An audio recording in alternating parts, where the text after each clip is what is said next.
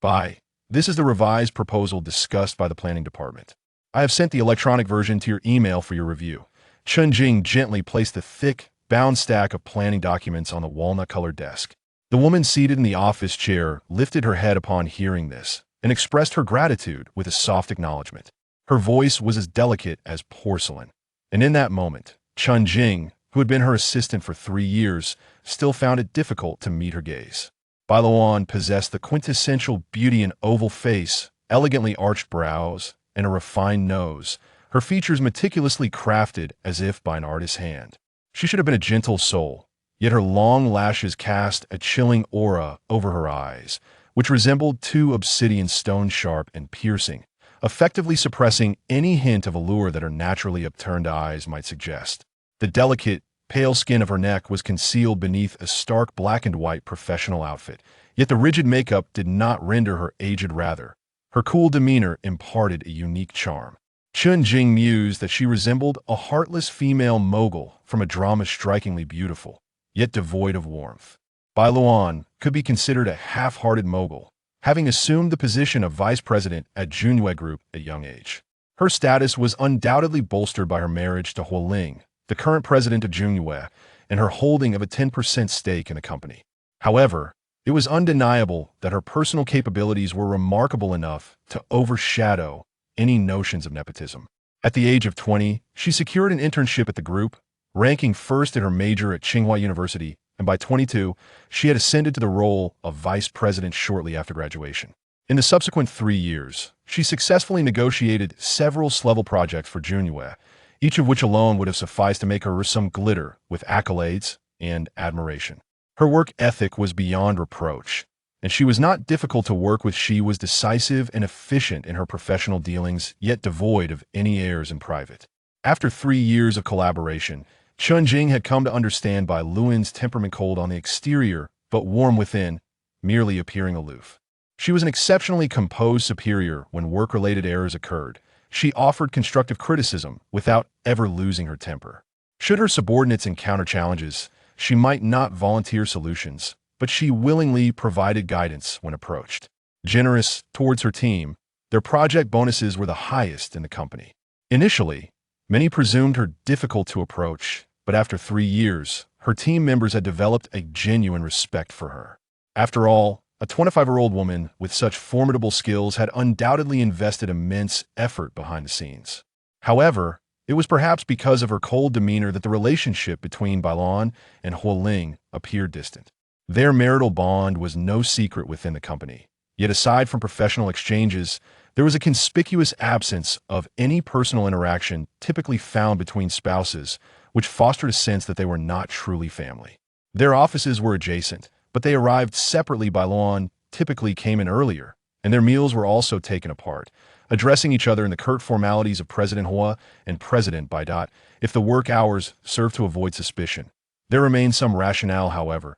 The 2 hours of non-working time during lunch, where the two share no communication, and the fact that they do not share a ride home after work, only served to substantiate the discord in their marriage. If it were to be said that their union was one of convenience, given Huo Ling's esteemed lineage, there would be no need for him to sacrifice his marriage for gain, especially since Bai Luoan does not hail from a prominent family in Ningxing. Their marital relationship is neither a commercial alliance nor a fairy tale romance of a prince and a Cinderella, rendering it a subject of intrigue and ambiguity. Within the company, many privately gossip about Bai Luoan, suggesting that she ascended to her current status only by sharing Huo Ling's bed. This indifference between them has led many to harbor inappropriate thoughts. Bai Luoan has always disregarded the rumors surrounding her. However, she promptly addresses any scandal involving Huo Ling.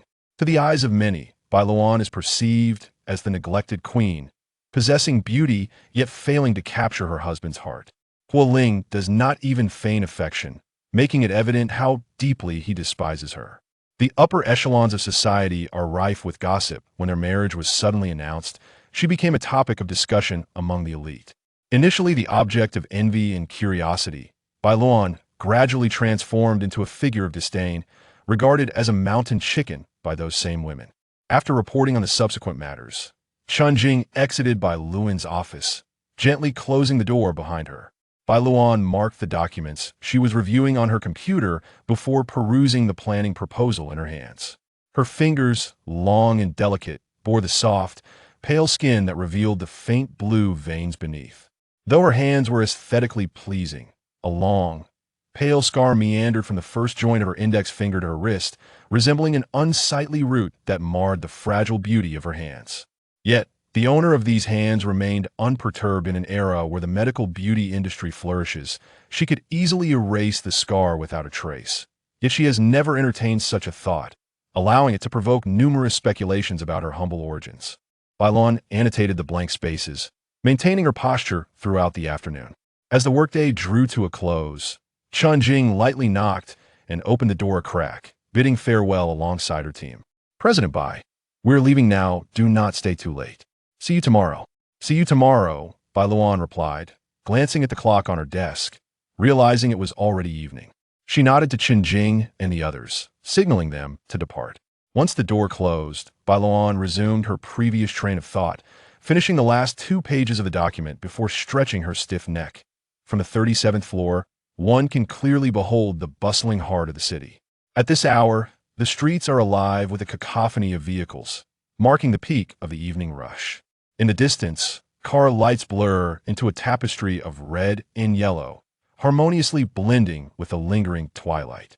It is a vibrant scene, one that starkly contrasts with the solitude of Bai Luoan. Over the past few days, Huo Ling has been accompanying government officials on an inspection tour of the province, however. His presence or absence bears little significance to Bai Luoan. The sole distinction lies in the fact that she is spared from the gaze of those eyes that conceal indifference and mockery. For her, it may indeed be a rare moment of respite. No one desires to be disliked, and if one is subjected to unprovoked disdain, yet wishes to avoid antagonism, one might strive to find a reason or an opportunity to thaw the icy barrier. Even if such efforts prove futile, one can still find solace in having acted with integrity. Yet, the disdain directed towards Bai Luoan is not without cause. She can identify the reason, but has yet to discover the opportunity to dissolve the frostiness between them. Thus, she remains ensnared in this cycle of being disliked for 5 years, totaling 1846 days. She has made her efforts and grapples with her conscience. After their marriage, Bai Luoan and Huo Ling moved into this residence, a wedding gift from the patriarch of the Huo family. Preferring to avoid excessive intrusion from outsiders, Huo Ling only brought along Aunt Zhao, who had cared for him since childhood. Initially, they had planned to hire 2 additional servants, but with the minimal domestic chores following their marriage, Aunt Zhao alone sufficed to manage the household, resulting in a residence occupied by just 3 individuals. Bai Luoan and Huo Ling reside on the 2nd floor, their bedrooms positioned to ensure mutual non-interference. Although Aunt Zhao has been reminded numerous times, she still insists on awaiting Bai Luoan's return before retiring for the night, unwilling to burden the elderly woman. Consequently, Bai Luoan typically ensures her arrival home is before 9 o'clock. Should she be delayed or unable to return, she makes it a point to inform Aunt Zhao in advance. This year's late spring chill has been particularly severe. As Bai Luoan steps out from the warmth of her vehicle, the biting cold wind invades her eyes, bringing forth a sheen of moisture.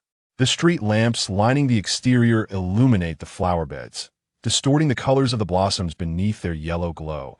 Yet this does not diminish the vibrant reminder that yet another spring has arrived. As she approaches the staircase leading to the entrance, the sound of her high heels resonates against the solid marble tiles. Hearing the commotion, Aunt Zhao emerges from within, extending her hand to take the coat Bai Luoan sheds. "It's quite cold, isn't it? I've prepared ginger soup. Have a bowl before you head upstairs." This unpredictable weather makes one susceptible to colds, Aunt Zhao remarks, feeling the chill emanating from the coat. "Thank you, Aunt Zhao," Bai Luoan replies. In truth, the cold is negligible, the distance traveled by car merely a few steps. Yet Bai Luoan patiently listens to Aunt Zhao's concerns and obediently settles onto the sofa, awaiting the steaming bowl of ginger soup. On the coffee table, a vase holds several multi-headed roses, their lush branches appearing more vibrant and full of life than the flowers outside, which have been cruelly battered by the cold wind, a testament to Aunt Zhao's meticulous care.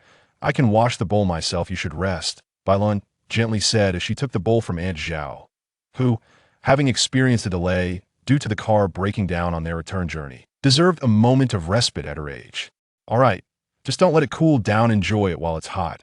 Aunt Zhao replied without hesitation, well aware after 5 years whether such concern was genuine.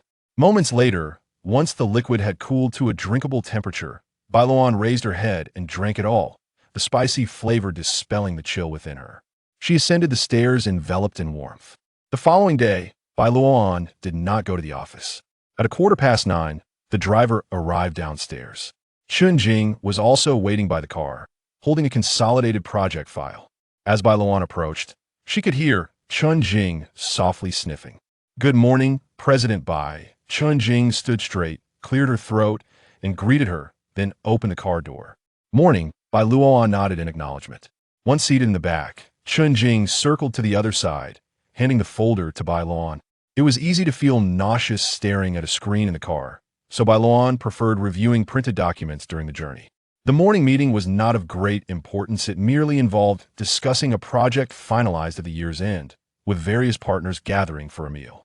Junhua was not the primary player in this meeting. It was merely a foray into uncharted territories for them, while other companies sought to cultivate relationships through Junhua.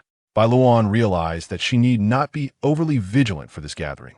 As Bai Luoan instructed Chun Jing to prepare the project materials for her to review during the drive, Chun Jing silently lamented for the umpteenth time her boss' unwavering diligence. Securing the second highest position at Junhua at the age of 25 was no small feat. The car traveled smoothly, and Bai Luoan skimmed through the materials from the various enterprises, mentally noting that these companies were not based in Ningxing and had minimal dealings with Junhua. Concerned about possibly confusing information, she quickly reviewed the documents, even though it might not be necessary. Inside the car, the only sound was the rustling of paper. Chun Jing sat upright, staring vacantly at the scenery retreating outside the window. "Uncle Lu, please stop at the next intersection," Bai Luoan instructed, then named 2 medications and requested a bottle of water. "Certainly, madam." Chun Jing felt increasingly drowsy. When Uncle Lu returned with the items, Bai Luoan gestured for her to take them, and it dawned on Chun Jing that the purchases were for her. Noticing Chun Jing's dazed expression, Bai Luoan understood her reluctance to eat due to a cold, fearing that it might hinder her work. She calmly said, "These 2 won't make you drowsy. If you still feel unwell this afternoon, go to the hospital. It'll grant you leave." "Thank you, President Bai," Chun Jing replied, lowering her head as she opened the medicine box and retrieved 2 capsules, swallowing them with the mineral water. Bai Luoan simply acknowledged her with a sound and returned to her attention on the text in hand. This is one of the notable amusement venues in Ningxing, where winter brings hot springs and fireworks, while summer offers a gentle breeze and ponds adorned with blooming water lilies. It has long been a favored retreat for the affluent. Now, in spring, despite lacking the unique charm of winter and summer, the dishes here are exceptional, and it is the perfect season for savoring marinated fresh delicacies. Bai Luoan and Chun Jing followed closely behind the attending servant, traversing the elegantly antiquated corridor toward their designated meeting place. The journey from the southern part of the city took an hour and a half, the air infused with a delicate fragrance of sandalwood and the refreshing scent of spring flora, quite pleasant to the senses. Business here has always thrived at this hour. The outdoor area beyond the corridor was already abuzz with the chatter of visitors, their voices wafting through the gaps in the bamboo curtains. Deeper within lies an area that requires prior reservation for entry. Upon reaching a midpoint, familiar names floated on the breeze. Bai Luoan halted. Logically, the soundproofing of the private rooms should be adequate. Yet this was a corner where the hallway turned, extending toward a lakeside view with windows thrown wide open, and the speakers had not lowered their voices. As Bai Luoan stood still, their words drifted clearly to her ears. "In all of Ningxing, it is impossible to select the most beautiful woman, but when it comes to the most cunning, Mrs. Huo and General Manager Bai Luoan undoubtedly take the lead. A solitary girl, having outmaneuvered countless noble ladies of Ningxing to enter the Huo family, has even won the favor of the old Master Huo, acquiring a 10% share, swiftly transforming into the second-in-command at Junhua. However, General Manager Bai is indeed a person of genuine capability. Her role as vice president is nothing short of illustrious. Among us, who has not experienced her formidable prowess?" Bai Luoan recognized the voice of Su Ruiqi, the son of the Su family.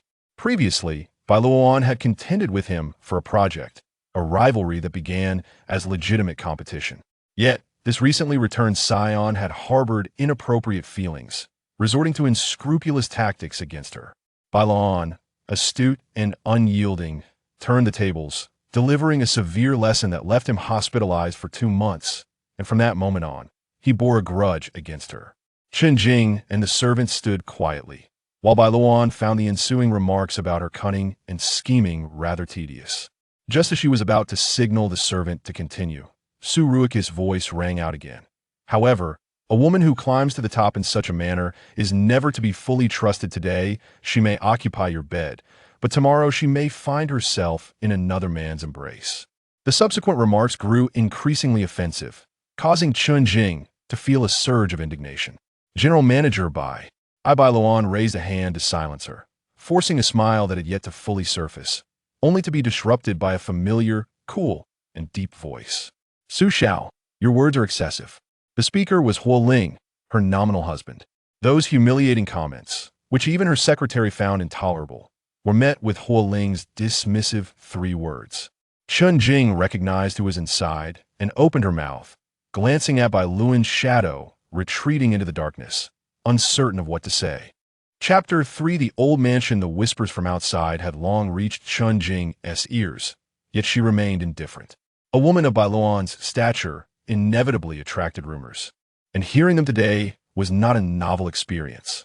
She could never reconcile the derogatory portrayals of scheming, avaricious women with her superior, who had been her companion for 3 years.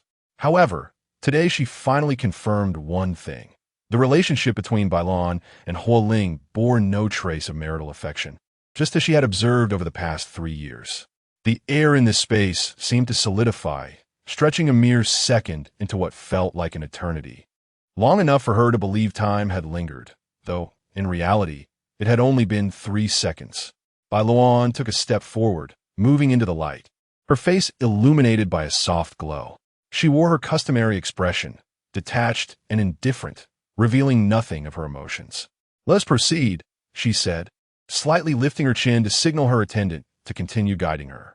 As she took a few steps forward, Chen Jing was abruptly snapped out of a reverie, discarding the unpleasant whispers that lingered behind her. Huo Ling's voice fell silent.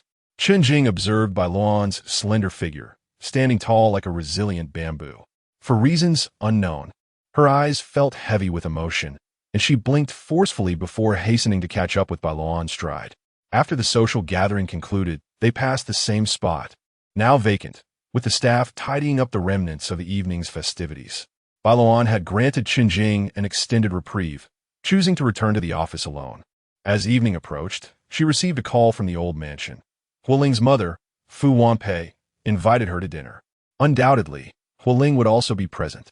Uncertain of Huo Ling's return time, she soon received clarification from the ever-prepared Public Relations Department, addressing rumors of Huo Ling's clandestine meeting with the rising star, Lan Ling.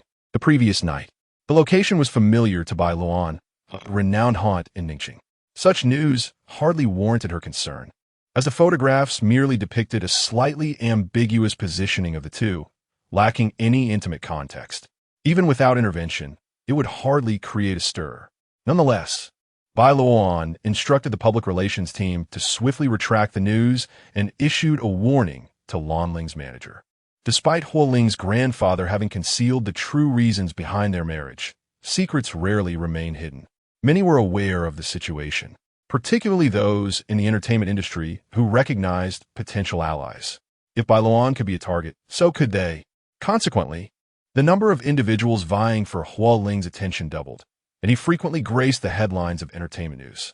Bai Luoan understood that she possessed no authority over him, yet she still took action. 5 years had passed, and while such news had become less frequent, it still surfaced from time to time. Huo Ling's actions were deliberate.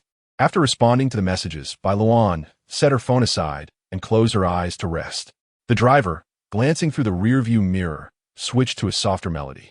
The Huo family mansion, a quintessential example of traditional Chinese garden architecture, featured white walls and blue tiles, its ancient charm deepened by the passage of time, reflecting the legacy of generations of the Huo clan. The car halted at the entrance, and Bai Luoan was welcomed inside by the old steward. "Uncle Zhang, Bai Luoan greeted the steward. Uncle Zhang chuckled. "Come in quickly, it's cold outside. The young master and madam have been waiting for quite some time." Bai Luoan smiled in response. The two engaged in conversation as they made their way to the hall. Fu Wanpei was speaking with Huo Ling, her gaze intermittently darting towards the entrance. Upon seeing the steward leading someone in, she ceased her conversation with Huo Ling, rose, and approached them. "You have arrived. Were you caught in traffic? Aren't you cold in such light attire?" Fu Wanpei was elegantly clad in a well-fitted dark green qipao, draped with a fringed shawl, and adorned with delicate makeup. Her features were soft, exuding a gentle demeanor. Even with the marks of time upon her face, they only added to her allure. "Mother," Bai Luoan greeted before continuing, "I was indeed delayed for a moment, but it's not cold today. The temperature has risen slightly." As they entered the room, Fu Wanpei guided Bai Luoan to sit beside her. When she lifted her gaze, it met Huo Ling's directly across from her. Huo Ling bore no resemblance to Fu Wanpei. Rather, his striking good looks were a perfect blend of the best traits from the Huo family, resembling a finely chiseled visage, with a high nose and thin lips. His exquisite facial features appeared meticulously crafted, especially his eyes, double-lidded and fanning out at the outer corners. They radiated warmth when he smiled. It held an air of stern authority when he did not. Bai Luoan's expression remained unchanged. Their two calm gazes met like damp wood brushing against one another, producing no sparks whatsoever. "We shall return home together later," Huo Ling stated. "All right," Bai Luoan nodded. In Fu Wanpei's presence, the two appeared more intimate than when outside. Huo Ling wished to alleviate any concern she might have regarding their relationship, knowing well that Fu Wanpei held a fondness for Bai Luoan. While it could be deemed affection, Bai Luoan often felt that it stemmed more from sympathy. Fu Wanpei, by nature kind-hearted, had taken extra care of her upon learning she was an orphan. After Bai Luoan and Huo Ling had entered into a relationship and become engaged, Fu Wanpei was the second person, after the elder Huo, to accept their union with such swiftness. Though they exchanged pleasantries, it was predominantly Fu Wanpei who spoke, as Bai Luoan and Huo Ling found little to discuss beyond work. Yet they could scarcely bring themselves to speak of work matters in Fu Wanpei's presence. The meal concluded in a rather subdued manner, and under Fu Wanpei's subtly suggestive gaze. Huo Ling retrieved his coat from the rack and offered it to Bai Luoan. "Wear this, it's windy, and be cautious of catching a cold." Bai Luoan accepted it from his hands. The words of thanks caught in her throat. Meeting Huo Ling's gaze caused her to swallow them back down, and she turned to Fu Wanpei, gently bidding farewell. "Mother, we shall take our leave now." "Very well. Do come visit me more often when you're not busy," Fu Wanpei replied, observing Huo Ling's considerate demeanor, which indicated he had taken her earlier words to heart. Although his tone was somewhat stiff, a willingness to change was a positive omen. As the two stood together, Huo Ling, tall and handsome, and Bai Luoan, with her picturesque features, created a sight that was truly pleasing to the eye. Fu Wanpei felt a deep sense of satisfaction at this scene. Huo Ling and Bai Luoan earnestly affirmed their intentions and turned to exit the courtyard. Once out of Fu Wanpei's sight, Bai Luoan discreetly returned the coat she had been wearing back to Huo Ling. The fabric was imbued with the faint scent of wood that clung to Huo Ling, its delicate fragrance dissipating into the air with her movements, fleeting and elusive, nearly impossible to grasp. Once the driver had steered the vehicle away from the estate, the semblance of intimacy that the two had deliberately cultivated vanished without a trace. Huo Ling clutched her garment, refusing to don it, and once inside the car, it was cast aside between them, like a demarcation line emphasizing a resolute boundary. They sat in the back seat, the distinction between them stark and clear. As the car traversed a stretch of road, Bai Luoan began counting the streetlights, presuming that they would share a silent journey home. Suddenly, Huo Ling broke the silence, clarifying, "Don't misunderstand. I merely wish to please my mother." Misunderstand what? Naturally, it was the misconception that he harbored any genuine concern for her, despite the fact that anyone in their situation would recognize it as mere pretense for the sake of their elders. Nevertheless, Huo Ling felt compelled to remind her. Bai Luoan understood Huo Ling's apprehensions. He feared that this minor interaction might give rise to unwarranted sentiments. She responded softly, acknowledging his words. Afterward, She turned her gaze back to the streetlights, yet she could not recall how many she had counted. However, the inability to remember did not hinder her. She was aware that there were a total of 107 streetlights along this route. Chapter 4. A warning. Aunt Zhao was elated to see the two return together, her smile unwavering. Bai Luoan found herself at a loss for focus, her gaze fixated on Huo Ling's distant figure as she followed him closely. The evening air was frigid, causing her nostrils to sting with the cold. Childishly, she exhaled, watching her breath crystallize into a cloud of white mist. Much like her own ephemeral presence, ever on the verge of dissipating and not truly belonging here. After exchanging pleasantries with Aunt Zhao, Huo Ling ascended the stairs, leaving Bai Luoan downstairs to partake in the customary warm ginger tea meant to ward off the chill. Though she was not particularly fond of the taste of ginger, the affection from her elders was a rarity in her life, making it difficult for her to refuse such gestures. The study emanated a bright glow during Huo Ling's absence. She had reviewed various matters, perhaps to reassure him that critical documents were in order before his return to the company the following day. What was there to scrutinize? She had no intention of betraying Junhua. At the tender age of 15, she had been selected from a group of sponsored students to be groomed as Huo Ling's assistant. Her loyalty to Junhua and Huo Ling ingrained in her very essence. Alas, Huo Ling remained skeptical. As Bai Luoan strolled quietly to the other side, the hallway resonated with her barely audible footsteps. The silence was profound, prompting her to recall Huo Ling's warning before they had exited the vehicle. "You are quite capable." Huo Ling had looked directly at her, allowing her to discern the well-concealed agitation and impatience beneath his indifferent gaze. It had been less than a year since the old master had passed, yet she had managed to sway his mother to her side, securing a formidable ally for herself. Indeed, Huo Ling valued familial bonds. The old master and Fu Wanpei were the two most significant figures in his life. 5 years prior, the old master had insisted that Huo Ling marry her, and though he had initially resisted, he ultimately acquiesced. In truth, a monetary settlement would have sufficed. There was no need for him to sacrifice himself. After the passing of the old master, Fu Wanpei had continuously sought opportunities to foster their relationship, often encouraging Huo Ling. And today was not the first time such an incident had occurred. However, Huo Ling had previously resisted. Perhaps Fu Wanpei's words had struck a nerve today, prompting him to relent. As Bai Luoan's thoughts wandered, she heard him continue with a tone laced with sarcasm. "You need not concern yourself with these matters. The old master entrusted me not to part ways with you before his passing, and I made a promise. Therefore, rest assured the title of Mrs. will forever be yours. Beyond that, do not waste your efforts. One must not be overly greedy. You have already attained the wealth and power you desire. So do not seek the genuine affections of others. My mother's health has been fragile. I do not wish for her to invest her heart in vain at this age. Henceforth, when I am not present, I ask that you refrain from visiting my home alone or engaging with her. I will notify you when I need to return, and I shall accompany you." Bai Luoan could not recall her response. A deafening hum overwhelmed her senses, drowning out her heartbeat, her breath, her reply. In that moment, the world fell silent. Yet, recalling Huo Ling's expression, Bai Luoan believed her response must have satisfied him. Upon returning to the warmth of her bedroom, the icy sensation gradually thawed, and she felt the blood in her limbs slowly beginning to flow again, accompanied by a resurgence of delayed pain. A heaviness weighed upon her heart, leaving her breathless. As she opened her wardrobe, tears unexpectedly streamed down her face before she could even reach for her pajamas. Her emotions twisted and turned, eventually settling back to where they began, all swallowed forcefully. Bai Luoan blinked her eyes vigorously, but this time it seemed futile. Huo Ling truly knew how to wound her. Fate had never been generous. She had lost her parents, her family shattered.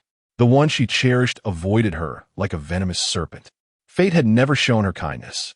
Her emotions were under control, yet the tears flowed unabated.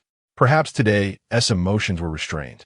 But a small pebble had stirred up a myriad of buried grievances from the past. Her eyelids were delicate. If she cried too much, the evidence would be glaringly visible the next day, impervious to makeup. She had a meeting to attend tomorrow. She could not afford to cry any longer. So many eyes would be upon her. She could not afford a moment of indiscretion, lest it provoke a torrent of gossip. She was indifferent to rumors. But Junyue could not bear any negative publicity regarding marital discord. Biting her lip fiercely, the pain served as a distraction, a momentary clarity. Bai Luoan needed just that brief respite to gather herself. Outside, a rhythmic knocking echoed, undoubtedly Aunt Zhao, as Huo Ling seldom ventured into this area. "Madam, I noticed you seemed unwell earlier. Are you coming down with a cold? I brought you some medicine. Do you need it?" Bai Luoan took a deep breath and steadied her voice, replying, "I'm fine, just a bit tired. I'm not unwell. You should rest early." Aunt Zhao visibly relaxed. "That is good to hear. Please take care and rest early." As the footsteps receded, Bai Luoan touched her eyes, still damp and slightly stinging. "It will be all right. No one would notice tomorrow." The two arrived at the company, where the morning was filled with a meeting. The heads of various departments presented their monthly reports. Huo Ling listened with a stern expression, occasionally interjecting with pointed remarks. The meeting, which lasted from 9 to 12, felt like an excruciating ordeal, leaving everyone drifting as they exited the conference room. The reports had to be concise yet comprehensive. Huo Ling's keen eye and meticulous nature left no room for complacency. Though the meeting lasted just 3 hours, it felt akin to a criminal interrogation, overwhelming for all involved. Huo Ling's uncle, Huo Yin, served as the general manager for several branches. After the meeting, he sought out Huo Ling to dine at the exclusive restaurant for Junyue, seizing the opportunity to strengthen their familial bond. Huo Yin instructed his assistant to invite Bai Luoan, but due to an unexpected issue with the project, she asked the assistant to convey her apologies and left the office. "Little Bai has always been a workaholic," Huo Yin remarked humorously upon hearing the assistant's report. Huo Ling offered a faint smile in response. "She is indeed clever. Having heeded her own advice yesterday, she has begun to act upon it today. It is well known what she desires, is it not?" Huo Yin shook his head, lamenting, "You young people simply neglect your health. No matter how busy work may be, one must remember to eat. Later, do remind her, your wife deserves your concern." Observing Huo Ling's indifferent demeanor, Huo Yin could not help but earnestly advise. "Xiao Bai has her faults, but you have been married for 5 years now. Surely, it's time for you to let go of your anger. Xiao Bai is a prized gem, and many wish to win her over. Do not drive her away only to regret it later." Within the private room, aside from Huo Ling and Huo Yin, there were no others present. With no outsiders around, Huo Ling did not conceal her feelings. "She does not require my concern." Pausing, she added, "If she were to take the initiative to leave, I would welcome it." Bai Luoan's stability in the position of vice president is attributed not only to her exceptional abilities and error-free work performance, but also to her substantial shareholding. For these reasons, Huo Ling has been unable to take action against her. This is the truth. Should a company manage to poach her, he would even celebrate with firecrackers. "Out of sight, out of mind. Look at you," Huo Yin remarked, shaking his head in resignation at Huo Ling's unyielding demeanor. "Alas, I cannot interfere in the affairs of the younger generation." Thus, Huo Yin changed the subject to discuss company matters with Huo Ling. Chapter 5. The splurge Bai Luoan settled into the car, accepting the McDonald's meal that Chun Jing had handed over, which required a mere 5 minutes to prepare. A dull ache gnawed at her stomach, the result of years of irregular eating habits that had culminated in a severe gastric condition. Paying little heed to her discomfort, she took a bite of the greasy food, forcing herself to quell the protesting organ. Chun Jing reported methodically that Bai Luoan had only managed to consume half a burger before she could eat no more. She neatly folded the paper bag and returned it to the larger bag. Junyue, involved in investments within the film industry, had seen considerable returns from the movies and television series he had funded in recent years, a segment that Bai Luoan managed. Not long ago, she had secured exclusive sponsorship for a variety show. Under the guise of a sponsor, Junyue was poised to invest, effectively positioning himself as the sole financier of the program. Jing was also discussing this matter. As the show was set to commence filming imminently, Bai Luoan's team was negotiating sponsorship details with the television station and the production crew.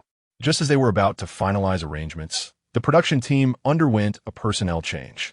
The new addition was someone Bai Luoan was somewhat familiar with, Zheng Han, rumored to be the girlfriend of Su Weiqi, with whom she had recently had a conflict.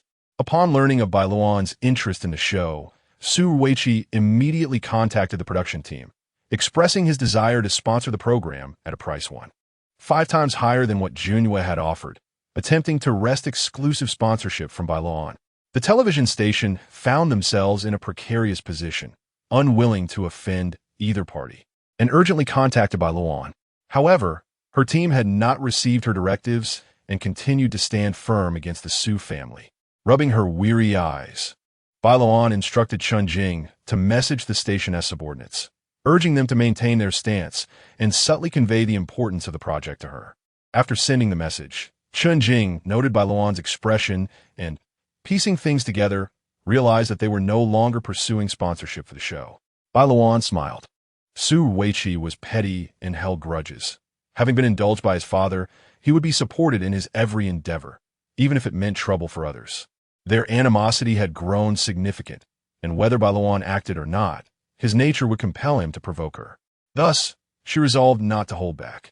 She would trim the branches of the Su family tree and seek out some engagement, lest she find herself without shelter and facing trouble from him at the first opportunity. Su Weiqi lounged confidently in the main seat, surrounded by the head of the Mango TV investment department and the show's producers, as he rambled on about promoting Zheng Han. Bai Luoan's team sat across from them, observing with cold detachment. Suddenly, the conference room door swung open, and a crisp voice rang out. Su Xiao. This program was initially sponsored by Junyue. The Su family has arrived too late. If you wish to support someone, please consider another program. Junyue will not compete with you. President Bai. Upon seeing Bai Luoan enter, her subordinates rose in unison to greet her. Bai Luoan nodded and took a seat opposite Su Weiqi. With her arrival, her team seemed to draw strength, standing resolutely behind her, their gazes fixed on the Su family. The head of the television station wiped his brow, awkwardly offering his greetings to Bai Luoan. Yet, she was not one to make things difficult for the innocent. She exchanged a few half-serious, half-joking remarks before letting the matter rest. The moment Su Weiqi set his gaze upon Bai Luoan, he was captivated. Upon returning to the country for a banquet, he learned that this very woman had been relentlessly pursuing a project his family held in high regard. Thus, he devised a few underhanded schemes. While he claimed it was for the sake of the project, that was not entirely true. The mere presence of Bai Luoan was enough to warrant his attention. Unaware of her true capabilities, he had assumed she was merely a figurehead in the company, a wealthy lady of the elite, only to find himself soundly defeated by her. Ending up in the hospital after being caught off guard, suffering a humiliating defeat, and receiving a scolding from his father, who warned him against provoking her. Encountering her once more, Su Weiqi still felt a burning resentment. Yet as he became aware of her actual power, the desire to dismantle her grew ever stronger. Surely, a woman of such icy beauty would be all the more enticing in private, wouldn't she? He had done his research. It appeared she had ascended to her position through dubious means, having ensnared Huo Ling in her web, who showed her little regard. With no words of support from Huo Ling after her rude remarks, Su Weiqi found little reason to hesitate. He was determined to win her over, eager to see how she would respond when faced with his dominance. President Bai, the highest bidder wins. Junyue is affluent, yet you cannot obstruct others' paths to prosperity. Su Weiqi stated with a serious demeanor, exuding the air of a privileged heir. He possessed an appealing appearance, yet his charm could not deceive Bai Luoan's discerning eyes. The way he assessed himself was repugnant to her. Young Master Su, perhaps your years abroad have caused you to forget that we business people prioritize integrity above all else. Junyue has been negotiating this program for 2 months, and the facts are now set in stone after our collaborative adjustments. Your intrusion at this moment seems rather unethical, Bai Luoan replied with a faint smile. The television station personnel observed the back-and-forth verbal sparring between the two, feeling a sense of pride as if witnessing a contest among elite magnates. However, when the stakes were revealed, Bai Luoan's confidence began to wane. The exclusive title sponsorship for this project was set at 80 million. Any increase would be beyond her reach, not due to Junyue's reluctance to part with money, but because the funds Bai Luoan could allocate for this project were limited. Projects exceeding 10 million required Huo Ling's approval from planning to execution. and any budget overruns necessitated resubmission, a rule established by Huo Ling when he took over Junhua. Bai Luoan understood that this directive was aimed squarely at her.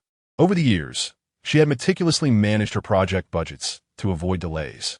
Su Weiqi had likely recognized this vulnerability, emboldening him to attempt to undermine her project through financial means. The Su family belonged to him, yet Junhua was not Bai Luoan's to claim. President Bai, exceptional projects abound. With your keen eye, selecting another fine opportunity should be a simple task. However, my girlfriend is adamant about participating in this program. You understand, there is no greater priority than a girlfriend's happiness. Spending 100 million to please her is hardly excessive. I have come, unabashed, to inquire. Su Weiqi remarked with a grin. President Bai, a gentleman should foster the beauty of others' accomplishments. Please grant me this favor to appease my girlfriend. Bai Luoan replied coolly. Young Master Su, your profound affection for your girlfriend is indeed enviable. Of course, being my woman would certainly bring her happiness. Su Weiqi gazed into Bai Luoan's eyes, articulating each word with precision. However, as he leaned back, he deftly shifted the topic, remarking that Bai should not feel envious, for he had heard of the profound affection shared between her and President Huo. They indeed made a splendid couple. Bai Luoan rose from her seat, bidding farewell with a cool demeanor. Until we meet again, Su Xiao. Take care, Bai Zong. No need for formalities, he replied as she departed.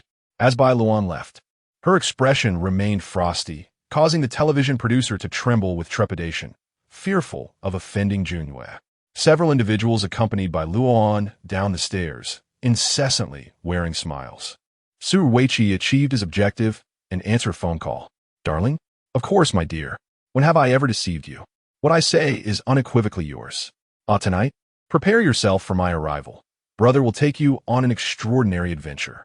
Su Weiqi watched as Bai Luoan's figure gradually faded from view, his eyes glinting with an unwavering determination. Chapter 6. Breakfast. The flirtatious banter had yet to conclude when another call came through. Su Weiqi recognized it was his father, and, after exchanging a brief greeting with Zheng Han, he answered the call. Before he could utter a word, his father's furious voice erupted through the receiver, nearly shattering his eardrum. What have you done to offend Junhua? The projects our company was considering with Junhua have been rejected. Explain yourself immediately. What have you done to provoke them? Su Weiqi was momentarily stunned by his father's booming reprimand. He exclaimed, quickly grasping the implication of his father's words. The collaboration with Junhua had been cancelled? Hearing this, Su Dong's ire flared even more. It's truly you. Count how many troubles you've caused in just half a year since your return. Get back here at once. Hey, Dad, let us talk this over. Su Weiqi gestured for the others to leave while his father continued to berate him for a full 3 minutes before finally simmering down. Reflecting on the matter, Su Weiqi realized he had not offended anyone aside from Bai Luoan. It was likely her instigation. It must be said, women can hold grudges as small as needles. Was it merely because he had taken one of her shows? Dad, don't worry, it's not a big deal. I simply snatched a show from Bai Luoan, and she is upset about it. Let her vent. She can't control Junhua, you can rest assured. Huo Ling 1T agreed to that. Su Weiqi spoke with conviction, and upon hearing that his troublemaker son had not offended Huo Ling, Su Dong finally relaxed.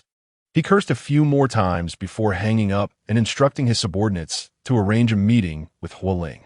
Despite the scolding, Su Weiqi's spirits remained high as he exited the building surrounded by several other executives from the television station, heading to Zheng Han's residence. Bai Luoan's subordinates were astute. It was clear that she had no intention of participating in that show, as she would not easily relinquish something she coveted due to mere sarcastic remarks. After dealing with the television station representatives, the group returned to Junhua for a meeting. We will not be investing in Mango's new variety show. The television station will certainly come back to us. I have reviewed 2 promising program proposals that you should consider. It's an excellent opportunity to acquire exclusive naming rights at a low price, along with several programs from Tomato and Hongtai. As she spoke, Bai Luoan presented several alternative programs she had pre-selected, instructing her team to choose 3 or 4 for investment assessment. In the entertainment industry, where fame and fortune intertwine, nearly a dozen new programs emerge each quarter, yet few leave a lasting impression in the market. Although this amount of money was merely a drop in the bucket for Junhue, Bai Luoan was unwilling to let it go to waste. The team she had meticulously assembled, with the exception of Chun Jing, had been with her since her first day at Junhue. It included her seniors from Tsinghua University and talented individuals she had uniquely recruited and promoted. After years of collaboration, this team had become solid, efficient, and remarkably in sync, serving as Bai Luoan's strongest support within the company. Observing her subordinates engaged in earnest discussion, Bai Luoan found herself hesitating to voice her thoughts. "Let us wait for a more opportune moment," she silently reminded herself. This matter is merely a minor episode. Bai Luoan's foremost concern lies in acquiring the land in the southern part of the city. The owner of this parcel has changed hands several times over the past decade, resulting in abandoned projects and the construction of private mansions. Yet ultimately, all endeavors came to naught and the land was reclaimed by the government. Now, as it is up for auction again, countless individuals, both openly and covertly, are keeping a watchful eye. The bidding documents have undergone numerous revisions, and the planning proposals have seen countless iterations, yet the initial framework remains elusive. Meanwhile, other factions have begun their maneuvering. Bai Luoan has received word that the auction will take place in July, with only 3 months remaining. She has devoted much of her attention to this endeavor. Huo Ling is preoccupied with 2 significant multinational collaborations and a hotel acquisition, leaving her with little bandwidth to spare. Consequently, the entirety of the burden falls upon Bai Luoan's shoulders. In order to reassure Huo Ling, she has meticulously prepared the project documentation with unparalleled clarity and detail. Given the scale of the investment, amounting to billions, it would be exceedingly simple for her to manipulate the figures if she so desired. The workload has increased significantly, burdening those beneath her, yet they understand the awkward and estranged relationship between their superior and Huo Ling. If the superior is not trusted, neither are they. Thus, they apply themselves diligently, striving to avoid any missteps. At times, feelings of frustration are inevitable, yet Bai Luoan's contributions have been substantial. After all, who among them would jeopardize their livelihood? Upon exiting the small meeting room, a veil of white mist suddenly enveloped her vision, rendering everything hazy, a sign of her eyes protesting against extreme fatigue. Nevertheless, she pressed on, striding purposefully to her office to immerse herself once more in the weighty tasks at hand. As the weather gradually warmed, she finally escaped the torment of ginger soup upon returning home. Having endured a tumultuous childhood and with a frail constitution, she is prone to illness during seasonal transitions. However, during her years at the Huo residence, she has been carefully nurtured, and the results are apparent. This year, she has only succumbed to a cold during the unseasonably chilly spring, a notable improvement. Bai Luoan locked the office door behind her, in a vast expanse of the office area. She was left alone, the overhead light casting a slender shadow of her figure. Lately, she has been returning home later and later, and Aunt Zhao has expressed her concerns for her health on several occasions, yet has refrained from further admonishment. In truth, it makes little difference to her whether she returns early or late. Others rush home out of urgency, while her own residence, though lavishly decorated, remains empty and silent. She cannot truly consider that place a home. Her thoughts drifted back 5 years to when she had first moved in, recalling her earnest efforts to transform it into a sanctuary. Although this marriage was not born of love and was, in Huo Ling's eyes, a contemptible stratagem, a subtle flutter arose within her heart. She was with the one she cherished, even if the beginning was far from idyllic. What if she were to strive a little harder? In her memories, the concept of home was nebulous. She was unfamiliar with familial interactions. Yet, believing her culinary skills to be commendable, she set about preparing a thoughtful breakfast. Uncertain of what Huo Ling might relish, she prepared an array of dishes: pan-fried dumplings, crab roe buns, custard-filled buns, millet porridge. Fearing he might prefer a Western breakfast, she also included sandwiches and milk. She vividly recalled her anxious heart at that moment. Her lack of eloquence compelled her to lay bare her feelings in this manner. However, despite having risen early to prepare a lavish breakfast spread, Huo Ling merely cast a cold glance at it. His perceptive nature rendered her efforts futile, and the disdain and disgust etched on his face filled Bai Luo, and with profound shame. He simply remarked, "I'm going out to eat," and did not return until the third day. The once bountiful table of food gradually grew cold, and Aunt Zhao, unwilling to let it go to waste, consumed it over the course of the day, like a snail that, having ventured out, was met with a devastating blow. She immediately retreated into her shell. Though that shell offered little in the way of true protection, it provided her with a delusory sense of security. From that moment on, the snail never dared to emerge before Huo Ling again. He had discerned her affection, yet it repulsed him. He found her feelings utterly distasteful. Chapter 7. Vigilance gazing upon the entire nocturnal panorama of Ning City. The singer's husky voice melded with the ambiguous glow of lights, rendering the familiar mojito a novel experience. The outdoor long table was filled with patrons, the atmosphere lively and exuberant. This was a garden bar frequently visited by Huo Ling and his friends, renowned for its exquisite environment and talented musicians, a splendid venue for revelry and flirtation. In the dance floor, men and women swayed rhythmically, while Huo Ling and a few companions occupied a table in the far corner, his handsome features shrouded in the shadows of verdant foliage. Despite the dim lighting, his deep-set eyes and distinguished aura attracted glances from all directions upon his arrival. Min Yan, having exchanged WeChat details with a tall, blonde beauty, returned to his seat with a sense of delight. Though of the same age as Huo Ling, he donned an ostentatious silk shirt that exposed a considerable expanse of his fair chest, embodying the demeanor of a frivolous dandy. As he approached, he noticed Huo Ling being accosted by two young women. Regrettably, they did not align with Huo Ling's aesthetic preferences, and they withdrew in disappointment. The individuals beside Huo Ling rose graciously, instinctively granting him more space. While all seated at the table shared a cordial rapport, only he and Chun Wan, who had yet to arrive due to a scheduled operation, were childhood friends, having grown up together and sharing an exceptionally close bond. With a playful jest, the banter commenced. "You're ruthless, having broken the hearts of two lovely ladies," Min Yan remarked, settling down while fiddling with his phone. Huo Ling merely raised an eyebrow, leisurely sipping his drink. Parting his lips slightly, he casually uttered four words, "I have a family." Laughter erupted among Min Yan and the others, who chimed in, "Don't use that excuse. Your marriage doesn't distinguish you from us bachelors." What a charade. Everyone was aware that the origin of their marriage stemmed from a drink laced with ulterior motives. Over the years, Huo Ling's romantic escapades had been the subject of incessant gossip. It was amusing to hear him invoke his marriage as a shield. "It's merely a matter of preference. Young Master Hua has discerning tastes," someone quipped. Huo Ling's lips curled into a silent smirk, refraining from retort. "To be fair, we all felt somewhat sympathetic towards you back then. Yet, it appears your marriage has turned out quite well," another commented. "Indeed, it serves well as a shield when needed," came the reply. "It's not just a shield. Bai Zong's professional prowess is commendable.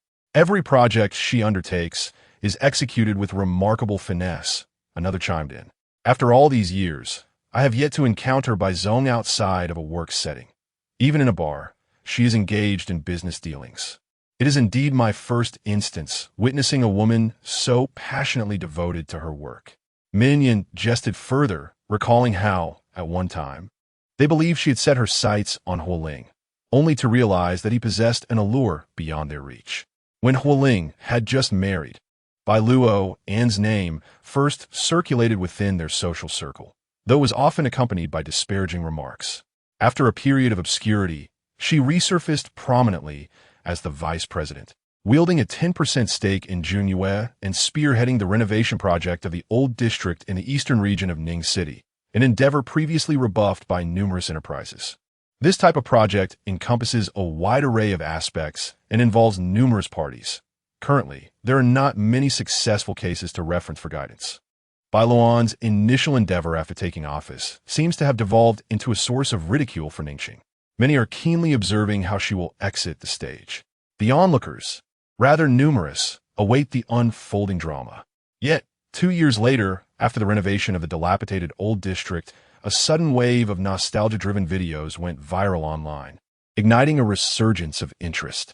That once decrepit location transformed into a newfound hotspot for social media influencers, revitalizing 3 nearby commercial streets and yielding significant economic benefits, both direct and indirect.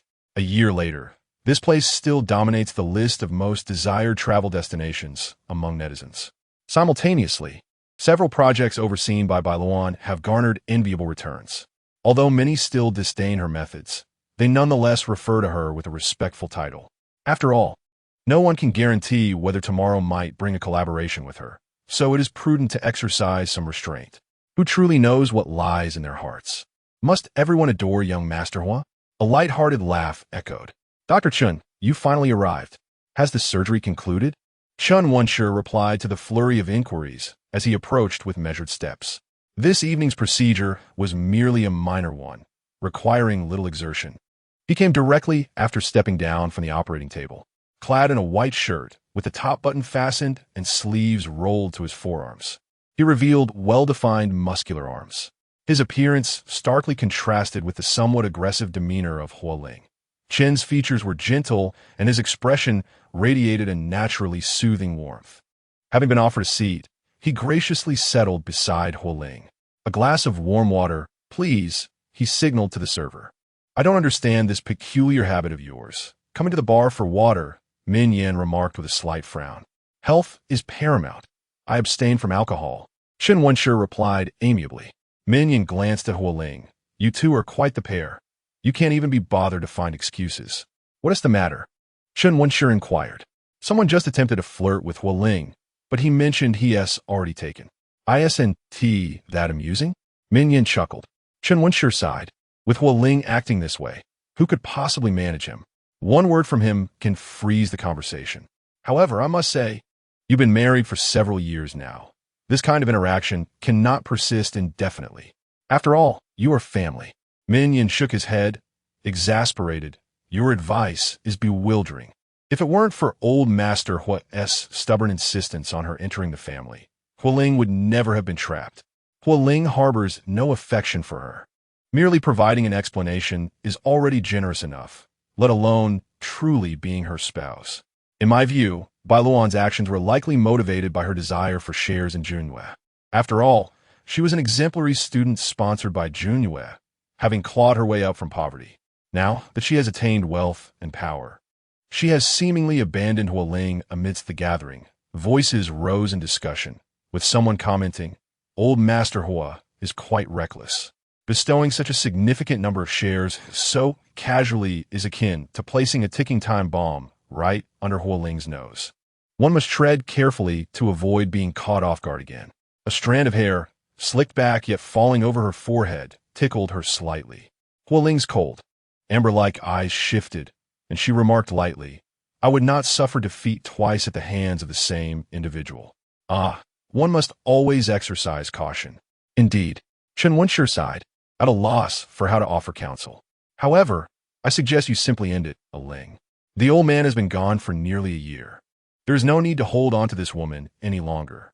Resolving this sooner will prevent future complications. Regardless of how well the work is done, Junyue would not suffer significantly from her absence. Talent is abundant, and Junyue does not lack for her. Do not cling to her. Indeed, the conversation at the table had veered off course, with some even enthusiastically suggesting divorce lawyers, only to be interrupted by others. The finest lawyers in Ningxing, indeed across the nation, were already at Junyue's service. There was no need for introductions. Yet, he remained bound to this marriage. Amidst the chatter, someone suddenly recalled, this September. Their unfinished thought was abruptly cut off by a nudge from the person beside them. At that moment, Huo Ling interjected, What amusement do you seek at my expense? Upon hearing her words, the guest tactfully shifted to another topic. Min Yan, one of the few privy to the old man's dying wishes, cast a sympathetic glance in Huo Ling's direction. She paid him no mind, yet a thought surfaced in her mind. Why did the old man insist on forbidding him from divorcing Bai Luoan before his passing? Chapter 8. Tenderness. The setting sun lingered stubbornly upon the horizon, as if engaged in a contest of wills. Bai Luoan meticulously saw off the leaders from the Ningxing Housing and Urban Rural Development Committee, ensuring each was comfortably settled into their vehicle. The land development plan had begun to take shape, and thus, the necessary arrangements were required to follow suit. Although the dining table discussions would not solidify any conclusions, the insights gleaned amidst the clinking of glasses proved worthwhile for the hours spent in tedious socializing. Today, she garnered a modest achievement. Bai Luoan caught a hint of information that suggested several competing firms were slightly behind Junyue in terms of leverage, a revelation that allowed her taut nerves to relax. If only marginally. Chun Jing and the others had indulged quite a bit, now exhibiting a fade of forced composure. They offered to escort her, but Bai Luoan, having summoned hotel staff to arrange their transportation, politely declined their proposal. Over the years, she had cultivated a commendable tolerance for alcohol, rarely succumbing to inebriation. Ultimately, it was Chun Jing who was the last to depart, clinging to the car door and, with a tipsy tongue, expressed her gratitude. "Thank you, President Bai. Wishing you a joyful holiday. Congratulations on your prosperity. May you enjoy good health, a harmonious union, and enduring affection." It was only under the influence of alcohol that Chun Jing dared to be so audacious, her words spiraling into absurdity as she intertwined the Labor Day wishes with unrelated sentiments. Bai Luoan waved her hand to signal the driver to raise the window.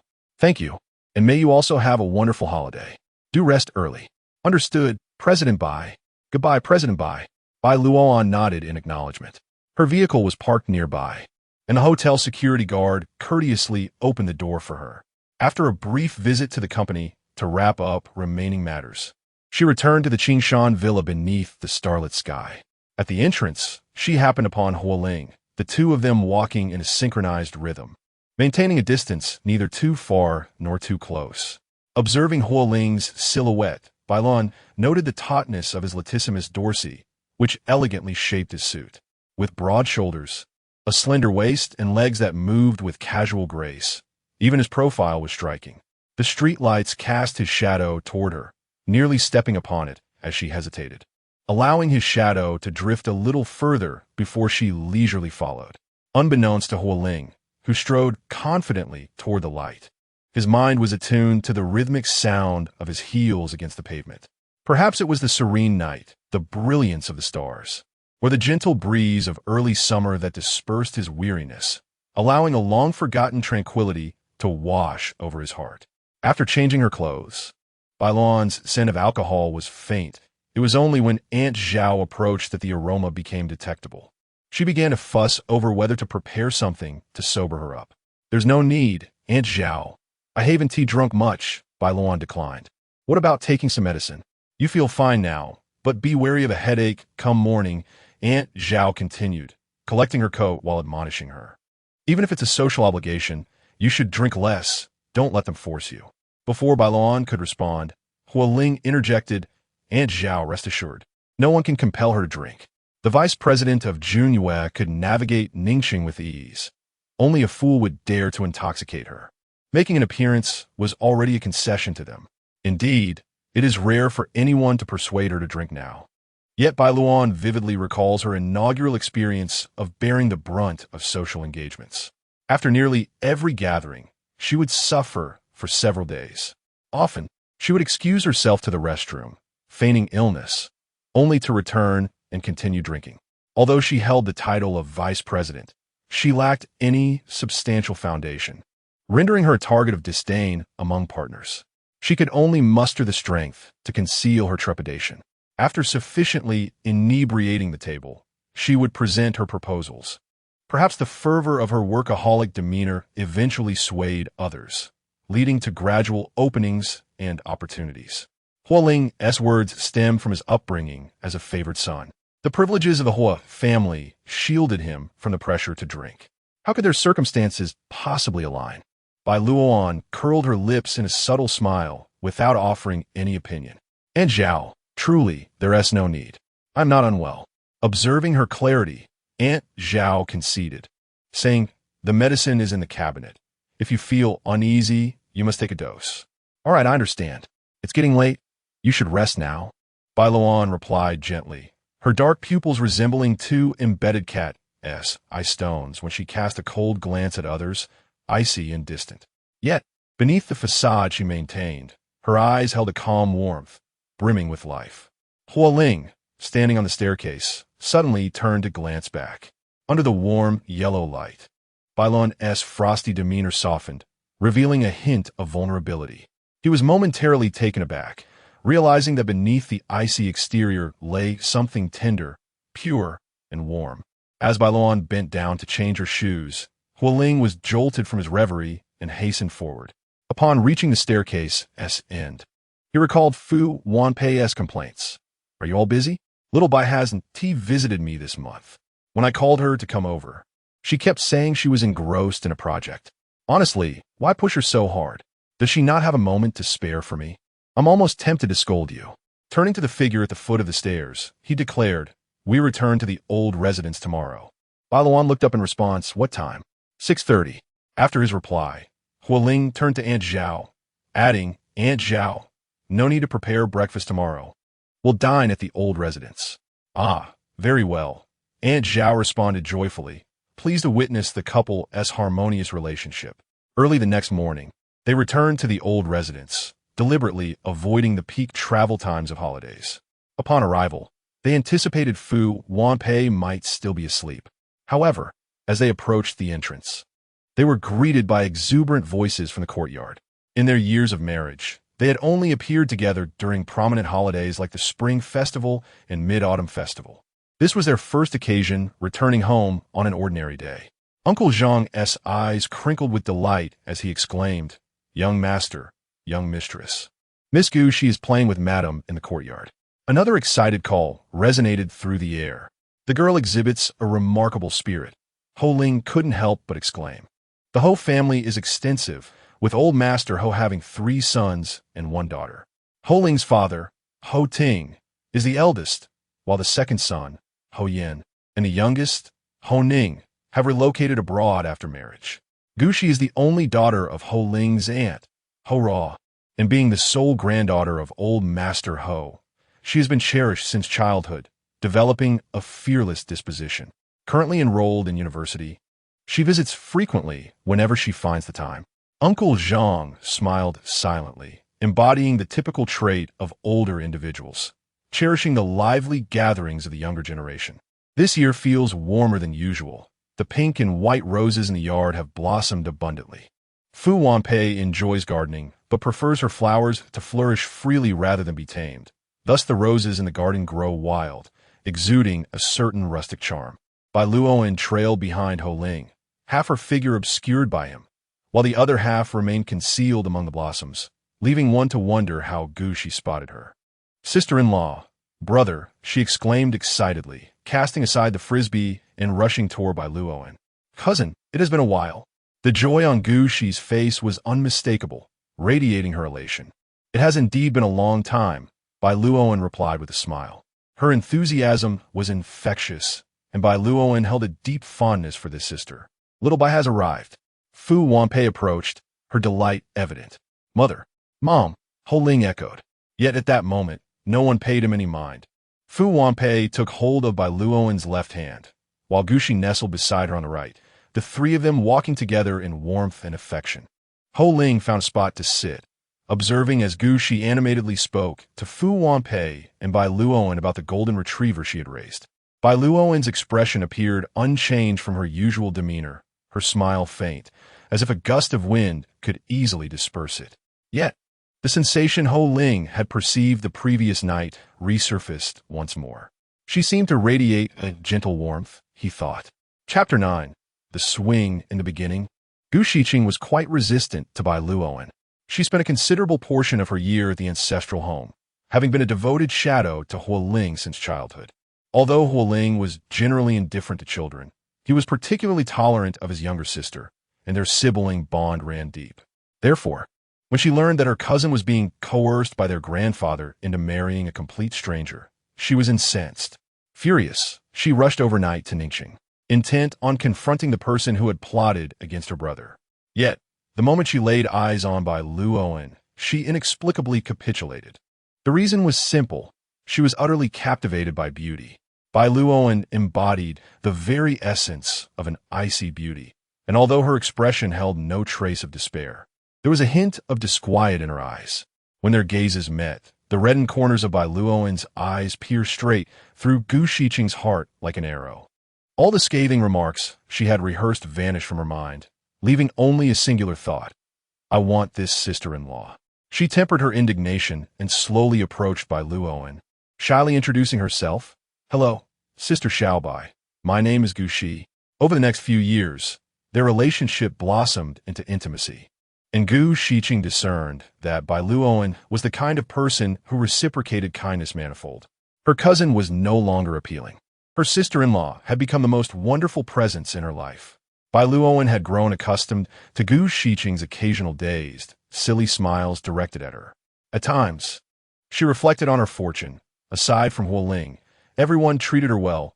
Fu Wanpei, Aunt Zhao, Uncle Zhang, Gu Shiqing, and the late Elder Hua. Yet, she harbored a clear understanding that the roots of her good fortune lay with Huo Ling, the supporting pillar of this warm abode. It was through him that she had all of this, and ultimately, none of it truly belonged to her. Aunt, may I build a swing set here? Gu Shiqing asked, stroking the soft fur of her pet, envisioning the scene in her mind. Her beautiful sister-in-law, seated on the swing, with fiery roses blooming behind her. What a magnificent picture that would create. Of course, Fu Wanpei agreed. Uncle Zhang interjected, Madam, let us have breakfast first. I will arrange for the materials to be delivered, and we can commence the construction right after. Thank you, Uncle Zhang, Gu Shiqing exclaimed, leaping with joy. After breakfast, as Uncle Zhang had promised, the materials and installation workers arrived punctually. 5 individuals bustled in and out, carrying supplies, while Gu Shiqing bombarded them with questions. The swing set chosen by Uncle Zhang harmonized beautifully with the garden style. It was spacious and tall, adorned with rose patterns on the framework. Gu Shiqing was immensely pleased and lavished praise on Uncle Zhang, bringing a glow to his face. Huo Ling, however, felt rather apathetic, aware that his presence was merely to create a semblance of liveliness for his mother. Whether he enjoyed it or wished to participate was inconsequential. After a brief survey of the scene, he retreated to his room to peruse a newspaper. A section of the stone pavement had been pried open, and the workers were preparing to secure the wooden framework 30 centimeters underground. Gu Shi observed intently, finding the process captivating as she squatted down to watch others dig. After a while, she decided to change her position, but in her haste to rise, she stumbled and instinctively reached for something to steady herself. Bai Luoan turned to witness this scene. Gu Shi was leaning against the unsecured wooden frame, and a loosely fastened metal bar fell towards her. The metallic clang echoed sharply as it struck the ground. Bai Luoan swiftly pulled the wobbling Gu Shi to safety. Xiaobai, Shi, Fu Wanpei exclaimed as she rushed over, her tone rife with evident urgency. Huo Ling, hearing Fu Wanpei's voice from inside, furrowed his brow and set down his newspaper. Striding towards the backyard, he had not taken many steps when he spotted Fu Wanpei and Gu Shi supporting Bai Luoan, whose exposed forearm was drenched in blood, leaving a trail of crimson behind. Uncle Zhang followed closely, urging the family doctor. Bai Luoan's forehead glistened with a fine sheen of sweat, and though the sharp cut was concerning, the piercing pain in her forearm left her with an ominous feeling. What happened? Huo Ling approached swiftly. Gu Shi, with reddened eyes, sniffled and said hoarsely, It was my fault. Sister-in-law was trying to save me. Huo Ling's brow furrowed deeply, disregarding Gu Shi's words as he bent down to examine Bai Luoan's injury. Uncle Zhang, arrange for a car to the hospital. It might be a fracture. Tell Tu Yu to meet us directly there. Understood. Uncle Zhang quickly picked up the phone to make arrangements. Bai Luoan's forehead was beaded with sweat. Her complexion had drained of color, and her lips were pale. Upon seeing this, Huo Ling hesitated for a moment before carefully avoiding her injured arm and lifting her up in his arms, striding towards the exit. As she felt the sensation of weightlessness, Bai Luoan, amidst the pain, could distinctly sense her heartbeat quickening, though she felt more uncomfortable than anything else. I can walk myself, she protested. Huo Ling, puzzled by her lightness despite her tall stature, glanced down at her and replied, You saved my sister. It is only right. Bai Luoan buried her face against him, her body slightly curled inwards, her long fingers tightly gripping the hem of his shirt, small droplets of water forming on her delicate nose. It was undoubtedly painful, yet her voice remained steady as she expressed her gratitude. "Thank you." Upon arriving at the hospital for an X-ray, it was confirmed that, as Huo Ling had predicted, she had suffered a fracture of the ulna, though the severity was mild. Nonetheless, she would require a cast for a month and a course of anti-inflammatory medication for 2 weeks. Gushi had cried from home to the hospital, and upon seeing Bai Luoan's heavily bandaged arm, her guilt surged anew, the tears that had paused now flowing freely down her face like a burst dam. "Sister-in-law, I am so sorry. It is all my fault. Does it hurt?" Bai Luoan, pale-faced, sat on the hospital bed, waiting for the 15 minutes of observation, and reassured Gushi, whose eyes were swollen from crying.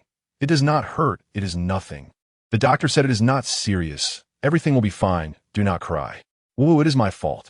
This was an accident. Do not blame yourself, understand? I will recover soon." After much consolation, Gushi finally ceased her sobs. Huo Ling and Fu Wanpei stood outside the door, listening to Tu Yu explain the precautions during the recovery period. At that moment, they pushed the door open, as the observation time was nearly over. Bai Luoan noticed Fu Wanpei holding several sheets of paper, and upon seeing her glance, Fu Wanpei explained, "These are the precautions and dietary recommendations I inquired about from the doctor." "Mother, there is no need to go to such trouble," Bai Luoan said helplessly. "It is merely a minor fracture." Fu Wanpei disagreed. "How can this be considered trouble? The doctor stated that your hand has suffered a second injury, and it must be treated with utmost care, otherwise it could have future repercussions." Bai Luoan's hand had been injured in an accident during childhood, and the lack of timely treatment previously had some effect on the current treatment. Fu Wanpei's heart remained heavy, fearing any lasting consequences. Fu Wanpei urged her with a lengthy admonition, and Bai Luoan had no choice but to yield. After Tu Yu's examination, he informed them that they could leave. However, a disagreement soon arose. Bai Luoan wished to return to Qingshan, but Fu Wanpei insisted that she return to the ancestral home for personal care. With her arm in a cast, the inconveniences were numerous, and she could not rest easy. Gushi, trembling, also pleaded, "Sister-in-law, please go home, I beg you. Qingshan is too far from the hospital. We cannot be at ease." Bai Luoan could only look to Huo Ling, whose face was still pale, her eyes reflecting a helpless plea. The words she intended to voice were swallowed. Returning to the ancestral home would be more convenient should any issues arise, Huo Ling stated. Thus, the matter was settled, and Bai Luoan felt as though Huo Ling had lost his mind. Did he not realize that returning to the ancestral home would mean Fu Wanpei would insist they share a room? What on earth was he trying to accomplish? Chapter 10. Willingness upon returning to her old residence. Bai Luoan, with Gushi's assistance, meticulously removed the bloodstains that had remained from her time in the hospital and changed into a fresh set of clothing. Although her left hand bore an injury, it did not significantly hinder her daily life. Nonetheless, she graciously accepted Gushi's kindness. "Sister-in-law, I am so sorry," Gushi murmured. Her head bowed and her voice choked with emotion. She felt a mix of fear and guilt. Had it not been for Bai Luoan's timely intervention, a piece of metal would have struck her head. Now, as her thoughts settled, she realized the peril she had narrowly escaped. Yet, Bai Luoan displayed no hesitation whatsoever. Noticing the distress etched upon Gushi's face, Bai Luoan sighed softly. "It's all right. You have apologized many times already. This was an accident. I do not blame you. Please don't be so hard on yourself. You will heal in due time." Gushi merely responded with a feigned acknowledgement, clearly not absorbing her words. Bai Luoan, lacking in the art of consolation, endeavored to appear nonchalant, wishing to convey that the injury was not a matter of great significance.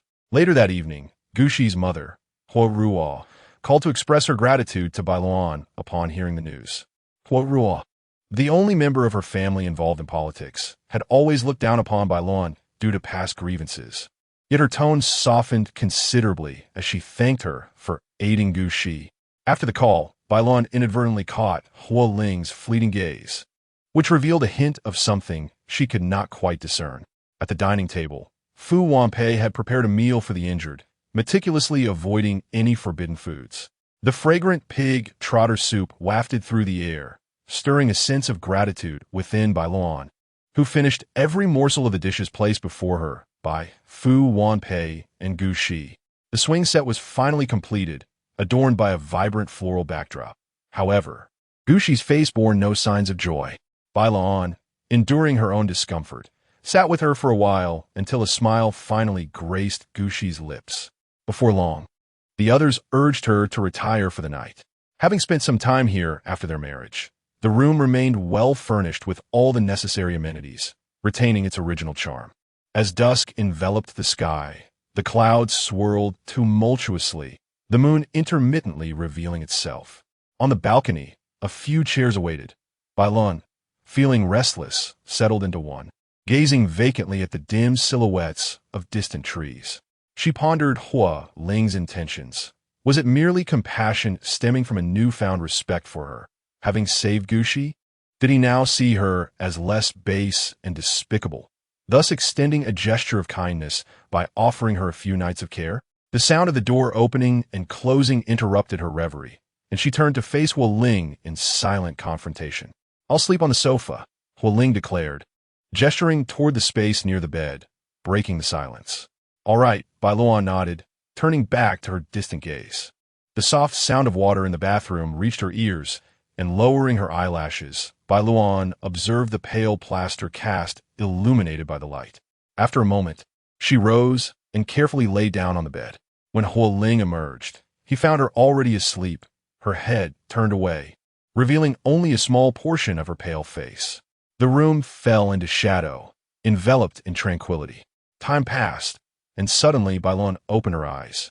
The pain in her arms stirred her from slumber, and she propped herself up to glance at her phone, still shy of 11 o'clock. She had barely been asleep for half an hour. Turning her head, Bai Luoan found no one on the sofa. Under the moonlight, she scanned the room, but there was no sign of Huo Ling. She switched on the light and descended the stairs.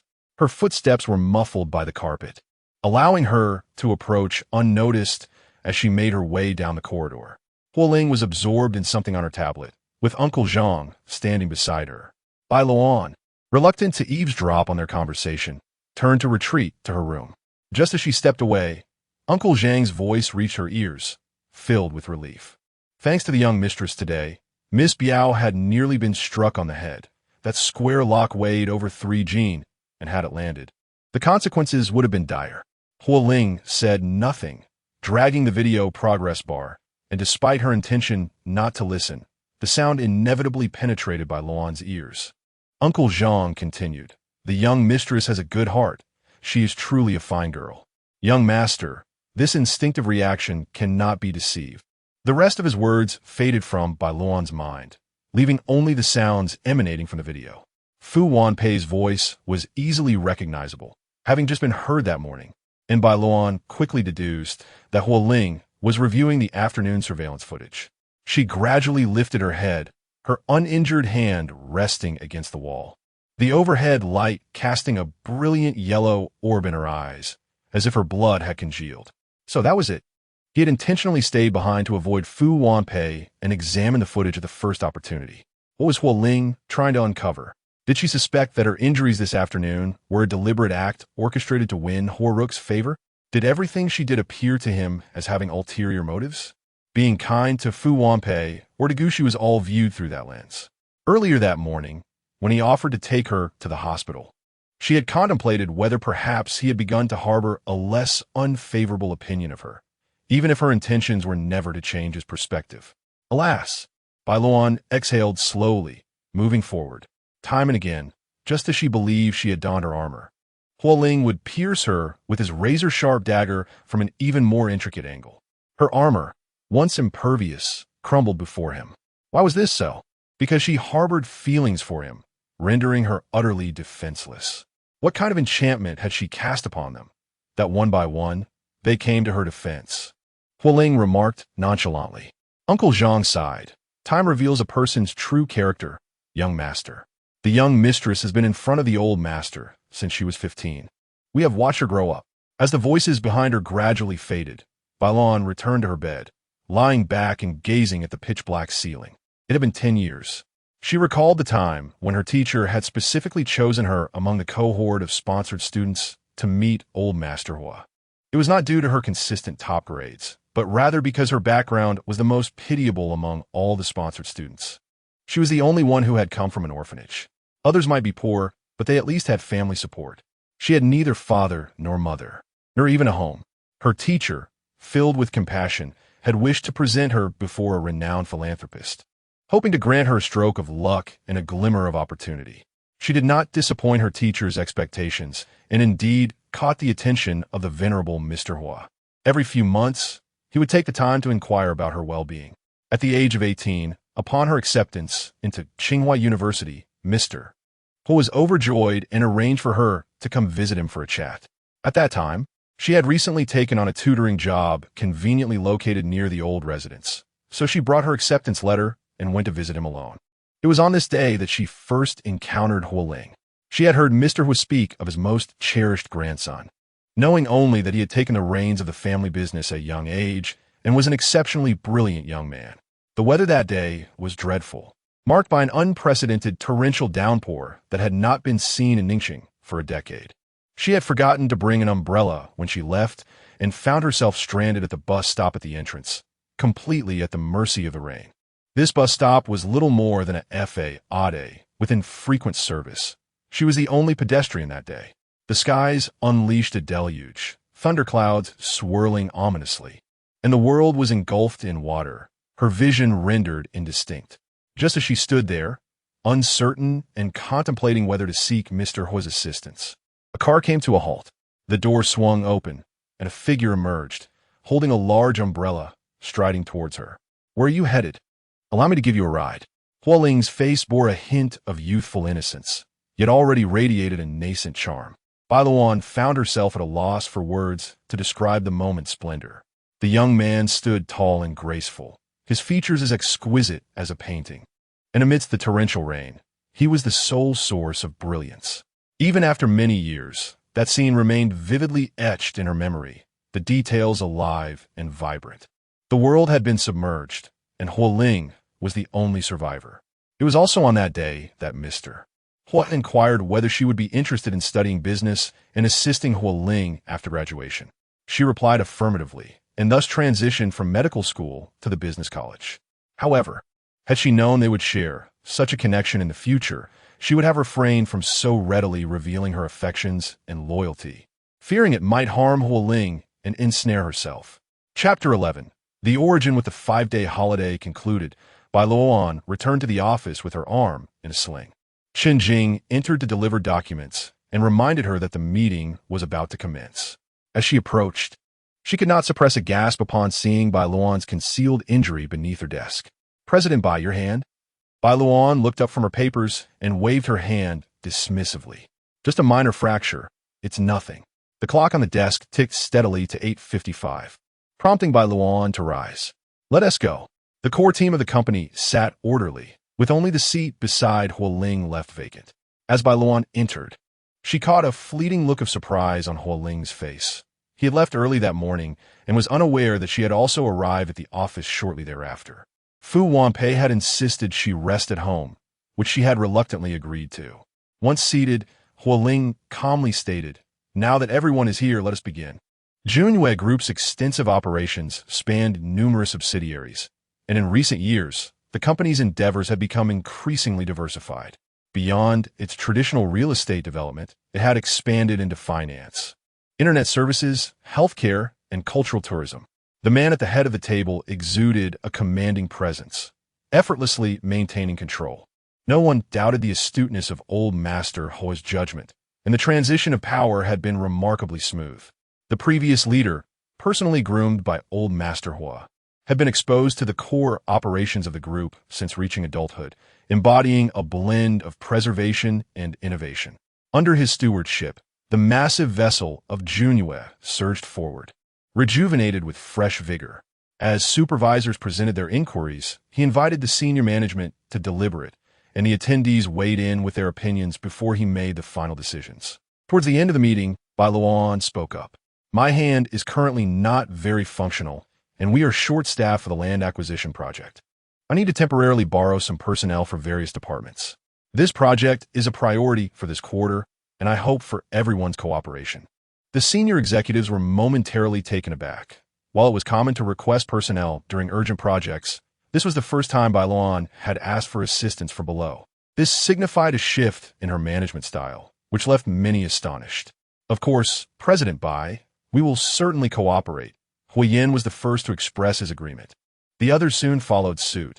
After all, having their people involved in such a core project could only be advantageous. Thank you.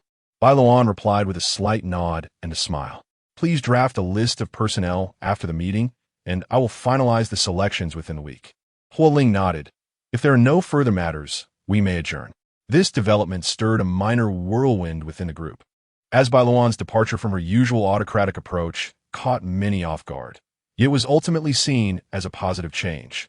The group was composed of elite individuals, all striving to ascend, and this presented an excellent opportunity that left many eager to act. By the afternoon, Bai Luoan had selected her candidates, and the small conference room was filled for the first time. She systematically distributed tasks among her team. She paid little mind to the ripples of speculation and gossip this decision had incited. After all, Huo Ling would quell any significant turbulence, allowing her to focus on her responsibilities. The mere fact that Bai Luoan managed to secure a position at work was already the greatest concession she could obtain from Fu Wanpei. The thought of overtime was utterly out of the question. Chun Jing, witnessing her superior, who had never left work on time in recent years, shutting the door in preparation for departure, was momentarily taken aback. However, what followed was even more astonishing.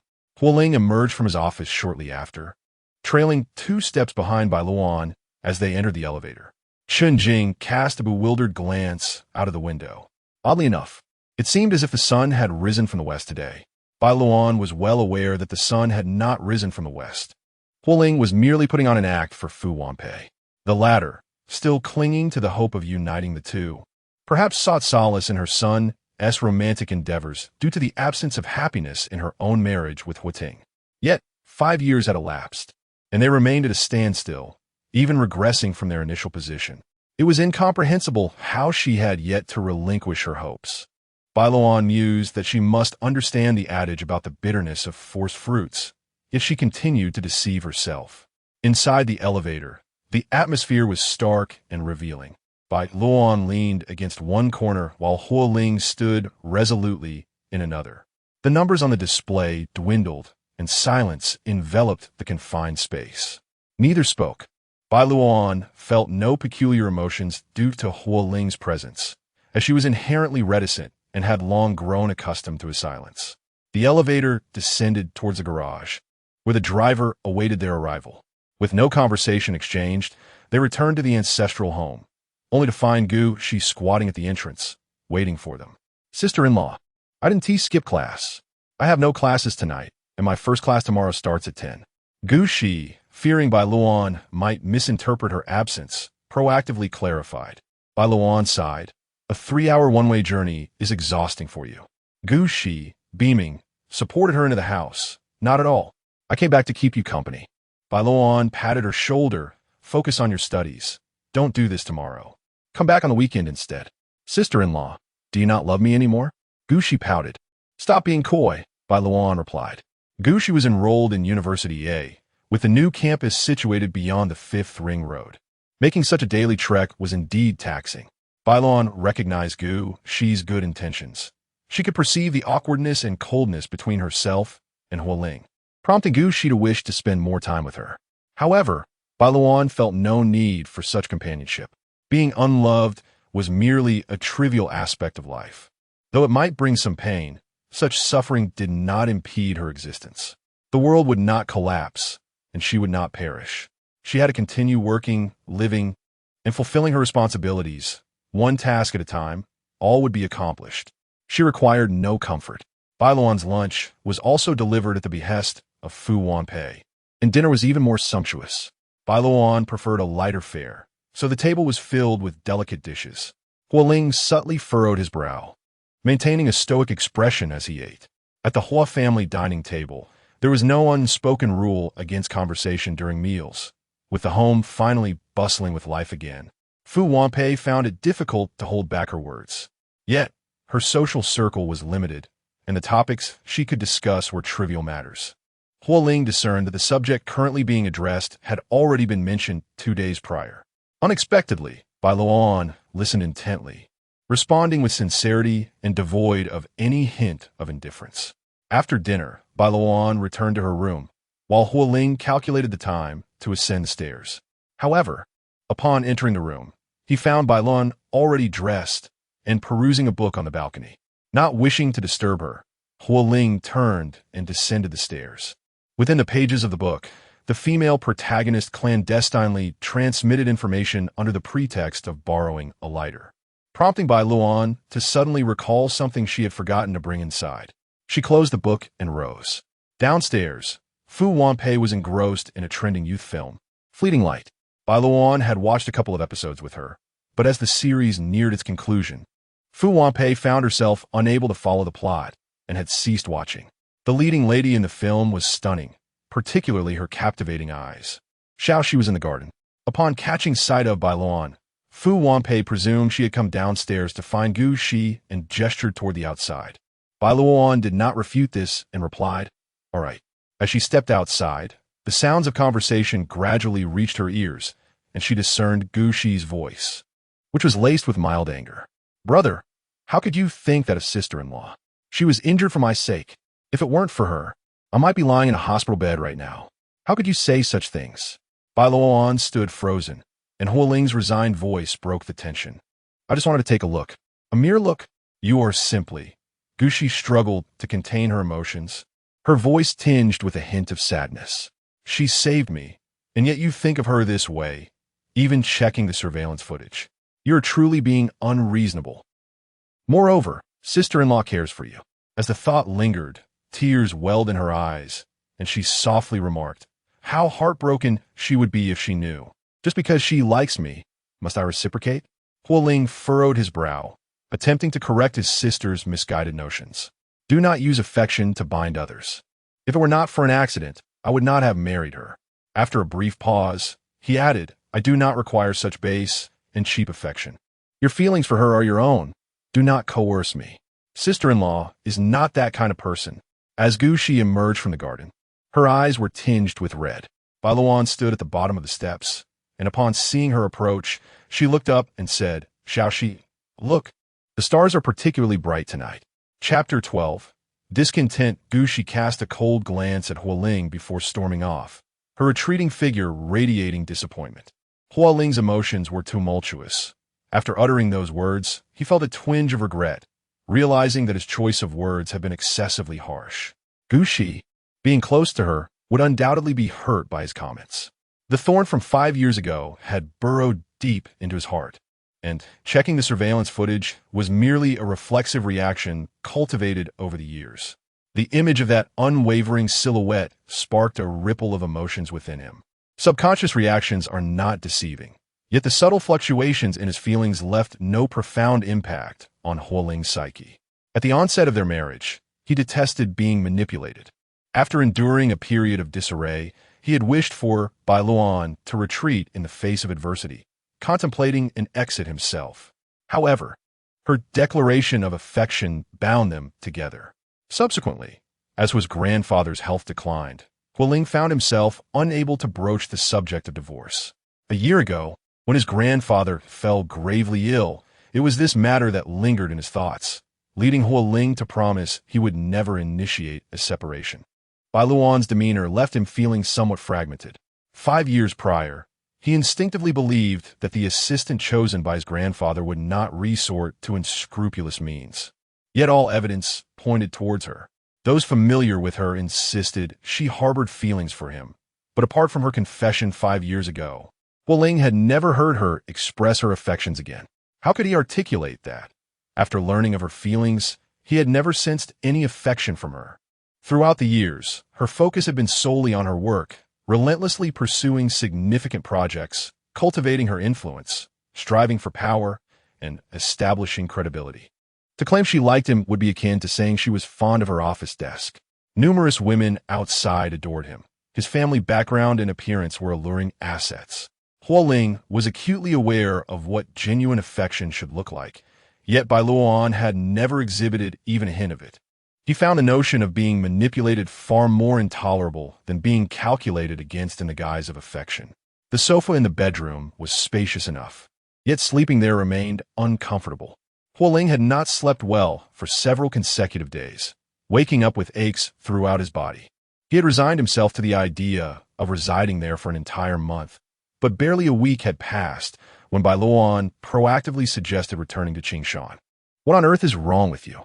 Your hand is still not fully functional. You should stay here. I can't rest easy without keeping an eye on you." Fu Wanpei immediately objected. Gushi glanced at Huo Ling, then turned her attention to Bai Luoan, unusually silent. Bai Luoan stirred the milky white soup in her porcelain bowl, pausing at her mother's words. "Mom, I might be a bit uncomfortable sleeping here. I haven't rested well these past few days, but rest assured, my hand isn't severely injured. I just need to be extra cautious.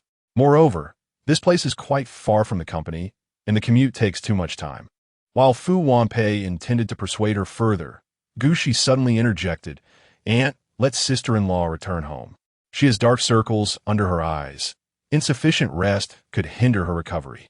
Huo Ling's gaze settled on Bai Luoan's face. Although he was the one sleeping on the sofa, she appeared significantly more fatigued than before. A faint bluish hue lingered beneath her eyes, discernible upon closer inspection. Fu Wanpei furrowed her brows but still nodded in agreement. That evening, the two set off back to Qingshan. Before departing, Gushi whispered something in Bai Luan's ear, to which Bai Luan gently patted her head and replied, "I will do my best." After the car had traveled a short distance, Huo Ling inquired, "What did Xiaoxi say to you?" Bai Luoan, counting the street lights outside the window, turned her head with an unmistakable weariness etched on her features. "What?" Huo Ling asked again. "Brother-in-law, please don't like my brother anymore." Bai Luoan snapped back to reality and replied softly. "She said to find her to stargaze at Huiming Mountain once I'm better. You need not indulge her too much." Due to her lack of rest, Bai Luan's complexion appeared pallid, and her cold, fatigued demeanor gave her the semblance of a transparent shard of ice, making it difficult for Huo Ling to associate her with something as whimsical as stargazing. Upon hearing his words, Bai Luoan's eyelashes fluttered slightly, and after a pause, she slowly responded, "You need not worry." "Worry about what?" Huo Ling asked, slightly perplexed. He wished to inquire further, but Bai Luoan had already closed her eyes and leaned back against the rear seat, evidently having fallen asleep. The light poured through the shadows of the trees, dancing across her face. The interplay of light and shadow disturbed her slumber, prompting Bai Luoan to instinctively turn her head, leaning toward Huo Ling. To be fair, Bai Luoan possessed striking features. Her delicate brows and eyes crafted a visage of classic beauty. Yet, her habitual aloofness often repelled others, leading to the first impression that she was cold rather than beautiful. Perhaps it was due to her recent lack of sleep, but Bai Luoan was deeply ensconced in slumber, while Huo Ling gazed at her face in a daze. It was his first time observing her closely. Her eyelashes, though not long, were thick and curled. Despite her perpetually frosty expression, the corners of her lips curled upward, while her fair neck appeared bare, save for the delicate glow residing in the hollow of her collarbone. She seemingly did not favor wearing accessories, and there was no evidence of her purchasing any. At an intersection, a large light momentarily granted Huo Ling a clear view, and he suddenly noticed a tiny mole on the tip of Bai Luoan's nose, positioned on the right side, nearly imperceptible unless one looked closely. It was quite vivid. No wonder Gushi, being a connoisseur of beauty, was so captivated by her, incessantly referring to her as sister-in-law over the past few years. 2 years prior, when some relatives spoke ill of her, Gushi fiercely defended her, disregarding family ties entirely. Bai Luoan frowned at the sudden influx of light, prompting Huo Ling to instinctively turn away quickly. The car once again fell into darkness, and Huo Ling turned to glance at Bai Luoan, who remained sound asleep. He exhaled subtly. When he looked back, she appeared younger than he remembered, though he reminded himself she was only 25 this year. The Huo family had supported numerous students under the auspices of their private or Junhua names, some of whom eventually secured positions at Junhua. Bai Luoan was undoubtedly the most outstanding among them, having been designated by Old Master Huo at the tender age of 18 to become his right-hand woman in the future. He was aware of Bai Luoan's existence, Yet, during that time, he was exceedingly occupied with both company affairs and his studies, leaving little room for interaction with her. Nevertheless, he recognized that the courses she pursued bore a striking resemblance to his own, and over the years, she had demonstrated remarkable practical skills. Had it not been for that particular incident, had she not been the kind of person she was, they might have formed an ideally harmonious relationship as employer and employee, perhaps even evolving into friends. Huo Ling suppressed the feelings of regret that arose within him. Marriage is a covenant forged by those who love one another. It should not be a binding constraint that disregards the will of the other party. He held a measure of admiration for Bai Luoan, but it had ceased long ago. He had extended her a single opportunity, 1 month after the funeral of old Master Huo. As long as you take the initiative to leave, you may make any request of me, provided it does not affect Junyue. I shall fulfill it. I'm sorry. Since that moment, only profound disdain had remained. Chapter 13. The young flower as a rising star in the entertainment industry. Huo Ling considers herself discerning, having encountered fine things and not being easily impressed. Yet, upon receiving the exquisite Klein blue sapphire necklace from her assistant, her heart raced uncontrollably. The gem's vibrant hue and remarkable quality captivated her, and she eagerly held it up before the mirror to admire. Huo Ling, this necklace is simply stunning. The gem complements you perfectly. This set must be worth over $1 million. Third young master truly treats you well, her assistant praised, words that warmed her heart and elicited a satisfied smile. Of course, she replied confidently. At the charity gala, she made a grand appearance, the luxurious sapphire drawing the spotlight and dominating the trending topics of the evening. Upon returning to her trailer, her assistant, beaming with joy, returned her phone, announcing that third young master had just sent a message. The manager had intended to speak but held back, gesturing for her to reply first. Overwhelmed with joy, Huo Ling tapped into the screen. Darling, do you like the gift? I adore it. Thank you, big brother. I'm glad you like it. Let's part on good terms, all right? Hearing those words felt like a bucket of ice water was thrown over her, freezing her very blood. Her fingers trembled as she sought an explanation, only to be met with a glaring red exclamation mark signaling her message had not been delivered. She confirmed her worst fear. She had been blocked. Dialing his number, she tried repeatedly, each attempt met with the cold, mechanical voice of the operator. Finally recognizing the truth, despair washed over her. Her manager, noticing her pale complexion and sagging shoulders, felt an ominous foreboding. Ling, what's the matter? With her spirit drained and panic etched on her face, Huo Ling stammered. Third young master no longer wants me. The manager's brow furrowed in concern. What happened? Huo Ling, in a state of disarray, trembled as she handed her phone to the manager, pleading incoherently, Yao, go. Please help me. Days later, Yao Sun sent a room number to Huo Ling's phone. He is there tonight. Huo Ling gripped her phone tightly, akin to a drowning person clinging to their last piece of driftwood. Coming from a poor background, she had initially entered the workforce, but fate had smiled upon her when a talent scout discovered her due to her looks, leading her into the entertainment world.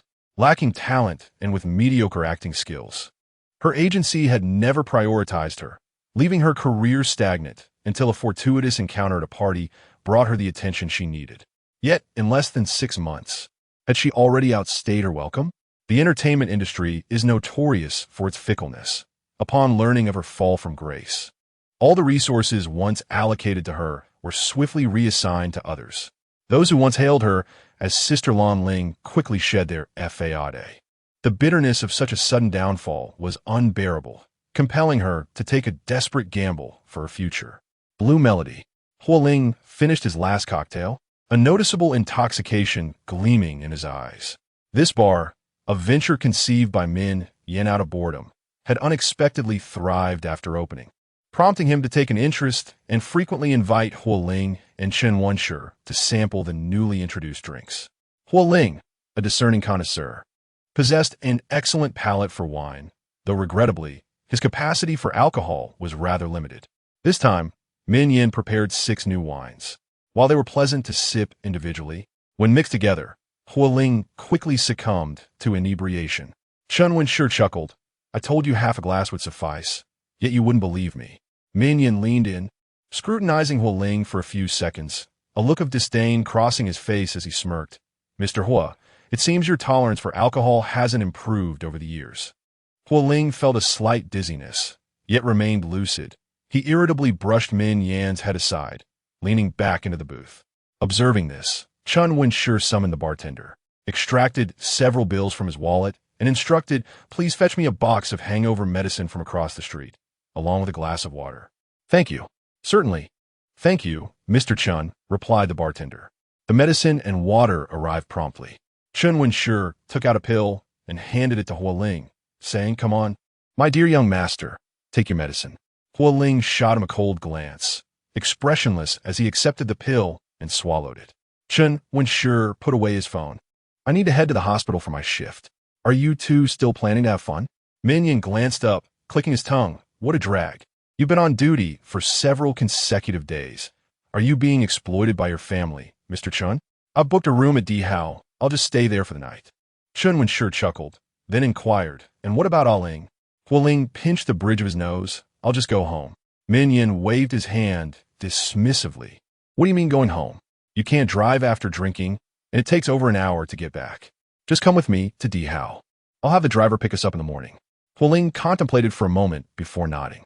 "All right then, I'll head back to the hospital first." Chun Wen-shi paused, recalling, by the way, Xiaobai should be getting her cast removed soon. She might have forgotten amidst her busyness, so please remind her. Huo Ling remained silent, but Min Yan interjected dismissively. "What does that have to do with Ah Ling? Does she need someone to accompany her for such a trivial matter?" Noting Huo Ling's indifference, Chun Wen-shi sighed internally, falling silent as he departed. Shortly thereafter, Huo Ling and Min Yan made their way to Dihao. The Blue Jazz was merely a street away from Dihao, where Min Yan took the room key and led Huo Ling to a suite on the top floor. Overcome by the scent of alcohol, Huo Ling could not resist the urge to take a shower first, while Min Yan perused his phone outside. Previously, a foreign beauty had sent him her location, inquiring if he would join her. Tempted, Min Yan regrettably declined the alluring invitation, considering he had a drunken companion to tend to. Soon after, he received a mirror selfie from the beauty, adorned in lace bunny attire. Min Yan immediately stood, walking to the bathroom door, calling out loudly, "Ah Ling, are you all right? How are you feeling?" Just as he spoke, the door swung open, revealing Huo Ling in a loose bathrobe, steam wafting off his damp body. Min Yan's gaze wandered over Huo Ling's well-defined chest and abs. As he contemplated where to look next, Huo Ling's cool voice pierced through the air. "What are you staring at?"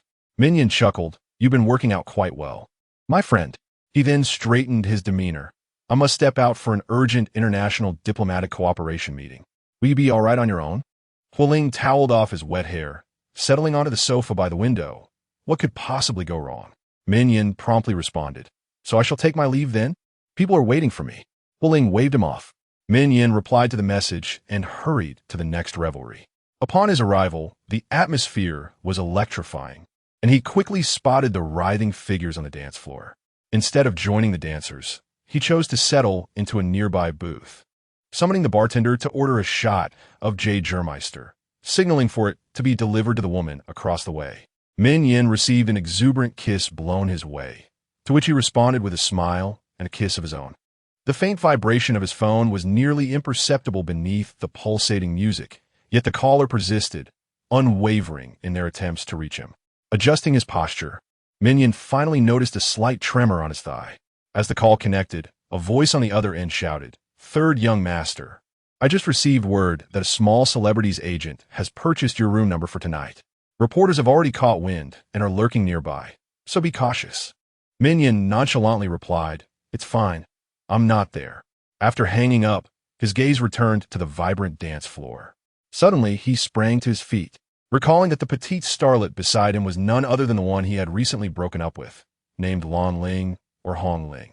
Oh no, this was bad. Huo Ling was there. Without a second thought for the bunny girl, Min Yan grabbed his phone and maneuvered through the crowd towards the exit. His family maintained strict control over him, often using Huo Ling as a pretext for his actions. After all, his marriage with Bai Luoan was merely a fade. Perhaps this would expedite their divorce, and Huo Ling had tacitly approved of his behavior. However, while he could indulge in playful exploits and disregard rumors. Min Yin was acutely aware of the precarious situation lurking beneath the surface. Yet, his calls to Huo Ling went unanswered, given that Junyue was a publicly listed company. If Huo Ling were to be photographed by the media in the company of a female celebrity, the mere thought sent a chill of anxiety coursing through him. Chapter 14. Midnight a few days prior, Tu had reminded Bai Luoan that she could come to the hospital to have her cast removed. However, Bai Luoan had been preoccupied and unable to find the time until today, when she finally concluded her work before 10 o'clock and thought to schedule an appointment with Tu. Chun Jing had been recruited as Bai Luoan's personal assistant. Yet Bai Luoan rarely had much to delegate in her daily life. This time, however, Chun Jing insisted on accompanying Bai Luoan to the hospital. After considering the inconvenience of going alone, Bai Luoan agreed, and the two set off for the hospital together. Chun Jing parked the car, and they ascended to the 5th floor, where they fortuitously encountered Tu, who was in the process of removing his white coat. President Bai, I apologize, but I have a sudden family matter to attend to. I've asked Director Chun to assist you. He is on his way here. Please wait a moment, Tu explained. The Director Chun he referred to was Chun Wenshi, whose family owned this private hospital.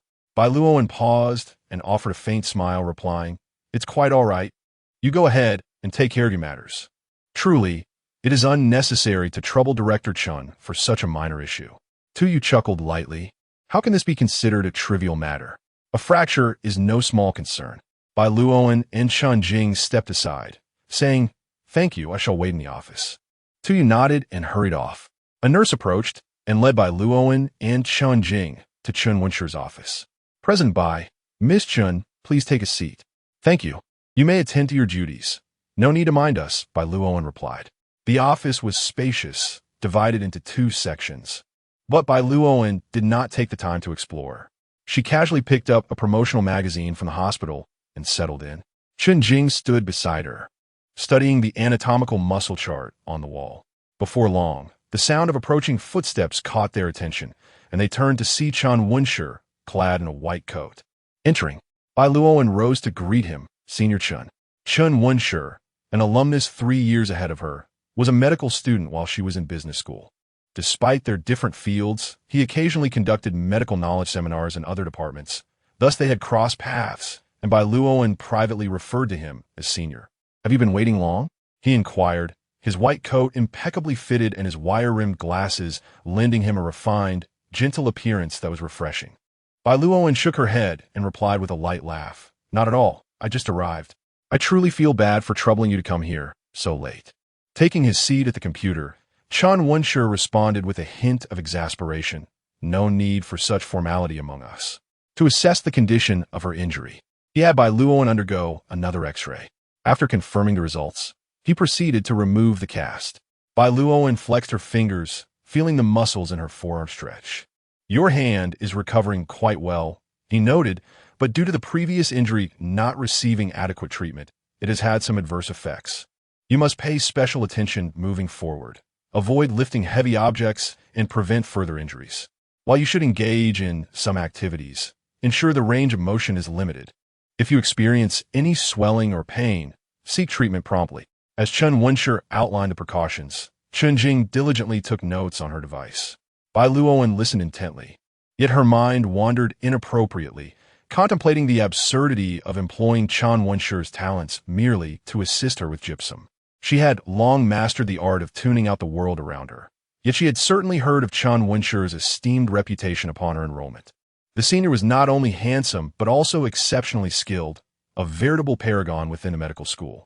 During the orientation, he selflessly distributed heat relief medications to incoming students and their families under the sweltering sun, and during military training, he volunteered as a medical aide, enduring the sweltering heat for half a month. Now, he had traveled a considerable distance to lend her a small favor. Some individuals seemed perpetually unchanged. In the office, only Chun Wenshi's gentle voice filled the air until it was interrupted by the ringing of his phone. Apologies, I must take this call. Hello, please don't rush. Speak slowly. Bai Luoan observed Chun Wenshi's expression gradually growing serious, indicating he was dealing with a pressing matter. Just as she intended to escort Chen Jing to the outer office, Chen Wenshi spoke. Bai is with me. You should speak with her. She is best suited to handle this situation. Bai Luoan, perplexed yet compliant, accepted the phone, and Min Yan's urgent voice accompanied by the wind reached her ears. The situation was dire.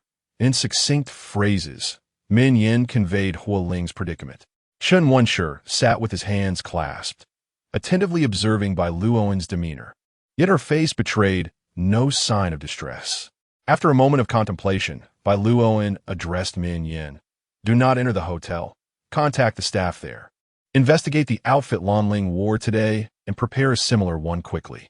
Once you acquire it, wait for me outside the hotel. I'll be there shortly. Handing the phone back to Chen Wenshi, Bai Luoan rose and declared, Senior, we must be on our way.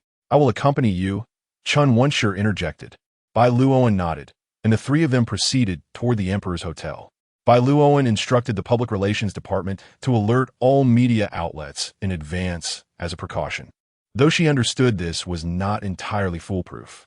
Journalists could be silenced, yet paparazzi were notoriously difficult to manage. Among them lurked individuals willing to gamble everything for a sensational scoop.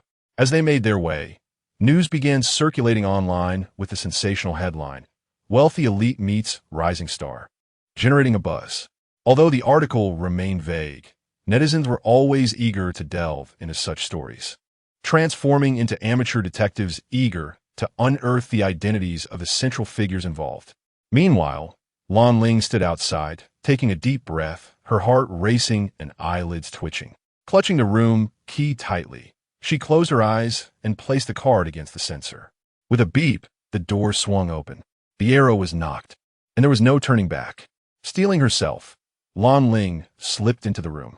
The lights were on, and as she stepped onto the soft cashmere carpet, her footsteps were barely audible. Finding the outer area unoccupied, she scanned the room and noticed warm light emanating from the bedroom. Taking a deep breath, she proceeded in that direction. A tall figure sat on a single sofa before the floor-to-ceiling window, his back facing the entrance. As Huo Ling entered, she inadvertently closed the door with a louder sound than intended, yet the figure did not turn around. Huo Ling cleared her throat and, in the soft voice that Min Yan cherished, said, San Xiao, I miss you. The man remained unresponsive, and after a prolonged silence, Huo Ling felt tears involuntarily stream down her cheeks. It was not merely an act. Genuine anxiety had begun to take hold of her. Clenching her fists, she advanced further, exclaiming, You're truly heartless. Even if we are to part ways, you must at least provide me with a reason. To dismiss me with nothing more than a necklace after all we have shared this past year.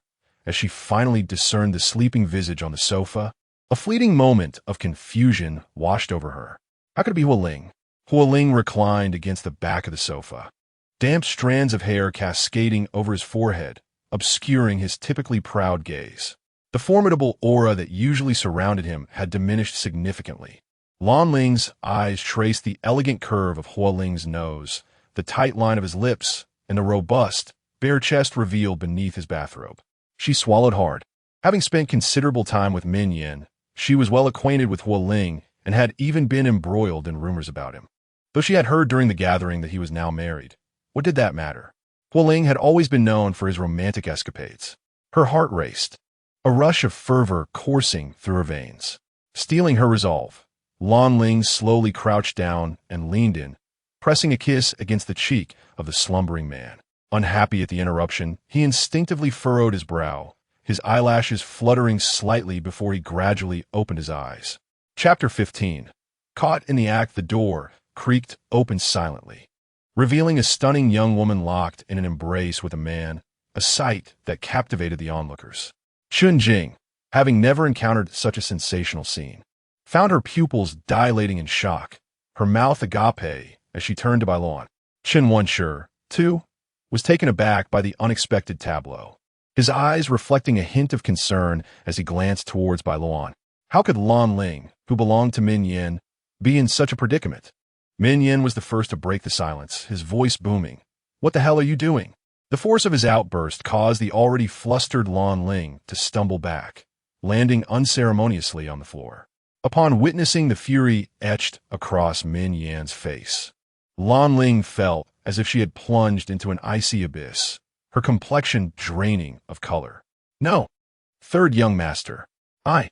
Before she could defend herself, Bai Luoan gestured for the bodyguards who had followed her in to escort Lan Ling out. The well-trained, imposing bodyguards covered Lan Ling's mouth, lifting her as one would a chick and dragging her towards the exit. In the midst of her struggles, the necklace around her neck slipped off, clattering onto the carpet. Bai Luoan's gaze shifted to the fallen blue gem, which emitted a soft glow against the pristine white carpet, reminiscent of her memories. Half a year ago, during an auction, Bai Luoan had bid on an ancient painting as a gift for a business partner, and this very necklace had been one of the items up for bid. It lingered in her memory because it had captured her attention. It was the first time she had felt a stir of desire for such jewels, though she ultimately restrained herself and did not raise her paddle. However, she was aware that the final purchaser was Huo Ling. He had attended that auction as well, but arrived late, unaware that she had also been present. So he had gifted it to Lan Ling. One could not deny that Huo was indeed generous. As Huo Ling sorted through the chaos of the moment, he remained oblivious to the identity of the woman who had just been flirting with him. Min Yen led Lan Ling out, while Chun Jing, clutching a bag of clothes, found herself at a loss for where to place her hands and feet. Oh dear, she thought, having stumbled upon the scene of the boss's infidelity. Did she still have a way out? Bai Luoan seemed to sense her turmoil, beckoning her to hand over the clothes. "Senior brother, Assistant Chun, you may leave now.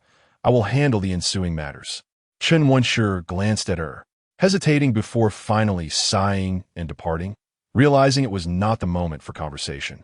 Chun Jing passed the garments to Bai Luoan, and in a moment of reckless courage, stole a glance at Huo Ling, who appeared unfazed, a vivid red lip mark still adorning his cheek. Chun Jing felt a lump in her throat.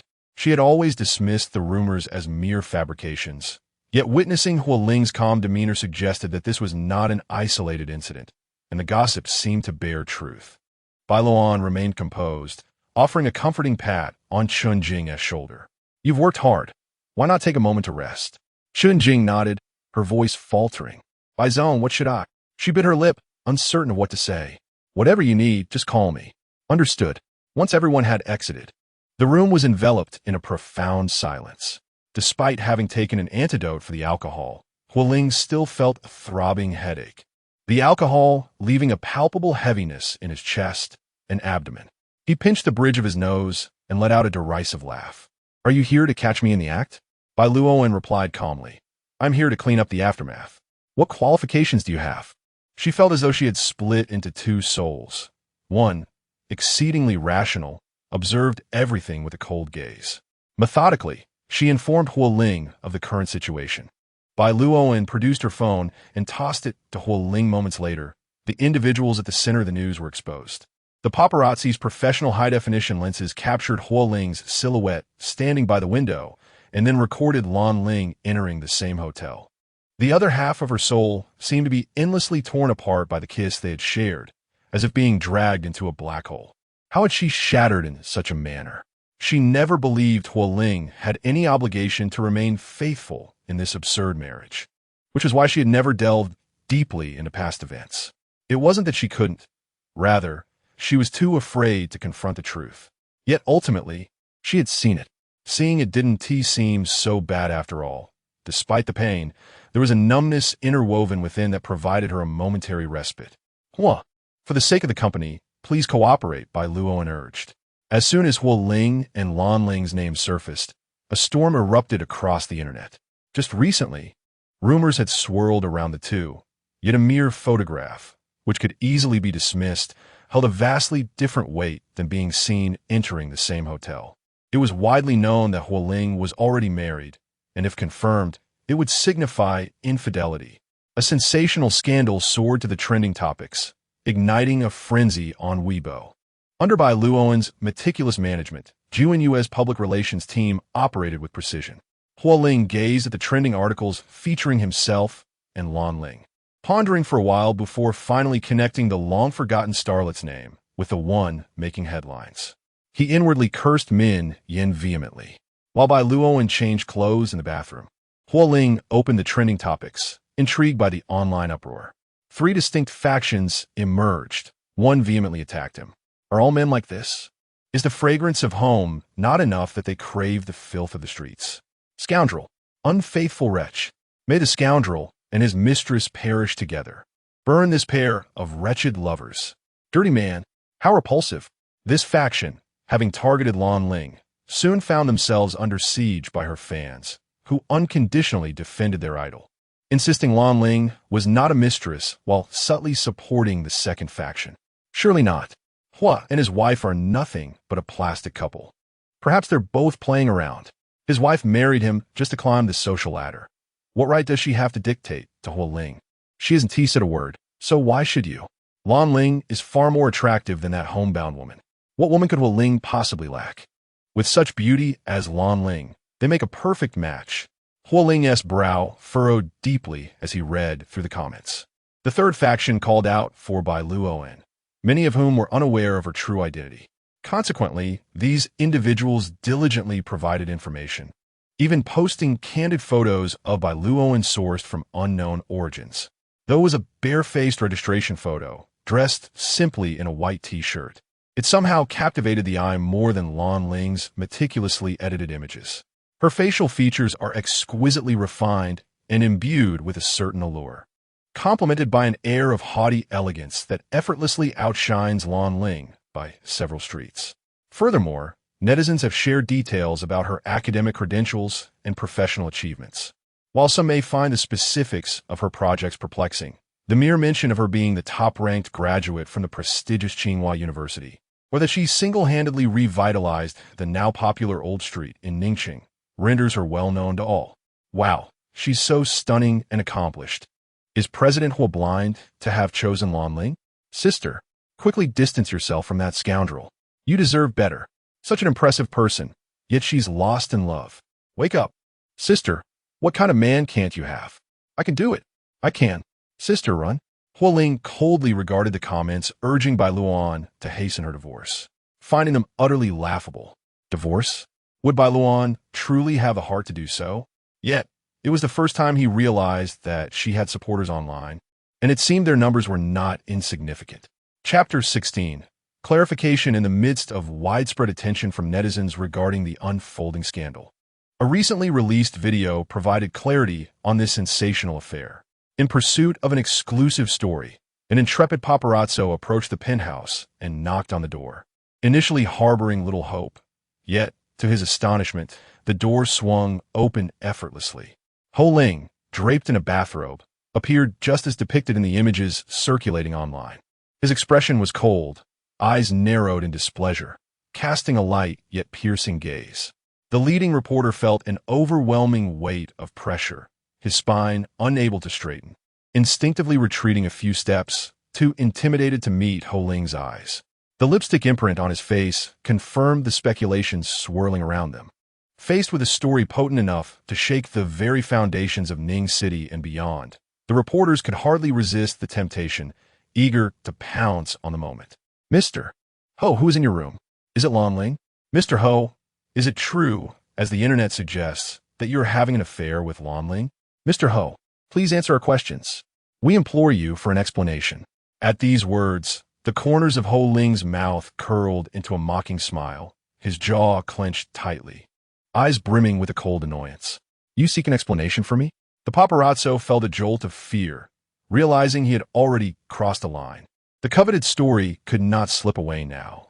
As the two sides faced each other, a feminine voice suddenly emerged from behind Huo Ling. Darling, who is it? The reporters held their breath, directing their cameras towards the room, fearful of missing this explosive revelation. Huo Ling made no move to prevent the person inside from emerging, which left the reporters inexplicably uneasy. Had he grown indifferent to the prospect of exposure? A pair of delicate arms slipped around Huo Ling's waist, and then a face emerged from behind him, leaving the reporters aghast. How could it be Bai Luoan? President Bai, Huo Ling replied coldly. Do you still require my explanation? With a resounding bang, the door slammed shut, resonating like thunder in the ears of the reporters. This was it. They had irreparably offended Huo Ling. The hotel security arrived tardily, apprehending the reporters as the hotel had already contacted the authorities. In a moment the door closed, the warm, soft body behind Huo Ling withdrew, the arms that had encircled his waist vanishing as swiftly as if discarding a piece of refuse. Huo Ling's rage surged. He turned and firmly grasped the hand that had retreated, a sardonic smile gracing his lips. "What is it? Do you find me repugnant?" Bai Luoan felt a heaviness in her chest, struggling to breathe as her wrist throbbed painfully.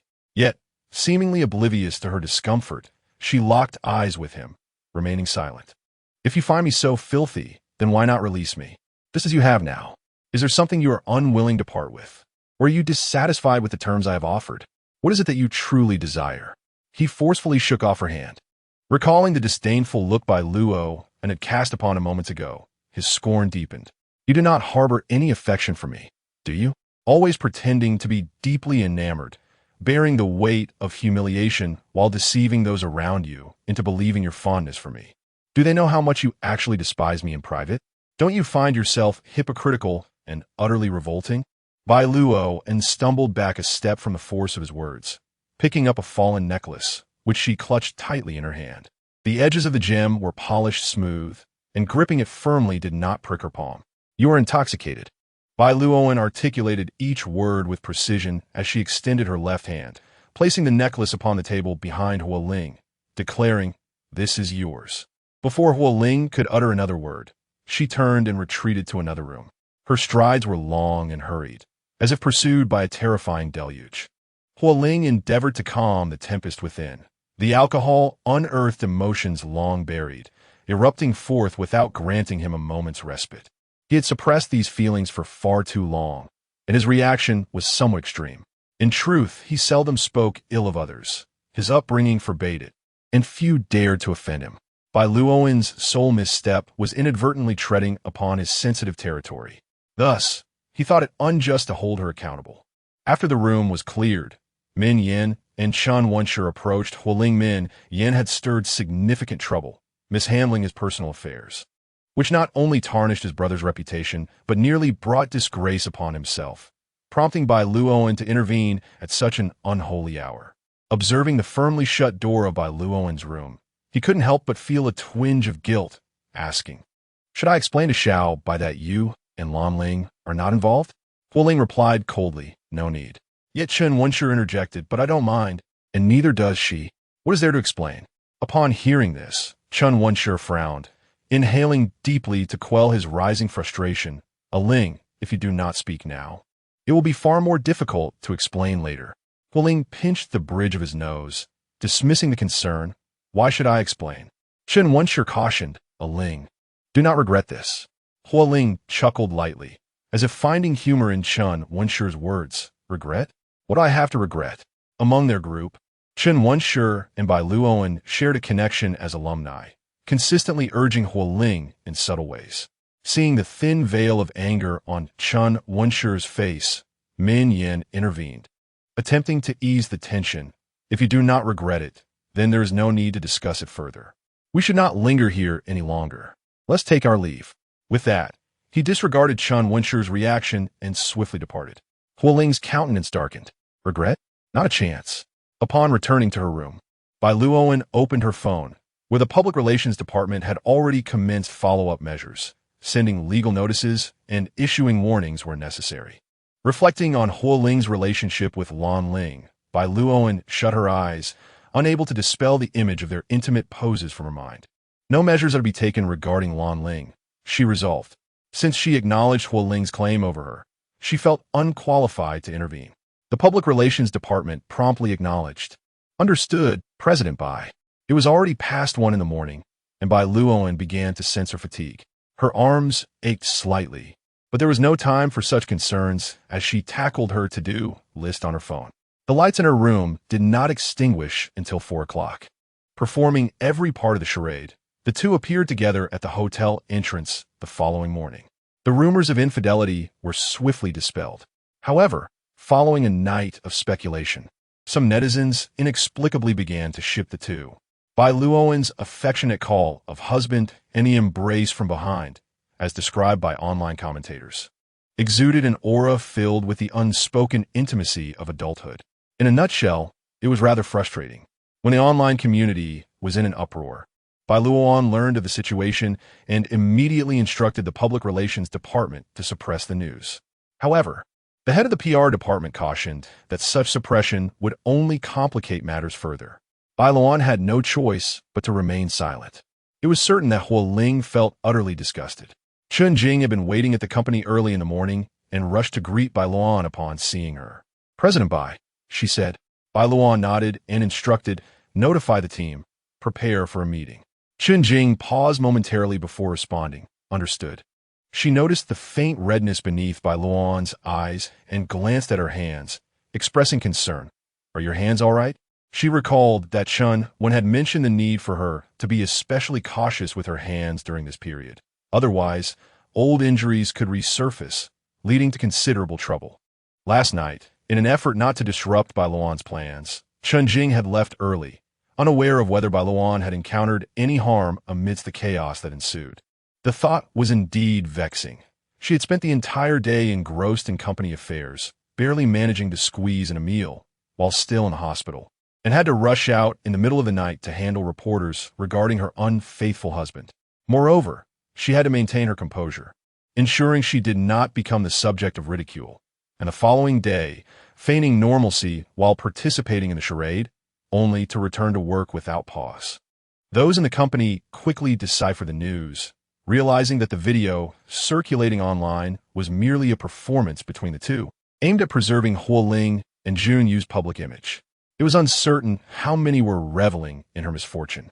When Chun Jing arrived that morning, she overheard gossip in the break room, where someone remarked that Bai Luoan was indeed a competent first wife, unmatched by others in her capacity for tolerance. Even more disparaging comments followed, suggesting that regardless of her beauty or prowess, she was merely a cheap option in Huo Ling's presence. Why did Bai Luoan exert herself so? The wealth she fought for would not line her own pockets. Holding shares, what necessity did she have to go to such lengths? In Chun Jing's eyes, Bai Luoan's fixation on Huo Ling was unwarranted. Yet, regardless of her indignation on Bai Luoan's behalf, this was ultimately a personal matter for her. And Chun Jing refrained from speaking out. She could only strive to fulfill Bai Luoan's directives, ensuring that her workload remained unencumbered. Bai Luoan shook her head, saying, "It's nothing. Please go and gather the people." Chun Jing nodded. "All right." Chapter 17. Assistance following the incident at the hotel. Huo Ling and Bai Luoan found themselves entrenched in an unyielding Cold War. In such a stifling atmosphere, the senior executives of Junyue were utterly dismayed. Huo Ling displayed an audacious boldness, unashamedly pursuing an affair, while the question loomed, how much longer could Bai Luoan endure? Speculation ran rampant among the staff regarding when this battle would erupt. One was a bona fide heir, while the other was a significant shareholder. Both were formidable figures, and should a conflict arise, would Junyue not be plunged into turmoil? At their age, having ascended to such heights was no easy feat. Yet they merely wished to fulfill their roles as diligent workers. Regardless of the whispered rumors circulating behind closed doors, Bai Luoan maintained her composure, her expression as impassive as ever, executing her duties with efficiency and decisiveness. Though she occupied a prominent position at a young age, envy surrounded her in abundance. Yet, apart from her struggles with Huo Ling, she found no grounds for eliciting pity from others. Her serene demeanor did little to quell the rising tide of gossip. Just as a beast is assailed at its most vulnerable point, Bai Luoan's sole weakness was Huo Ling. In the company, she stood as the esteemed vice president, the primary leader of this year's pivotal project, a figure whose words could determine the fates of others. Her stature was something many could only aspire to touch. Yet, such a person could still be devoid of her husband's affection. Forced to display a facade of affection in front of the media in a desperate bid to salvage her marriage. Her usual stoicism and resilience rendered her plight all the more poignant. It was as if, due to this situation, everyone around her felt an unjust sense of superiority, as if to say, "Look, she is but a pitiful creature." Chun Jing and her team had been pushed to the brink of exasperation on numerous occasions. Eager to defend Bai Luoan, to assert that her capabilities far surpassed theirs, to declare her an exemplary superior, and to argue that she did not require Huo Ling's love to affirm her worth. What merit lay in deriding someone for unrequited love? Perhaps their indignation was too apparent, prompting Bai Luoan to offer some words of reassurance before the meeting. She valued every ounce of kindness extended to her. Dear colleagues, I appreciate your support, but let us keep our personal matters separate. I do not wish for my private affairs to disrupt our collective morale.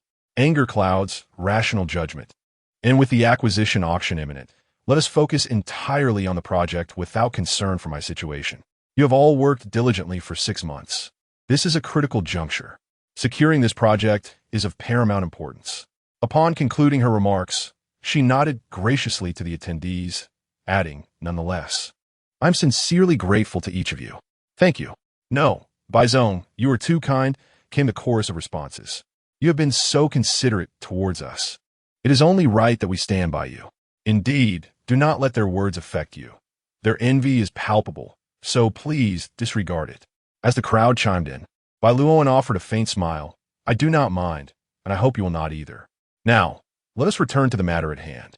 Secretary Chun, please proceed with the report. Certainly, Bai Zong. An afternoon meeting left everyone feeling dazed, as the personnel, borrowed and reassigned, were quickly integrated into the team. These seasoned elites swiftly divided the various tasks among themselves. Outside the expansive floor-to-ceiling windows, the sky was ablaze with a vibrant sunset, a sight to behold. Bai Luoan's office had maintained this aesthetic since the day she joined, an epitome of black and white simplicity. 5 years had elapsed, and aside from a few more items scattered about, nothing had changed. The potted plants in the corner were procured by the administration, and the desk calendar was distributed by the company. The entire room, apart from her personal belongings, was essentially the property of the organization. Even the fountain pen on her desk bore the Junhua logo. Having set down the signed documents, Bai Luoan glanced at her aching hand, gently flexing it for a moment. She was aware that her hand might not heal properly, but in recent days, she simply could not find the time to visit the hospital. She reviewed her upcoming schedule, incorporating a follow-up appointment. Shortly thereafter, she shut down her computer and accompanied Chun Jing to discuss details with the senior executives at the Design Institute. By the time she returned to Qingshan, night had fallen. The garden was alive with the distinct sounds of summer insects. Walking along that short path, she felt no sense of solitude. She and Huo Ling had long avoided overlapping their schedules. Apart from their unavoidable encounters at work, their lives had little intersection. Aunt Zhao awaited her return that evening, chattering away upon seeing her, inquiring about her hand injury, and mentioning that Fu Wanpei had been summoned back to the ancestral home shortly after her arrival that afternoon. Bai Luoan paused, having only called Huo Ling. She suspected Fu Wanpei might be aware of the prior incident at the hotel. Fu Wanpei was perhaps the person most eager for them to reconcile and harmonize, a desire possibly rooted in her own marital disappointments. In truth, Fu Wanpei's marriage to Huo Ting had once known happiness, albeit fleeting, like a bloom that withers in an instant. Huo Ting had never been cut out for business. However, he possessed remarkable talent in painting, achieving early fame with a carefree style that commanded millions for a single piece.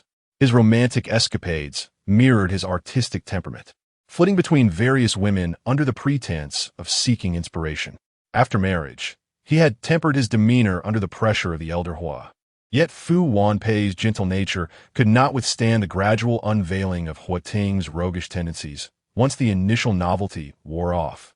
With wealth and talent, he attracted many admirers. Fully aware of his marital status, yet countless women remained infatuated with him. When Fu Wanpei became pregnant with Huo Ling, she was inundated with reports of Huo Ting's affairs, causing her immense anguish, yet she could not bring herself to abandon the child. After the birth, she contemplated divorce, but her declining family background prevented her from severing ties with the Huo family. Once an idealistic young woman, she was brutally confronted by the harshness of reality. Yet she remained resilient, strong, indeed, as Huo Ling's mother. The elder Hua had once believed that Huo Ting would settle down after becoming a father, yet he continued his flirtations, even involving himself in the marriage of a renowned actor. In a fit of rage, the elder Hua expelled Huo Ting from the family. forbidding him to set foot in the Hua household or even in Ningxing. These events were recounted to Bai Luoan by Fu Wanpei, as if narrating the tale of another, with a dispassionate air.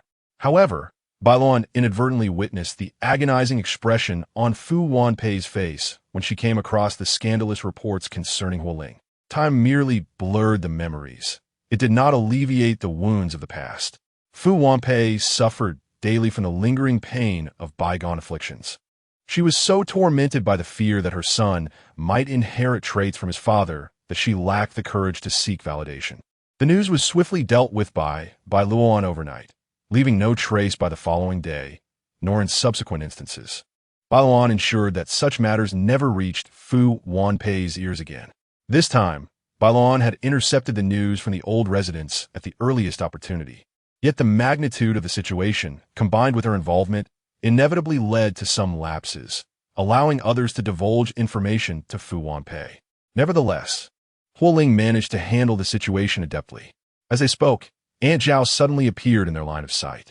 Bai Luoan, resting her head on one hand while seated on a stone bench in the courtyard, caught Huo Ling's attention the moment he entered through the main gate. She appeared to have just arrived, her face still adorned with makeup, dressed in a tailored blazer, though her hair was loosely cascading over her shoulders, giving her a somewhat disheveled look, partially obscuring her fair visage and making her appear even younger. The way Aunt Zhao spoke mirrored how she would address her subordinates during work reports, exuding a serious demeanor, yet her expression was relaxed, devoid of Bai's usual commanding presence. Huo Ling recalled his conversation with Fu Wanpei earlier that day. Xiao Bai's a good child, aside from you. Who in this household could possibly dislike her? Fu Wanpei expressed. Ling, I cannot count how many times such occurrences have transpired. But aside from the one I witnessed shortly after your marriage and the one mentioned by Madame Chen yesterday, these are the only two instances I am aware of. I have never shared with you the depth of my disappointment in my marriage and in your father, but more than this anguish, I fear the possibility of seeing my child bear the shadow of someone I detest. For the first time, he saw such sorrow etched on his mother's face, and a wave of guilt overwhelmed him to the point of breathlessness. Mom, I have never been unfaithful. Please do not be angry. It will never happen again. Fu Wanpei gazed at him meaningfully. Was this intentional? Huo Ling remained silent, yet Fu Wanpei understood everything. Do you believe Xiao Bai undertakes these efforts for you? The sadness in my eyes has gradually diminished, replaced by warmth. Xiao Bai is actually concerned about me witnessing this heartbreak. She has gone to great lengths to shield me from it. Despite Ju Yue's busy schedule, she still managed to keep me in the dark. I have shown her just a modicum of kindness, and she is eager to give me her heart. Had I not inquired with Uncle Zhang, I would still be oblivious today. Tell me, where can one find such a wonderful child? Fu Wanpei sighed a Ling. I implore you one last time. Set aside the events of 5 years ago and earnestly seek to understand what kind of person Xiao Bai truly is. If you continue to harbor your current sentiments, sensing an impending revelation, Huo Ling's heart raced, and he looked up at Fu Wanpei. Mother will assist you in fulfilling your wishes. I shall persuade Xiao Bai to let go.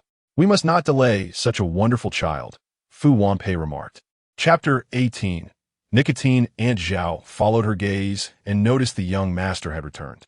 Huo Ling nodded slightly, striding inside. As he entered, Bai Luoan turned her head, propping herself up with her uninjured hand. Once she stood upright, she entered the room without a greeting, as if she were aware of Huo Ling's disdain for her and thus refrained from any bothersome gestures. Aunt Zhao glanced at Bai Luoan's silhouette ascending the stairs and then quickly cast a look at Huo Ling, standing in place, at a loss for words. It had been 5 years. How had their relationship grown colder rather than warmer? Even a cat or a dog, living under the same roof for 5 years, should have developed some affection by now. Huo Ling's expression was inscrutable as he withdrew his gaze from Bai Luoan's back and continued upstairs without pausing. The warmth of the day faded, a cool breeze rustled through the treetops, and the sounds of swaying branches mingled with the chirping of insects, creating a symphony of summer. The clouds gradually dispersed, revealing the vast sky, with the Milky Way stretching across it, dividing the heavens in two. The shrubs in the garden thrived, with fireflies dotting the greenery, their emerald glow responding to the sparks flickering between Bai Luoan's fingers. After ingesting a painkiller, the ache lingered, leading her to smoke alone in the courtyard at 2 in the morning. Chun Wen frequently sent reminders to take care of herself, to avoid prolonged use of her hand, and to rest, to which Bai Luoan verbally complied, only to dismiss them as soon as she turned away. The scab on her arm had fallen off, revealing tender pink skin beneath. Bai Luoan gazed at her slender arm, particularly scrutinizing her wrist for an extended moment. On that day, Huo Ling had exerted considerable force, leaving a circle of bruises around her wrist, which her sleeves could not conceal. Subsequently, she tied a silk scarf around that very spot. It had been nearly 2 weeks, and the marks were just beginning to fade. The smoke curled from her lips, and it was undeniable that nicotine provided a fleeting sense of relaxation, more immediate than the medication's effect. The courtyard's lights flickered on, casting a warm glow over the small space where Bai Luoan sat in silence. After a few cigarettes, her pale complexion regained a hint of color, while her dark eyes remained tranquil like a still pond. As the cool breeze picked up, the cigarette burned down to its end. Bai Luoan extinguished it on a tissue and disposed of it in the kitchen. Aunt Zhao would tidy the room after leaving. If she had smoked, it would surely be discovered, though adults indulging in such habits should not raise concern. Upon exiting, she encountered Aunt Zhao. Bai Luoan felt a twinge of discomfort, albeit fleeting.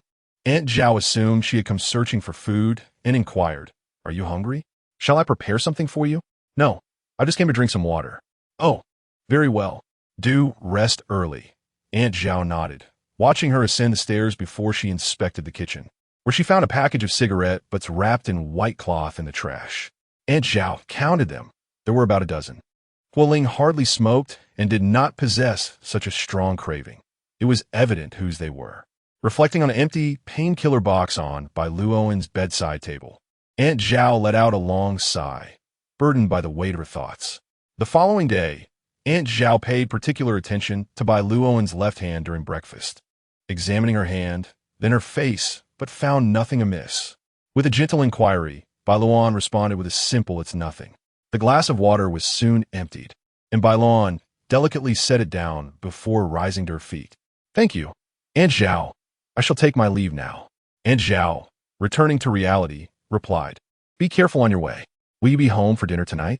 Bai Luoan hesitated for a moment, then smiled softly. "No, thank you." Aunt Zhao nodded, offering her well wishes. "Remember to avoid spicy and stimulating foods and refrain from alcohol." "Understood." As Bai Luoan walked away, Aunt Zhao gradually began to tidy the dining table. Once inside her car, Bai Luoan's mind echoed with Aunt Zhao's casual remark about home. Home? Does she even have a home? Today, Huo Ling was absent from the company, leaving Bai Luoan to preside over the regular meeting. 2 acquisition proposals were rejected, and after Bai Luoan voiced her opinion, no one dared to contest it. If a proposal did not receive her approval, it would not be sanctioned by Huo Ling either. This was a well-known fact among the company's personnel. Curiously, despite the tangled state of their marital relationship, the two managed to work together with remarkable synergy. Huo Ling harbored an open suspicion of Bai Luoan while simultaneously bestowing upon her a significant degree of trust. After the meeting, Bai Luoan dined with Huo Yin. Huo Ting's paternal role was conspicuously absent in Huo Ling's life, yet Huo Yin, as a supportive uncle, filled the void left by the lack of paternal affection, offering Huo Ling care and protection. With a gentle disposition, he was the kind of person who received compliments from everyone, unambitious and uncontentious. The third son of the Huo family, dissatisfied with the elder Huo's decision to entrust Junyue to the newly adult Huo Ling, had relocated abroad. Despite only receiving 2 branch companies and a modest shareholding, Huo Yin had never expressed any discontent, candidly stating that he lacked managerial capabilities and that managing the company he had was his utmost limit. Huo Ling held him in high esteem. The affairs at the branch companies were few, and Huo Yin visited infrequently. Each time he came, he would bring along 2 younger relatives. Having discreetly advised Huo Ling countless times to avoid letting her relationship with Bai Luoan become so distant. Although Huo Ling grew impatient with the advice, she never rejected his arrangements. During the meal, Huo Yin inquired about the status and progress of Bai Luoan's project, to which she responded in detail. However, when they reached the core aspects, Huo Yin waved his hand, chuckling, Leave those matters to you young folks to handle. Do you have any suggestions, uncle? Bai Luoan asked. Huo Yin replied, this field is intricate. I do not wish to embarrass myself by speaking on what I do not understand. You work hard. Once you secure this project, have a Ling reward you with a substantial bonus. Bai Luoan smiled at his words. In the afternoon, Bai Luoan had other matters to attend to, so Huo Yin did not linger. As he departed, his assistant presented Bai Luoan with a hand therapy device, reminding her to take good care of her hands. Bai Luoan examined it, noticing the Japanese labels. Chun Jing, observing with interest, remarked, President Huo is truly thoughtful. This is a device exclusive to our country's cinemas. Not available for export trade. This one costs nearly 100,000. Expensive as it is, it's hard for an average person to find a way to purchase it. Bai Luoan quietly suggested, please place it in my office. Chun Jing was momentarily taken aback before acquiescing. Following Bai Luoan's customary practice, she placed the therapeutic device into the cabinet near the entrance of the office, alongside the other pristine gifts. This cabinet was filled with presents received by Bai Luoan, and with the addition of this device, only the top shelf remained with a single vacant space. The givers of these gifts were not insignificant figures. Hence, most of the offerings were of considerable value. Frequently, individuals would inquire through Chun Jing about Bai Luoan's preferences. However, despite having accompanied her for 3 years, Chun Jing remained uncertain about what she liked or disliked. All the items received found their way into this cabinet, and Chun Jing had long assumed that Bai Luoan must not have appreciated them, which was why they remained unused. Yet, the therapeutic device sent by Huo Yin was precisely what she needed. Why then did it also need to be relegated to the cabinet? Chapter 19. The Admirer in the coastal city of S. The dinner arranged by the collaborators took place at a seaside restaurant. Through the expansive floor-to-ceiling windows, one could see the beach, the shore, swaying palm trees, exuberant men and women, and the boundless sea. The summer heat felt trivial amidst such vibrant enthusiasm.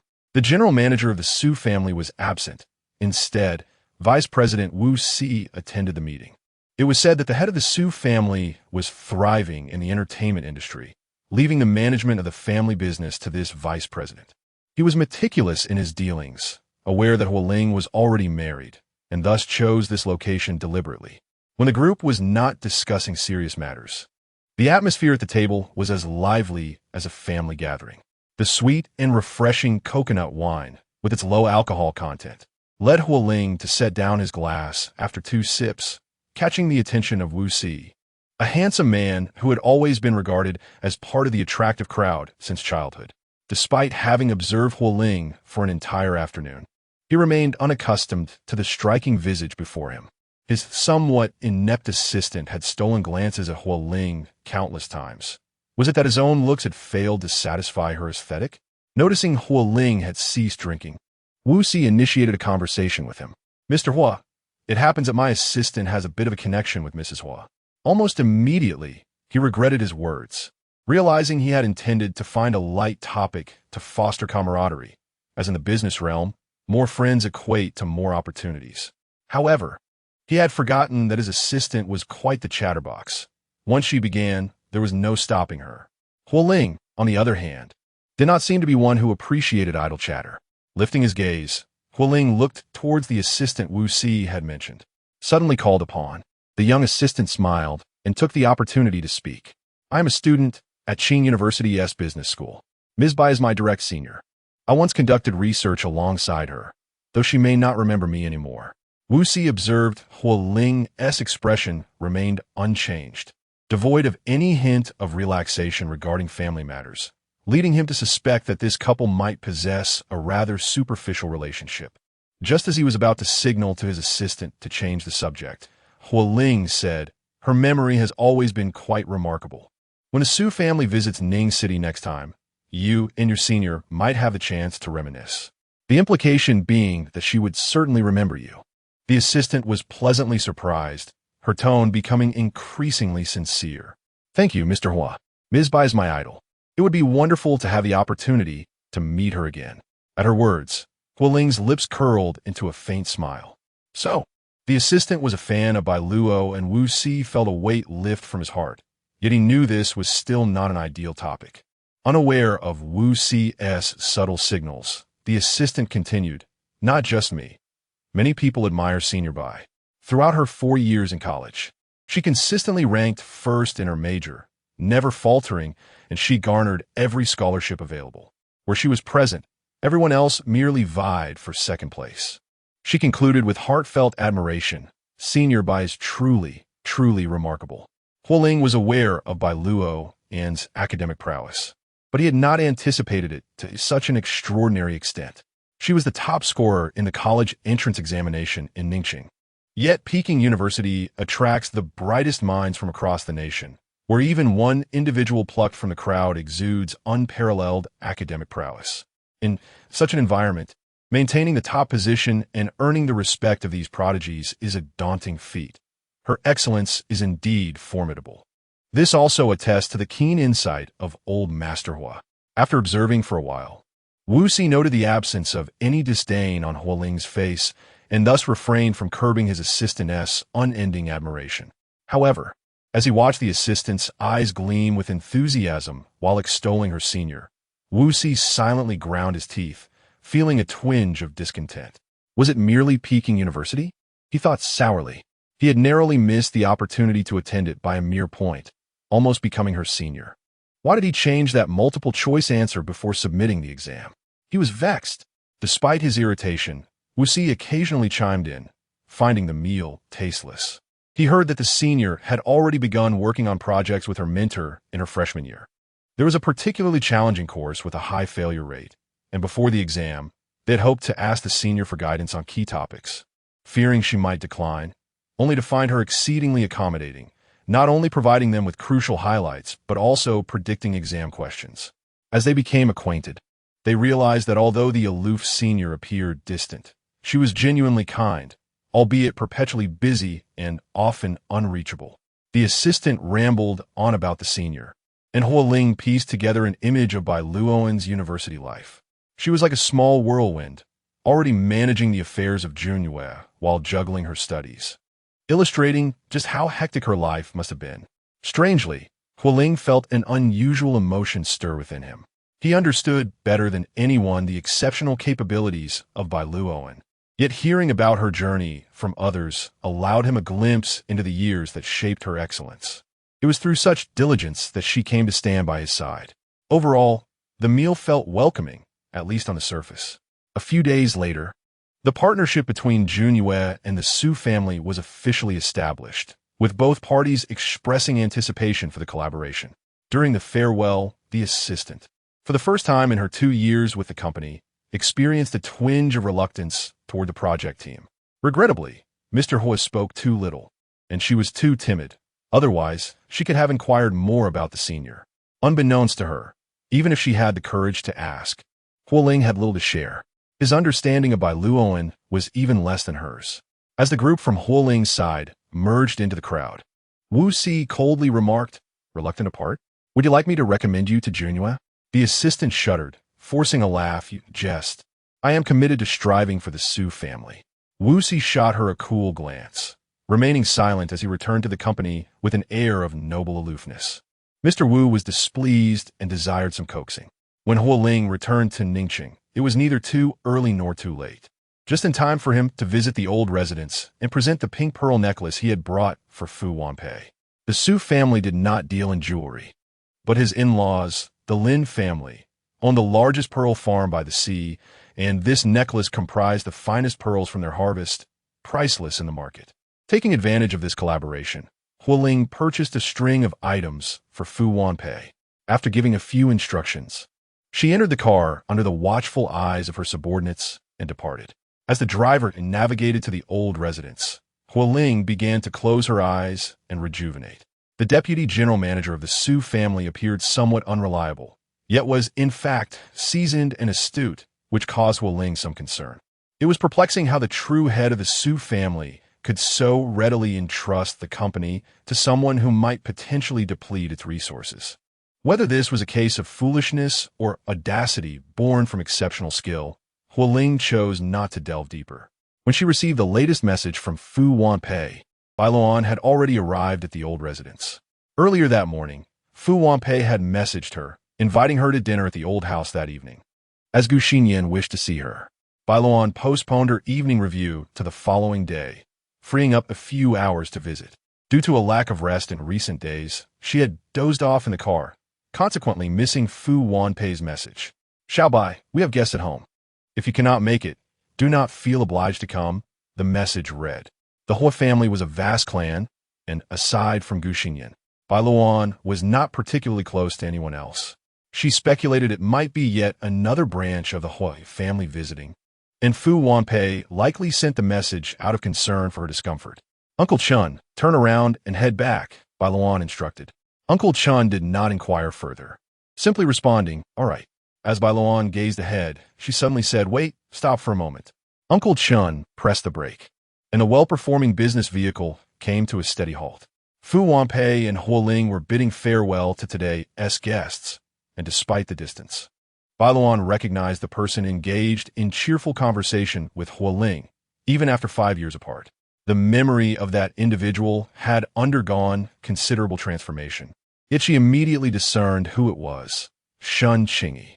In that instant, an overwhelming sense of shame enveloped her, akin to being stripped bare and cast into a crowd, leaving her in a state of panic and helplessness. Chapter 20.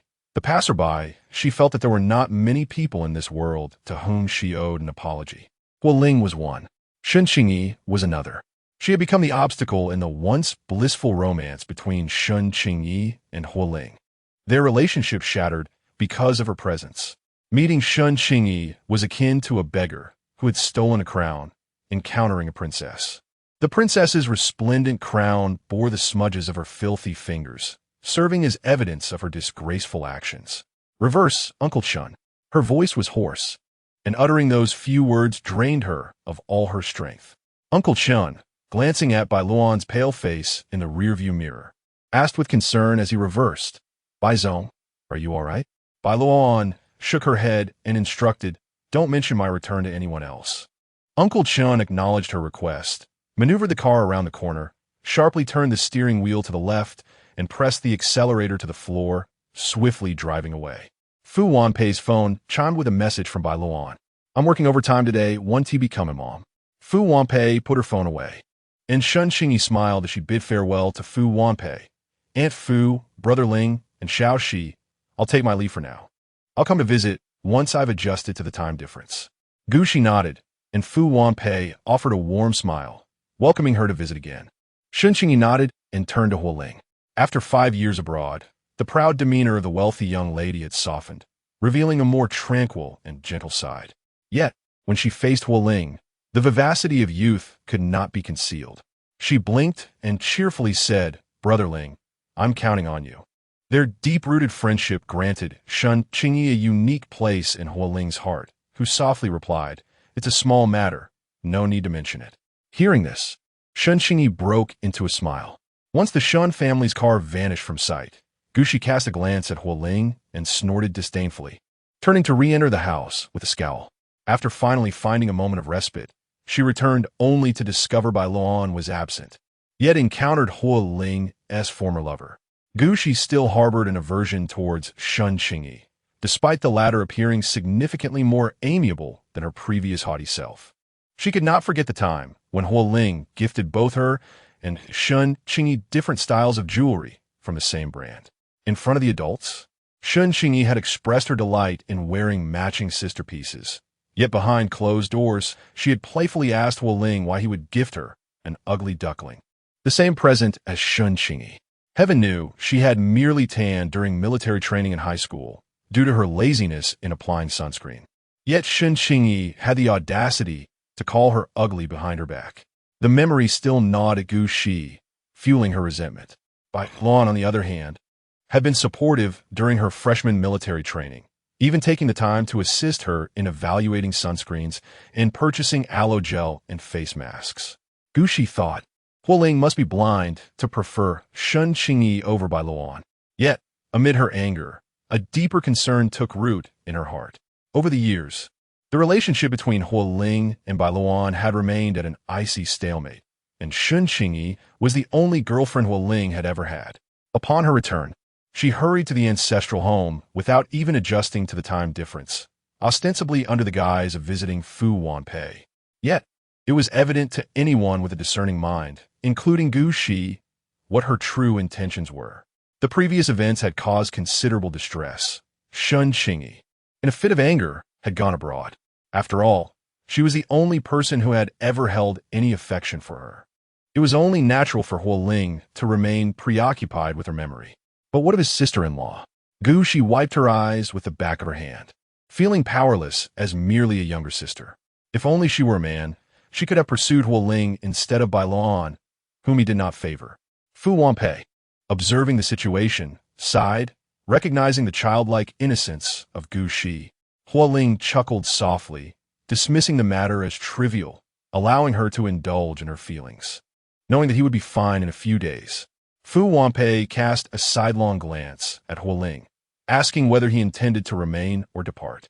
Her tone was unmistakably dismissive, to which Huo Ling readily acquiesced, stating he would visit again soon.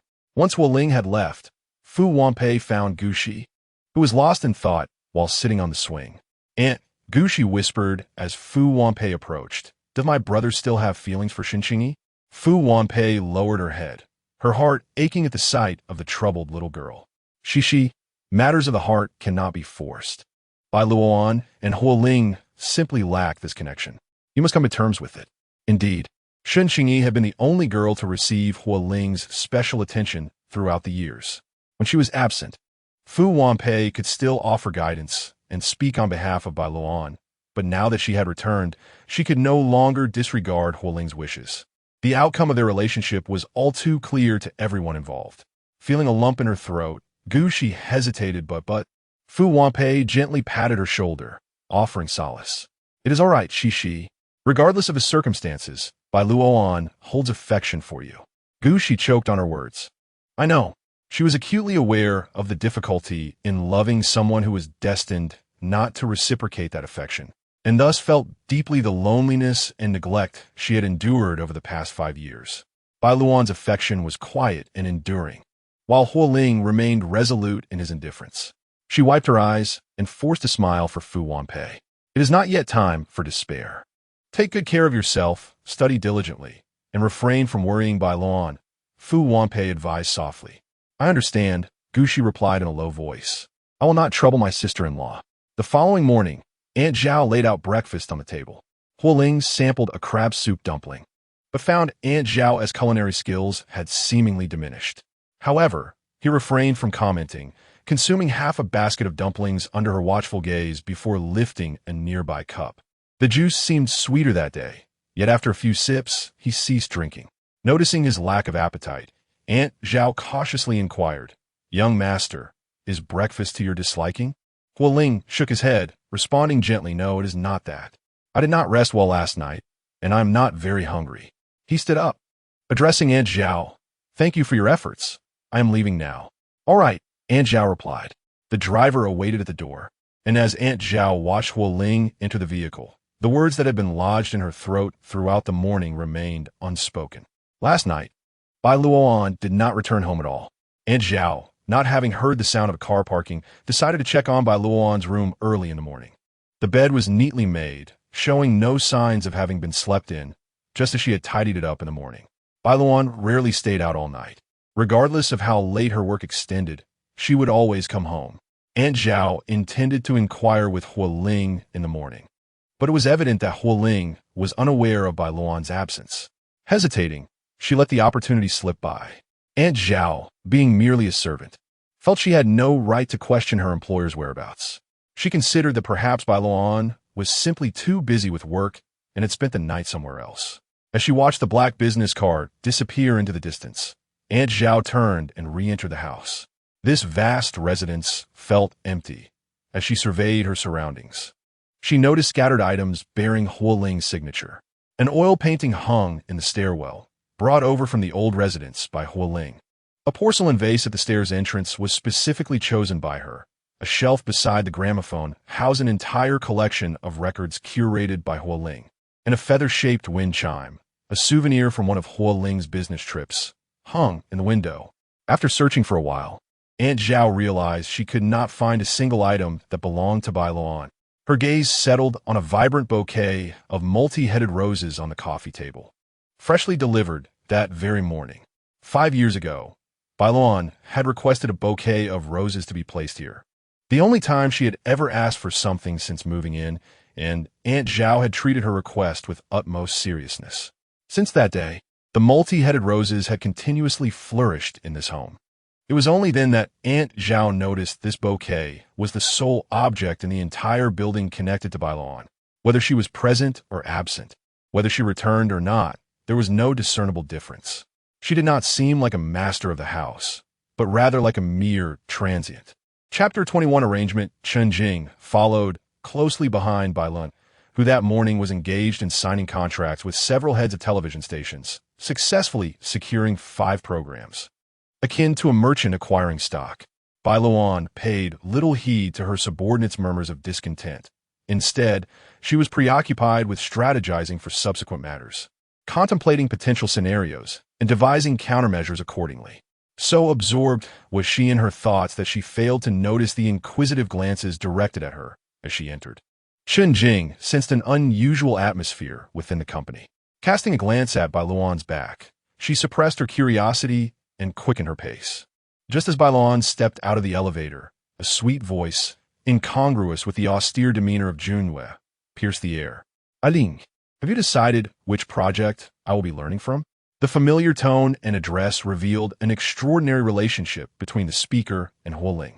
Chen Jing turned towards the sound, spotting a beautiful young woman smiling and conversing with Huo Ling.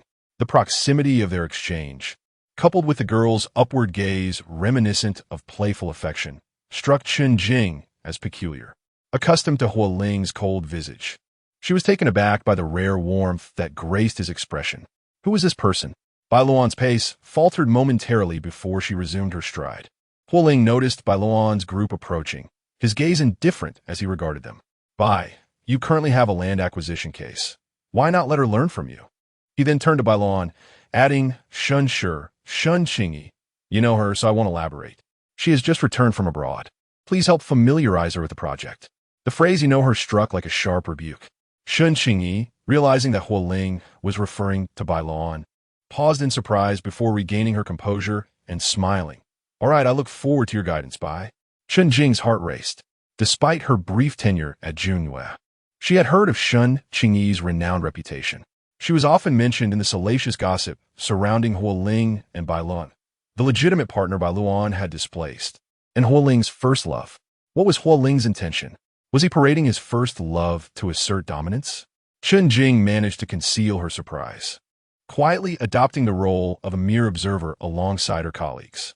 The project was nearing completion, and now, the addition of a well-connected individual, especially one closely tied to Huo Ling, was a potential minefield.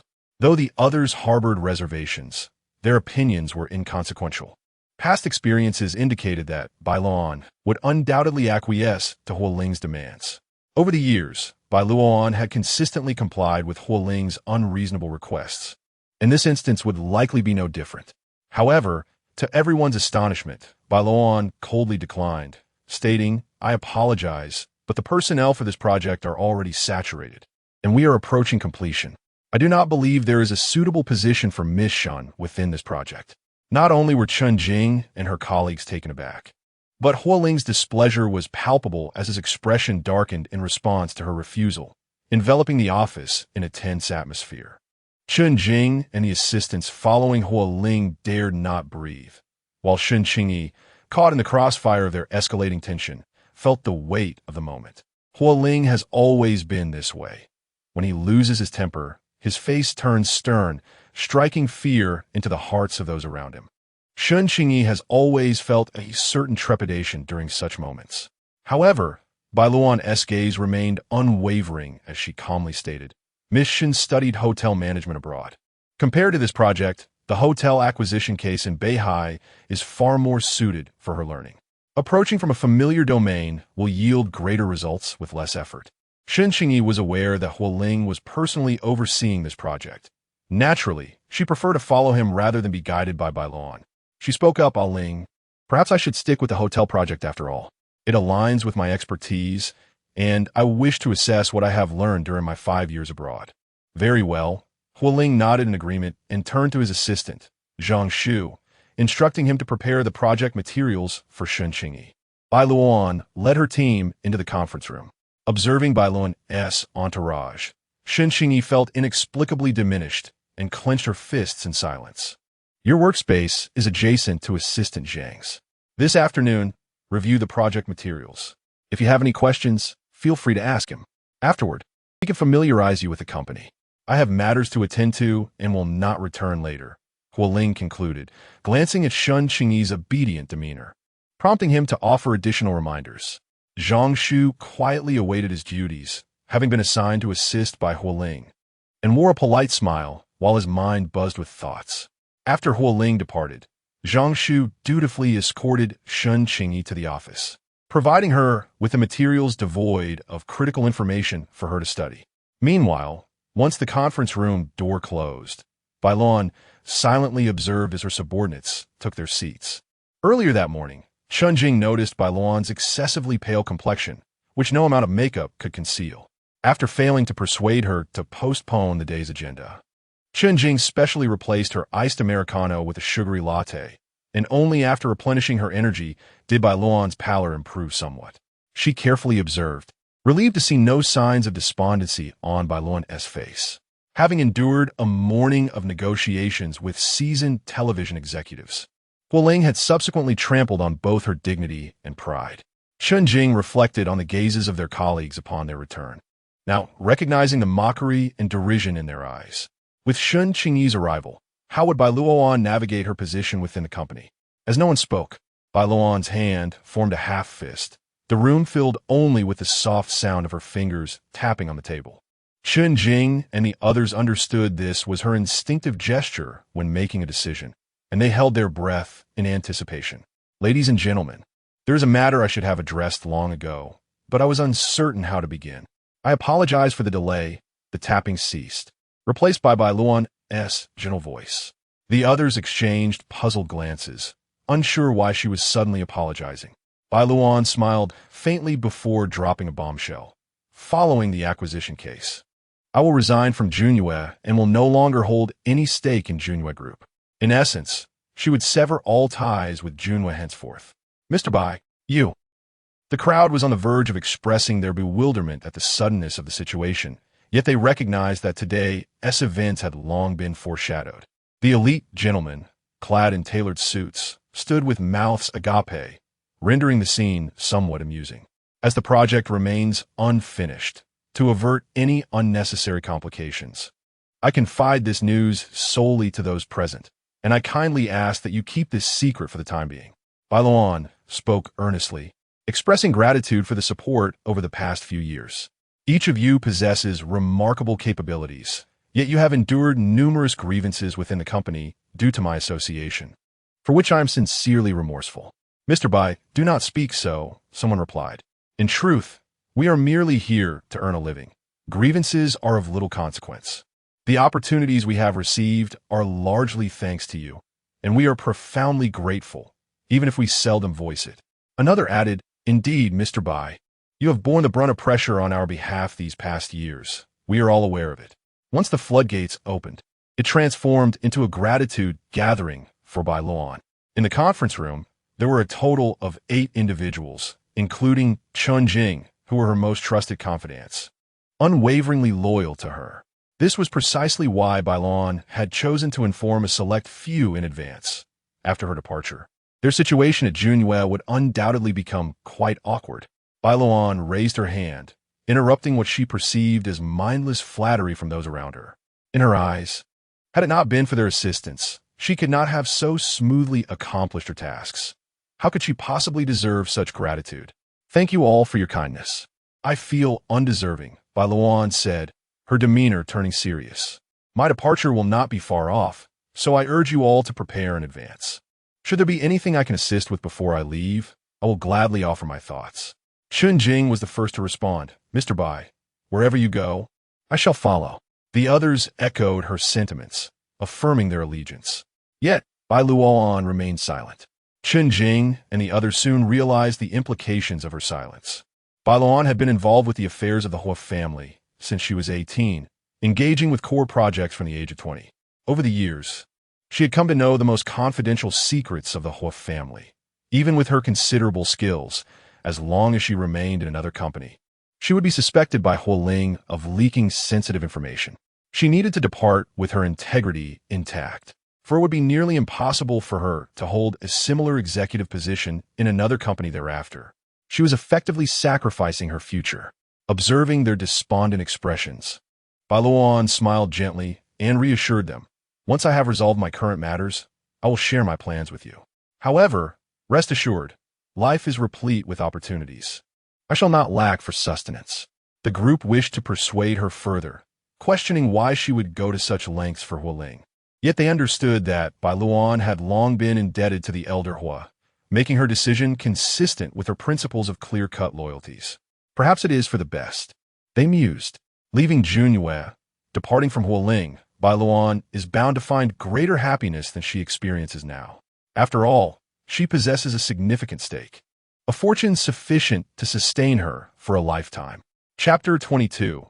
A surprise. The decision of whether to stay or leave required further contemplation from everyone.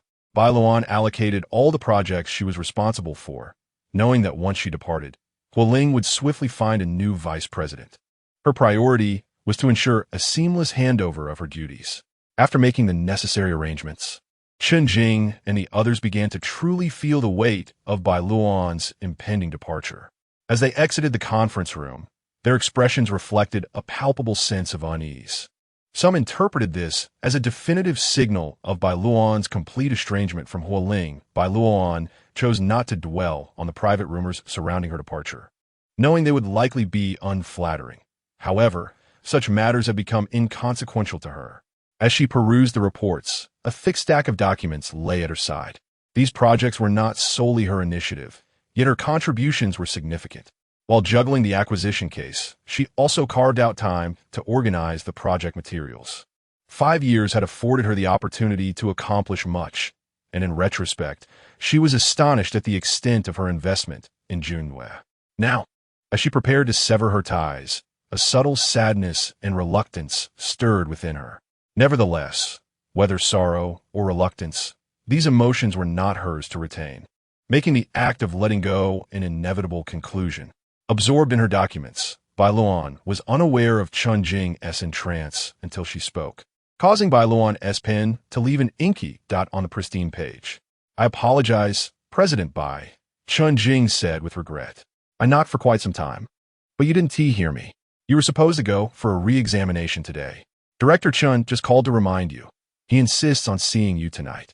Bai Luoan had postponed her examination repeatedly, and despite Tu Yu's numerous calls, she had failed to find a moment to attend. At times, when Chen Jing observed the pained expression on Bai Luoan's face, she would inform Tu Yu, perhaps out of frustration with a patient who was both a headache and not to be trifled with, leading Tu Yu to complain to Chen Wenshi. Glancing at the documents on her desk, Chen Jing boldly remarked, "President Bai, judging by Director Chen's tone, he seems quite angry." Bai Luoan furrowed her brow in resignation. "All right, I will go now." Chen Jing's face lit up with a smile as she hurried out to arrange for transportation. In the hospital corridor, Huo Ling had just arrived at the door of Chen Wenshi's office when she encountered Tu Yu striding out. Tu Yu was startled upon seeing her, his gaze quickly scanning the person in Huo Ling's embrace before returning to her. After a brief moment, he concealed his surprise. "President Huo."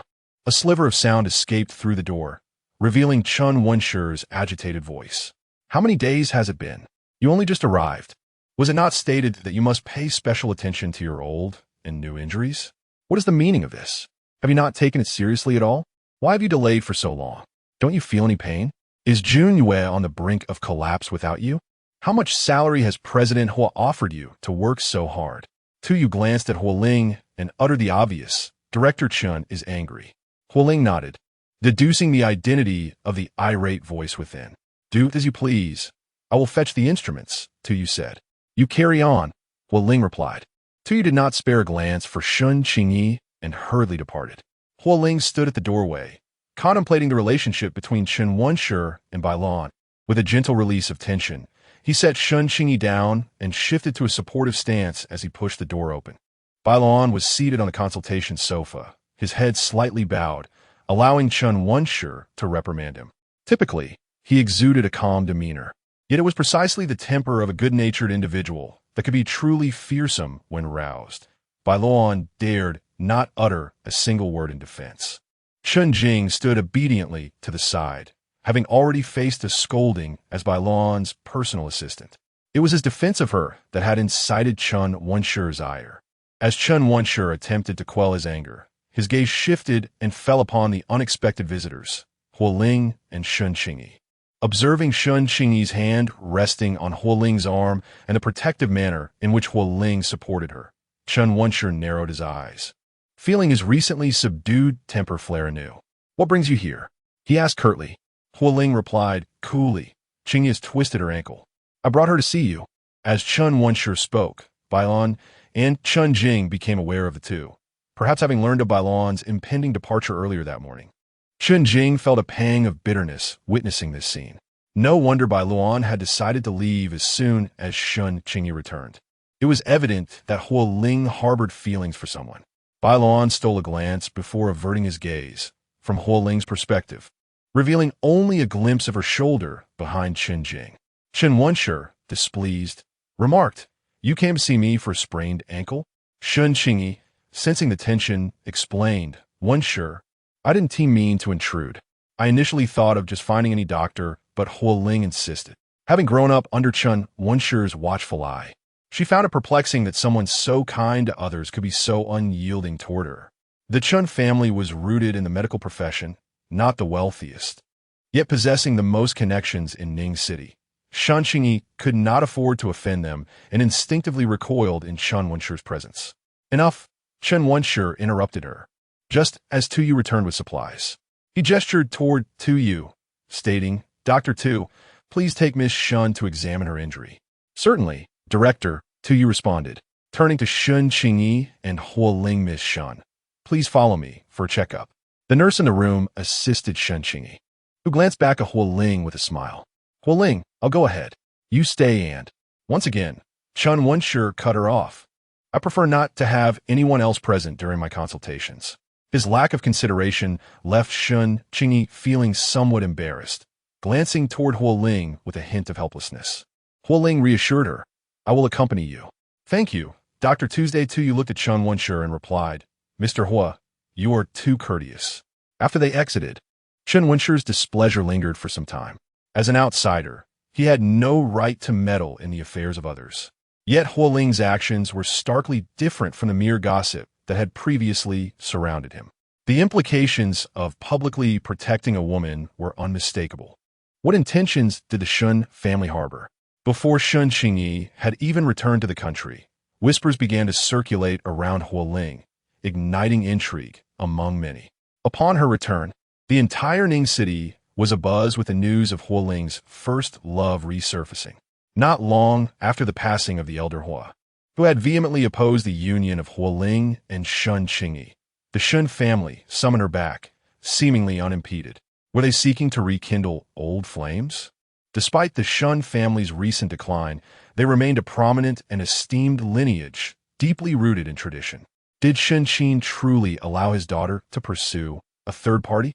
In stark contrast to Chun Wenshi's ire, Bai Luoan maintained an extraordinary calm, so tranquil that even a mere glance from Chun Wenshi quelled his fury. After instructing Chun Jing to step away, Chun Wenshi inhaled deeply and spoke. "Xiao Bai, some words may pierce, yet as your senior, I must express my concerns. I cannot stand by and watch you jeopardize your own happiness. Huo Ling is not the right match for you." Bai Luoan met his gentle gaze, her eyes fluttering lightly beneath the scrutiny of Chun Wenshi's earnest stare. "Senior brother, I understand your concerns," she replied softly, her voice resonating like the delicate sound of jade striking against jade in the serene atmosphere, akin to droplets poised to fall from an eave into a tranquil pond. Her resolve was unwavering, her path destined. "By next month at the latest, I shall depart." "Have you made your decision?" "I have," she affirmed. The notion of departure she spoke of bore myriad implications. leaving the Qingshan residence, bidding farewell to Junyu, the Huo family, and Huo Ling himself. Chen Wenshi grasped her unspoken thoughts, his throat tightening involuntarily. Would she remain in Ning City afterwards? Bai Luoan nodded, of course, just as Chen Wenshi exhaled in relief. A new thought crossed his mind, causing apprehension to rise again. He jokingly inquired, "You won't forget your senior brother, will you?" Of course not. She felt no unbreakable ties with Huo Ling. There was no need to deliberately avoid those associated with him. Does Ling know? Bai Luoan shook her head, a playful smile gracing her lips. I want to tell him. After all, he has disliked me for so many years. Consider this my parting gift to him. Chen Wenshi had never witnessed such a carefree smile on her face in recent years, and he found himself smiling in return. Xiao Bai, in the future, there will undoubtedly be someone who cherishes you deeply and appreciates you. Chapter 23. Temptation with her fractures still unhealed and now accompanied by a new injury. Bai Luoan's arm was once again secured in a splint. Fortunately, most matters had been resolved, and instances requiring her left hand were few. After expressing her gratitude to Chen Wenshi, she instructed Chen Jing to escort her back to Qingshan. As they departed, Shen Qing was still meticulously conducting her examinations. Huo Ling had anticipated that Chen Wenshi would, as usual, offer her counsel. Yet upon his return to the consultation room, he spoke little. To her surprise, he even appeared somewhat pleased. Huo Ling settled beside him, leisurely adjusting her cuff. "What's this? No defense for your junior this time?" Chen Wenshi regarded Huo Ling with a penetrating gaze before responding coolly. "There's no need for that." After waiting 5 years for Bai Luo and to finally release her grip, he found no reason to intervene further. Huo Ling was pleased to see Chen Wenshi come to this realization, relinquishing futile attempts. Although Bai Luo possessed countless admirable qualities, she was to Huo Ling of little significance. Fu Wanpei had suggested he take the time to understand Bai Luoan better, yet he had taken no action in that regard. There were myriad means to learn about someone, not to mention the elder's study held her dossier, yet what necessity was there for such understanding? After a brief interlude, Huo Ling rose to check on Shen Qing. Once she had departed, Chen Wenshi opened the drawer of the table and retrieved a square box, opening it to reveal a circular ring resting on black satin, partially adorned with the emblem of Qing University. This was a keepsake Bai Luo and had received upon her graduation, a combination ring. Chen Wenshi had deliberately crafted an excuse to attend her graduation ceremony, lamenting his own lack of mementos aside from 2 certificates. Bai Luoan, in jest, had gifted him this token, which had incited jealousy in Guxi, leaving the young girl disheartened for quite some time. A towering man, such as he felt a touch of guilt in appropriating the young lady's possession. Yet he could not bear to part with it. By then, Bai Luo had already become Huo Ling's wife. His feelings were cloaked in secrecy, unspoken to anyone. Receiving a gift, even if merely a keepsake, was immensely precious to him. The ring was divided, one half residing at home and the other at his office. A secret known only to him. Chen Wenshi reminded himself to proceed with caution and patience.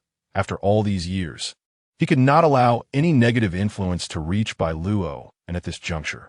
Moreover, her professional challenges were already burdensome enough. He could not afford to disturb her at this time. Just a little longer. From 2 years' experience, Shen Qing's injury was simply a common sprain that would mend with a few days of rest. However, having served as the family doctor for the Huo family for several years, he recognized that silence was often the best course of action. After completing a series of examinations, Tu prescribed some medication symbolically and escorted Huo Ling and Shen Qing downstairs. Chen Wenshi was scheduled for a surgical procedure that evening, and as they left, he was engrossed in his preoperative preparations. Unable to locate him, Huo Ling took Shen Qing back to the Shen residence. Tu observed silently as Huo Ling carefully helped Shen Qing into the car, his demeanor contemplative. In an unnoticed corner, a fleeting glimmer of silver passed by. Chen Jing played soothing music while Bai Luoan, after exiting the hospital, remained in a trance, gazing out the window. The play of lights and shadows danced past, leaving not a ripple in her eyes.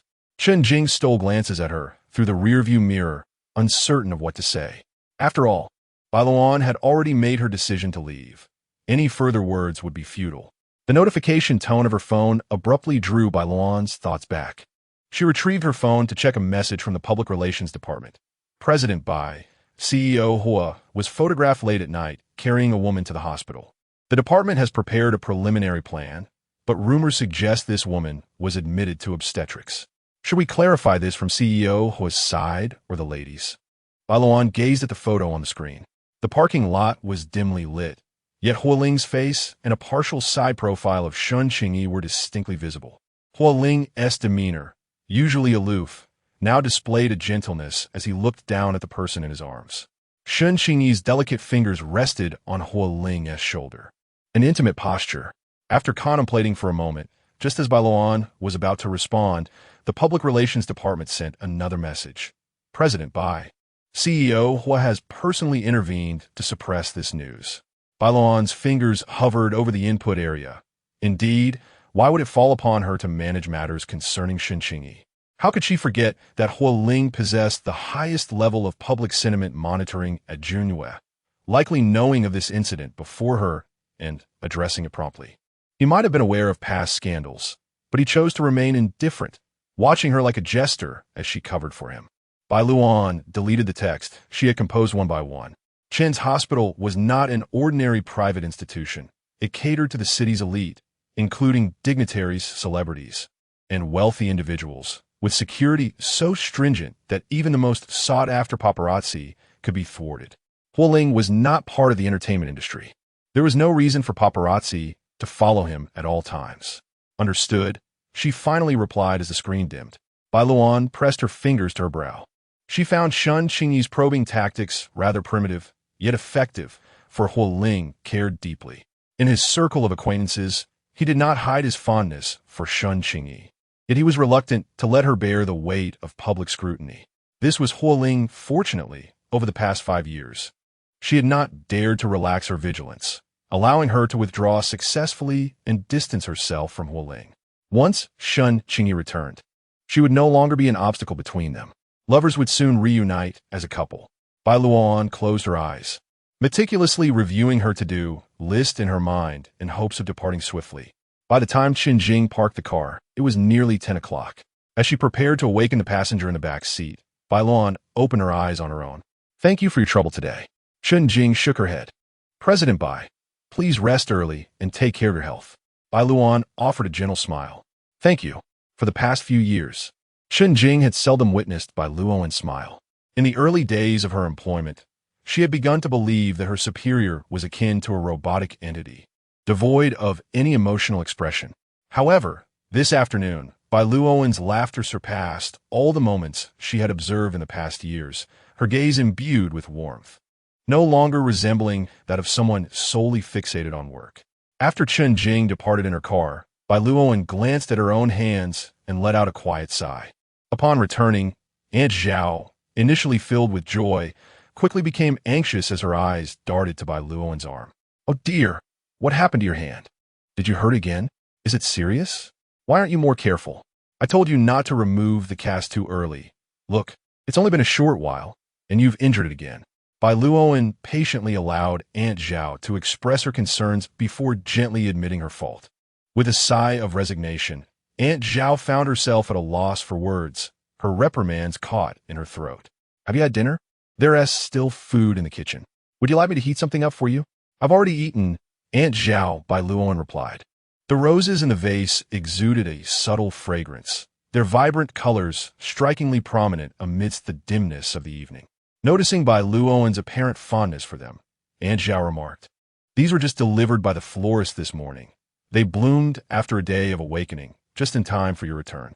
The smile that had graced Bai Luoan's lips gradually faded, and she softly uttered, "Aunt Zhao, you needn't tend to the flowers for me anymore." What's wrong? Do you no longer like these flowers? Shall I replace them? Aunt Zhao's voice diminished as she observed Bai Luoan's expression, ultimately responding in a hushed tone. All right, I want to take care of them anymore. She feared that if she spoke further, tears would spill from Bai Luoan's reddened eyes. Chapter 24, Apology Today. Qinjing and her team were dispatched by Bai Luoan on various errands. leaving her without a reminder to dine. It was not until a subtle burning sensation emerged in her stomach that she reluctantly set aside the reports in her hands and sought sustenance. The cafeteria at Junhua spanned 3 floors, and at this hour, only the restaurant on the 3rd floor remained open.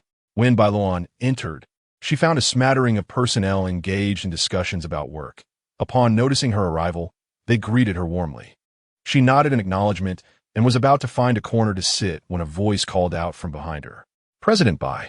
Bai Luoan turned to see Shen Qingyi, whose ankle was ensconced in bandages. Miss Shen, is there something you need? Dressed in a playful and charming pink business suit, Shen Qingyi wore a warm smile and tilted her head towards a garden outside, asking, "May I have a few words with you?" Bai Luoan nodded in agreement. With a cheerful demeanor, Shen Qingyi continued, "Could you lend me a hand? My foot is a bit inconvenient." Bai Luoan supported her as they made their way to the garden. Noticing that the people around them had paused their activities, subtly redirecting their attention towards this unfolding scene. Gossip is an inherent trait of humanity, and even the elite of Junhua were not immune to its allure. From across half the cafeteria, through the bright glass windows, onlookers observed as Bai Luoan and Shen Qingyi reached the lush shelter of palm leaves, thoroughly obscured from view. Their curiosity was piqued, yet no one dared to approach and eavesdrop. Although Bai Luoan was not particularly acquainted with Shen Qingyi, she found it somewhat absurd to watch Shen feign innocence while reminiscing about her sweet, youthful romance with Huo Ling, testing the waters with Huo Ling yesterday. And now seeking her out today, Miss Shen's efficiency mirrored her immediate decision to study abroad 5 years ago upon realizing her unlikelihood of being with Huo Ling. President Bai. You and a Ling have no genuine affection for one another. Your marriage was compelled by Grandpa Hua. I understand you are reluctant to let go, but what is the point of holding someone against their will? I know you have feelings for a Ling, but if you truly care for someone, shouldn't you wish for their happiness? Do you believe a Ling has been happy these past 5 years? During my time abroad, I heard he was never without company. Shen Qingyi bit her lip and struggled to articulate. When I was with him, he never allowed those unsavory individuals to get close. After listening to this lengthy discourse, Bai Luoan displayed no particular reaction, calmly beginning, "Miss Shen." However, Shen Qingyi glanced over Bai Luoan's shoulder, failing to hear the rest of her sentence. Under Bai Luoan's tranquil gaze, she took a few steps back, leaning too far and suddenly tumbling into the ornamental fish pond in the courtyard. A water splashed, drenching the area where Bai Luoan stood. Before she could react, she was jostled aside by someone, and Bai Luoan staggered a few steps before being steadied by a quick-thinking subordinate. The pond was not deep, housing a few splendid koi and some decorative aquatic plants. Huo Ling swiftly pulled Shen Qingyi from the water, her half-soaked form a picture of disarray, and he draped his coat over her shoulders. Shen Qingyi's eyes suddenly reddened, her voice laced with palpable grievance, ailing Ge. Huo Ling gently consoled her. "It's all right, do not be afraid." He raised his gaze towards Bai Luoan, icy disdain flickering in his eyes as he coldly inquired, "Are you aware that this fish pond is electrified? Do you comprehend the potential consequences of an accident? Can you bear the weight of this responsibility?" Shen Qingyi tugged at Huo Ling's sleeve. "Ailing Ge, it's not Bai Zong's fault. My foot hurts, and I cannot stand properly. I was careless and fell." Upon hearing this, the atmosphere shifted, and the expressions of those present became exceedingly delicate. Huo Ling's associates discreetly observed Bai Luoan, while Bai Luoan's followers suppressed their ire, refraining from glaring at Shen Qingyi to avoid exacerbating the situation. Zhang Shu inwardly cursed. Miss Shen had carelessly overlooked critical information in the documents provided to her, and now she was here, inquiring about Huo Ling on her first day of internship. Nursing an injury, yet still choosing to come here and stir trouble. It was inconsequential if she felt envious, but could she not discern the gravity of the occasion? Could she not afford their company a moment of tranquility? This is a corporation, not a harem. Must emotional dilemmas be resolved in the workplace? Apologize. Huo Ling's voice rang out sharply. His subordinates subtly moved closer to Bai Luoan. Huo Ling's commanding presence was palpable, his striking visage etched with frost, rendering everyone present too afraid to exhale, wishing to escape this scene of turmoil at once. Bai Luoan remained unmoved. To accept blame in front of so many was untenable, not only for herself, but also for her subordinates who would struggle to hold their heads high in the company thereafter. She glanced at Shun Qingyi, who had turned her head to hide in Huo Ling's embrace, avoiding her gaze. Bai Luoan spoke with detached calm. I apologize, Huo Zong. I truly do not know whether this fish pond is electrified, but she paused, casting her eyes toward the corner before continuing. However, I am certain that the surveillance camera is powered on and operates 24 hours a day. Shun Qingyi followed Bai Luoan's line of sight, her expression stiffening as she caught sight of the surveillance camera flickering with a red light in the corner. This was the path Bai Luoan had taken to guide her.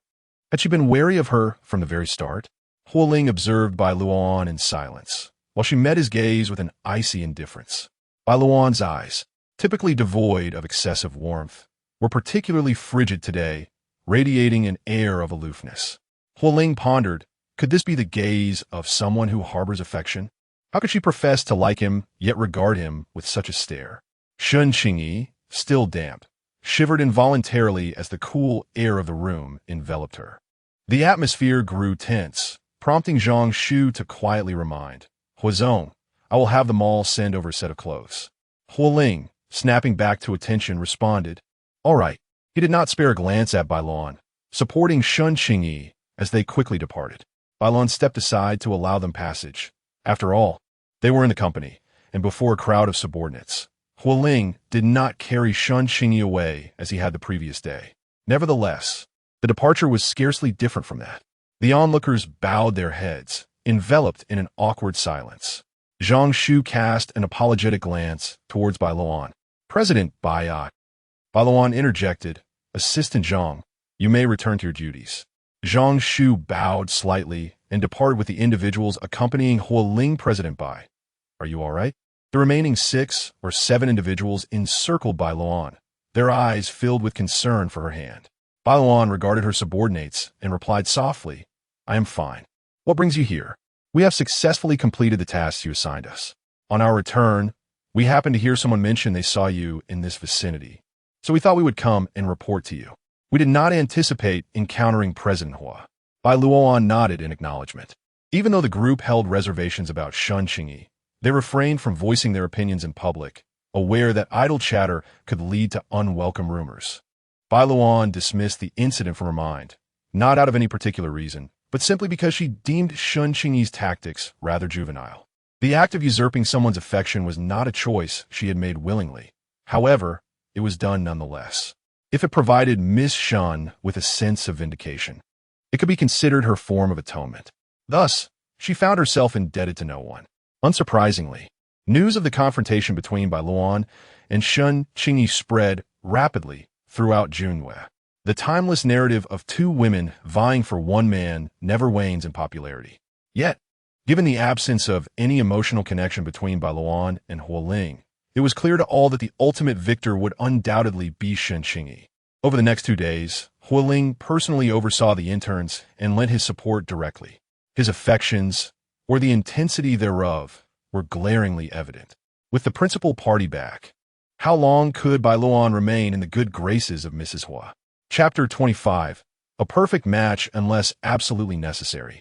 Bai Luoan and Huo Ling seldom attend the banquets hosted by the Ningxing aristocracy together. At the birthday celebration of the matriarch of the Wu family, Huo Ling arrived with gifts, accompanied by Chen Wenshi and Min Yin to honor her. The Hua family had no business dealings with the Wu family, who pursued a scholarly path. However, the elder Hua held the Wu family's values in high regard, leading to a cordial relationship. As a younger member of the Hua clan, Huo Ling was eager to show respect to the Wu family in deference to the elder. The eldest son of the Wu family stood at the entrance to welcome guests. Upon seeing Huo Ling and his companions approach, he greeted them warmly and took their gifts to a servant. Wu Yu personally led them to the reception room. The essence of the gathering was to exchange connections and resources, yet Huo Ling and his family represented the pinnacle of elite resources in Ningxing. The man was clad in a sharply tailored suit, adorned with a bespoke wristwatch on his left wrist, his dark hair slicked back, and his deep-set brows exuding confidence. As he entered, all attention unconsciously gravitated toward him. Setting aside his power and status, This man effortlessly became the focal point of the crowd due to his striking appearance. Although Chen Wenshi and Min Yin were also handsome, one was a doctor and the other a dandy of the nightlife. Their presence could not rival Huo Ling's commanding aura, honed through years in the business realm. Is it merely his handsome visage that has ensnared you for 5 years? Inquired a lady in a deep purple qipao from a corner on the second floor. Bai Luoan could only smile helplessly, addressing her as teacher. Yinshi retracted her scrutinizing gaze and turned to her disappointing student. You are drawn to good looks. There are plenty in the physical education department. I can have someone help you find a suitable match. Bai Luoan chuckled lightly, replying, Teacher, please do not jest. Out of the corner of her eye, she noticed Huo Ling and his companions settling into a corner, immediately attracting the attention of others eager to engage in conversation. Amidst the stylishly dressed crowd, he appeared distinguished and at ease, exuding an air of nonchalance. Initially, it was indeed his appearance that captivated her. This was indisputable, hence Bai Luoan did not dispute it. Yinshi, known for her forthright and assertive nature, had spent most of her life under the adoration of Chen Wang, the head of the Chen family. Even in her later years, her pride in matters of the heart remained intact, and she had often chided Bai Luoan to refrain from sacrificing herself for Junyu. Bai Luoan had always preferred to sidestep such discussions, but today, she had come not only to celebrate her mentor's birthday, but also to convey her decision and seek counsel on certain matters. Thus, she chose to be forthright, articulating her thoughts clearly. Yinshi listened in stunned silence, taken aback that the student who had not heeded her advice for 5 years suddenly seemed to have an epiphany. Just then, a commotion arose downstairs, and Yinshi glanced over to see Huo Ling assisting a young lady from the Shun family into a seat. Familiar faces surrounded them, cheerfully urging the two to sit together. Frowning, she asked, Is it because of her? Are you so eager to make room for her upon her return? Are you foolish enough to concede without a fight? Did I not instruct you to bravely defend what belongs to you? Bai Luoan chuckled, recognizing that it was her own decision to let go. It was she who felt anger when the moment truly arrived. She possessed the courage to safeguard all that was rightfully hers, but Huo Ling was not among her possessions. She understood that leaving now would inevitably lead others to misconstrue her intentions, believing she made this choice solely upon witnessing Shun Qingyi's return. A cowardly retreat in the face of inevitable defeat. Yinshi's irritation stemmed from her becoming the subject of ridicule. The matter involved both official business and familial affairs of the Huo family, which Bai Luoan could not disclose to Yinshi, yet offering an explanation was permissible. It was not due to Shun Qingyi. In truth, she had been preparing for this for quite some time, only the tasks at hand had yet to be completed. Now that she had concluded her responsibilities, she could depart, merely coinciding with Shun Qingyi's advance return. Yinshi scrutinized Bai Luoan skeptically. Do not deceive me. I would not dare. You know I seldom embark on unprepared ventures. Each project I oversee requires extensive preparation. Spontaneity leaves no room for escape, Bai Luoan replied. This endeavor had been 5 years in the making. How could it possibly be attributed to Shun Qingyi? Initially, she had anticipated Shun Qingyi's return in October, by which time she would have already departed, thus minimizing her presence. She had not anticipated the earlier return.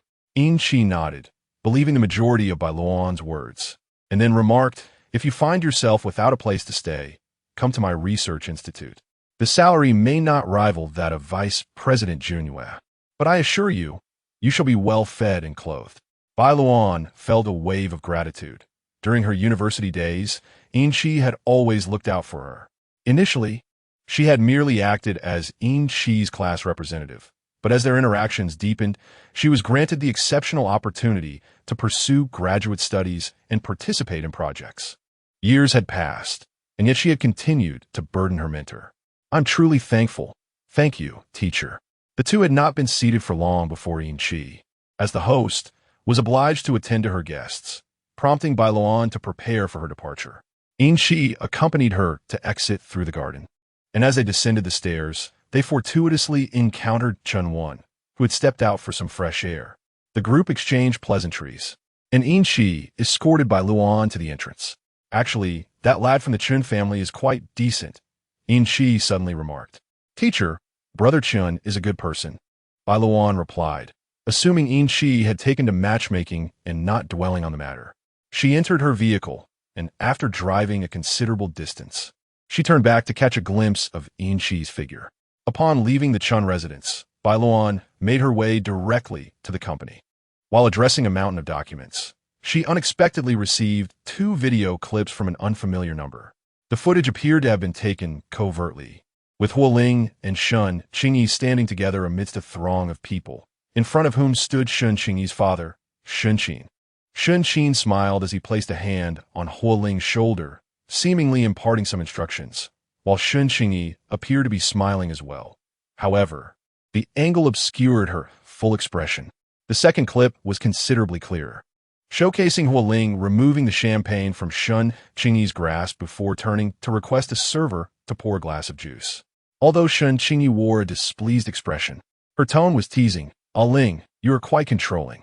Huo Ling uttered something that Bai Luoan could not quite hear, but judging from Shun Qingyi's suddenly brightened expression, it must have been a cheerful remark.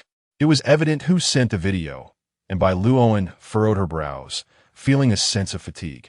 Once or twice might have been acceptable, but the fact that Shun Qingyi consistently sought to disrupt her focus during important tasks stirred a small wave of impatience within her.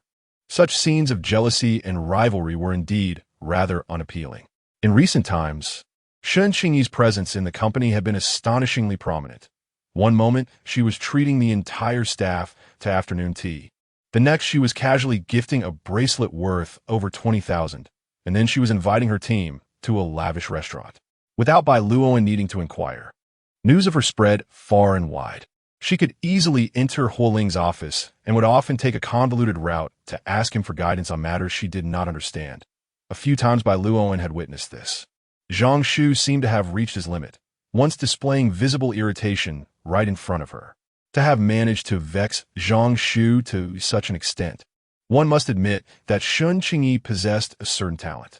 However, she was far too preoccupied to devote any attention to the dynamics between the two of them. After the video was sent out, Shun Qingyi soon found a moment to inquire with her friend whether Bai Luoan had responded. As she spoke, her friend's phone buzzed, and she hurriedly opened it to reveal a mere 2 words on the screen. Very fitting. One could almost envision Bai Luoan's indifferent expression as she uttered those words. Shun Qingyi, dissatisfied, exclaimed, "What does she mean by that? How shameless can one be?" Knowing the nature of her relationship with President Huo, she still clings to him so desperately. Her audacity is astounding. Shun Qingyi's chest heaved with agitation.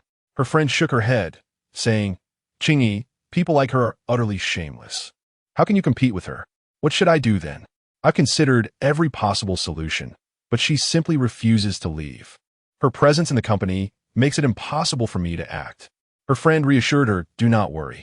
I believe President Huo likes you very much. He will surely resolve this matter. Did he not just tell Uncle Shun that he would find a way? You must remain composed and not jeopardize his plans." Shun Qingyi lowered her gaze, feeling indignant. Yet she lamented, "I do not wish to wait.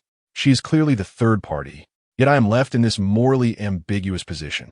In Ningqing, who did not know that President Huo and she were merely a couple in name, in all these years, she had never seen President Huo speak a kind word to her. Furthermore, she had heard that when Su Weiqi first returned, he had set his sights on Bai Luoan and nearly succeeded. Yet, Su Weiqi was still thriving now.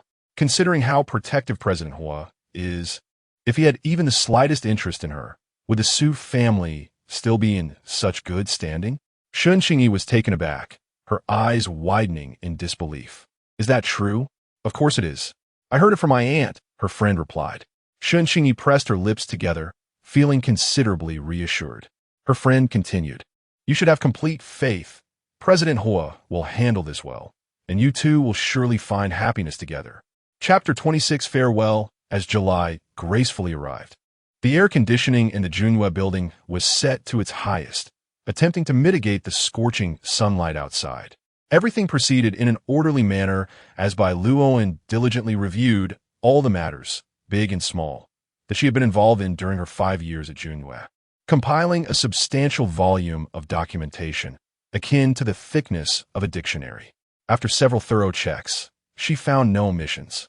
Initially, The team had been contemplating improvements to the current investment system, but this task was not one that necessitated her direct involvement. Nevertheless, Bai Luoan drafted a proposal for enhancements, integrating her accumulated experiences over the years with the existing regulations, regardless of whether Huo Ling would utilize it. It seemed to have become her instinct to contribute something to Junyue, drawing upon her education from the Huo family.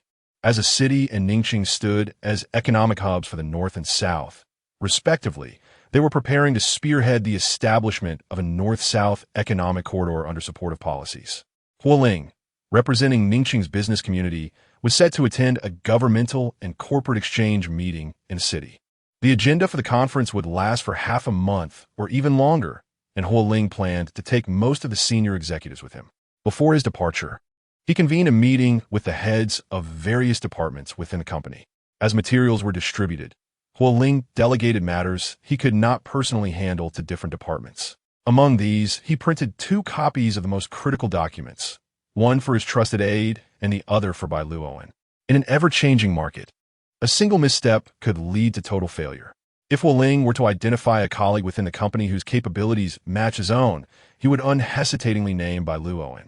This arrangement was essentially akin to granting her full authority. The other vice president was merely a figurehead, while the primary decisions rested with Bai Luoan. Upon opening the documents, Bai Luoan was somewhat surprised. Huo Ling calmly instructed that she and General Manager Zhao would temporarily assume his responsibilities for these core projects. Bai Luoan's expression remained neutral as she refrained from further scrutiny, closing the folder and setting it aside.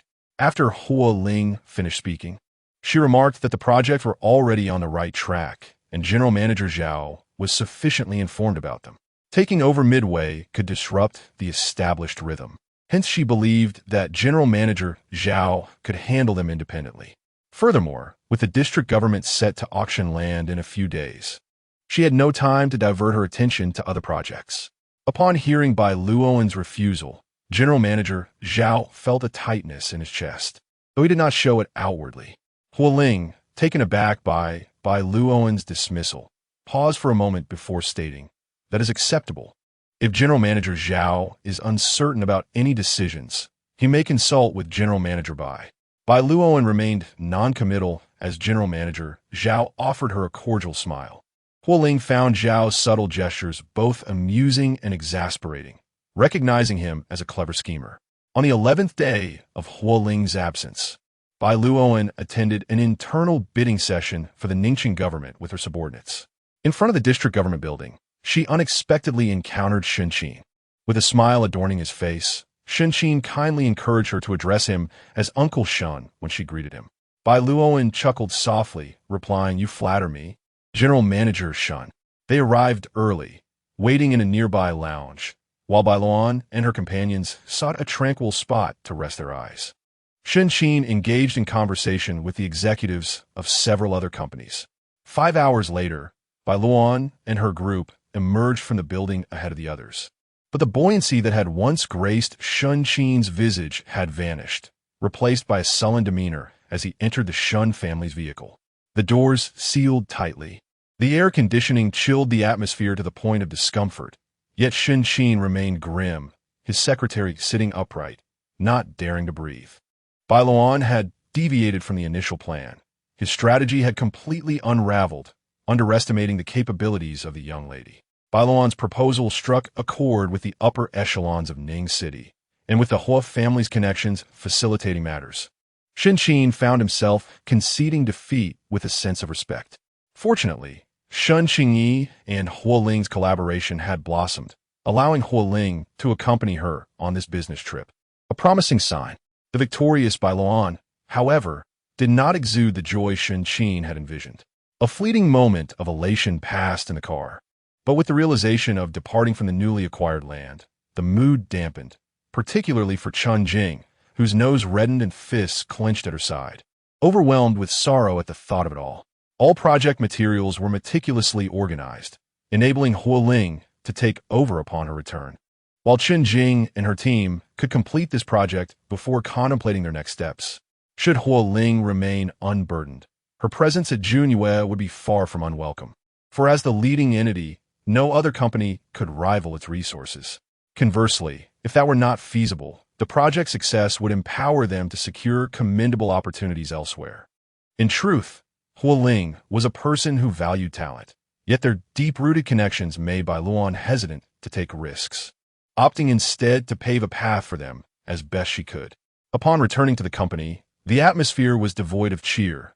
General Zhao, upon seeing Bai Luoan, initially assumed they had lost the bid, cautiously inquiring before learning they had successfully acquired the land. Yet why the long faces? General Zhao was further perplexed, wondering if this was the high standards and strict expectations of the youth. He sighed, retreating to his office with his vintage 1982 Pu'er tea. Persevere, middle-aged man.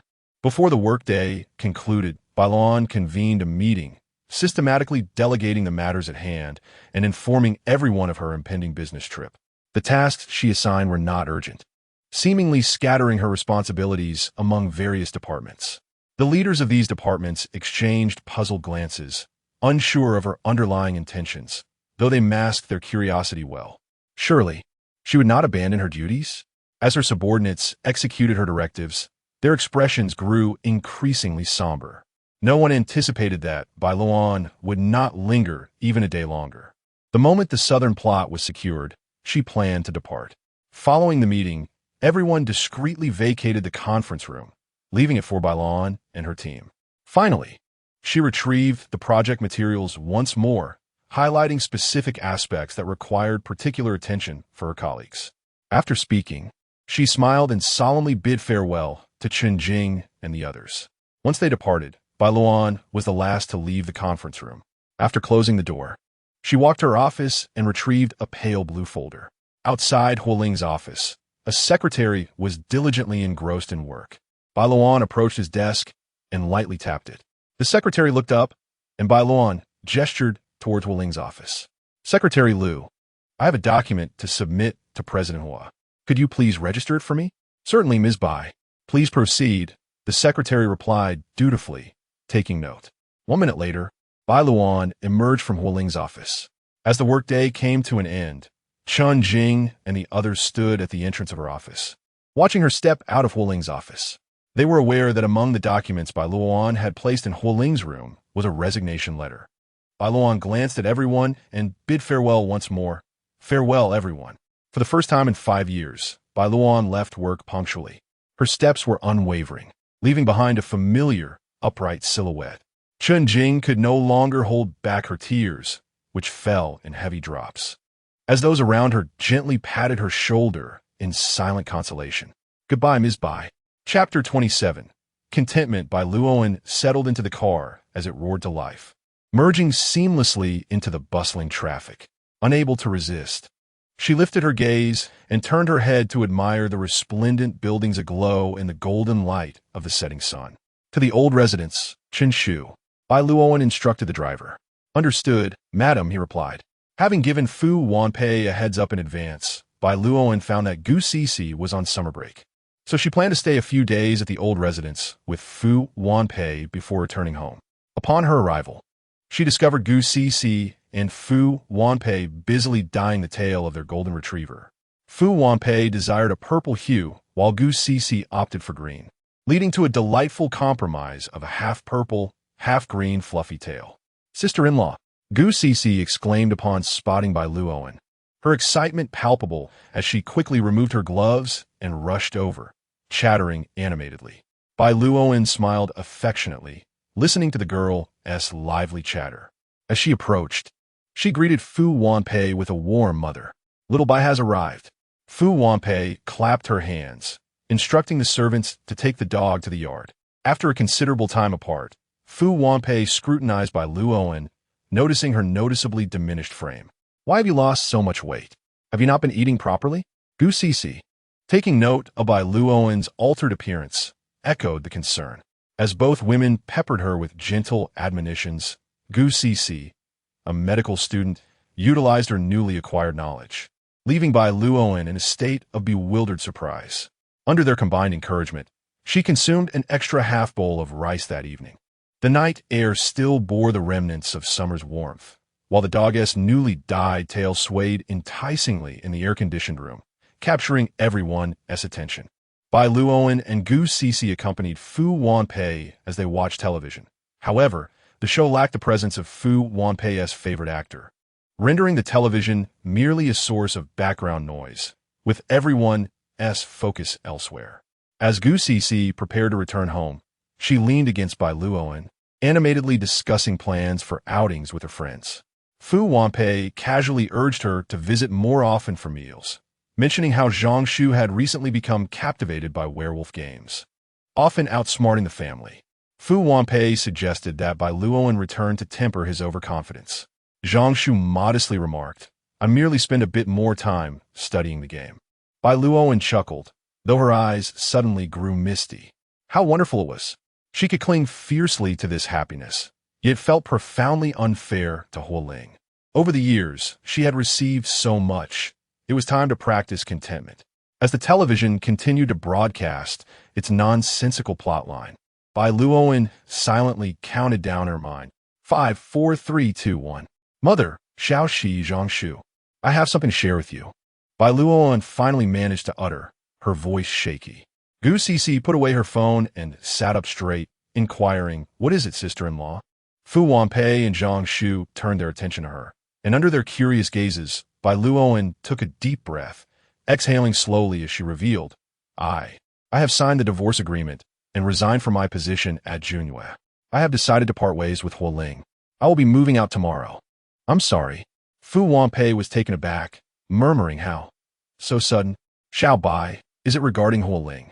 Bai Luoan shook her head with a smile, saying, "Mom, you know this was bound to happen sooner or later. It has nothing to do with Huo Ling. I have been contemplating this matter for quite some time. Then, will I still be your sister in the future?" Gu Shi asked, her cheeks streaked with tears, as she struggled to suppress the sobs lodged in her throat. Bai Luoan's eyes glistened with unshed tears as she hugged the weeping child tightly, gently assuring her, "Of course, as long as you wish, you will always be my sister. I will love you for a lifetime." Gu Shi burst into loud sobs, her tears soaking Bai Luoan's silk shirt, leaving a large damp patch.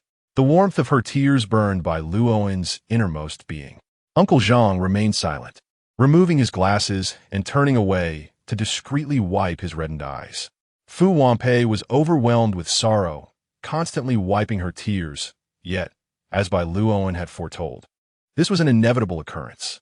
Fu Wanpei had sensed it long before, but she had not anticipated that this day would come so swiftly and unexpectedly, especially with Bai Luoan being the one to initiate the conversation. Bai Luoan shared her new contact information with him.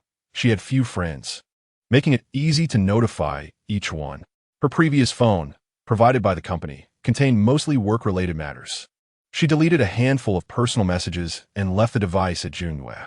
In the room, eyes were red, but after a moment of calm, Gu Shi became the first to accept the news. Learning that Bai Luoan would not be leaving Ningxing, Gu Shi ceased her tears. Huo Ling disdained others visiting Qingshan, their marital home, which meant Gu Shi and Bai Luoan could only meet at the old residence. From now on, seeking out Bai Luoan would come without such reservations. Moreover, calling her sister instead of sister-in-law seemed quite delightful. Gu Shi mused happily. She felt a sense of relief, maliciously thinking, "Brother, congratulations, your wife has finally been driven away by you." She eagerly anticipated Huo Ling's reaction upon discovering he had been abandoned. Bai Luoan confirmed her flight for the following morning and prepared to pack her belongings. As she reached the door, just as she was about to step out, she suddenly recalled something and walked back to Fu Wanpei.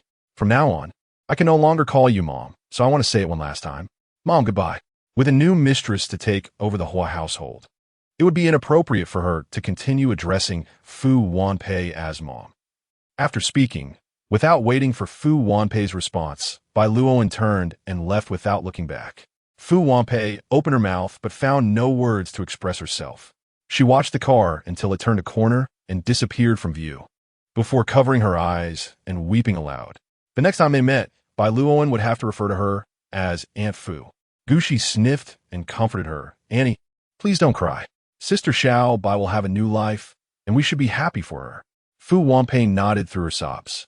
Upon arriving at Qingshan, Uncle Chun inquired as customary. Madam, shall I still pick you up at the usual time tomorrow morning? Bai Luoan quietly replied, Uncle Chun, there is no need to come for me anymore. I am no longer Mrs. Hua. Thank you for your hard work over the years. I apologize for the trouble I have caused you. Uncle Chun let out a sigh and, regaining his composure, remarked, No, it is I who have troubled you. A few years prior, when his daughter required heart surgery and he was short of funds, he had borrowed from numerous relatives and friends. Yet still found himself lacking over 100,000. In utter desperation, he turned to Bai Luoan, who, without hesitation, provided the necessary funds and even arranged for a specialist to perform the surgery on the child. Bai Luoan, accustomed to long hours, often felt she was encroaching upon his time off, yet he was, after all, a driver on call 24 hours a day. It was his duty. Uncle Chun found himself a loss for words and could only express, Miss Bai, I wish you a future filled with smooth sailing. Thank you, Uncle Chun. Farewell. Chapter 28. In the gentle embrace of dawn, the emerald branches that had rested through the night swayed gracefully in the morning mist, welcoming a brand new day filled with brilliance. Bai Luoan sat upon the sofa in the living room, a 26-inch black suitcase resting at her feet, while a neat array of gift boxes of varying sizes adorned the coffee table before her. She handed a meticulously prepared list to Aunt Zhao, detailing the jewelry and adornments she had received over the years, organized chronologically, all of which were compiled here. Once Huo Ling returned, she requested that Aunt Zhao kindly pass them on to him. This collection of jewels was of considerable worth. The majority were treasures from the late Mr. Huo's collection, with a portion gifted by Fu Wanpei, and even the wedding ring hastily purchased during her wedding was valued at several million. Aunt Zhao accepted the list, hesitatingly saying, Wait until the young master returns. You should present it to him personally. Bai Luoan gently shook her head, responding with warmth, No, Aunt Zhao, I cannot wait that long. Aunt Zhao, puzzled, noted that Huo Ling would be back in about a week. How could that be considered long? Well, you must at least say your goodbyes in person. Bai Luoan smiled softly. There is no need for that. Upon finishing her words, she rose, surveyed the surroundings to ensure nothing was left behind, and then grasped the suitcase at her feet, softly bidding farewell to the elder before her. Take care, Aunt Zhao. Aunt Zhao accompanied Bai Luoan for a few steps, but she turned back, saying, No need to see me off, Aunt Zhao. In the future, when I have the time, I will return to visit you. Ah, very well, Aunt Zhao replied, nodding, but could not help but offer further advice. Do take care of yourself, especially your hands.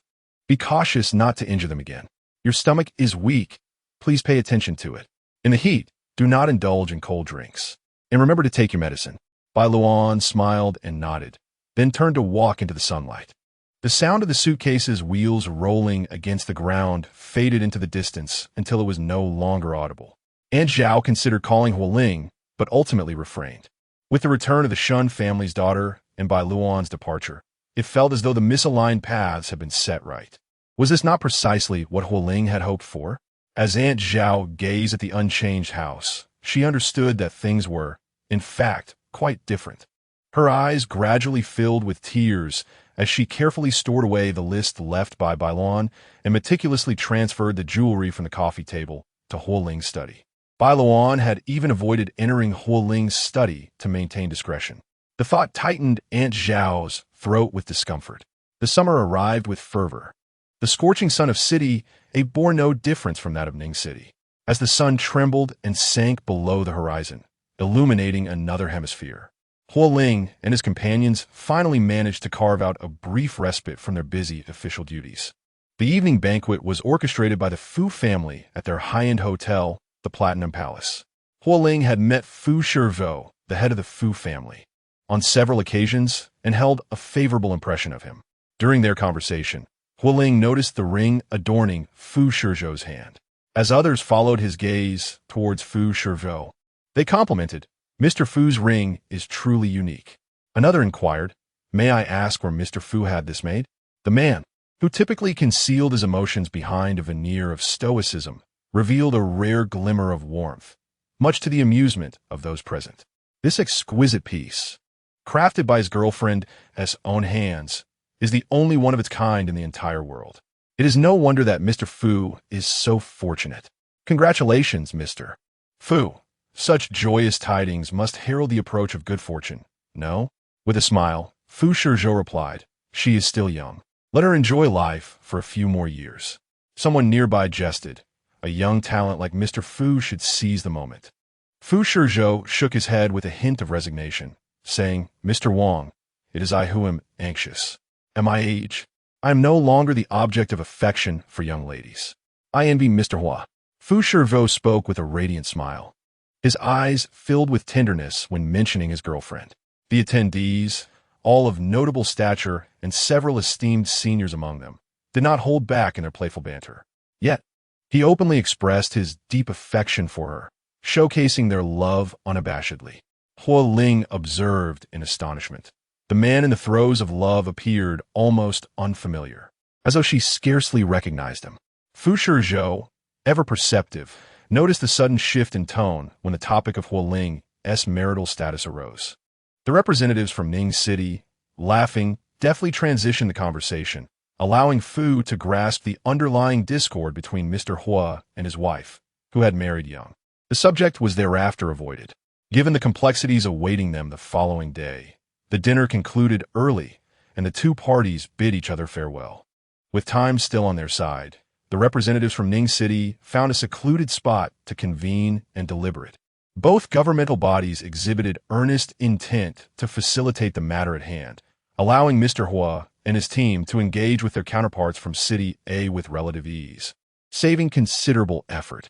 Among the attendees was a newly appointed leader from the Industrial and Commercial Bureau, Mr. Xiangqin. His journey had been nothing short of extraordinary. In his youth, he had worked in criminal investigation, solving numerous significant cases. In his later years, due to health issues, he surprised many by transitioning to the Industrial Bureau, where he continued to make notable contributions. Once the official matters were addressed, this spirited elder began recounting past cases. Huo Ling listened attentively as Mr. Xiang, lost in thought, seized an opportunity to speak with her privately. I have a bit of connection with Mrs. Hua, he began. Huo Ling appeared puzzled, unable to fathom how a solitary girl like Bai Luoan could be linked to the deputy head of the Public Security Bureau. Mr. Xiang squinted thoughtfully. It must have been around 17 years ago when we dismantled a human trafficking ring, rescuing dozens of children. Some of the older kids had fallen into various predicaments, while the younger ones were forced to beg on the streets. Those fortunate enough to remember their names and addresses were returned home, but others, having lost all recollection, were placed in orphanages. He lamented, these children, who should have been cherished by their parents, suddenly found themselves orphaned, experiencing the harsh realities of life. The traffickers truly deserve condemnation. Huo Ling inquired, are you suggesting that Xiao Bai is one of the children you rescued? Hearing Bai Luoan's story for the first time, Fu Shizhou realized it was more tumultuous than he had known. The name Xiao Bai slipped from his lips so effortlessly that even he was momentarily taken aback, as if he had often heard Fu Wanpei refer to her in the same manner. The former director nodded, indifferent to the romantic entanglements of the affluent families. When he mentioned Bai Luoan, his tone was imbued with deep admiration. Indeed, every year, a considerable number of abducted children are rescued. Yet, after all these years, I still vividly recall that girl from your family. She possessed remarkable fortitude.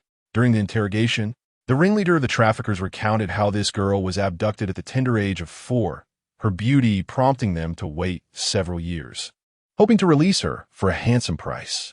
As she approached 7 or 8, they intended to train her as a pickpocket, but she resolutely refused to learn, enduring countless beatings, even sustaining a broken hand without yielding. They had never encountered such a resilient spirit, and fearing they might irreparably harm her, they ceased their attempts to coerce her into thievery. Regrettably, aside from her surname, Bai, she retained no memories, and thus she was sent to an orphanage. I later made a special trip to see her. She had not strayed from the right path, and, as I recall, she excelled academically, achieving the highest honors. As he finished speaking, Xiangqin slowly exhaled, acknowledging the difficulties she had faced. He chuckled, in my old age, I find myself reminiscing about the past. I hope you won't fault this old man for being so talkative. Huo Ling replied with a smile, how could I? I appreciate you sharing this with me. After Xiang Qin departed, Huo Ling's smile gradually faded, his heart stirred, the echoes of Xiang Qin's words lingering in his ears. He felt as though something within him had shifted, stirring up layers of long-settled dust, concealing something he could neither see nor discern. Gazing into the vastness of the night, he closed his eyes, and all he could envision were the images described by Xiang Qin, a child of 7 or 8. Chapter 29. Style in Ning City. General Manager Zhao regularly reported business affairs, while Junyue remained tranquil. However, after a fortnight of accumulating numerous documents requiring Huo Ling's signature, the first task upon her return to Ning City was to address these matters at the company. A group of weary individuals, stifling their frustration, trailed behind Huo Ling as they made their way back to Junyue. During these 10 days, Shen Xingyi had traversed nearly every hotel and resort in a city under Huo Ling's guidance. She felt compelled to comply, her feet aching from the relentless pace. And gazing at Huo Ling's departing figure, she felt a deep yearning to return home. The news of the boss's return spread rapidly through the group chat, prompting Junyue's employees to muster a forced vitality an hour before the end of their workday. Yet, this was akin to casting flirtatious glances at a blind person, as Huo Ling entered with an unwavering gaze, heading directly to her office via the exclusive elevator for executives. Zhang Shu and General Manager Zhao engaged in discussions regarding recent affairs, and after their conversation, Zhang Shu sensed something amiss. General Manager Zhao, "Isn't this Bai's project?" Zhao nodded, affirming that Bai was on a business trip for a few days and had delegated some of her responsibilities. Zhang Shu found this increasingly suspicious. Bai Luoan had no recent plans for a business trip, and even if she did, she would not relinquish such a significant project. Zhao had limited interaction with Bai Luoan and was only vaguely familiar with these projects. However, Zhang Shu, as Huo Ling's right hand, was acutely aware that the materials Zhao possessed encompassed nearly all of Bai Luoan's efforts over the years. She had entrusted all her power to Huo Ling. Without delay, Zhang Shu greeted Zhao and hurried to report this development to Huo Ling. Upon entering, Huo Ling was engrossed in a stack of documents. Zhang Shu knocked lightly on the door, and Huo Ling raised her gaze, her cold eyes causing Zhang Shu's heart to skip a beat. What had transpired? Zhang Shu closed the door behind him, understanding that the matter Huo Ling was about to discuss was of great importance. "Investigate," Huo Ling commanded without further explanation, handing over the substantial stack of roughly 30 pages. The pristine sheets were filled with dense communication records. Initially, Zhang Shu struggled to comprehend the contents until he flipped through several pages and suddenly realized it was a roster of personnel. More precisely, it was a list of pawns embedded within Junyue. The more he examined it, the more alarmed he became. The list included not only long-standing employees, but also highly regarded newcomers. And most incredulously, these individuals seemed to share intricate connections with Huoyan. "General Manager Hua, what is this?" Zhang Shu inquired, unable to restrain his curiosity. Hua Yan had always been exceptionally kind to Huo Ling, managing 2 small companies over the years. And though Huo Ling had often intended to assign significant projects to him, he had consistently declined. This investigation, while not explicitly revealing, bore undeniable implications. Huo Ling stated, "Bai Luoan is the one investigating." Zhang Shu instinctively straightened. "General Manager Hua, I just spoke with General Manager Zhao and discovered that Bai has seemingly dispersed her projects, including the one recently acquired." As Zhang Shu's gaze swept over the documents on the desk, upon discerning the text and signatures, he felt as if his throat had been constricted, rendering him momentarily speechless. Meanwhile, the voice of Huo Ling, devoid of discernible emotion, echoed, "She has resigned." Huazong. Zhang Shu opened his mouth, at a loss for words. To Huo Ling, this was a revelation. However, having worked alongside Bai Luo and for many years, Zhang Shu held a profound respect for her capabilities, and he could not bring himself to malign her after her departure. Huo Ling rubbed his temples and commanded, "Halt all your current tasks. Investigate this matter thoroughly. Every detail must be verified, and you will oversee it personally. Within a week, I expect results." Zhang Shu understood the gravity of the situation and promptly organized his thoughts in agreement. After his departure, The office returned to a serene stillness. Huo Ling's gaze fixated on the words resignation letter, meticulously scanning the formal prose until it landed on those three familiar characters. The items Bai Luo and left behind filled a folder, the metallic clasp straining under its contents. Beneath the resignation letter, Huo Ling's mind began to speculate. His fingers brushed lightly, slowly turning a page, and the imposing words divorce agreement struck his vision. He and Bai Luo had signed a prenuptial agreement, ensuring that their divorce would not involve any financial disputes. Hence, a few sheets were sufficient to dissolve their union. The blank space beneath Bai Luoan's name awaited his signature, promising the liberation he had yearned for over 5 years. He would be entirely free from this person who had abruptly intruded upon his life. Although he had anticipated this day, the actual moment brought him an unexpected sense of unease. Perhaps the investigation left by Bai Luo had disturbed his thoughts. The man he had always regarded as a father figure was, in fact, a lurking wolf, secretly eyeing Junyu.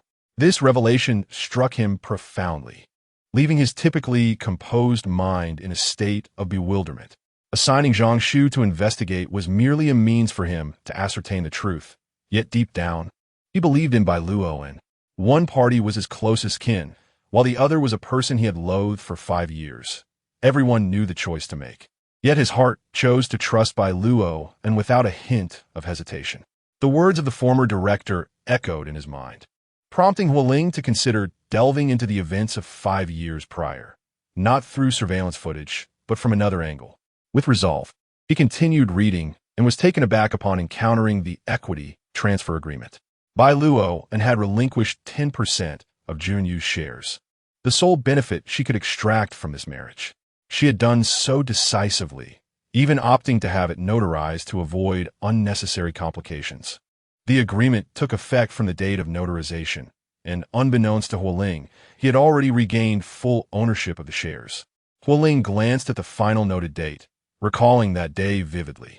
He had gone out in the morning to inspect a project, and upon returning, he intended to hold an informal discussion at a tea restaurant, only to witness a confrontation between Bai Luo and Shen Qingyi. It turned out her subordinate had gone out that day to handle this very matter. Huo Ling's emotions were tumultuous, as a bittersweet pang surged from the depths of his heart. The subsequent events, akin to a glass of bitter wine spilled, left him engulfed in an inescapable sense of despair. A confidentiality agreement had irrevocably severed his future prospects, leaving him with a profound sense of unease. Even in his most profound disdain for this relationship, he had never harbored such sentiments.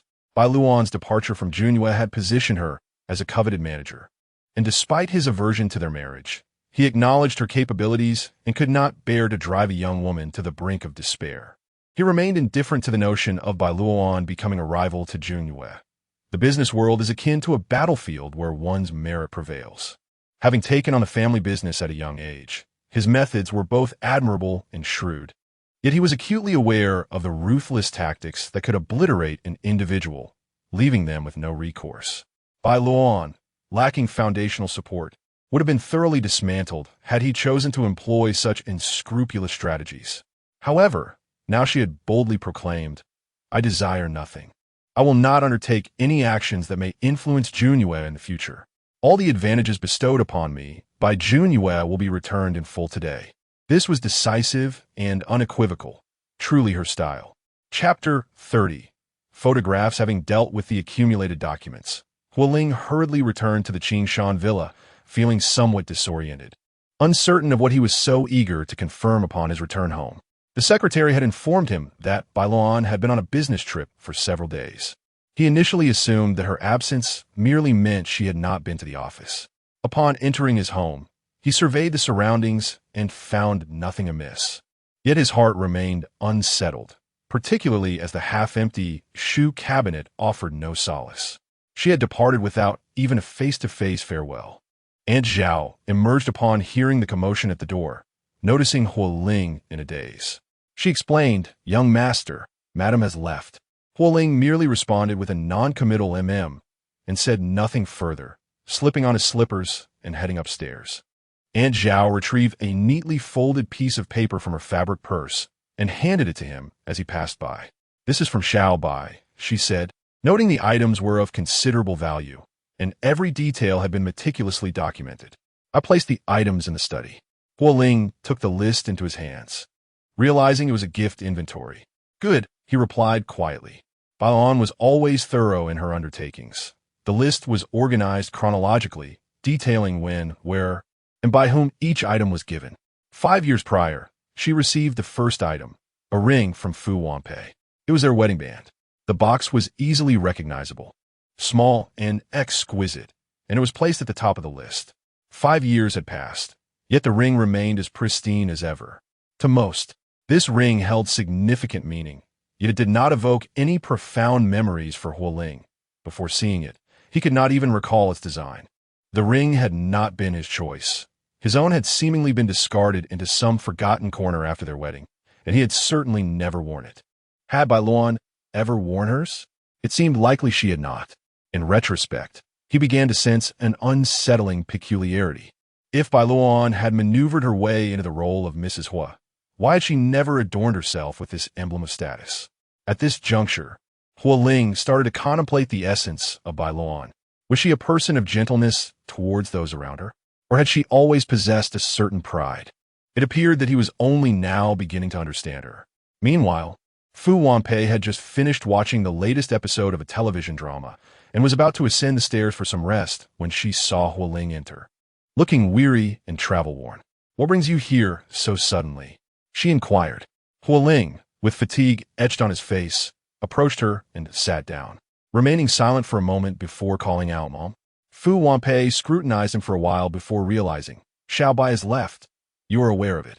Huo Ling gazed at her, a tempest of emotions swirling within him. Fu Wanpei smiled. "What else with that expression? She left of her own accord. You are now free. Aren't you pleased?" Her words, while seemingly tinged with reproach, were merely a statement of fact, and Huo Ling understood this. He offered no reply, instead handing the documents he carried to Fu Wanpei. As she perused them, Huo Ling spoke. She took nothing with her. "Mother, I am currently unable to reach her, and I know you must possess her contact information. I wish to return to her the shares that Grandpa entrusted to her."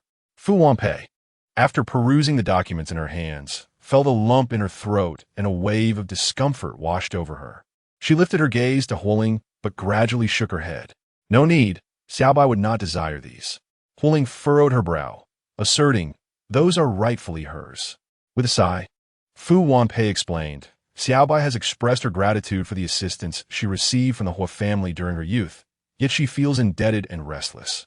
Thus, these past few years at Junyue have been her way of repaying that kindness. She has acknowledged Grandpa Huo's goodwill, yet she believes that no one should receive rewards without merit. She feels unworthy of such gifts and wishes to return everything."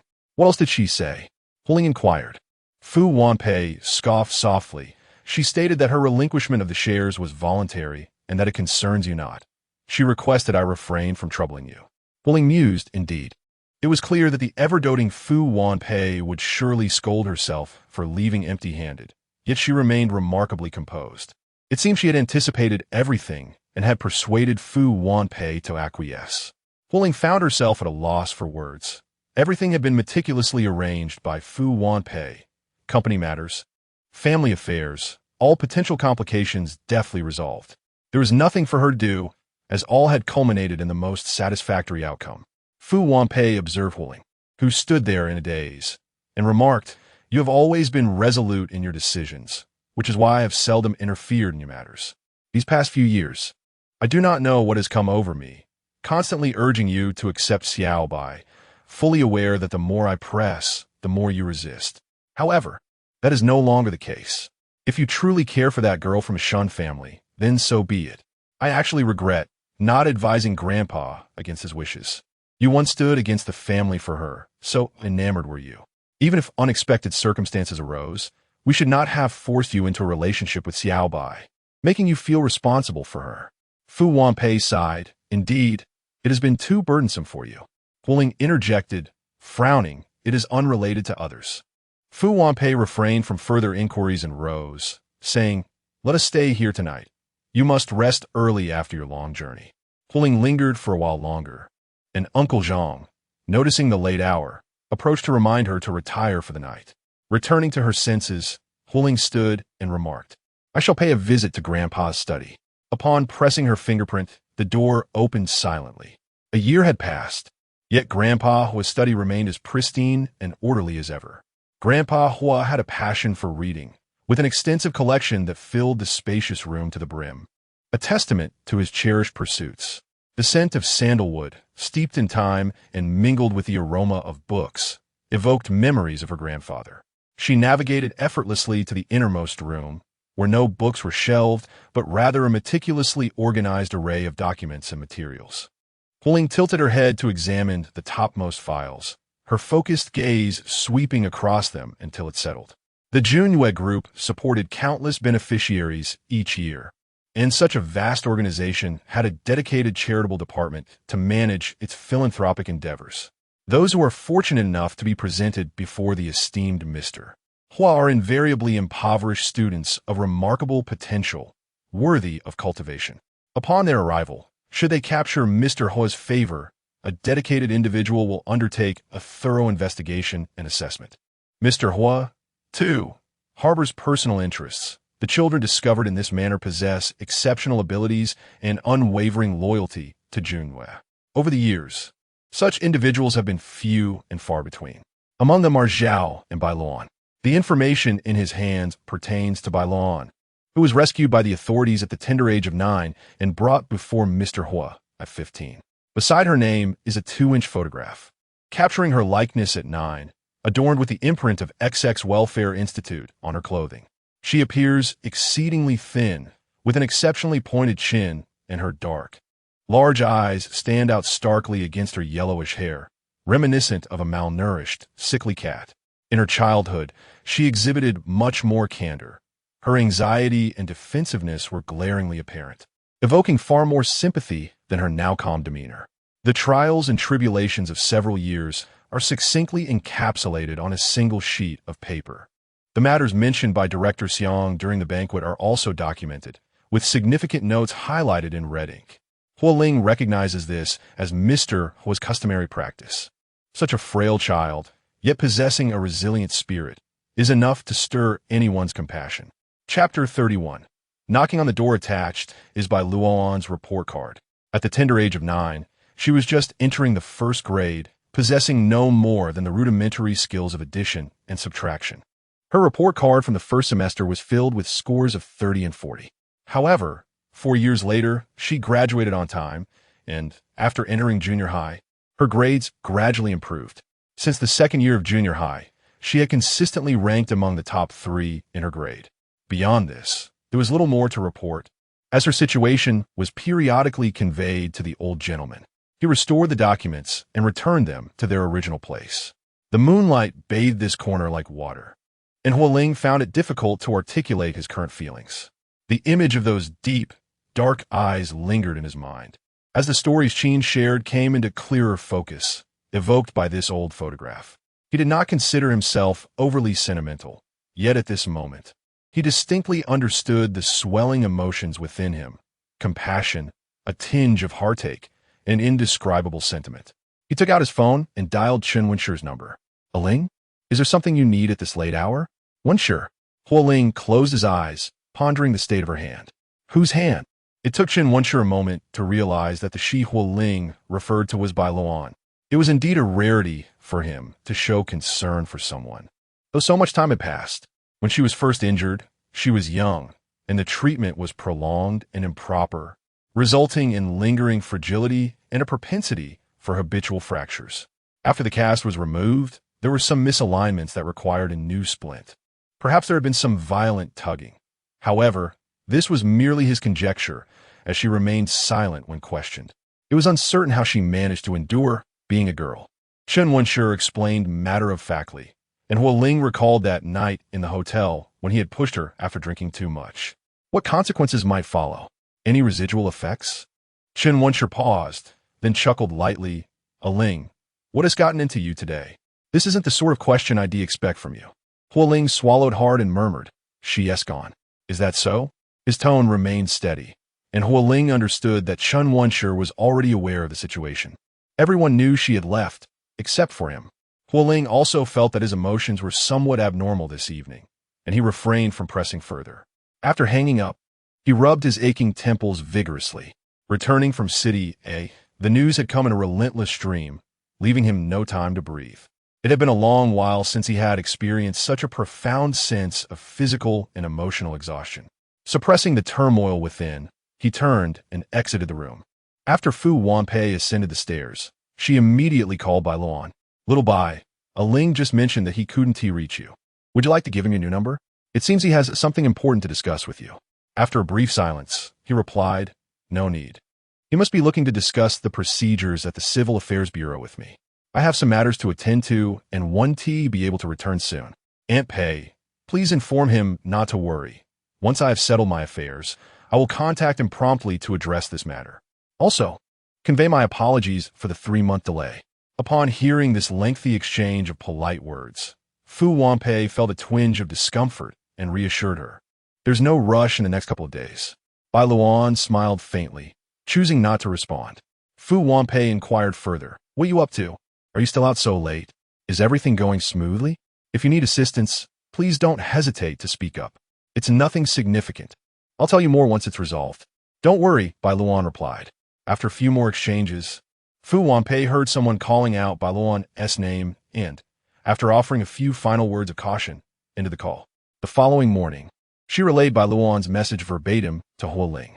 Upon finishing, she furrowed her brow and said, "Rest assured, Xiao Bai will not go back on her word. She will accomplish what she promised. Please do not urge her. Let her take care of her matters first." Huo Ling was momentarily taken aback by her words and softly replied, "I didn't intend to rush her." Fu Wanpei's thoughts had already drifted elsewhere, and she did not catch Huo Ling's response. However, Uncle Zhang, overhearing, cast a surprised glance at Huo Ling. After breakfast, Huo Ling headed to the office.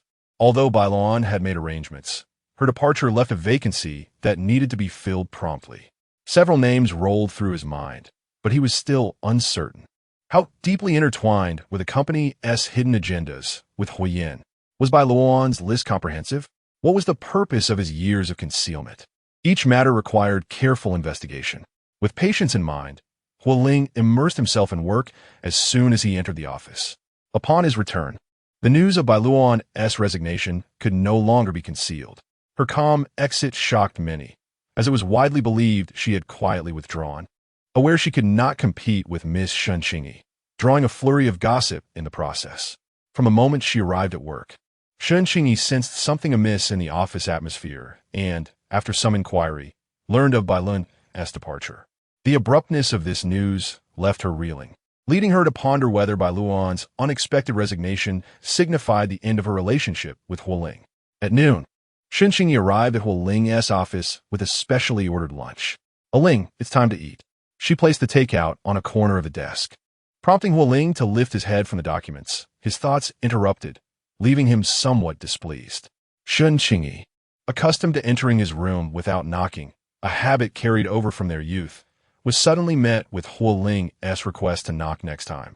Okay, she replied, biting her lip and suppressing her confusion, forcing a smile as she said, "I forgot. Please don't be upset. I will remember next time." Huo Ling narrowed his eyes, observing her reaction, and when she glanced his way, he tempered the coldness in his gaze just right. Shen Qingyi did not wait for Huo Ling to offer comfort, quietly accompanying him during their meal. The light fare at the Red Pavilion did not entice Huo Ling much, and once they had finished dining, he inquired about her progress on the project. Caught off guard by the question, Shen Qingyi smiled and replied that she had learned a great deal. Huo Ling advised her to learn more from Zhang Shu and to ask questions whenever she encountered confusion. Shen Qingyi nodded, observing Huo Ling's expression soften, and ventured, "I heard that President Bai has resigned?" "Indeed." Shen Qingyi's heart raced at the news, just as she was about to speak further when a series of rhythmic knocks echoed at the door. "Come in," she called. As soon as the words left her lips, Zhang Shu entered, momentarily pausing upon seeing Shen Qingyi. Shen Qingyi rose and said to Huo Ling, "Brother Ling, I must return to work now." After saying this, she exited the room. Zhang Shu waited until the door was completely closed and Shen Qingyi had departed before placing a document before Huo Ling, President Huo. I have thoroughly investigated the list provided by President by overnight and uncovered several suspicious details. I'm currently conducting further inquiries. Additionally, there's a matter of significant importance that I felt compelled to report immediately. I discovered that Second Master and President Shun have been in private contact, and that Second Master has facilitated multiple collaborations between the subsidiaries and the Shun family. These projects are of moderate scale, yet they have almost entirely favored the Shun family. Upon hearing this, Huo Ling responded coolly, "Continue the investigation." Chapter 32. Reminder: Huo Ling maintained a serene expression, showing no sign of disturbance at Zhang Shu's report. He was already aware. Zhang Shu, filled with embarrassment, lowered his head and replied, "Understood, Mr. Huo. I will expedite the progress." Bai Luoan's reminders were both cautious and subtle. Zhang Shu was entirely focused on the matter that Bai Luoan had directly pointed out regarding Huo Yin. Thus he did not immediately detect any anomalies. However, Huo Ling, upon reviewing the documents, quickly discerned the irregularities. Moreover, he had long been wary of the Shun family. With a shift in thought, Huo Ling instructed, "Summon Lawyer Qian to come up." "Understood, Mr. Huo." As the door closed once more, Huo Ling resumed his scrutiny of the materials in hand. Bai Luoan had chosen to hint rather than disclose everything she knew, leaving clues for him to investigate. In truth, revealing 80% of the information was not much different from revealing all. It was merely her means of extricating herself from the situation. She was indicating to Huo Ling, "If you do not trust my words, then investigate for yourself. Whatever results you uncover will have no bearing on me." Bai Luoan had executed the land acquisition case in the southern part of the city with great finesse. This project did not follow the public bidding route, and the Shun family, as competitors, posed the most formidable threat. The initial proposal had been personally approved by Huo Ling, intended for the development of a leisure and entertainment integrated resort. However, during the bidding meeting, Bai Luoan presented a radically different, yet more comprehensive and meticulous plan, transforming the resort into a high-end sanatorium. Bai Luoan had somehow learned that beneath the land lay natural hot springs, with the mineral content of the spring water found to be extraordinarily high, rich in selenium and a variety of other biologically active elements. The spring was of a siliceous type, greatly beneficial to human health. In Ning City, where hot springs were scarce, this was akin to the most appealing advertisement, possessing unparalleled allure for the affluent and powerful. This secret weapon had been well concealed by Bai Luoan, even from herself. Huo Ling had inquired about the bidding circumstances that day, and learned that Shun Qin had employed another company as a shield, attempting to disrupt the government's decision with a proposal that bore 30% similarity to Bai Luoan's.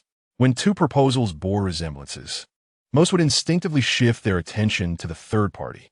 Shun Qin aimed to play the role of the mantis stalking the cicada, while the yellow sparrow lay in wait. But Bai Luoan did not grant him this opportunity. The initial proposal now appeared to be a mere smokescreen, with personnel drawn from other departments participating, effectively luring him into a trap. This version of the proposal was crafted to deceive Shun Qin, and the effort invested was evident. Within a few short months, Bai Luoan had produced two entirely distinct yet equally high-caliber proposals, indicating the depth of her commitment. No wonder she was so busy that she scarcely had time to attend to her injuries. Once Lawyer Qian arrived, Huo Ling presented him with the equity transfer documents and notarization left by Bai Luoan. Upon hearing Huo Ling's words and examining the documents in his hands, Lawyer Qian momentarily believed he was not holding shares but rather a hot potato. Why was everyone so eager to push it away? Having a modicum of personal rapport with Huo Ling, he couldn't help but inquire as he departed, "Why are you pushing away what you have acquired?" It is not surprising that Lawyer Qian is perplexed. He was responsible for the property notarization when the two were married. At that time, what was Huo Ling's attitude? Now, she willingly relinquishes 10% of her shares, which is truly baffling. Even more incomprehensible is Bai Luoan. This represents wealth, vividly red, resplendently golden, and luminous yellow wealth. It is money he would never earn in his lifetime. How can one simply dismiss it? Huo Ling offered no explanation. Even if these shares were not bestowed upon Bai Luoan by the elder Huo, the information she uncovered still holds substantial value. For several consecutive days, Huo Ling immersed herself in her work. The information provided by Bai Luoan was detailed and significantly enhanced the efficiency of the project, allowing her to ascertain everything she needed within a month, including the private interactions between Huo Ling and Shenqing. Huo Yin's two companies were performing reasonably well. Amidst the multitude of talents at Junyue, he neither languished at the bottom nor soared to the top, resulting in few people paying him any heed. This tacit understanding of nepotism means that as long as one is not particularly extravagant, they can outpace the majority of those benefiting from connections. Huo Yin could be considered a rather low-maintenance relative. Yet, this seemingly inconspicuous individual had managed to infiltrate various departments at Junyue with his own people. With a keen market instinct, Junyue has maintained an invincible position in the Ningxing business landscape. The myriad pieces of information disseminated by these individuals over the years are invaluable market insights, exceedingly rare to obtain. The Shen family has not been devoid of successful project acquisitions from Junyue, yet none were to Huo Ling's satisfaction, and she was indifferent to their loss. It now appears that Huo Yan's influence cannot be overlooked in these transactions. Huo Ling gazed out at the brightly lit skyscrapers, pondering the motivations behind Huo Yan's actions. In her recollections, he has always been a mild-mannered uncle, untroubled by trivialities, amiable to all, and particularly kind to her, surpassing even her biological father, Huo Ting, in warmth. He was generous to the point that he could offer half of Junyue without hesitation. How genuine is a bond forged over 27 years? Huo Ling felt disinclined to dwell on it. Her grandfather entrusted Junyue to her, and it was her duty to navigate this vessel into broader waters, ensuring no one undermines this course. Moreover, the Shun family, with their audacious ambitions to devour a piece of Junyue's pie, must reckon with the strength of her resolve. Huo Ling's eyes narrowed slightly, the city's cold glow reflecting in her gaze, a silent flicker of tension. Shenqing knocked on the door and entered only after Huo Ling's consent. Ling, it's time to finish work. Shenqing felt a flutter of anxiety. Huo Ling had appeared increasingly profound lately. She wondered if the pressures of work were weighing heavily on her, as there was an aura of formidable intensity surrounding her, rendering Shenqing completely unable to comprehend the person before her. Huo Ling inquired in a tone reminiscent of discussing the weather. Have you made any progress during this time? Quite a bit, Shenqing replied. Assistant Zhang has taught me many things. I feel I've learned more in these 3 months at Junyue than in an entire semester at school. Huo Ling nodded, unsure whether it was an expression of satisfaction or something else, before saying, as long as you've gained something, you may now embark on your own journey. The hotel project has concluded, and Shenqing, as the sole heir of the Shun family, faces a choice, whether to start from a grassroots level at her own company or to ascend directly, both of which are undoubtedly preferable to remaining an intern at Junyue. Shenqing was taken aback, unsure why Huo Ling suddenly urged her to leave. Bai Luoan had departed a month ago, and logically, she and Huo Ling should have reached a mutual understanding by now. However, Huo Ling was preoccupied with work and had not found the time to engage with her. Understanding his situation, Shenqing refrained from disturbing him. Yet now that he had a moment, his first action was to send her away. Did I commit some error? Shenqing asked, feeling aggrieved. Huo Ling shook his head, clarifying it is not an expulsion. The operational frameworks of Junyue and the Shun family are entirely distinct. Returning to the Shun family, you will acquire knowledge from Uncle Shun that is far more applicable than what you could learn here. Furrowing her brows, Shenqing murmured, but I wish to stay with you. Huo Ling remained unmoved, stating, you have seen how busy I am during this period. I lack the time to personally mentor you. That is all right, Shenqing promptly replied. I won't disturb you. I can come and find you when you are free. I merely wish to spend a bit more time with you. Please don't send me away. Huo Ling gazed at Shenqing. Her urgency and grievance spilling forth from her eyes, combined with her delicate features, creating a compelling allure. However, her unreserved displays of affection were a significant annoyance for him. He had disliked them 5 years ago, and even more so now. At 27, after 5 years abroad, Shenqing should have returned ready to take on the world. Yet it appeared these years had yielded little growth, still relying on the same tactics to win him over. Shenqing was precisely the type of girl he favored, sweetly smiling, capable of being coy and lacking in guile, with a touch of harmless pretentiousness that bordered on spoiled. 5 years prior, when she pursued him, he had readily acquiesced. Now, 5 years later, her increased compliance and less reckless demeanor were noticeable. She softened immediately upon sensing his displeasure. 5 years ago, he would have appreciated her maturity, yet today, such behavior seemed insufficient and somewhat ironic. Still considering their youthful bond and feeling a twinge of guilt, Huo Ling spoke with subtlety and tact. You have spent many years studying abroad, not to waste your time as merely a small intern at Junhua. His gentle persuasion carried a familiar warmth for Shun Qingyi. If there are any problems that need resolving, you may always come to me. Shun Qingyi nodded, conceding, all right. Chapter 33. Do you mind that day? Shun Qingyi left in a daze and did not return to the company the following day. Rumors circulated that she had returned to her family's company for training. The gossip in the tea room revolved around her illustrious lineage and her complicated triangle with Huo Ling Bai and Bai Luoan. With Bai Luoan's departure, it seemed almost certain that Shun Qingyi would become the next lady of the house, leaving some to privately rejoice at their amicable relations with her.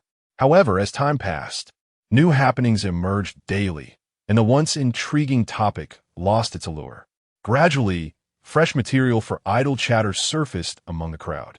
2 months elapsed, yet Bai Luoan's successor had yet to be appointed, leaving her office perpetually closed and untouched. The positions within the group were fixed. Her departure necessitated a replacement. And Huo Ling had recently grown increasingly anxious about this matter. Those who once seemed suitable now appeared lacking. Candidates with sufficient experience lacked flexibility, while those adept at reading situations lacked the necessary gravitas. Candidates who were both adaptable and steady had ethical shortcomings. In summary, to Hua, everyone seemed to fall short in some regard. With no satisfactory candidate in sight, the position remained vacant.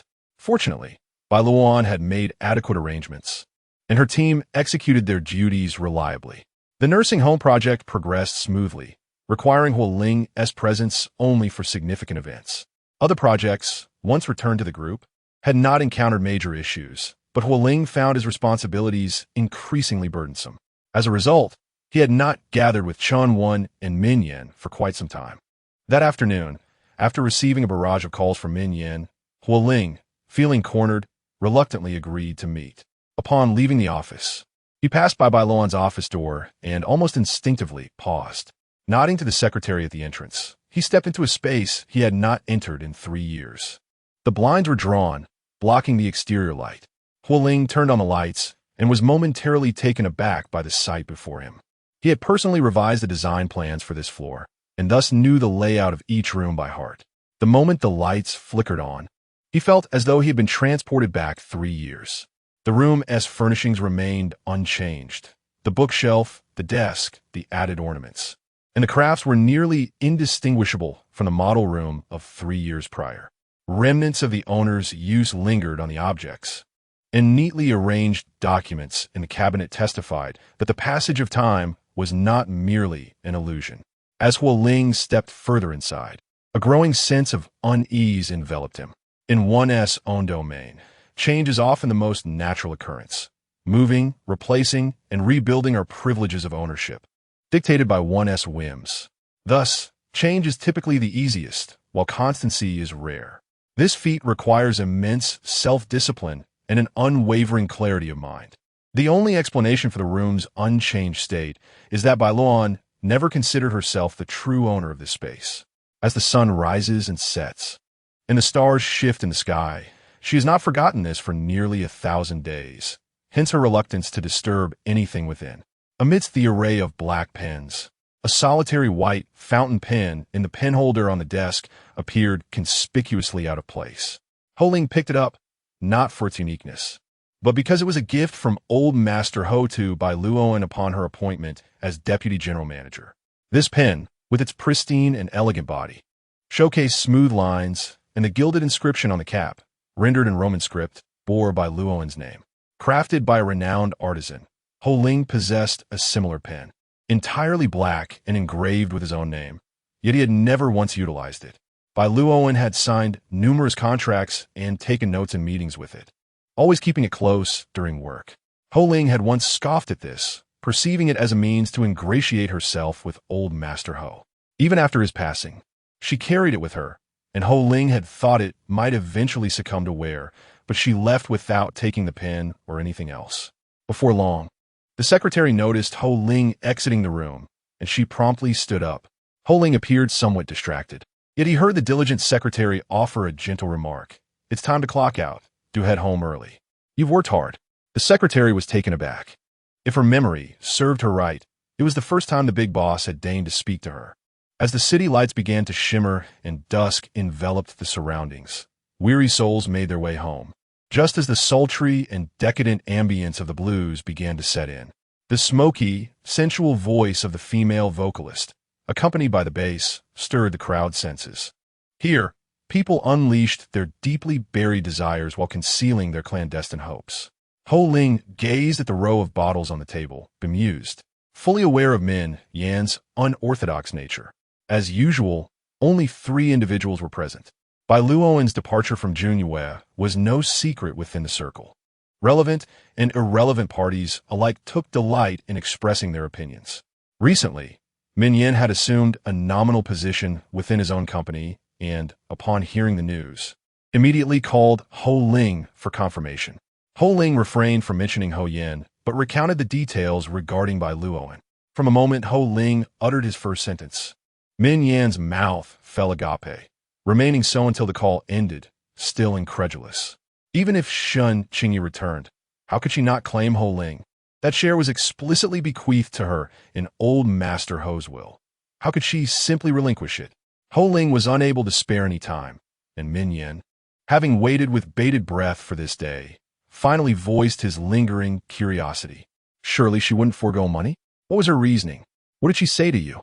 Huo Ling took a sip of his cocktail, the spicy flavor assaulting his nostrils, followed by a sickly sweet aftertaste. He frowned and set the glass down. She said nothing. By the time I returned, she had already left. Ah! Min Yan observed Huo Ling's expression and hastily opened his notes to record. Specialty cocktail, pass.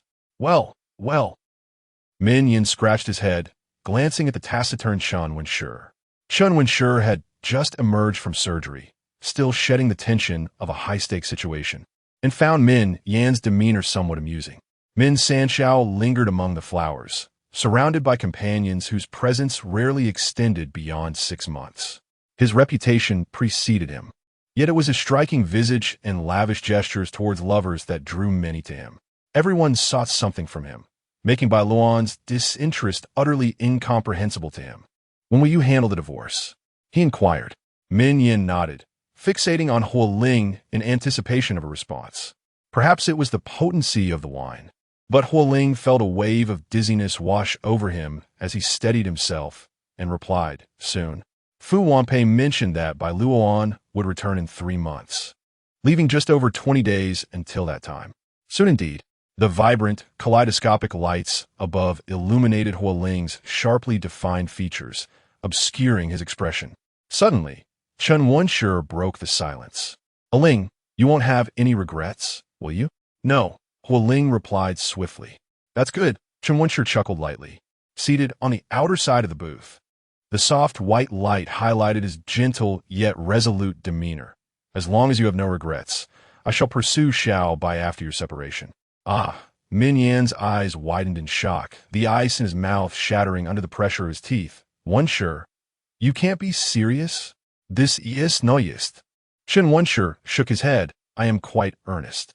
He met Huo Ling's gaze directly. "Ling, you won't mind, will you?" "Not at all. Do as you wish." Min Yan glanced between Huo Ling and Chen Wenshi, ultimately choosing to remain silent. Chapter 34. Hangover soup. Chen Wenshi seemed to casually inform them, thereafter refraining from mentioning Bai Luoan. Min Yan was on edge throughout, yet Huo Ling's apparent indifference afforded him some comfort. Although the situation was somewhat awkward, it seemed that Huo Ling and Bai Luoan were merely a superficial couple. It wouldn't be entirely inappropriate for him to turn to his brothers. The last time he almost created a significant debacle, which compelled Bai Luoan to come to his aid in the dead of night, left him feeling somewhat guilty. His biases against her, stemming from his association with Huo Ling, now appear to be based on misunderstandings. Min Yan was not one to confuse grievances. And with Chun Wenshi's declaration to pursue her, it seemed she was destined to become his brother's woman. Henceforth, he resolved to treat her with more consideration, at least in public, where he would protect her. Huo Ling was acutely aware of his poor tolerance for alcohol. He merely sampled a drink before setting it aside. However, Min Yan's various concoctions led him to consume quite a bit over the course of the evening. By the time they returned home, he was considerably inebriated and called for Aunt Zhao to prepare a bowl of hangover soup. Aunt Zhao obliged and headed to the kitchen. He settled onto the sofa, tilting his head back and squinting at the ceiling, pressing his fingers against his temples to alleviate the throbbing headache. Aunt Zhao soon emerged with a bowl of hangover soup. But upon tasting it, Huo Ling found it rather bitter and astringent, leading him to hesitate before taking a second sip. Noticing his discomfort, Aunt Zhao inquired, "Young master, is the taste unpleasant? Shall I prepare another bowl for you?" "No need. I will drink it once it cools," Huo Ling replied, gently shaking his head. Observing Aunt Zhao's hesitation, he reassured her, "Your culinary skills have always been commendable." With a sigh, Aunt Zhao responded, "Young master, please do not placate me.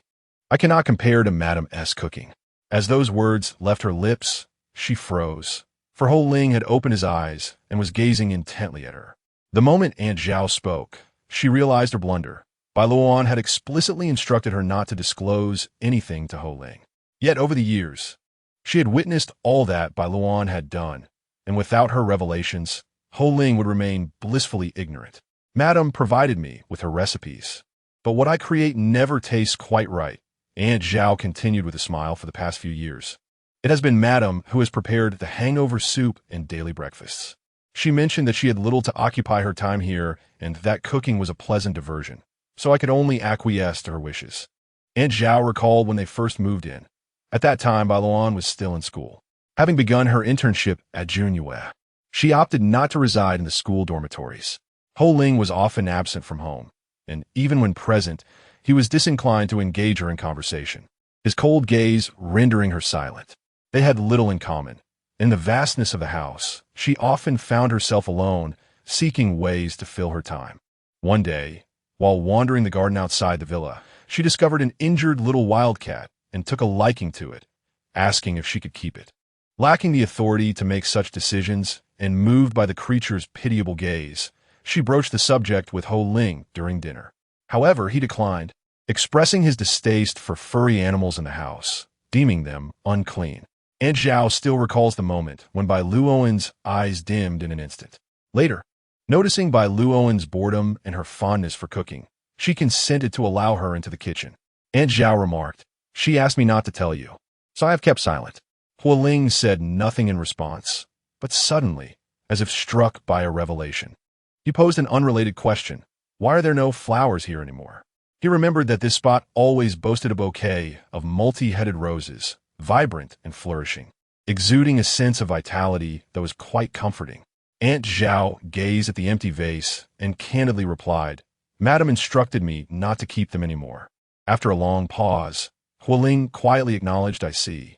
The hangover remedy ultimately remained untouched as Huo Ling sat there, lingering for a while before finally rising to ascend stairs. Though the alcohol had mostly worn off, his mind was in greater disarray, and he steadied himself against the handrail. Aunt Zhao silently retrieved the barely touched remedy, taking it back to the kitchen while observing his retreating figure. Huo Ling did not return to his own room. Instead, he turned towards the opposite side of the corridor. As he pressed down on the doorknob, a question arose in his mind. What am I doing? However, before he could find an answer, the sound of the door opening snapped him back to reality. Even though Huo Ling had anticipated this moment, the scene that unfolded after he turned on the light still left him breathless. It was immaculate, so pristine that it seemed as if no one had ever resided there for 5 years. The room bore no trace of Bai Luoan. The empty cloakroom, vanity, and bedside table were all devoid of her belongings. Every visible space had been cleared of her presence. As he circled the room, Bai Luoan's bright, clear eyes incessantly flitted through his mind. It seemed he had never paid such close attention to her before. 5 years ago, the month of Old Master Huo's birthday coincided with the impasse between him and Shun Qingyi. On the day of the banquet, he was served spiked wine on his own turf, and upon awakening, he found the situation irretrievable. Beside him lay the unfamiliar Bai Luoan. At that time, he only remembered being consumed by a towering fury over the betrayal. He could not recall Bai Luoan's reaction. The events that transpired under the watchful eyes of many were indisputable. He reluctantly acquiesced to marry Bai Luoan, simply wishing to divorce her once the storm had calmed down in a year or so. Little did he know, 2 years later, old Master Huo would grant her a 10% stake, ensuring her ascension to the upper echelons of Junyue, even incorporating this gift into his will. Her presence in the company became pronounced, initially due to her connection with the Huo family, later bolstered by her successive triumphs in securing significant projects. Some even wrested from the grasp of seasoned veterans. Their lives had little intersection, and under her deliberate coldness, Huo Ling's understanding of her was largely confined to her professional persona, calm, rational, astute, and possessing a resolute spirit that rivaled anyone. She was fiercely dedicated. Huo Ling no longer grappled with doubts about whether Bai Luoan's affections were genuine. No one would willingly prepare breakfast for someone they did not care for over 5 years, or craft a hangover remedy tailored to their tastes. Especially since the person she admired had never regarded her with any attention, all her efforts, if not mentioned by others, might remain forever unknown to him. Upon reflection, Bai Luoan's sole misstep over the years was that single glass of wine. The outside world claimed she resorted to unscrupulous means to ingratiate herself with the powerful. Yet when she departed, she took nothing from the Huo family. She was not that kind of person. If her misguided actions were merely a consequence of her affections, could he not offer her a chance for redemption? Huo Ling pondered. Was he willing to forgive Bai Luoan? He was. After all, he had been so indifferent and unkind to her over the years, while she had shown nothing but kindness. Just as he was about to turn away, his peripheral vision caught sight of a white box nestled between the bedside table and the bed. He bent down to retrieve it, revealing a box of painkillers. The date marked on the box indicated the medication was dispensed 3 months prior, with a dosage of 1 pill per day. Upon opening the box, he discovered that only a few of the white tablets arranged in a 7 by 10 formation remained. In less than a month, she had consumed 4 times the prescribed dosage of painkillers. His fingers slowly clenched, and it felt as if a hole had opened within him, allowing the air to escape. "Young master?" Huo Ling heard a voice and turned around. Aunt Zhao had come upstairs to check the windows, having seen the weather forecast predicting rain, only to find an unexpected presence in the room. "Is her hand in severe pain?" Huo Ling's throat tightened. Aunt Zhao, noticing the medication box in his hand, sighed.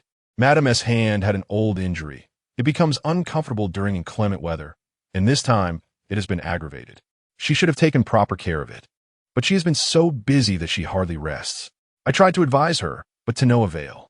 On several occasions, I found her sitting in the courtyard smoking at night. She used to smoke occasionally when she was troubled, but during that period, she smoked excessively. Perhaps the painkillers had lost their effectiveness, leaving her unable to sleep. Huo Ling exhaled, his voice hoarse. "Aunt Zhao, I have treated her abominably." Aunt Zhao felt a pang of discomfort in her heart, unsure how to respond. Huo Ling did not require her to answer. After all, the truth was evident to everyone, and he was painfully aware of it himself. Chapter 35. Punctuality. During this period, Junyue has stirred quite a commotion. Over the past 3 months, Huo Ling has completely revamped the mid-level management at headquarters and reassigned 2 senior executives to branches with little potential for growth. Financial news frequently features reports on Junyue. His radical methods have naturally incited fervent debates within the board, with directors regularly voicing their objections in the office. The company's interests are intricately intertwined. As some depart, others arrive, all entangled in a web of competing interests, each vying for a share of the pie. There are supporters and detractors. Yet Huo Ling wields absolute authority within Junyue, rendering their dissent inconsequential to his decisions. Frequent personnel changes at headquarters are inadvisable. Yet Huo Ling detests being surrounded by sycophants and is unafraid to confront Hui Yin and Shun Qin directly. Assistant Zhang suggested leveraging this group to their advantage. Upon hearing this, Huo Ling remained silent, offering only an enigmatic smile. The astute assistant Zhang quickly realized that Huo Ling had no need to expend energy on such minor players. Even the powerful Shen family might not capture his interest. After this incident, Huo Ling had yet to take action against the Shen family, likely due to the timing not being right. Business people typically prefer to achieve maximum returns with minimal investment. For instance, Huo Ling sought to gauge whether the Shen family harbored ulterior motives. By simply placing Shen Qingyi close to him, he could confirm his suspicions without any conflict. Once verified, he promptly dismissed her. Assistant Zhang, coming to this realization, could not help but marvel at the heartlessness of capitalists, having mistakenly thought his superior had become enfeebled by affection. Why should he worry? Huo Ling was as shrewd as ever. Huo Yin observed the upheaval within the group, noting that many of those being purged were his carefully nurtured pawns within Junyue. Years of painstaking efforts had unraveled in an instant, and Huo Yin found himself at a loss for how to respond. The reason was simple. Huo Ling had not divulged a whisper of intention. Huo Yin had attempted to probe several times, but Huo Ling's responses were impenetrable. During one evening conversation, he had intoxicated Huo Ling with several drinks in hopes of uncovering the true purpose behind Huo Ling's actions, which he suspected aimed to diminish Bai Luoan's influence within the company. Huo Yin was not entirely convinced, yet Huo Ling continued to treat him with unwavering familiarity, sharing comprehensive details about internal projects, projecting an air of genuine trust that seemed unfeigned. If Huo Ling had indeed discovered something, his intolerant nature would surely have turned against him. Conversely, if he remained oblivious while Huo Yan's arrangements were dismantled, the coincidence would be too remarkable. Huo Yan was unable to discern whether Huo Ling's reactions were genuine, leaving him mentally and emotionally exhausted. The Shen family was also encountering difficulties. Over recent years, Shen Qin had observed Huo Ling's blatant disdain for Bai Luoan, and following Shen Qingyi's return to the country, he was almost certain that Huo Ling still held affections for her. However, with Bai Luoan gone and no progress made between them, Huo Ling had even sent Shen Qingyi back to the Shen family. Huo Ling's counsel to Shen Qingyi appeared to be entirely for her benefit, even commissioning assistant Zhang to create a detailed career plan for her, eliciting admiration from anyone who witnessed his apparent dedication. Huo Ling's attitude was indeed intriguing. Fortunately, whenever Shen Qingyi posed some challenging questions to him, he would respond with unwavering patience each time. Shen Qin speculated that Huo Ling might have sent some subtle clues, and after conferring with Huo Yin, they decided to remain discreet for the time being to prevent the revelation of their clandestine connection. Huo Ling was currently like a vigorous lion.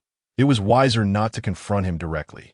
Matters had reached a temporary resolution, and the repercussions of personnel changes were gradually subsiding as the colossal and intricate machinery of Junyue operated in an orderly manner. One day, Huo Ling realized that it had been a while since he visited the old residence to see Fu Wanpei. He excused himself from a wine gathering and returned to the ancestral home. Uncle Zhang did not greet him immediately as he usually did. As Huo Ling traversed the corridor and arrived at the courtyard, he discovered Fu Wanpei, Guxi, Uncle Zhang, and Aunt Zhao gathered together, fervently discussing something, which explained why no one had noticed his return. "Let us choose this one, the red one. It's festive and uplifting," Guxi exclaimed. "No, Auntie, the cake is red velvet. Let us pick another color. Look at this icy blue rose. Isn't it beautiful? It would match Sister Bai so well. This one then," Guxi passionately advocated. Uncle Zhang nodded in agreement. Fu Wanpei conceded. "All right, we'll go with this one. Please inform the florist to use the freshest flowers." "Of course, Madam," Aunt Zhao replied. Huo Ling felt a tremor in his heart at the mention of Sister Bai. Unbeknownst to him, 3 months had slipped away, and everyone seemed to have grown accustomed to the reality of Bai Luoan's departure. Guxi's reference to Sister Bai became increasingly effortless, and Uncle Zhang and Aunt Zhao no longer addressed her as Madam, but rather as Sister Bai, just as Fu Wanpei did. Those who wished for her to remain had all seemingly come to terms with her absence, while he often felt a strange disquiet within himself. He could not quite pinpoint the source, but it left him unsettled. It appeared they were selecting flowers for Bai Luoan. Guxi, with keen observation, spotted him immediately. She waved her hand. "Brother, the young master has returned." Huo Ling smiled and inquired, "What are you all discussing?" "We're choosing a housewarming gift for Sister Bai," Gushi replied cheerfully.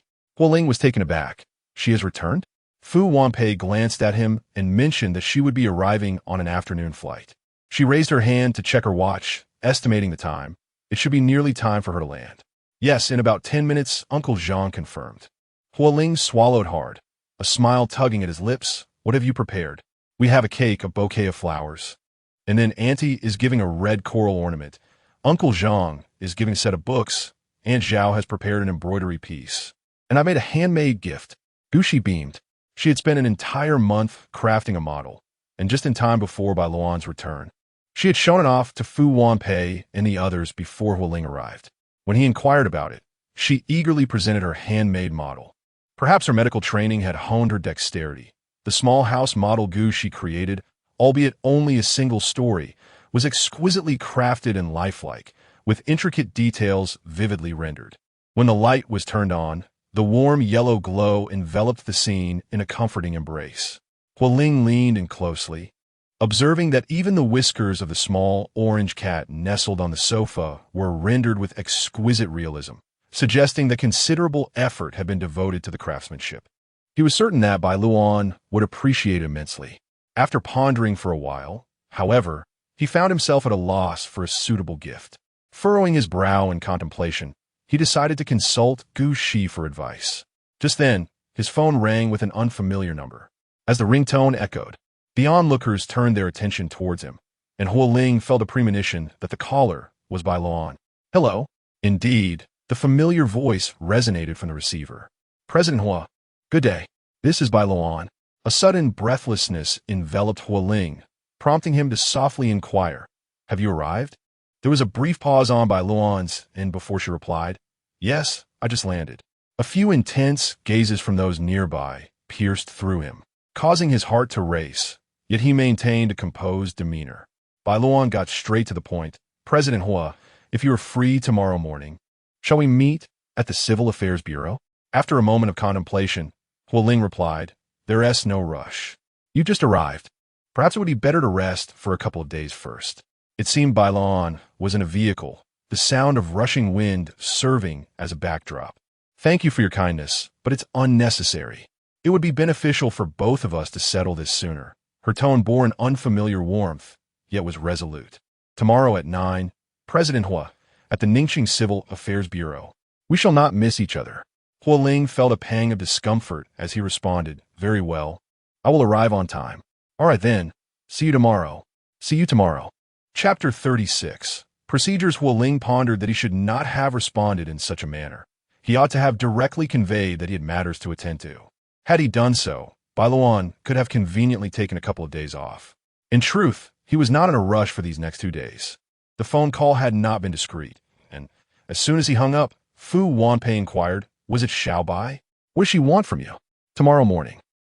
We're going to handle the procedures." "Oh." Fu Wanpei did not pursue the matter further, turning back to converse with Gu Shi. After a while, a thought struck her, and she turned back to Huo Ling to remind him, "Do you know what documents you need to bring?" "Be sure to ask Lawyer Qian." Huo Ling replied, "I know. Household registration book, ID card, marriage certificate, divorce agreement, and a 2-inch solo photograph." Fu Wanpei nodded in understanding and chose not to delve deeper into the topic. "I'll get the marriage certificate for you."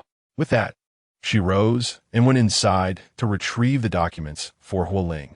During their early days of marriage, Fu Wanpei had harbored concerns that Huo Ling might act impulsively, worried that he might seize a moment when no one was paying attention to file for divorce. Hence, she had taken their marriage certificate and secured it in a safe, whose combination only she knew, alongside her invaluable collection of jewels and gold. Before long, Fu Wanpei emerged, handing Huo Ling 2 small red books. This marked the second occasion in 5 years that Huo Ling held the little book, and a swirl of emotions enveloped him as he caressed the cover. Gu Shi, intrigued by this nationally recognized certificate, urged him to open it. As Huo Ling flipped it open, Gu Shi leaned in closely, scrutinizing their photographs. It was evident that Huo Ling had been quite reluctant to enter into this marriage. Although he did not wear a frown, his expression was devoid of emotion, a state not much better than a scowl. Bai Luoan also wore a calm demeanor, devoid of any laughter. Setting aside the peculiar atmosphere between the two, it was, in fact, a rather lovely and harmonious photograph. She shook her head. Over the past few months, she had come to terms with the situation. The years have been unfair to Huo Ling. There are no guarantees that affection will be reciprocated, and she understood that. Furthermore, after Bai Luoan's departure, there was no lingering animosity between them. As long as it did not affect their relationship, she maintained a positive outlook. Thus, at that moment, she sincerely congratulated Huo Ling. Her cousin, her genuine congratulations, devoid of sarcasm, brought Huo Ling back to reality, and he discerned Shi's sense of relief. Those who had once urged him now refrained from doing so, leaving him with a subtle sense of discomfort. Other belongings remained in Qingshan's study, not here. So Huo Ling took the marriage certificate and returned to Qingshan. On that cool evening in mid-October, the house was shrouded in darkness. Only upon turning on the lights did Huo Ling feel a semblance of warmth. Shortly after Bai Luoan's departure, he had sent Aunt Zhao back to the old residence, as she found it lonely here without anyone to converse with. Domestic help came regularly to handle chores. So Huo Ling allowed her to return to the old home to care for Fu Wanpei. In the empty room, the only sound was that of Huo Ling's footsteps. Suddenly, he was struck by an overwhelming sense of loneliness that seeped into his very bones. The house appeared unchanged, yet at that moment, it felt distinctly unfamiliar to him. Upon reaching the study, he retrieved 3 documents from the drawer. The divorce agreement lay on the table in triplicate, fanned out like a peacock's tail. Yet the space designated for his signature remained conspicuously blank. Huo Ling found himself perplexed by his reluctance to sign, despite the inevitable necessity of doing so. The long-anticipated day was finally at hand, yet he felt no sense of relief as he had imagined. Perhaps a thread of guilt gnawed at him. He realized that throughout their shared years, he had never truly listened to Bai Luoan, had never engaged in calm, meaningful conversation. When had she first noticed Ho Yan's peculiarities? At what moment did she begin to prepare for her departure? He was oblivious to it all, while she had silently borne the weight of so much. Yet, reflecting on the past, he knew that even had she confided in him, he would have likely dismissed her words, perhaps even misconstruing her intentions as an attempt to incite discord between him and Ho Yan. Bai Luoan understood him well. If the sacrifices she made were not significant enough, she could never earn his trust. With a heavy heart, Huo Ling took a black pen and inscribed his name upon the document. The following day dawned bright and sunny, the calendar heralding it as an auspicious occasion, ideal for travel, marriage, blessings, and new beginnings. Outside the Civil Affairs Bureau, throngs of joyful couples bustled about, eagerly obtaining their marriage licenses.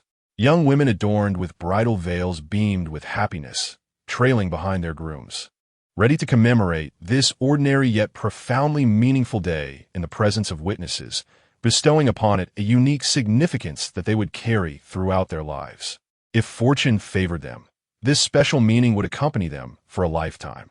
Huo Ling arrived early, his driver halting at the intersection to await his return.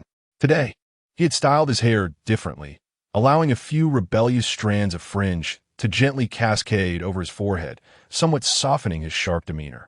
Despite the impeccable tailoring of his suit and the elegance of his wristwatch, his striking features drew furtive glances from passers-by, both boys and girls alike. Oblivious to their attention, Huo Ling's gaze drifted among the flowing traffic. At 8:50, a taxi pulled over, and instinctively, Huo Ling lifted his eyes just in time to witness Bai Luoan emerging from the vehicle moments later. He straightened, observing her approach, until she reached the last step and their eyes met. Dressed in a delicate apricot-hued knitted gown that revealed her slender, fair ankles. Her dark hair fell gracefully over her shoulders. Though she appeared gentle, the familiar coldness in her expression had subtly shifted. What was different? Huo Ling pondered. It was her eyes.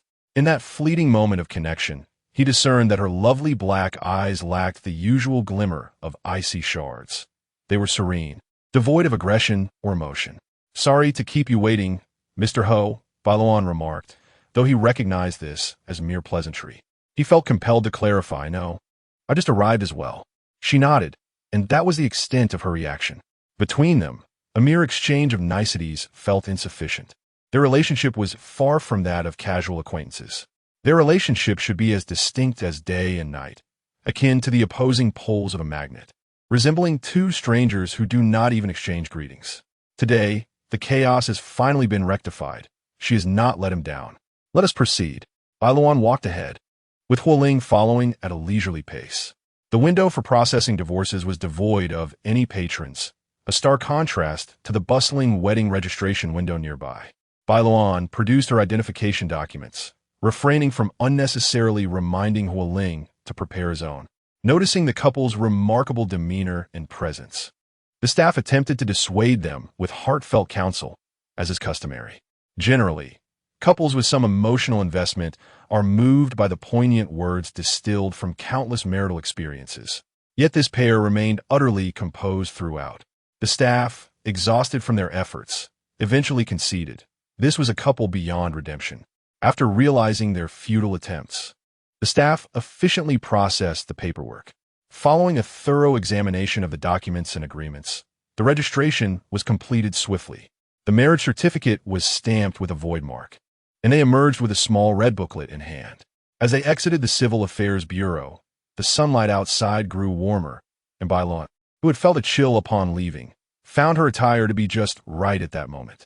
She bid farewell and turned to leave. But Huo Ling stepped forward and grasped her wrist. "Wait, let us talk." Bai Luoan was perplexed. What was there for her to discuss with Huo Ling? Was it about the unclear handover of company matters? Chapter 37 Conversation. The CAF by the street exuded an elegant ambience, with melodious music intertwining with the faint aroma of cocoa in the air, creating a rich sweetness that perfectly complemented the warm autumn sun. Bai Luoan and Huo Ling settled in a window-side table, calling for the waiter to place their orders. As pedestrians hurried past, the two found themselves in a rare moment of leisurely respite within this little haven. A collision warning sign was affixed to the glass window, its delicate design capturing Bai Luoan's attention for a moment. The light walnut-colored table was adorned with a lace placemat, a style that would surely appeal to young women. However, her momentary distraction quickly shifted back to the person seated across from her. She patiently awaited Huo Ling to broach the subject of their conversation. Shares? Projects? Guiyan?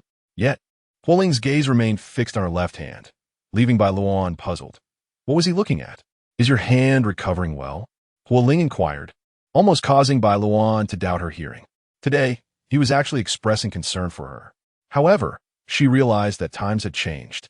Huo Ling had set aside his prejudices to engage in casual conversation with her, which was hardly a burden for him. "It's not bad," Bai Luoan replied. Huo Ling seemed momentarily taken aback, as he could eloquently discuss the stock market and the current economic climate, yet found himself at a loss for words following Bai Luoan's brief response. "Mr. Huo, if there is something to discuss, please feel free to say it," Bai Luoan suggested after a brief silence, believing she had sufficiently demonstrated her sincerity. There was no need for Huo Ling to test her resolve. Regarding Junyue, she would not conceal any matters from him. Huo Ling retrieved a document from his briefcase and handed it to Bai Luoan before speaking. "The shares are a gift from Grandpa to you. They rightfully belong to you. Once you sign, I will have lawyer Qian expedite the transfer to you." Bai Luoan glanced at the document, and upon hearing his words, she gently tugged at the corners of her mouth, slowly pushing the paper back toward Huo Ling. "No, Grandpa Huo's shares were not intended for me. They were meant for the person by your side. It is only right for me to return them." Huo Ling opened his mouth to insist, "They are meant for you." Bai Luoan remained steadfast in her refusal. "That is not the case." Unable to argue further, Huo Ling changed his approach. "All right, let us not consider it a gift to you. However, the information you helped me uncover is worth this. Consider it my remuneration for your assistance." Bai Luoan continued to shake her head in refusal. "I have already received my due share. Moreover, as an employee, it is my duty to uphold the company's interests. It does not warrant any special compensation."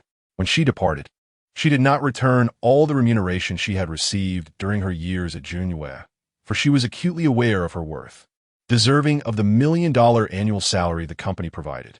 Thus, she accepted it without guilt. In the same vein, she understood what was not hers to claim. The frown on Huo Ling's face translated into a hint of impatience in Bai Luoan's eyes. She could not comprehend the mentality behind Huo Ling's insistence on compensating her. Yet, no matter how adamant Huo Ling was, she could not accept such a generous reward. Their gazes locked, and Huo Ling felt a throbbing headache due to the stubbornness of the individual before her. To those in the know, her offer of shares was apparent, yet to others, it might seem as if she were presenting a bomb, prompting her to keep her distance. Stubborn as a mule, the phone had not ceased ringing since she took her seat, but Huo Ling rejected every call. Seeing that Huo Ling refrained from discussing other matters, Bai Luoan took the initiative to speak. President Hua, if there is nothing else, I shall take my leave. After a moment's contemplation, Huo Ling fixed her gaze upon Bai Luoan and, in an unprecedented gentle tone, stated, should a favorable opportunity arise, do not hesitate to pursue it for the sake of Junwei. I shall handle the confidentiality agreement. It shall not be binding. You are free to join any company you desire. Upon speaking, Huo Ling's heart raced almost instantly. This was not the first time she had expressed her trust. Offering appropriate trust was a means of exchanging a minor cost for significant returns. Loyalty. This was a skill she wielded adeptly. Yet this time, the subject was Bai Luoan, and her loyalty was not his objective. What was it that he truly sought? His gaze lingered on the subtle expressions on Bai Luoan's face, but regrettably, apart from a fleeting moment of surprise at the outset, she displayed no further reaction. Huo Ling's trust was once a precious commodity to her past self, yet some things, once missed at the opportune moment, become less necessary even when offered willingly, especially after one has attained their goals through the most foolish of methods. Huo Ling's demeanor was unusually subdued, as if her spirit had been wrested away. Their eyes met, and Bai Luoan curved her lips in gratitude. If Huo Ling sought to make amends or wished to shed the reputation of being a harsh ex-husband, she could simply nod to conclude their conversation. Indeed, Huo Ling appeared visibly relieved. When Bai Luoan expressed her intention to leave once more, Huo Ling did not deter her. Watching her depart and hail the next taxi, the CAF grew quieter. The chatter of orders and the grinding of the coffee machine softened considerably. The staff, belatedly arriving, finally delivered the beverages they had ordered. Due to their tardiness, the manager even presented a special dessert. Huo Ling had little taste for sweets, while Bai Luoan enjoyed them, yet she had already departed. As Bai Luoan entered the vehicle, the driver swayed to the rhythm of the music emanating from the radio, an all-too-familiar tune often played during festive occasions, serving as the backdrop for her parents' generation in supermarkets. Good day, she announced her destination, which was quite distant. The driver, having received a large fare, engaged her in friendly conversation. Miss, I'm not sure what the young folks enjoy these days. If you dislike this song, we can switch to something you prefer. Bai Luoan smiled and replied, no worries, it suits the occasion well. Ah, have you encountered some good fortune today? You're at the Civil Affairs Bureau, coming here to get married? Where's your partner? The driver ventured, lowering the volume slightly. Not at all. I'm here to get a divorce, Bai Luoan replied. The driver, with his mouth agape, chuckled heartily in response. Do not be disheartened. There's a song that goes, ah, to bid farewell to the wrongs is to embrace the right. Your fortune lies ahead. With such beauty, one need not worry about finding a suitable partner. Something better awaits. Thank you for your kind words, Bai Luoan replied with a smile. Having resolved the last matter concerning the Huo family, she felt as though she had cleared her debts to them for their assistance. A profound sense of relief washed over her, unlike anything she had ever experienced before.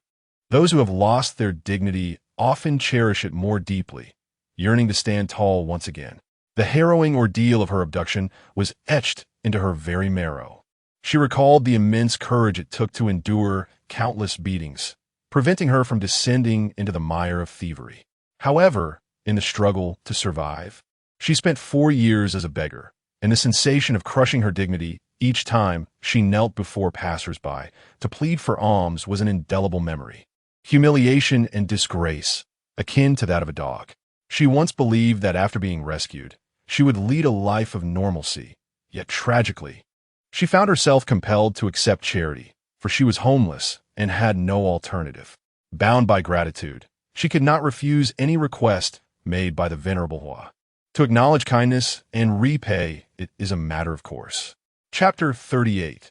Tiger Tooth Bai Luoan, utilizing her savings, purchased a modest apartment in close proximity to Qing University's campus, a mere 30-minute walk away.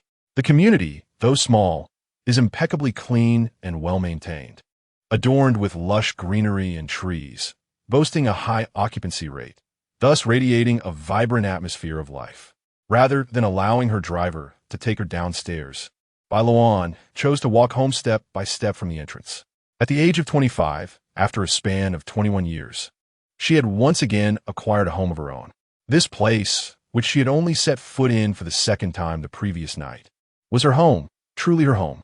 Long before, Bai Luoan had entrusted a real estate agent to begin her search for a residence. After just one viewing, she made her decision. With a beep, the door swung open, and the occupants within, upon hearing the sound, turned their attention toward her. Gushi immediately set aside the orange fur ball in her arms and approached with a smile. "Sister Xiao Bai, you've finally returned." Bai Luoan changed her shoes and stepped inside, where Fu Wanpei inquired, "Is everything settled?" Bai Luoan nodded affirmatively. Uncle Zhang was currently assembling the red coral ornament that Fu Wanpei had brought back, while Chen Wenshi emerged from the kitchen, following Aunt Zhao. Noticing Chen Wenshi rolling up his sleeves, seemingly ready to assist, Bai Luoan asked, "Senior brother, do you also cook?" Chen Wenshi shook his head and replied honestly, "Not really. I'm just helping Aunt Zhao with the fish." At this, Aunt Zhao began to extol Chen Wenshi's skills, praising his ability to slice the fish with perfect thickness and beautifully intricate cuts. How could I not commend him? The most promising young surgeon emerging from Qing University. The director Chen, who has been wielding a scalpel since the age of 5, is personally filleting the fish. Oh, had I known that Wenshi Gu was using a knife, I would have come to observe closely, Gushi lamented, heading towards the kitchen, regretting the missed opportunity for learning. Chen Wenshi chuckled. "I keep forgetting that you're studying medicine." He continued, "The meat has already been marinated. It's not very revealing. If you wish to see, I can demonstrate again next time." Upon hearing this, Fu Wanpei remarked, "I remember when she was little, she would faint at the sight of blood. Who would have thought she would grow up to study medicine?" Chen Wenshi was taken aback. As a doctor himself, he understood better than anyone the immense effort and perseverance required for someone who faints at the sight of blood to pursue a medical career. It meant battling one's instincts and defying human nature, making it extraordinarily challenging. Gushi quickly glanced at Chen Wenshi and nonchalantly said, "Oh, it's nothing. I'll be fine after watching a few more times. I don't feel much anymore." You children, always so impulsive, while the adults behind the scenes worry endlessly. You came home during your first semester looking so thin, yet you think nothing of it. Fu Wanpei's tone was reproachful, yet anyone could sense the underlying pride in her words. Gushi clung to her affectionately. "Aunt, I'm not a child anymore, all right. At this age, young girls yearn for maturity, yet in the eyes of true adults, they still exude innocence and naivety. I have some books on psychology that might help with your blood phobia. I'll bring them to you in a couple of days," Chen Wenshi offered, recalling how she had once been somewhat attached to him. During outings with Huo Ling, she had gradually become indifferent to her older brother. With a carefree smile, Gushi squinted her eyes and said, "All right, thank you, Brother Wenshi." With Zhao Yi's assistance, Bai Luoan swiftly prepared a sumptuous feast. Initially, Fu Wanpei intended to celebrate at a hotel, but Bai Luoan expressed her desire to cook at home. Thus, Zhao Yi conveniently purchased the ingredients on her way over that morning. Once the dishes were laid out on the table, Gushi enthusiastically captured numerous angles and photographs, complimenting the culinary spread as she snapped away. Bai Luoan's culinary skills proved exceptional, evident when Chen Wenshi took his first bite, his eyes sparkling with delight. Fu Wanpei brought a bottle of champagne, and everyone joyfully clinked glasses to celebrate her move into the new home. Bai Luoan took a sip of the wine, her gaze soft as she looked at the lively group around the table. On a nearby stool rested a plate of poached shrimp, which she had tenderly nurtured for 3 months, transforming the once frail little orange cat into a plump and content creature, a stark contrast to its previous pitiable state. This new life was far more fulfilling and joyous than she had ever imagined. Gently stroking the soft fur on July Half's head, Bai Luoan mused. In a rare moment of distraction, Huo Ling found his mind wandering during a work report from his subordinates, and it happened more than once. Zhang Shu discreetly leaned in to whisper reminders into Huo Ling's ear, effortlessly presenting the information as if supplementing the details that might have been overlooked by Huo Ling. Consequently, several executives remained oblivious to Huo Ling's wandering thoughts, instead feeling a sense of trepidation due to Zhang Shu's actions. Had any crucial information been missed? Well done. Huo Ling collected his thoughts and addressed his anxious subordinates. As they left the president's office, they straightened their backs and took a deep breath, feeling as if they had narrowly escaped a close call. Once they departed, Huo Ling pressed his fingers to his forehead, acknowledging that his work performance that day was subpar. He decided to cast aside the reports and turned to his phone, opening his social media feed. The first post he encountered was Min Yin promoting several newly launched products from the brand Blue Tone. Huo Ling initially intended to scroll past, but inadvertently tapped the like button instead. His name appeared conspicuously beneath Min Yan's post, and he immediately felt a sense of foreboding. Trouble is brewing. As expected, within moments, his WeChat notifications began to flood in, unmistakably from Min Yan. "Hey buddy, are you coming to the party tonight or not? It's been a second. Why haven't you replied? If you can like my post, you can respond. I know you're online. I'm not asking for your opinion. I'm informing you, man. Don't be late tonight at 8. Address, baby. See you tonight, moi." Huo Ling.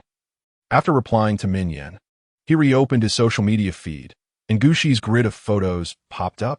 "My dear sister Bai's culinary skills are simply phenomenal. July half loves you." Huo Ling clicked on the larger image, admiring Gushi's photography skills. At least he found the vibrant array of dishes incredibly appetizing.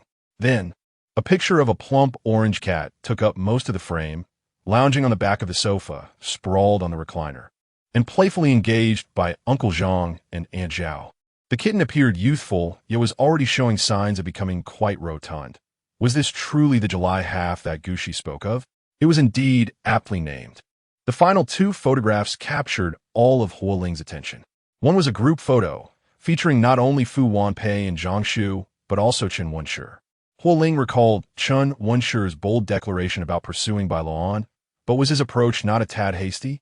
In this particular setting and moment, was it appropriate for him to be present? They were merely senior and junior, naturally familiar with one another. With a composed expression, Huo Ling swiped to the last image and was instantly taken aback. Gu Shi and Bai Luoan were captured side by side, their heads touching in a shared smile. The young girl beamed as radiantly as ever. It was Bai Luoan's demeanor that was strikingly unusual. Huo Ling had witnessed Bai Luoan's smiles before, fleeting, delicate, as ephemeral as the gentle flutter of a dragonfly's wings skimming the tips of lotus flowers in early summer. Yet in this photograph, the subject's eyes sparkled with joy, her cheeks adorned with charming dimples, and her nose crinkled adorably, revealing a delightful canine tooth. Had she not witnessed it herself, such an endearing feature would be difficult to associate with Bai Luoan. However, upon witnessing this scene, Huo Ling found the stark contrast in her expression not only harmonious but irresistibly captivating. Quite endearing indeed. Before this moment, Huo Ling would never have imagined that she would one day describe Bai Luoan as cute. When she regained her senses, Huo Ling realized she had lingered on this image for an unusually long time.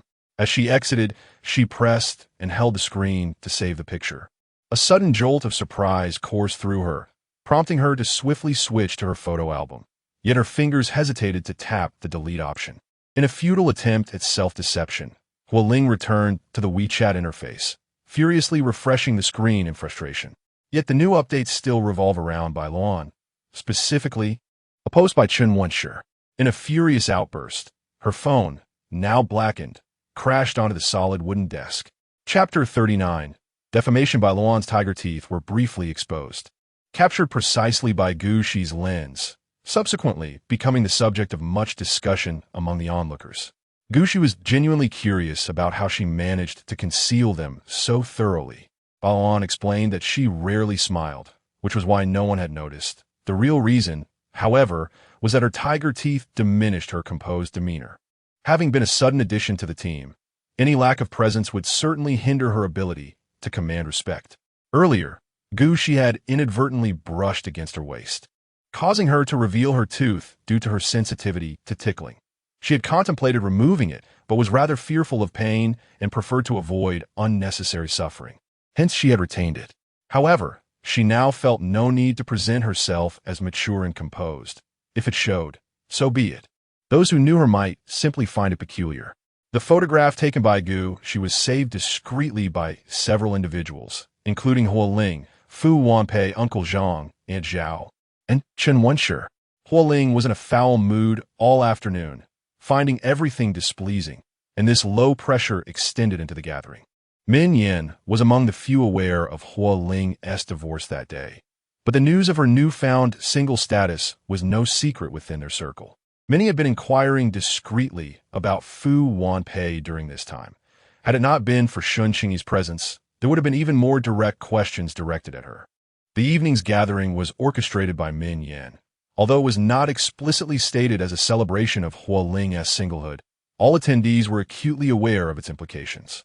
Having not yet properly welcomed Shun Qingyi back to the country since her return, the timing of the gathering following Huo Ling's return to single life was unmistakably significant. 5 years prior, Huo Ling had defied her grandfather and strained family relations for Shun Qingyi, and now, witnessing the potential rekindling of their relationship, there was no shortage of well-wishers and onlookers alike. Min Yin had invested in a familiar outdoor garden bar to host a small celebration for Huo Ling. However, upon her entrance, it was clear that she bore no signs of joy. Min Yin pondered to herself, shouldn't she be happy about the divorce? After some polite exchanges, Huo Ling excused herself to take a phone call, casually picked up a cigarette from the bar, and stepped out to the railing for some fresh air, the cigarette unlit, merely resting between her lips. After a while, Min Yin approached her, offering a glass of Jägermeister. What's wrong? You seem down. Huo Ling did not respond, accepting the drink and taking a sip before inquiring, "Where's one sure?" Min Yin, tousling his freshly styled hair in the evening breeze, replied, "He is on his way from Qing University. He shouldn't be long." Huo Ling frowned in silence. The night did not cast a soft glow over Huo Ling's stern features. Instead, the tension in her tightly pressed lips and sharp jawline accentuated her oppressive coldness. Was her discontent stemming from the divorce, or from the incessant teasing about her and Shun Qingyi? Although Huo Ling did not refute the jokes made about her and Shun Qingyi in front of the crowd, those who understood her knew that her demeanor was effectively a rejection. He cast a distant glance at Shun Qingyi, who was engaged in conversation amidst the crowd. Feeling utterly perplexed, what was Huo Ling thinking? Those who were meant to leave had departed, and those who were supposed to return had come back. Yet he felt an undeniable sense of disquiet. With these thoughts swirling in his mind, he voiced his confusion. Huo Ling narrowed his eyes and calmly replied, "Let the past remain in the past." "Ah, so today I have not committed a grave mistake. What if everyone misunderstands?" Min Yin did not even inquire about the reasons behind Huo Ling's change of heart. In his view, emotions were akin to convenience store snacks, merely satisfying the immediate hunger of the moment, with little regard for the long term. Huo Ling remained silent, believing that some matters need not be explicitly articulated. He thought he had made his stance sufficiently clear, and that Shun Qingyi had comprehended his position, rendering further explanations unnecessary for the others. Min Yin grasped this nuance and chuckled. After a prolonged gaze at the scenery outside, which had begun to lose its charm, Huo Ling and Min Yin rose to head inside. The bar had designated sections, and with the weather turning cooler, windbreaks had already been erected. Huo Ling made his way to the inner restroom to wash away the scent of tobacco from his hands before returning. As he approached this area, he overheard his name, Hua, and Shun Qingyi going public. Who would have thought that Huo Xiao could be so devoted after 5 years? This is practically half public. Isn't it? Just look at how the welcome banquet and the singles party are combined. Surely that is intentional? Honestly, I don't see what is so special about Shun Qingyi. There are countless who are more attractive than her. Yet why can't anyone else capture Huo Ling's attention? What about Bai Luoan? She is undeniably stunning. Yet Huo Zong simply doesn't fancy her. What can be done about that? What good is beauty if one hails from an orphanage, living off others, only to end up in bed with some young master? Clearly, she knows how to choose. However, Huo Ling was not swayed by her charms. After 5 years, It seemed a futile endeavor. Sirs are right. Do you think Huo Ling is so disdainful? Could she be unwell? Otherwise, how could such beauty leave him unmoved? Setting aside everything else, I would be quite eager to try my luck, but alas, she is the vice president of Jungyue, beyond our reach. They say she is just a vice president, but who knows how she secures projects behind the scenes? Could she truly possess genuine talent? A bottle of beer was abruptly smashed against the table, scattering shards of glass and foamy liquid everywhere. Who did that? Are they insane? The startled patrons shouted, their annoyance boiling over as they prepared to confront the culprit, only to see a tall, familiar figure emerge from behind the screen. Huo Ling stood tall, his gaze sharp and cold, a storm cloud looming over his expression as he scrutinized the men and women in the room. Huo, we apologize. We had too much to drink and spoke indiscreetly. Please forgive us. Huo, we're sorry for discussing your private matters behind your back. We meant no offense. We assure you it won't happen again. Please don't let us ruin your good mood today. We offer our sincerest apologies. Your Excellency, may you overlook the transgressions of the less fortunate. We shall refrain from discussing you and Miss Shun any further. Following a brief silence, the individuals within the room, realizing their indiscretion, began to apologize in a flurry of voices. Being caught in the act of gossiping about someone is indeed quite impolite. Although this circle of wealthy heirs was summoned by Min Yin, they were unable to secure a place within. They were merely there to associate themselves with the esteemed families of Hua and Min, trying to gain favor and fill the room. Their families are too distant from this inner circle, and they themselves are rather inconsequential. Aware of their limitations, their apologies were sincere. However, Huo Ling's expression did not soften in response to their words. The coldness in her gaze accumulated like the relentless chill of a Siberian winter, sending shivers through one's very bones. The music concealed the ruckus that had erupted, but Min Yin, ever perceptive, came to investigate, eager to discern which fool dared to disrupt his gathering. As he approached the entrance, he overheard Huo Ling's voice, tinged with suppressed fury. My wife may come from a humble background, yet she is the top science scholar of Ningxing, personally nurtured by my grandfather to be the second in command of Jungyue. In her first year, the project's return on investment surpassed the annual revenue of your family's entire company. Huo Ling let out a cold laugh. You, who squander the wealth bestowed upon you by your parents in ostentatious success, what audacity drives you to believe you are qualified to judge her? Who granted you the insolence to malign my wife in such a manner? Chapter 40. Singleness. Upon hearing these words, the group of individuals finally comprehended the source of Huo Ling's wrath and hurriedly extended their apologies to Bai Luoan. Witnessing the timid ones nearly brought to tears by Huo Ling's intimidation, Min Yin, who had been discreetly observing, stepped forward to mediate. He remarked that today, President Hua had graciously chosen not to hold a grudge, and advised them to think before they spoke, discerning what ought to be said and what should remain unspoken. Indeed, Brother Yin, we shall never repeat this mistake, they chimed in unison. Enough, as long as you are aware. Min Yin waved his hand dismissively, turning to the nearby ice machine and stating, let us go, when Sure is already here, awaiting your presence. Once this formidable presence departed, the air in the room began to circulate freely again. As the echoes of their footsteps faded, the others exhaled deeply, exchanging glances filled with mutual confusion. Min Yin, too, was perplexed. He pulled Huo Ling aside at a corner, surveying the surroundings to ensure no one was within earshot before cautiously inquiring, did someone from their family offend you? Huo Ling shook his head, admitting that he did not recognize any of these individuals, and thus could not claim to have been offended. Min Yin paused for a moment, then forced a stiff smile, asking, you cannot be telling me that you're truly standing up for Bai Luoan? Huo Ling did not deny it. Surely not, my friend. The rumors that have reached your ears previously were far more disparaging, yet I did not see you enraged. Were you not upset? Was it because of the divorce? Huo Ling hesitated before shaking his head, prompting Min Yin to feel a wave of relief. Excellent. It is not a case of two men vying for a woman. Indeed, it is fortunate. If you were to find yourself yearning for reconciliation with your newfound single status after the divorce, that would be a most unfortunate predicament, Min Yin chuckled. You have been so tightly wound and repressed lately, haven't you? Perhaps, Huo Ling replied, non-committally. As the band transitioned to jazz music, the guests began to gather around the stage to dance, leaving Chen Wenshi as the sole occupant of their booth. The two approached, noticing a delicate box placed before him.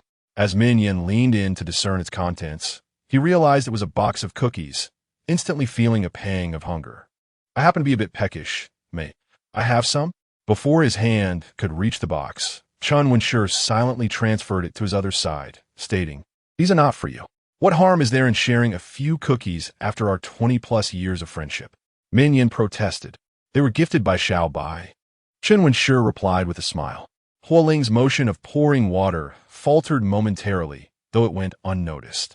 Oh, Min Yin sheepishly retracted his hand, only to realize the absurdity of his previous thought. If she sent them, why can I not have some? Chen Wenshi replied, You may, but I do not wish to share them with you. You, Min Yin exclaimed in exasperation. All right, I was merely jesting. I have already had my share. They were originally meant for you too, Chen Wenshi said, pushing the box toward Min Yin. Go ahead, indulge yourself. Now, that is more reasonable, Min Yin replied, joyfully accepting the box and opening it with a reverent demeanor. This is a rare delicacy, handcrafted by Bai Luoan herself. The cookies shimmered with a golden hue, exuding a rich, buttery aroma that was not overwhelming upon tasting. Rather, they melted in the mouth, leaving one's tongue pleasantly tingling. As Min Yin savored the treats, he nodded in approval, exclaiming, Delicious. He handed a piece to Huo Ling, hoping to share, but she cast a cold glance and flatly refused. Min Yin quickly picked up a second piece, pleasantly surprised to discover it was matcha-flavored, distinctly different from the matcha cookies he had tasted before, with a richer and fresher tea essence. The third piece was fruity, the taste of pineapple utterly irresistible.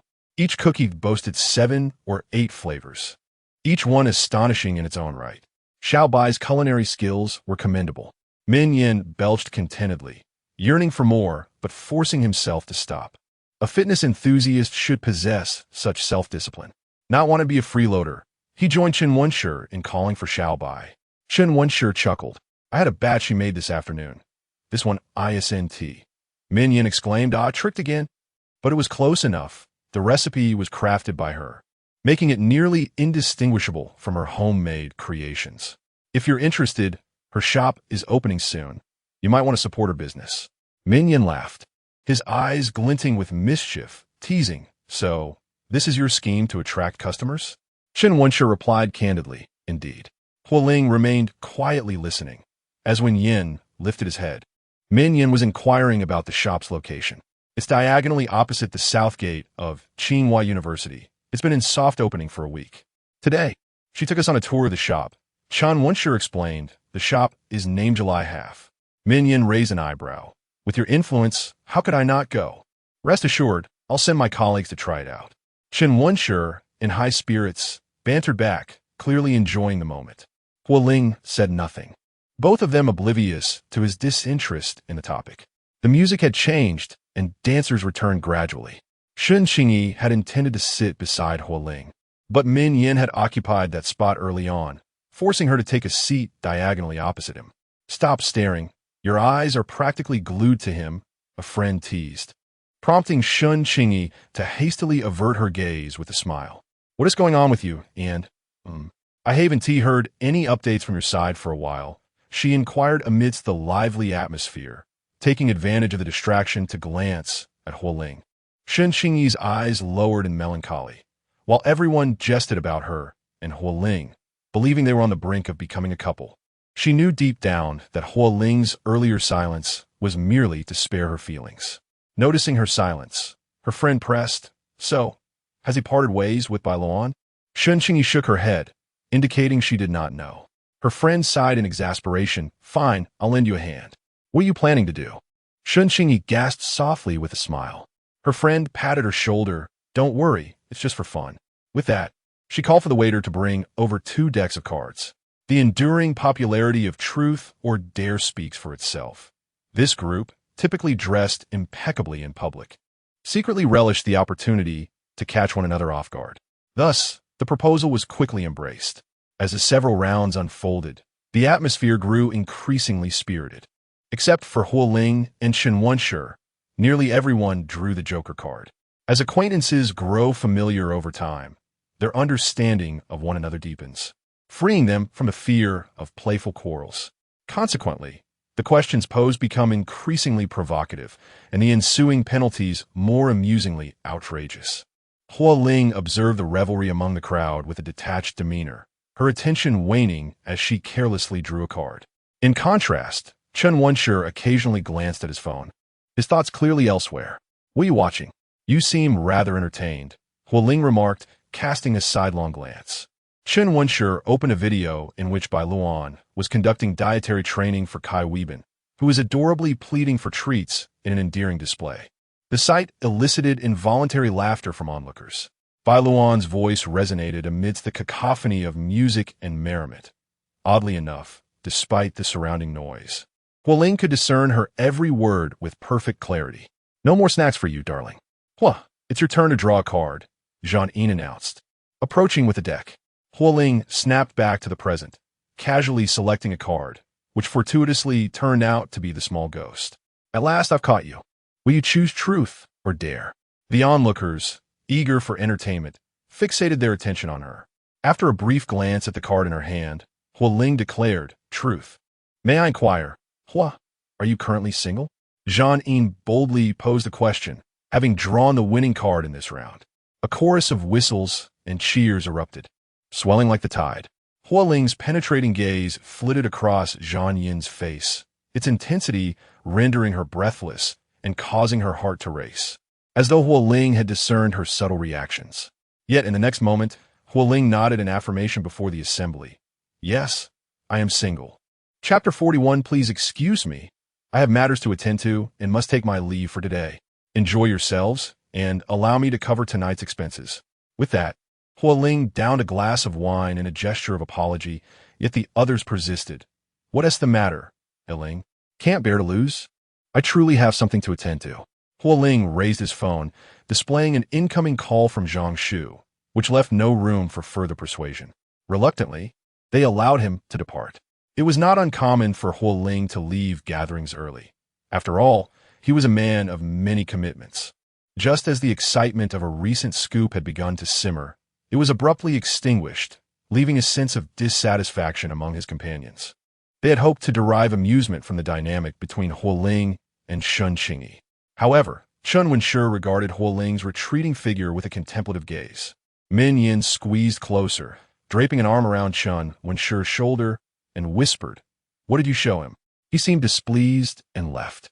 Shen Wenshi shared the video with Min Yin, who scrutinized it repeatedly, failing to uncover any underlying secrets. "Is there some hidden meaning? I can't discern anything. Did this cat offend him?" Shen Wenshi chuckled softly. "Before long, you shall see. He won't be able to endure it for long." Min Yin muttered, "Why the mystery? Can't you tell me now?" Upon reaching the ground floor, Huo Ling found his car waiting at the entrance. Zhang Shu, ever meticulous, had prepared some medication after receiving Huo Ling's message, stopping by a nearby pharmacy en route. Due to his unique physiology, Huo Ling metabolized alcohol more slowly than most. Zhang Shu had kept this in mind over the years. "Mr. Hua, I've placed some hangover medicine in the back seat. You may want to take some if you're feeling unwell." "I'm fine." Although Huo Ling had a low tolerance for alcohol, he had barely touched a drink that evening aside from the single glass he had consumed as an apology upon his departure. He had instructed Zhang Shu to pick him up mainly to avoid being cornered by others. It was not that he was unwilling to socialize with friends. Rather, he found it difficult to muster enthusiasm. After escorting him home, Zhang Shu left, and Huo Ling retreated to his study. Just before 10, rain began to fall outside. The solitary raindrops cascaded at an angle against the window, moisture enveloping the glass as the downpour intensified. The rhythmic patter of rain created a symphony, droplets merging into streams that trickled down, blurring the interior lights. On the desk lay not urgent documents demanding attention, but rather the little red book he had recently acquired. Huo Ling could not recall how long he had been staring at it, only that his gaze had remained fixed since entering the room. Bai Luoan had moved forward in life, whether relocating or opening a new shop. In a mere 3 months, she had ventured far along her chosen path. Undoubtedly, this journey bore no connection to him. Thus, when he had suggested that she need not dwell on Junyu and could return to her career, her enthusiastic agreement had come without a hint of explanation. It seemed she had long since plotted her course. He was unaware of when her interest in opening a shop had taken root. Bai Luoan had entirely excluded him from her plans. Fu Wanpei knew, Gushi knew, Chen Wenshi knew, and even Uncle Zhang and Aunt Zhao knew. Her stance was unmistakably clear. Henceforth, they would each return to their respective paths, unencumbered by interference or disturbance from one another. Was this not a good arrangement?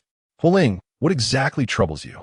Are you discontented that she, despite her numerous sacrifices, can so easily dismiss her contributions with merely a few words? Are you upset that she has not even reserved the position of a mere friend for you? Or perhaps it vexes you that she, having just finalized her divorce in the morning, engages in lively conversation with Chun Wen in the afternoon?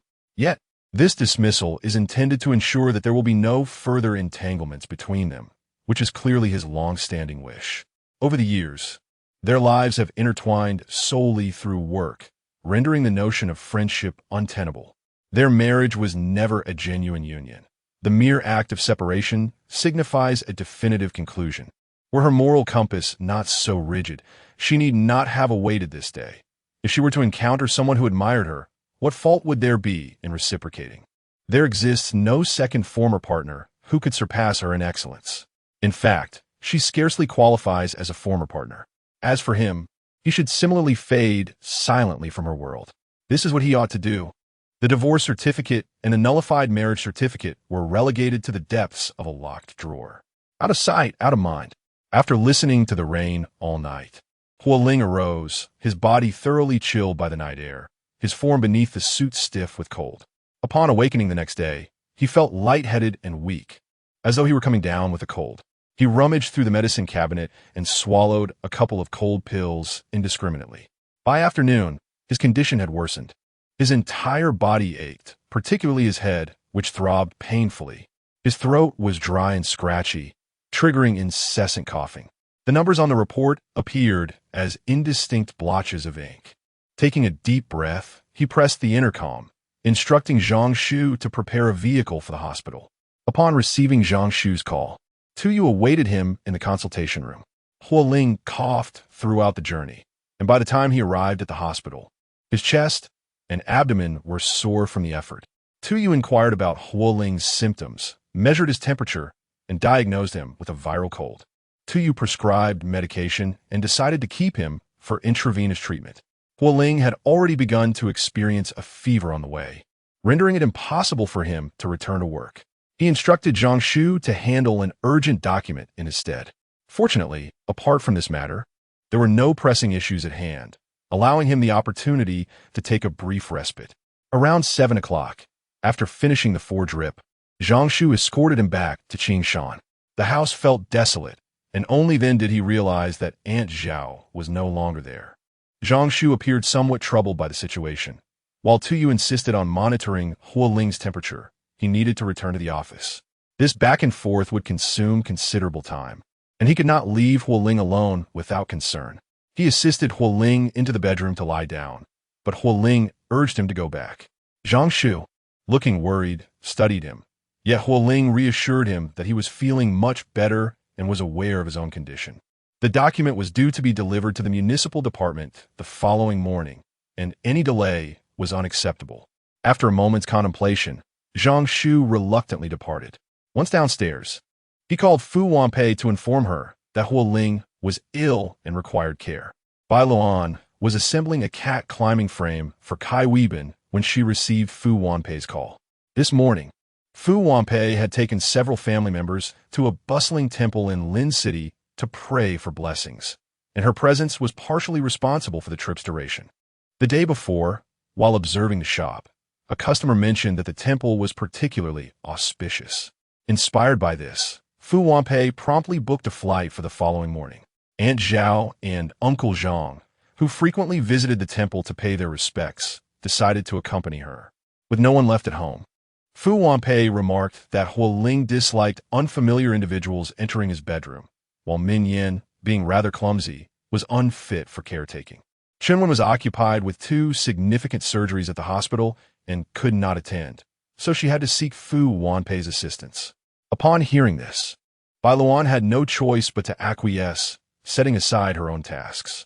She replenished the food in the feeding machine for July half, adjusted the timings, refreshed the water in the bowl, and conducted a thorough inspection, ensuring that all doors and windows were securely closed. After completing these preparations, she squatted before July half, patiently explaining everything, regardless of whether it understood her. July half nudged her hand and meowed playfully, attempting to elicit a few extra morsels of cat food through its charming antics. The weight-conscious cat had no dignity to uphold. By the time Bai Luoan arrived at Qingshan, it was already 9 o'clock. Standing before the entrance, she initially believed that she would never set foot in this place again in her lifetime. Chapter 42. Cookies. The rhythmic knocking persisted for a considerable time without a response. Bai Luoan hesitated before the door of Huo Ling's bedroom, gently pressing the doorknob and pushing open the firmly shut door. The room was illuminated, its decor simple yet vibrant, exuding a strong essence of Huo Ling's style. On the large bed in the center, a human figure was nestled beneath the grayish quilt, revealing half of Huo Ling's face.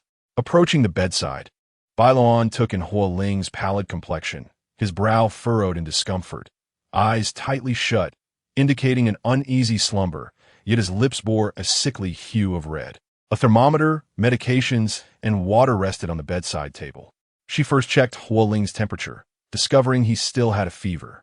Turning, she descended the stairs to fetch a clean towel, which she dampened before placing it on his forehead in an effort to reduce his fever through physical means.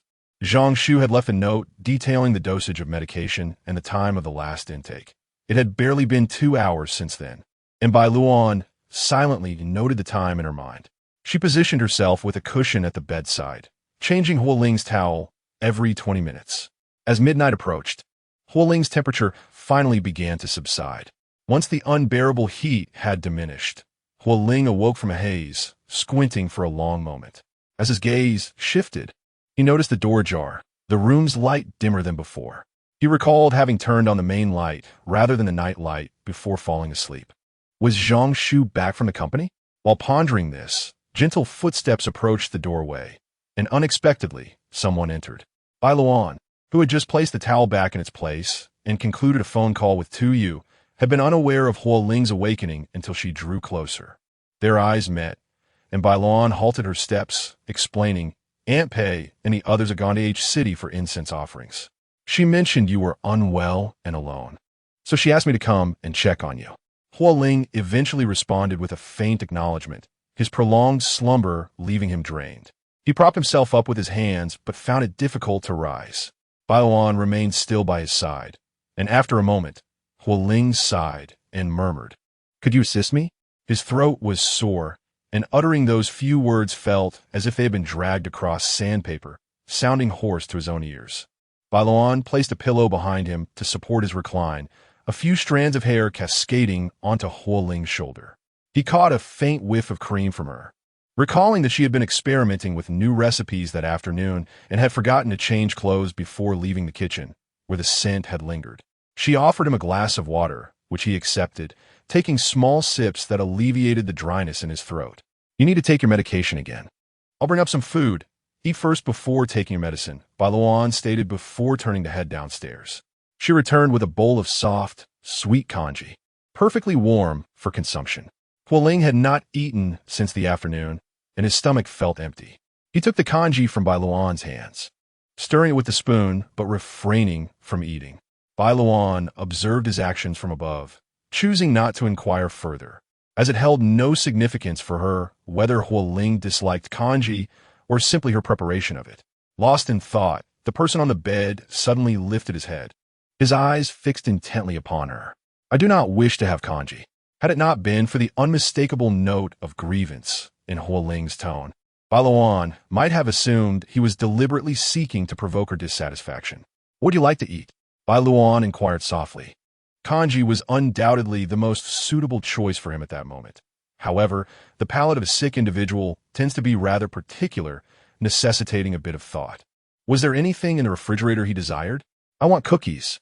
Under the gentle glow of the lights, Huo Ling's light brown eyes shimmered with a bright, watery luster, reminiscent of amber bathed in moonlight.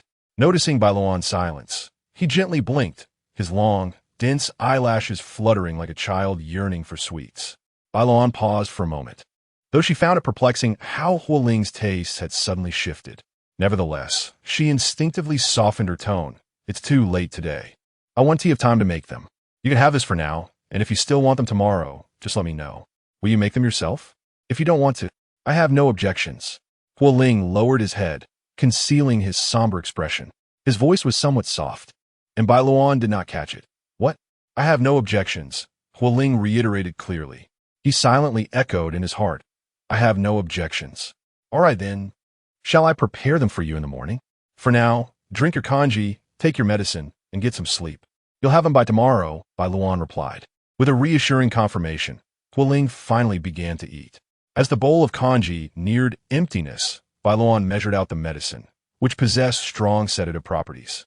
Soon, Huo Ling succumbed to drowsiness under its influence. He lay down, wrapping himself snugly in the blanket.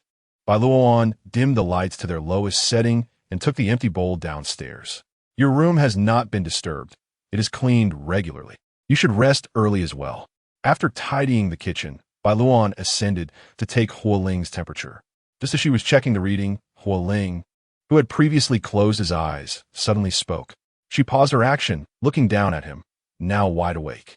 Under the light, the beauty presented a unique allure. The warm glow softened Huo Ling's sharp facial contours, revealing a rare gentleness. Once his lofty demeanor receded, his striking features became impossible to conceal. The outline of his eyes was exquisitely beautiful, and the graceful arch from his nose to his lips was strikingly sensual.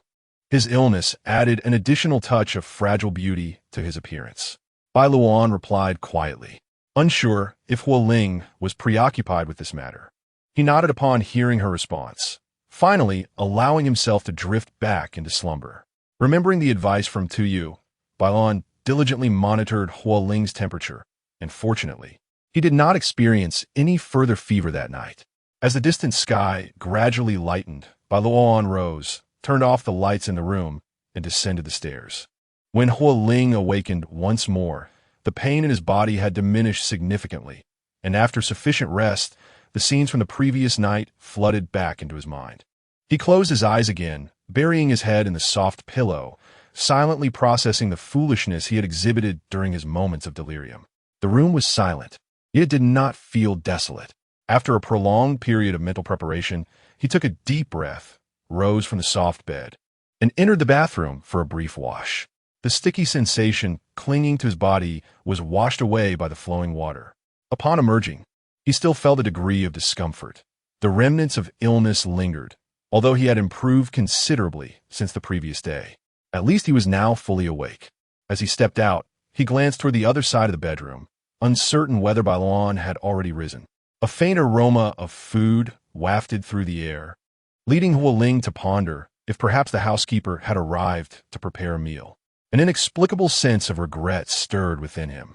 Indeed, breakfast had already been laid out on the table, tailored to the palate of an ailing patient.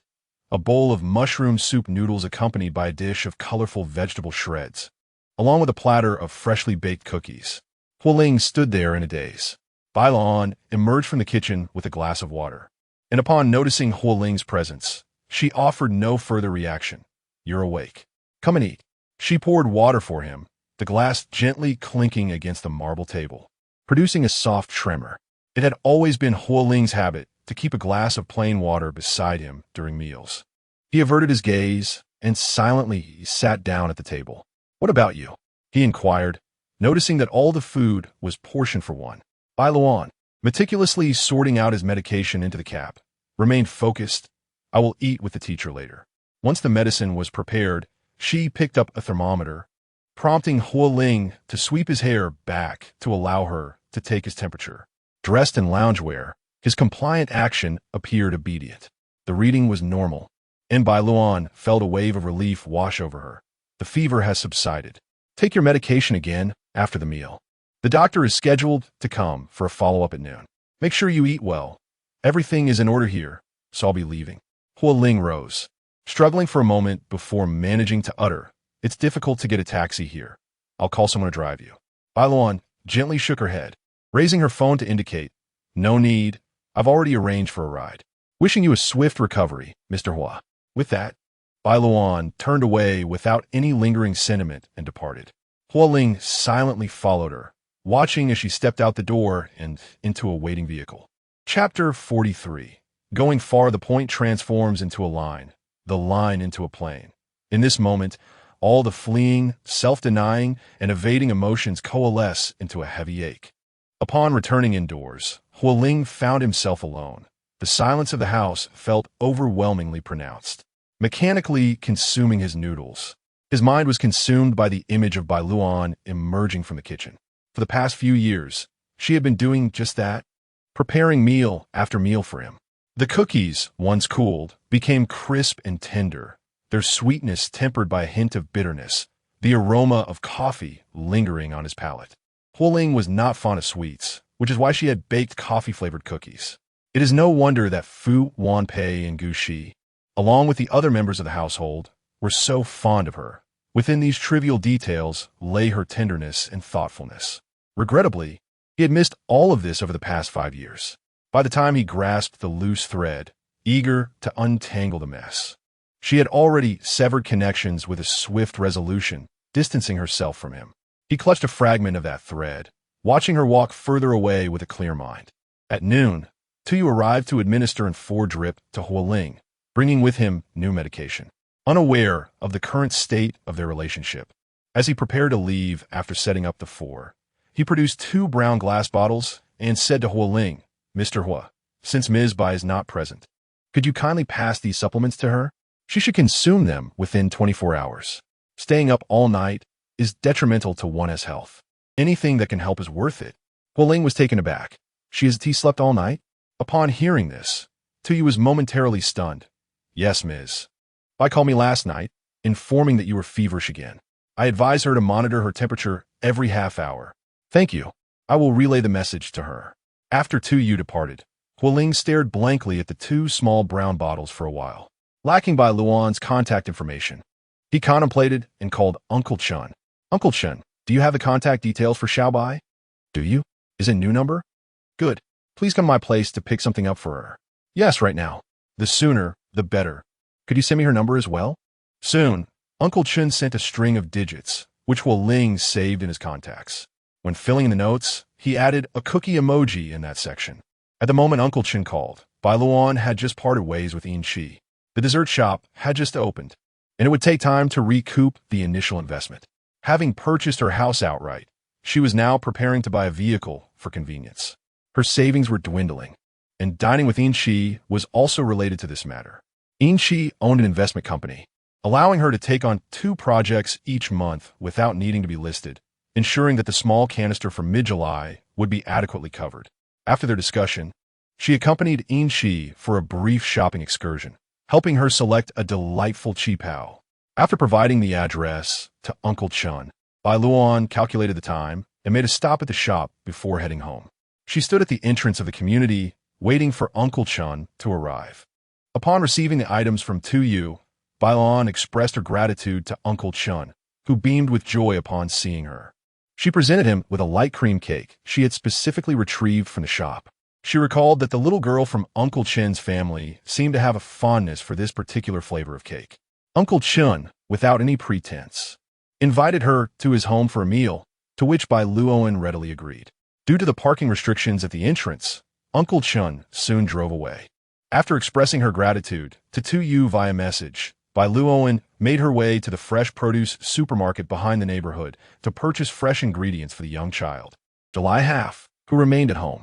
Fu Wanpei had spent 3 days in the city, and upon her return to Qingshan, noticing Huo Ling's lackluster demeanor, insisted on taking him back to the ancestral home to recuperate.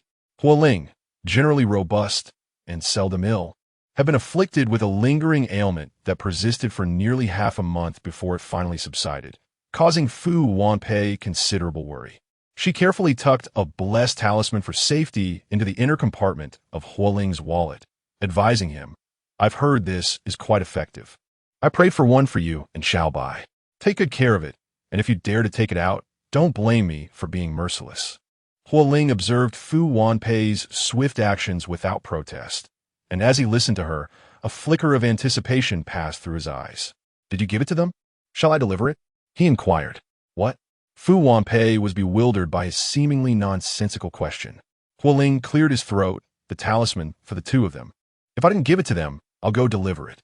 Fu Wanpei tossed the wallet to Huo Ling, oblivious to his unusual eagerness to play the errand boy. "I already gave it to them.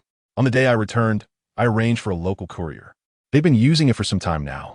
"Oh," Huo Ling replied. After work, he chose not to have Uncle Chun pick him up, instead driving aimlessly. The traffic congestion gradually eased, and the wheels of his car crunched over the fallen ginkgo leaves, producing a delicate, crisp sound. Before long, he found himself near Qing University, where the autumn sky was awash with golden hues, a unique vista of the campus.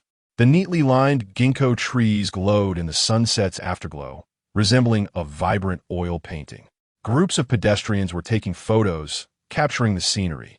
As Huo Ling slowed down to park at the side of the road, two familiar figures emerged from the school gate, prompting him to instinctively hit the brakes. Bai Luoan held a bouquet of sunflowers, while Chun Wensher spoke to her, his head slightly bowed. Even from across the street, Huo Ling could see Bai Luoan's smile emerge after Chun Wensher finished speaking, a genuine, joyful, and carefree expression. Huo Ling slowly tightened his grip on the steering wheel, fixated on the pair. A fallen leaf spiraled down, landing atop Bai Luoan's head, which Chun Wensher casually removed. Their intimate, natural demeanor mirrored that of couples along the street. Holding the leaf, Chun Wensher remarked, "Do you remember that period when a certain Korean drama was immensely popular? There was a scene where the lead stood beneath a ginkgo tree, and the male lead said that if you catch a falling ginkgo leaf, your wish." He chuckled, "Your wish will come true."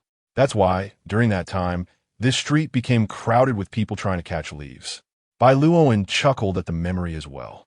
That year, the drama had sparked a frenzy, and even she, someone who seldom paid attention to external affairs, had heard of the phenomenon. It was not just ginkgo leaves. During that time, people had become so obsessed that they would reach out to catch any falling leaves they encountered. In truth, it's quite difficult to catch them, she laughed. She released one hand and reached forward casually, catching a vibrant yellow leaf that gracefully settled in her palm. Chun Wensher couldn't help but chuckle. "Make a wish, Junior." Bai Luoan placed the leaf among the flowers and sighed. "My greatest wish is for my weight not to increase anymore by mid-July. I believe its weight gain isn't entirely your fault. Perhaps your name isn't quite right. Why not try calling it Slim July instead?" "Oh no, Senior, that name doesn't sound appealing." "Do not disdain its lack of charm. You must have faith in the mysterious forces." The two continued their playful banter as they walked away. Huo Ling furrowed her brows, her knuckles turning slightly pale from the pressure. The scene of their departure sent a shiver through her heart. Chapter 44. Affection bathed in the golden glow of the setting sun. The two individuals conversed joyfully, oblivious to the black Mercedes that had been tailing them throughout their journey. They meandered from the main entrance to the south gate, where the vibrant yellow of the ginkgo trees gradually yielded to lush greenery.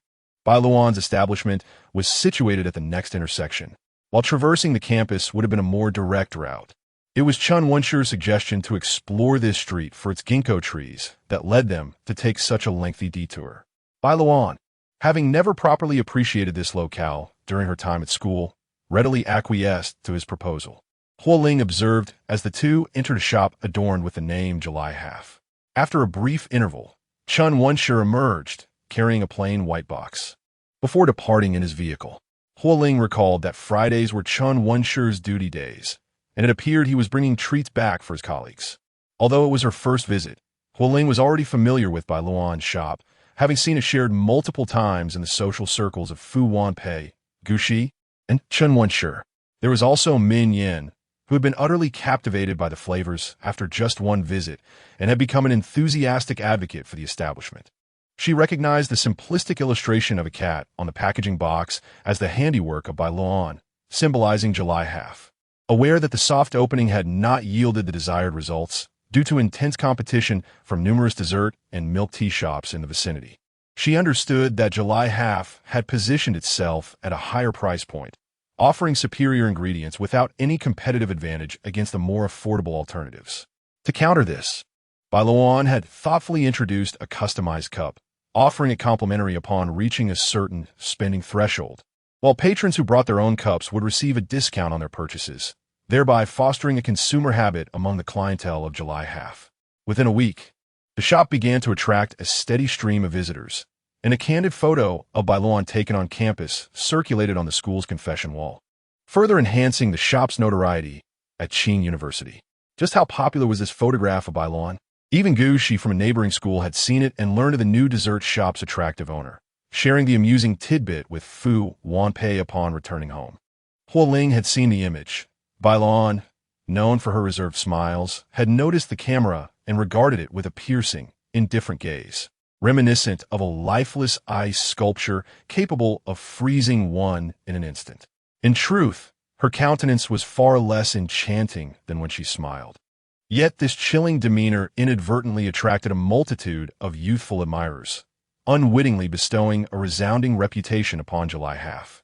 Huo Ling halted the car, turned off the engine, and unfastened her seatbelt, gazing intently at the bustling scene before her. She observed as the twilight deepened, witnessing the shop transform from a bustling hub to a sparse gathering of patrons. Behind the glass walls, staff members could be seen tidying up, and as half the lights dimmed, a young couple emerged from the establishment. Huo Ling noted that the boy walked with a slight limp, swaying from side to side, while the girl clung to his arm, matching his pace with deliberate slowness, reminiscent of a couple in love. As they turned, Bai Luoan stepped outside. The pair waved exuberantly at her, their gestures reminiscent of joyful birds flapping their wings. Bai Luoan smiled briefly and waved goodbye to them. The girl mounted a pastel-pink electric scooter, handing a matching helmet to the boy. As he donned the helmet, she waved once more at Bai Luoan before they sped off together. Bai Luoan stood at the entrance of the shop, gazing at their receding figures. She then returned inside, and shortly after, the lights in the shop dimmed completely. Clutching the bouquet of sunflowers she had brought home earlier that afternoon, she stepped out with 3 others. After securely locking the door, they went their separate ways. Bai Luoan walked slowly, illuminated by the glow of the streetlights. Huo Ling, momentarily taken aback, quickly started his vehicle, reducing his speed to trail her from distance. Unbeknownst to him, he followed her all the way until she entered her residential complex. Upon noticing the entrance barrier, he seemed to regain his senses and hurriedly turned away. A moment later, Bai Luoan emerged from behind the security booth of the community, staring in confusion at the direction Huo Ling had departed. Nevertheless, she soon dismissed the incident from her mind. Initially, when she sensed someone following her, her heart raced with anxiety, fearing it might be someone she had wronged in the past. However, upon observing the reflection in the glass by the roadside, she recognized Huo Ling's vehicle and felt a wave of relief wash over her. Though the absurdity of Huo Ling tailing her struck her as comical, his character assured her that he would not engage in any mischief. Moreover, they had settled their past grievances. Could it be that Huo Ling suddenly remembered their shared night 5 years ago and expected her to compensate for his emotional turmoil? Yet, this predicament was equally burdensome for her. Regardless of his grievances, she could not offer restitution, and thus, she chose to regard their past as resolved. Upon arriving home, Kai Weibin greeted her enthusiastically at the door, calling out in a melodious tone. However, after a couple of affectionate strokes, Bai Luoan retreated to her room, preoccupied with her own matters, neglecting to spare a glance at the empty food bowl. With a drooping head, Kai Weibin climbed onto the cat tree, gazing out at the twinkling lights, contemplating the feline existence. Bai Luoan chuckled softly at the sight of the cat, deliberately turning its back on her. She had found Kai Weibin on her very first day back in town mid-July, a tiny creature being viciously attacked by other feral cats, bloodied and battered. When she picked it up, it was on the brink of suffocation. Upon reaching the veterinary clinic, the doctor grimly informed her that its injuries were so severe it had only a few days left to live. Bai Luoan remained silent for a long while by its little bed, gently stroking its uninjured front paw, promising that if it survived, they would be together, free from the torment of other cats and assured of nourishment and warmth. She vowed to protect it, cherishing it as family. Uncertain whether it comprehended her words or was simply drawn to the allure of her promise, Kai Weibin persevered against all odds. Though it faced several nights of infection and flirted with death, it ultimately triumphed, perhaps because of how pitiable it had been when she rescued it. Bai Luoan had indulged it excessively of late. Any display of affection or charm would earn it treats, leading the young orange cat, not even 6 months old, to awaken its ancestral instincts and experience the pangs of overindulgence. With her gaze returning to the documents in her hands, Bai Luoan refocused her attention. After a while, she became aware of a warm presence nestled against her thigh. Looking down, she noticed the little creature, sulking and having quietly made its way to her side. Now fast asleep and snoring gently, Bai Luoan softly brushed her fingers against Kai Weibin's velvety fur, feeling the warmth beneath her touch. As the heat of the day dissipated, dew began to coalesce on the tips of the grass. The breeze, though not biting, carried a dampness that caressed her cheeks, still leaving an uncomfortable sensation. Beneath the lamp, a few late-flying insects continued to flutter towards the light source, and Huo Ling, observing this scene, was suddenly engulfed in an overwhelming sense of solitude. He was not a dull-witted person. The peculiarities of recent times had led him to confirm a certain undeniable truth. Chapter 45. Waiting a chill invaded the air, and the recently healed body of Huo Ling could hardly endure such cold. He coughed sharply twice, as the conjectures within his heart finally surfaced. He had no time to relish the swelling emotions of his heart. His mind instantly recalled a remark made by Min Yin. If you just returned to singlehood after a divorce, only to discover that you never truly wanted to part ways, then that would indeed be tragic. He also remembered his own response to Chun Wenshur's indifference. Could he truly be as unaffected as he claimed? Chun Wenshur had always led a life of propriety, his personal affairs untainted by scandal, characterized by good character, gentleness, consideration, and an admirable lineage. His looks were hardly inferior to Huo Ling's. Throughout the years, it seemed that many had pursued him, yet in terms of genuine affection, it was someone like Chun Wenshur who epitomized the ideal partner for women. Huo Ling had never articulated the reasons behind his prolonged singlehood. In hindsight, it was merely a wait for Bai Luoan. It was only after his complete separation from her that he finally revealed his true feelings. Such a meticulous and thoughtful individual truly matched Bai Luoan well. The doubts he had expressed earlier found their answers today. He did care, deeply so. He was averse to witnessing their intimacy, to seeing Bai Luoan share laughter with him, and to the astonished gazes of those around them. With hands clasped and head bowed, Huo Ling's mind replayed countless scenes. One moment, he recalled their initial confrontations before Bai Luoan left, her expressionless face and indifferent eyes. The next, he thought of others discussing her. Ultimately, he remembered 5 years ago, when she boldly declared her affection before everyone. Yes, she had liked him. Huo Ling felt as though he had grasped a lifeline, and a glimmer reignited in his eyes. Bai Luoan was not one to speak lightly. If she professed her affection, then it was genuine, especially since over the past 5 years, there had been ample evidence of her feelings for him. Their beginnings had been far from pleasant. He was not seeking to excuse his past actions, but rather felt justified, believing his transgressions were not beyond redemption and that he still had the right to seek forgiveness. In the future, he would strive to compensate for the 5 years she had devoted to him. He would wholeheartedly reciprocate her affection, becoming a worthy husband who would cherish and protect her. The divorce was not an end, but rather a new beginning for them. He understood the depth of his infatuation with her tenderness and how reluctant he was to let go. Having glimpsed the softness beneath her resilient spirit, how could he willingly release her? Meeting her had been an unexpected joy, a stroke of fortune, and he would endeavor to secure and nurture this blessing. He would not relinquish it. As blood surged anew through his veins, Huo Ling's heartbeat resonated clearly in the stillness of the night. A subtle sweetness blossomed in his heart, and he looked skyward, a smile unconsciously gracing his lips as he eagerly anticipated the morrow. He longed to see her. Early the next morning, Huo Ling hurried to July Half. Upon his arrival, The shop was already bustling with activity. The staff were busy, yet he searched in vain for Bai Luoan's figure. He ordered several desserts and an iced Americano, and Huo Ling found a conspicuous spot to sit. However, he spent the entire morning without catching a glimpse of the person he wished to see. When he approached a staff member for information, the formerly cheerful employee's demeanor quickly shifted, casting a wary glance in his direction. In response, Huo Ling mentioned Junyu to assert their past colleague relationship.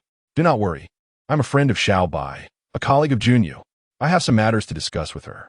May I inquire about her arrival time today? The staff member scrutinized him, perhaps because his exquisite attire and distinguished aura suggested he was not merely a bored student loitering about. Generally, the boss arrives in the afternoon, but her schedule is rather unpredictable, so we cannot guarantee if she will come today, the employee replied. Huo Ling extracted a few red bills from his wallet as a tip, but the staff member quickly waved him off and hurried away. What ist? He cannot accept money for nothing. Huo Ling chuckled to himself, surveying Bai Luoan's establishment. The space was approximately 70 square meters, adorned with an elegant yet uncomplicated decor that exuded a minimalist charm. The shop was divided into two sections. One side featured a small reading nook, separated by a transparent glass wall for soundproofing, where a few students were engrossed in their books. The establishment was impeccably clean, indicative of the diligent and principled staff she had employed. Even in her absence, their work ethic shone through as they treated customers with genuine warmth. Their smile sincere and inviting. Despite his striking appearance, Huo Ling felt somewhat out of place, his attempts to temper his aura failing to blend in. Propped up on one hand, gazing outside, he exuded a subtle allure, drawing the collective attention of others in the shop. Gradually, a bold girl approached him, seeking his WeChat. But after a brief exchange, she gasped in exaggerated surprise and left with a radiant smile. However, when a boy followed suit, and more began to gather, Huo Ling could no longer endure the attention and shifted to a corner seat. Rarely did he wait for someone, and today he discovered the discomfort of anticipation. Initial excitement dulled by repeated disappointments, the feeling of disappointment akin to a dull blade. As the sun sank lower in the sky, the person he awaited still had not arrived. Apart from a brief excursion for a casual meal, Huo Ling remained in the cafe. The entrance chimed with each new arrival. Yet none were Bai Luoan, perhaps unwilling to witness such a striking figure display too much disappointment. A girl pointed in Huo Ling's direction and exchanged a few words with a boy. Upon receiving his approval, she approached Huo Ling. Sir, it seems that Xiao Bai may not come today. Is there something urgent you need to discuss with her? Would you like me to call and inquire? Huo Ling's gaze remained calm as he replied softly, Thank you, but it is not an urgent matter. I am content to wait. The girl, struck by his charming presence, felt a warm flush creep across her cheeks, stammering, Oh, well, all right then. Noticing her familiar tone when she mentioned Bai Luo, and Huo Ling inquired, Do you know Xiao Bai? The girl nodded, Yes. This is a rare opportunity to learn about Bai Luoan, and naturally, Huo Ling does not wish to let it slip away. With an even deeper smile, he speaks in an almost beguiling tone, I find myself rather bored here. Would you be so kind as to share some stories about Xiao Bai? The girl takes a seat and replies, What would you like to know? When did you first meet her? Huo Ling inquires. The girl, with a strong sense of caution, vaguely responds, Since we were very young. Noticing her youthful appearance, Huo Ling's heart stirs, realizing she is a child from the Ningxing Welfare Institute. Did you not attend school? He asks. Feeling a bit embarrassed, the girl replies, My grades were too poor, and I didn't pass the university entrance exams. Sister Xiao Bai took us to learn baking. You and her? Huo Ling prompts. Yes. The girl smiles, and also Brother Qiu. We are all together. Huo Ling chuckles. The desserts you make are quite delicious. The girl beams with genuine warmth. Thank you. Just then, the welcoming voice announces new guests. Huo Ling says, You should get back to work. I shan't disturb you any longer. Are you not going to ask more? The girl inquires. Huo Ling gestures towards the kitchen with his eyes. No more questions. If I do, someone may become displeased. The girl glances back, catching sight of the dark expression on the face of someone inside. Huo Ling, assuming the demeanor of an elder, smiles at the two, causing the girl's face to flush crimson as she mutters something about being petty before heading to the order counter for assistance. Huo Ling withdraws his smile, lost in thought as he gazes at the floral arrangement before him. 5 years have passed, and he knows nothing about her. Chapter 46. Downstairs, Bai Luoan lifted her gaze from the mountain of documents, removed her glasses, and rubbed her weary eyes. The day had not been spent in vain. She had completed the majority of the risk assessment report for an investment portfolio that Yin Shi had entrusted to her, and she would be able to submit it in a couple of days. Leaning back against the sofa, she stretched her arms and closed her eyes to rest. At that moment, July half deftly jumped down from the cat tree to nuzzle her hand. Without opening her eyes, Bai Luoan playfully ruffled July half's fur, then sat up, acknowledging the cat as hunger. "All right, I know you're hungry, but just a small portion, okay?" Meow. July half contentedly enjoyed her evening snack, while Bai Luoan leisurely consumed the remaining half of her sandwich from lunch. Just as she finished her dinner, she received a call from the security office. The kind security guard alerted her to a peculiar man lingering downstairs, watching her home for quite some time, advising her to be cautious.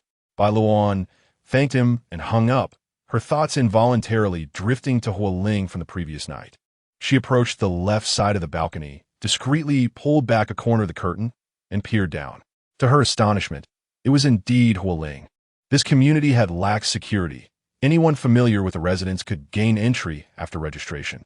Nevertheless, the presence of Huo Ling here was far from ordinary. Bai Luoan found herself perplexed, unable to fathom his purpose for being here.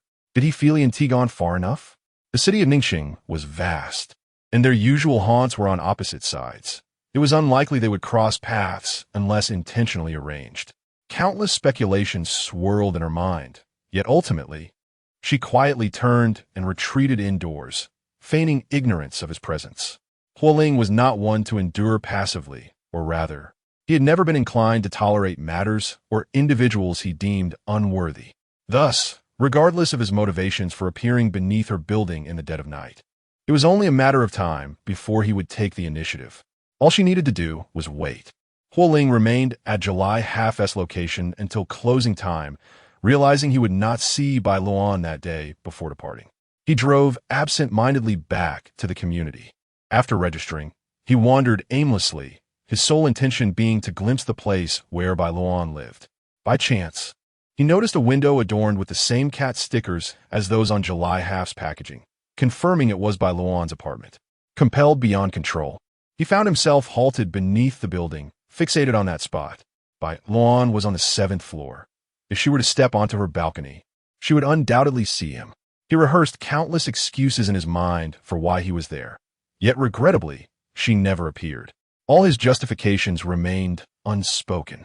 The night could inspire boundless courage. For instance, the night before, he was certain that Bai Luoan still harbored feelings for him, with a heart full of tenderness seeking refuge. However, a day of waiting diminished that courage to mere ephemeral bubbles, ultimately leading to their inevitable bursting. He found himself engulfed in uncertainty. Had Bai Luoan's enthusiasm faded amidst his prolonged indifference and neglect? Had she endured countless moments of disappointment towards him, due to an innate understanding of the answer? He refrained from calling her, instead attempting to orchestrate a chance encounter to re-establish contact with her in a natural manner. A wholly renewed connection. Yet, fate proved contrary to his desires. For the first time, he found himself in a state of bewilderment, waiting aimlessly, arriving here in a daze. The warm yellow light faded, plunging the room into darkness. Bai Luoan, illuminated by the moonlight, witnessed a figure in a car departing below, and she carried Kiwobin back to the bedroom. When Huo Ling returned to the old residence, Fu Wanpei was engrossed in a late-night drama, yawning incessantly, yet reluctant to turn off the television. Huo Ling's entrance startled her. She braced herself for a lecture from her son, but instead, Huo Ling merely sat silently to one side after calling for someone. This behavior was indeed unusual. Fu Wanpei seldom observed such a forlorn expression on Huo Ling's face. After finishing the last 10 minutes of the drama and spending another 5 online to read the evening's plot analysis, she cleared her throat and began to exude maternal concern. What's wrong? Did something happen at the company? Huo Ling shook his head in denial, furrowing her brows. Fu Wanpei pressed. Then what is it? Are you lost in thought?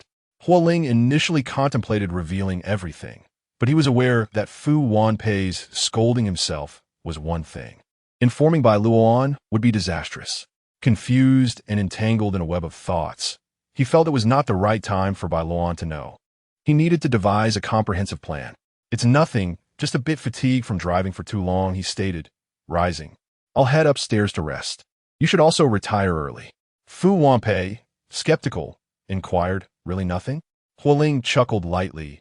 Truly, if Junhua were in trouble, would I be able to keep it from you? The news has already been published.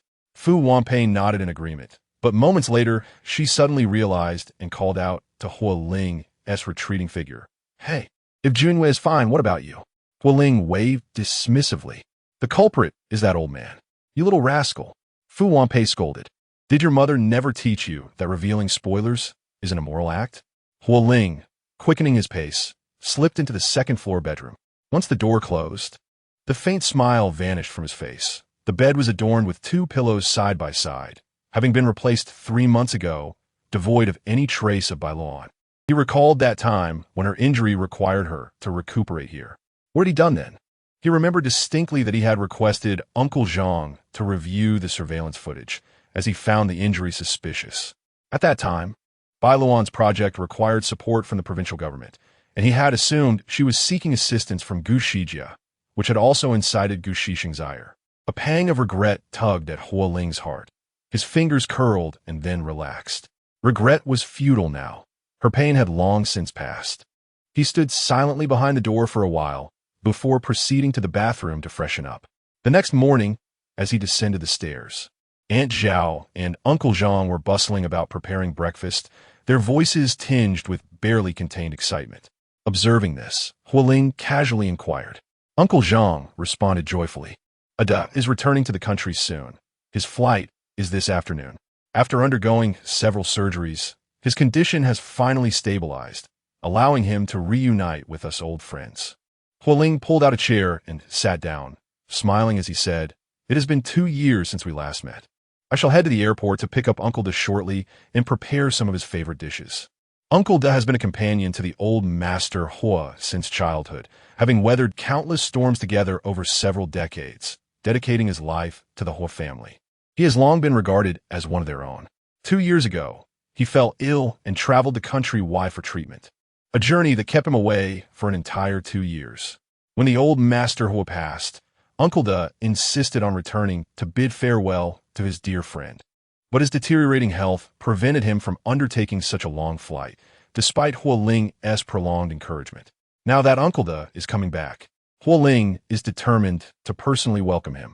Moreover, there is a matter he has long suspected, and the only person privy to the truth is Uncle Da. He must seek clarity on this. Chapter 47. The truth. As the elderly gentleman returned, he refrained from disclosing the news of Huo Ling's divorce. During dinner, Uncle Da inquired about Bai Luoan's absence, to which he merely responded that she had matters to attend to. Huo Ling and Bai Luoan often found themselves caught in the whirlwind of busyness, either one of them preoccupied or the other completely engrossed in work, leading Uncle Da to think little of it. He gently counseled Huo Ling at the table, urging the young to refrain from fixating solely on work, for tasks are never-ending. He advised spending more time with family, for life, though it may seem long, is fleeting. Looking back, one might realize that despite a lifetime of toil, the possessions amassed are few and many opportunities missed. Regret may linger, but such moments cannot be reclaimed. Thus, he emphasized the importance of cherishing those around us. Huo Ling listened intently to Uncle Da's words, his mind swirling with thoughts. Later that evening, in the study, the elderly man held a cherished photograph of an old friend. Overcome with emotion, Uncle Da retrieved a handkerchief from his coat pocket to wipe away his tears, his voice trembling with sorrow, lamenting that he should not have ventured so far, knowing well the frailty of his friend's health. To this day, he regretted not being able to bid farewell to his dear companion. In earlier times, Ningxing was not as peaceful as it is now, and the Huo family did not possess the formidable strength it has today among the prominent clans. They had fought fiercely over resources, at times even resorting to violence. Uncle De bore scars from the early days, having shielded the elder Huo from harm, narrowly escaping with his life. Now, in his old age, he suffered from ailments. While the finest medical resources for cardiac care lay in country Y, Uncle De was reluctant to leave, but it was the elder Huo who insisted he board the plane. This separation marked an irrevocable divide between the living and the departed. Huo Ling carefully assisted the trembling Uncle De into a seat, offering gentle words of comfort until the overwhelming sorrow began to ease. Huo Ling poured water for Uncle De and sat beside him, briefly updating him on the developments of Junyue over the past 2 years, significant projects, corporate strategies, and future directions. Uncle De nodded approvingly, expressing that the elder Huo entrusted the family business to Huo Ling, confident he would not disappoint. Uncle De, I have merely continued the efforts of my grandfather and you. It is not my own accomplishment, Huo Ling replied, well aware that the success of Junyue could not be attributed solely to him. The elder had painstakingly paved the way for him, and the company he inherited was already equipped for great endeavors. Upon hearing Huo Ling's response, Uncle De's satisfaction deepened. Those who are self-satisfied often meet defeat, and those who are arrogant display folly. Huo Ling, occupying a high position, must maintain this clarity of mind. The elder Huo's decision to entrust Junyue to Huo Ling was undeniably wise. Uncle De, please take a look at these documents, Huo Ling said, presenting a stack of materials. Uncle De donned a pair of reading glasses and examined them closely. Huo Ling turned on the floor lamp, quietly observing Uncle De's reaction. As anticipated, the documents elicited no discernible reaction. The elder valued familial bonds far more than the younger generation, and alliances with outsiders, as exemplified by Huo Yan, were particularly intolerable to him. Uncle De's composure indicated one thing. He, or more accurately, the elder Huo, was already aware of the circumstances. A bizarre conjecture flickered in Huo Ling's mind, compelling him to steady himself. Uncle De, shrewd and calculating, knew that one must remain composed to extract information from him. What are your plans? He inquired, laying down the documents in his hands and turning his gaze towards Huo Ling. Huo Ling replied, greed leads to ruin, just as the cicada is caught by the mantis. And what of your second uncle? How do you intend to handle that situation? Lowering his head, Huo Ling sought counsel. What is your opinion? You are the head of the Huo family, and he is your second uncle. The decision rests upon your shoulders, Uncle De remarked. After a moment of contemplation, Huo Ling responded, my third uncle has felt solitude during his years abroad.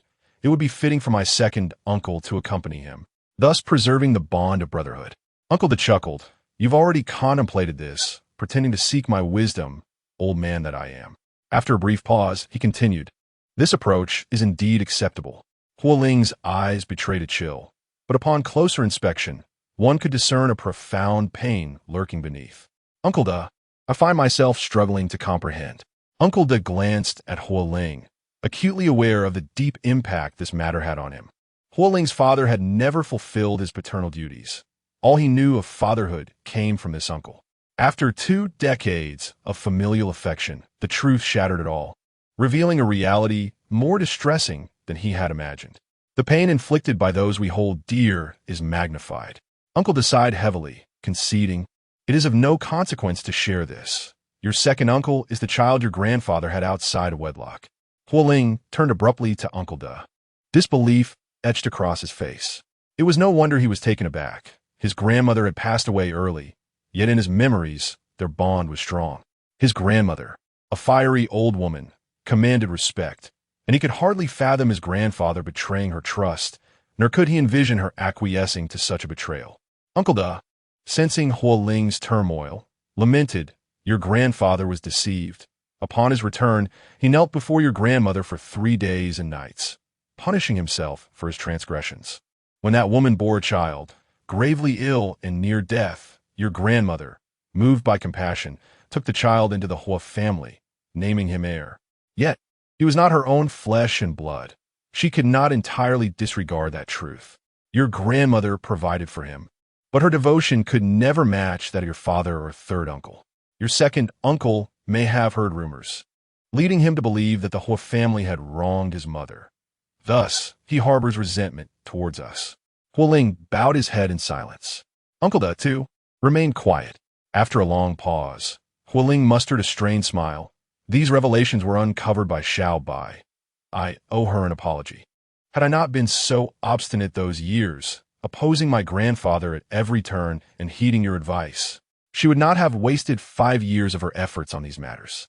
Uncle De's murky gaze rested on Huo Ling's face as he continued. What could have been conveyed in a mere sentence had to involve a young woman entangled in the Huo family's complexities. She has endured the burden of scrutinizing the company while striving to establish her own foundation. It has been arduous, and I treated her poorly, compounding her difficulties. After a moment, Uncle De inquired, "Are you now fully aware?" As the nerve in Huo Ling's temple twitched, she slowly nodded beneath Uncle De's probing gaze. "I understand. That day it was not her doing. I wronged her for far too long." A sigh escaped her lips. Uncle De averted his gaze, shaking his head in resignation. "Do not blame yourself. If anyone is to be blamed, let it be fate. Your grandfather sensed the peculiarities between the Shun family and Huo Yin, yet at that time, we could not uncover any evidence, only suspicions. And you, stubbornly entwined with that girl from the Shun family, refused to yield. The situation became so strained that even if we had told you, you would not have believed us. Your grandfather valued 2 things above all else in his life, your grandmother, and then Junyu. None of the 3 sons were capable of shouldering the burden of Junyu. Thus, he dared not take risks with you. In those years, the Shun family's influence was considerable, and he feared your youthful impulsiveness might inadvertently alert them, thereby complicating the matter further, rendering him the villain who broke up the lovers. Uncle De pondered for a moment before adding, the Shun family, despite being a prominent clan, engaged in such despicable acts as drugging someone and offering their daughter. Fortunately, it was Xiao by that day who fortuitously harbored feelings for you. The old man simply chose to let the misunderstanding stand. Xiao Bai's past is somewhat turbulent, yet her character is exemplary. In this misfortune, you have found unexpected fortune. Huo Ling's breath and voice slowed. Indeed, I am quite fortunate. Chapter 48 Compensation worn by the burdens of travel and emotionally tumultuous. Uncle De could no longer bear it and rested after recounting his tale. Huo Ling stepped into the courtyard, grappling with the revelation she had just received from Uncle De. The one who had poisoned him was not Bai Luoan, as she had anticipated, yet upon confirmation, a fleeting sense of bewilderment washed over her. If it were not for her, then what had she done over these past years? What had she accomplished? She had been indifferent, dismissive, allowing him to bear the brunt of unfounded accusations and mockery, treated with disdain, while she remained on guard against him, always presuming the worst of her intentions, forbidding her from associating with her family. She had never earnestly listened to her, nor defended her, even once in front of others, failing to uphold her dignity. In an attempt to test the Shun family's unwavering support of Shun Qingyi, she had endured countless slanders during that time at the company, which he had disregarded. It was no wonder that despite her severe injuries, she continually delayed seeking help for work-related matters. Shun Wenshi had remarked that she had left a lingering ailment, now suffering from pain whenever it rained. She had seen the closeness between him and Shun Qingyi, wishing to make space for them without hindering their relationship, thus placing her own well-being last. Her actions were a result of his pressures. These 5 years had brought her nothing but humiliation within their marriage. Yet, throughout this time, she had meticulously unraveled all the truths for herself, preparing her own hangover soup and breakfast for 5 years. She had shouldered half of Juanyue's pressures and had even considered every detail before her departure. 5 years, an entire span from 20 to 25, representing the most beautiful phase of life, a time bursting with yearning and dreams of love. Yet she had emerged scarred from her own self-inflicted wounds. Huo Ling now felt immense relief that he had not encountered her on the day of the Ghost Festival, thus sparing himself the folly of appearing foolish before her while declaring forgiveness. He despised his foolish self from 5 years prior. He realized that he might not have been as enamored with Shun Qingyi as he believed. He had contemplated a breakup even before his grandfather's disapproval. But his grandfather's unwavering stance had pricked his ridiculous pride. The life that had been meticulously planned for him since childhood had bred resentment. Yet in light of his duty as the sole heir, he had never opposed his grandfather over family matters. Thus, His sole act of rebellion had been regarding his own romantic affairs. He had thought his grandfather's desire for control extended to his emotions, leading to a torrent of repressed feelings. During that time, he had rarely returned home, often staying overnight at the company, convincing everyone he was deeply in love. Yet in truth, he was merely rebelling against the situation. His grandfather refrained from voicing his concerns, knowing that if he had, Huo Ling would surely have perceived it as an attempt to force a breakup, one involving the uncle he had regarded as a father figure since childhood. The Shen family believed they had him cornered, and sensing his grandfather's firm stance, they hastily initiated their plans, timing their actions with calculated precision. At the grand banquet for Ho's grandfather, under the scrutiny of many, both families were prominent in Ningqing society, making it impossible for Ho's grandfather to refuse. Fortunately, it was Bai Luoan that day. She was quite favored by the old master Huo, which is why she also attended the birthday banquet and inadvertently consumed some tainted wine. Subsequently, the old master Huo personally erased all traces, ensuring the Shun family was completely excluded. He must have said something to her, and given Bai Luoan's character, as long as the old master spoke, regardless of her inner feelings, she would undoubtedly comply. Huo Ling imagined that scene. Bai Luoan did not refuse. Yet there was certainly no glimmer of joy in her eyes. Who would wish to marry the person they adore under such an unsightly pretense? Thus, the 10% shares were not the gift the old master presented to his other half, as Bai Luoan claimed, but rather a form of compensation for her. Silly girl. Huo Ling sighed these words from the depths of her heart. How could she be so naive? The night sky loomed like a heavy, lightless fabric, pressing down oppressively, making it difficult to breathe. In the thick darkness, not a shred of moonlight could be discerned. Huo Ling lifted her gaze in search of a glimmer of starlight. Yet even as her eyes grew weary, she found nothing. Perhaps the next 2 days would be overcast. She hoped it wouldn't rain, lest her hands ache once more. He stood in the courtyard for a long while. Bai Luoan carefully stored the documents from the coffee table into the lower drawer. July was well behaved, refraining from scratching the sofa and avoiding knocking things off high places, yet it delighted in tearing paper with its claws. Yesterday, she had forgotten to put away the documents, and upon waking, discovered the papers riddled with claw marks. Bai Luoan scolded it for that. Today, she remembered to tidy up the papers. July perched on a cat tree of half her height, licking its paws, its eyes occasionally glancing over with keen interest as it watched the last stack of papers being secured. It felt quite disappointed. What little cat wouldn't have its own peculiar interests? Seeing that the time was still early, Bai Luoan took out her tablet to watch a video in the culinary section. Every month, July would unveil 2 new products, and she had already decided on the offerings for November. Now she needed to prepare for the new releases in December and the limited edition Christmas desserts. Creating culinary masterpieces required inspiration, but even more, it necessitated daily accumulation of knowledge. In her spare moments, Bai Luoan immersed herself in research.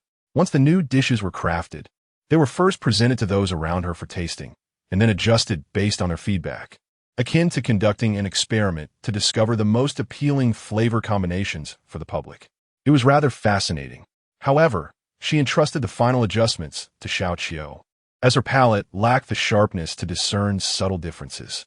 Thinking of Xiao Qiu brought Bai Luoan inevitably to his legs. His condition was congenital. Over the years, she had consulted various specialists, but the conclusions were far from optimistic. The cost of surgery was exorbitant, and the risks were considerable. Yet, Bai Luoan remained hopeful, planning to ask Chen Wenshi one day if he could recommend the most authoritative doctor.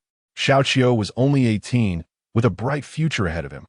With this thought, Bai Luoan etched the matter in her mind, while the video progressed to the step of melting white chocolate in water. She had lost track and dragged the progress bar back to the beginning. As the 30-minute video concluded, a nascent idea began to take shape in her mind. She opened her phone, intending to document her thoughts, only to discover a message from Chen Wenshi. First, Bai Luoan accessed her notes to jot down her ideas before turning to WeChat. Chen Wenshi began by advising her to exercise caution with her hands, then mentioned that Wednesday would be a sunny day and inquired whether she had time to visit Fengyin Mountain in the suburbs to admire the autumn leaves. Bai Luoan asked, "Who else will be joining?" Chun Wenchur quickly replied, "A Ling will be at a wine gathering on Wednesday. Count me in. All right. I will pick you up at 10 in the morning at your place. You can enjoy a leisurely sleep." "Thank you, senior brother." Just as she was about to put her phone away, a call from the security guard came through. "Miss, that man is downstairs at your residence again. Please take a good look and confirm if he's the same one from yesterday. He appears quite respectable and drives an expensive car. I hope he is not a pervert with ulterior motives. Living alone, you must be extremely cautious."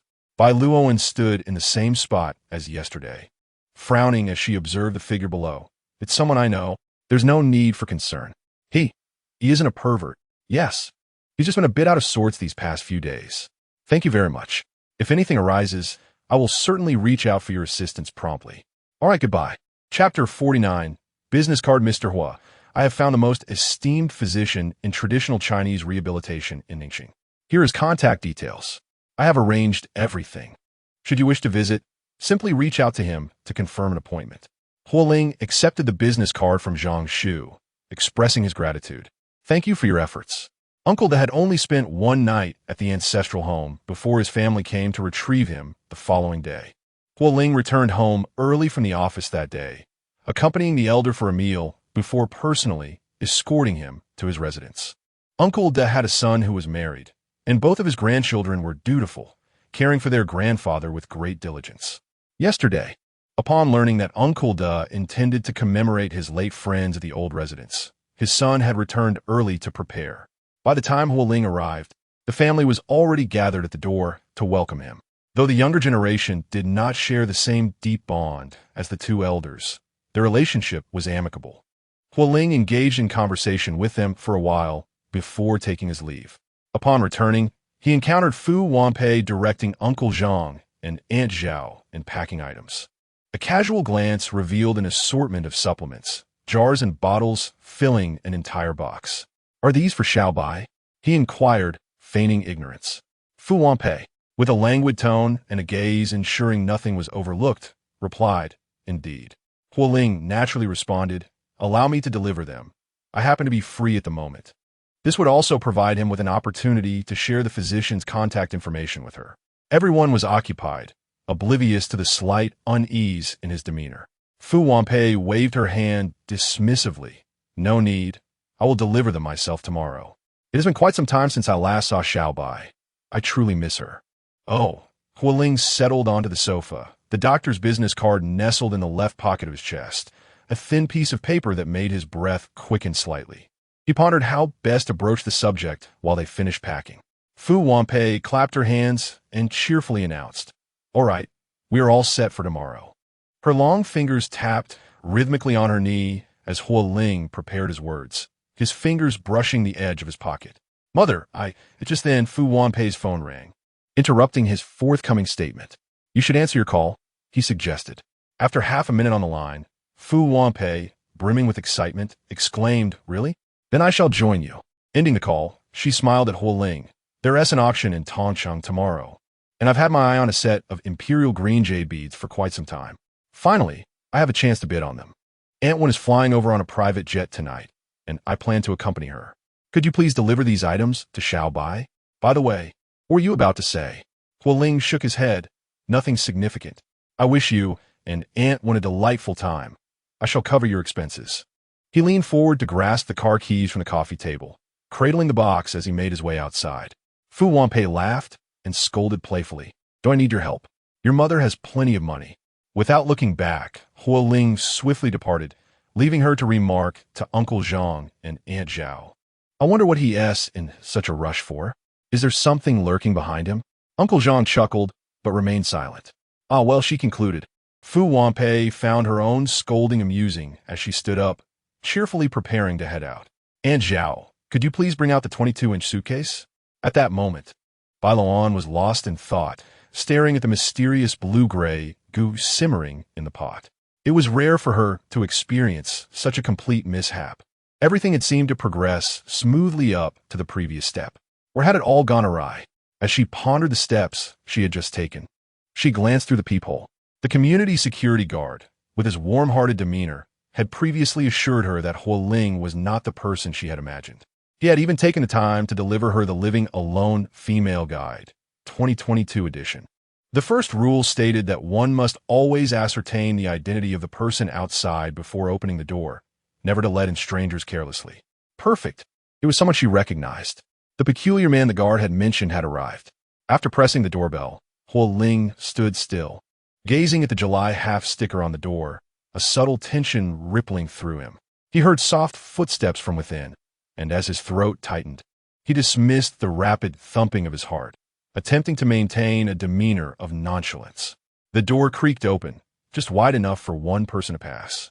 Bai Luoan emerged from within. The corridor's bright white light cast their shadows briefly together. Bai Luoan was a head shorter than Huo Ling, her slender figure enveloped by him. She closed the door behind her with a swift motion that pierced through Huo Ling's composure, causing him to bite his lip. My mother prepared some things for you, and I brought them over. She also provided me with your address. Bai Luoan gazed quietly at Huo Ling, before glancing at the cardboard box in his hands and extending her arm. Thank you, Aunt Pei. Please give it to me. The contents of the box were dry goods, not particularly heavy, and he realized his excuse of helping her carry it inside was rather flimsy. Huo Ling hesitated before handing it over. Bai Luoan stepped closer, cradling the box with one hand as she shouldered the door open, placing the cardboard box onto the cabinet beside the door, then turning back to close it. Thank you for bringing it all this way.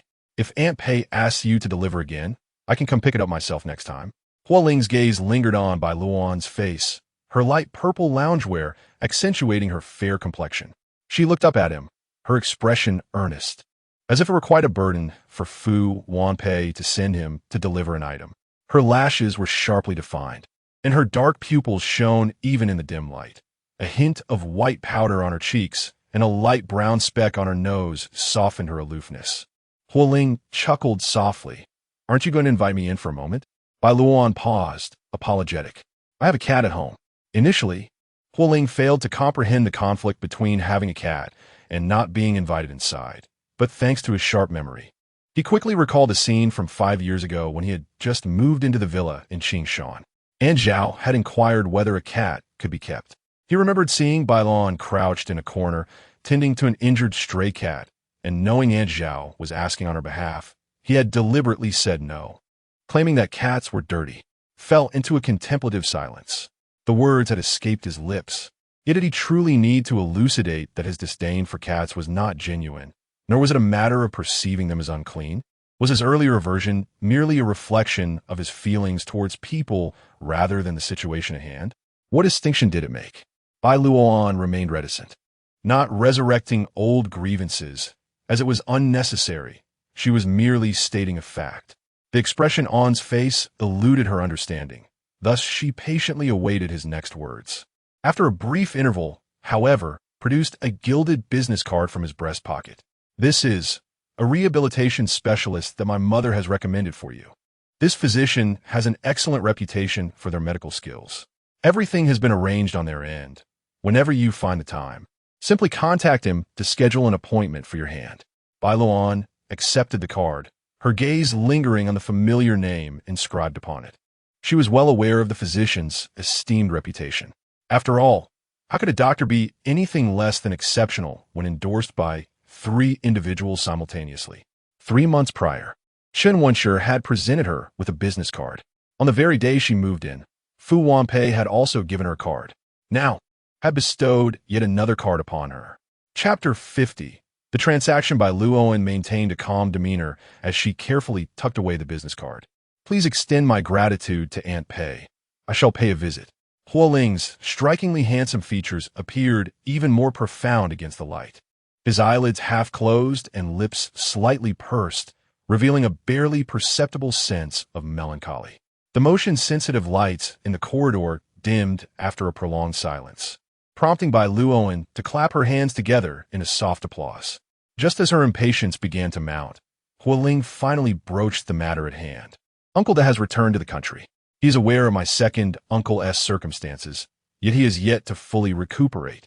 We haven't disclosed our separation to him, and I would like to ask for your assistance in keeping this matter concealed for a while longer, if possible.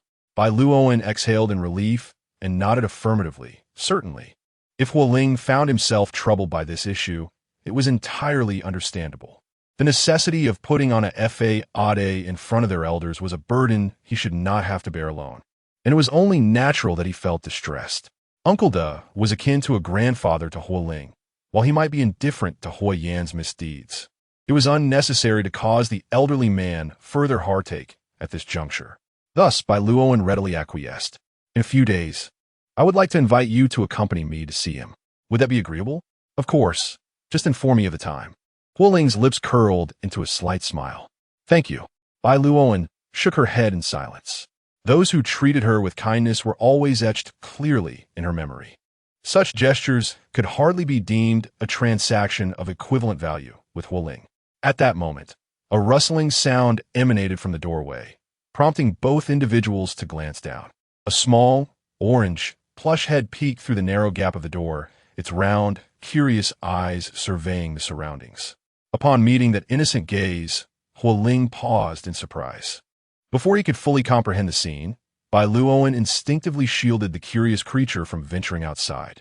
Meow. If there is nothing else, it's rather adorable. They both spoke simultaneously. Bai Luoan chuckled softly, accepting Huo Ling's compliment regarding July half. Thank you. If there is nothing further, I shall take my leave. No need to see me out, Mr. Hua. Very well, it is getting late. Do take care of yourself. As Huo Ling watched the door close before him, he lingered for what felt like an eternity, the overhead light extinguishing once more. Slowly, he turned and departed. Bai Luoan seemed as elusive as a slippery ball, impossible to grasp firmly, flawless in her essence, leaving him at a loss.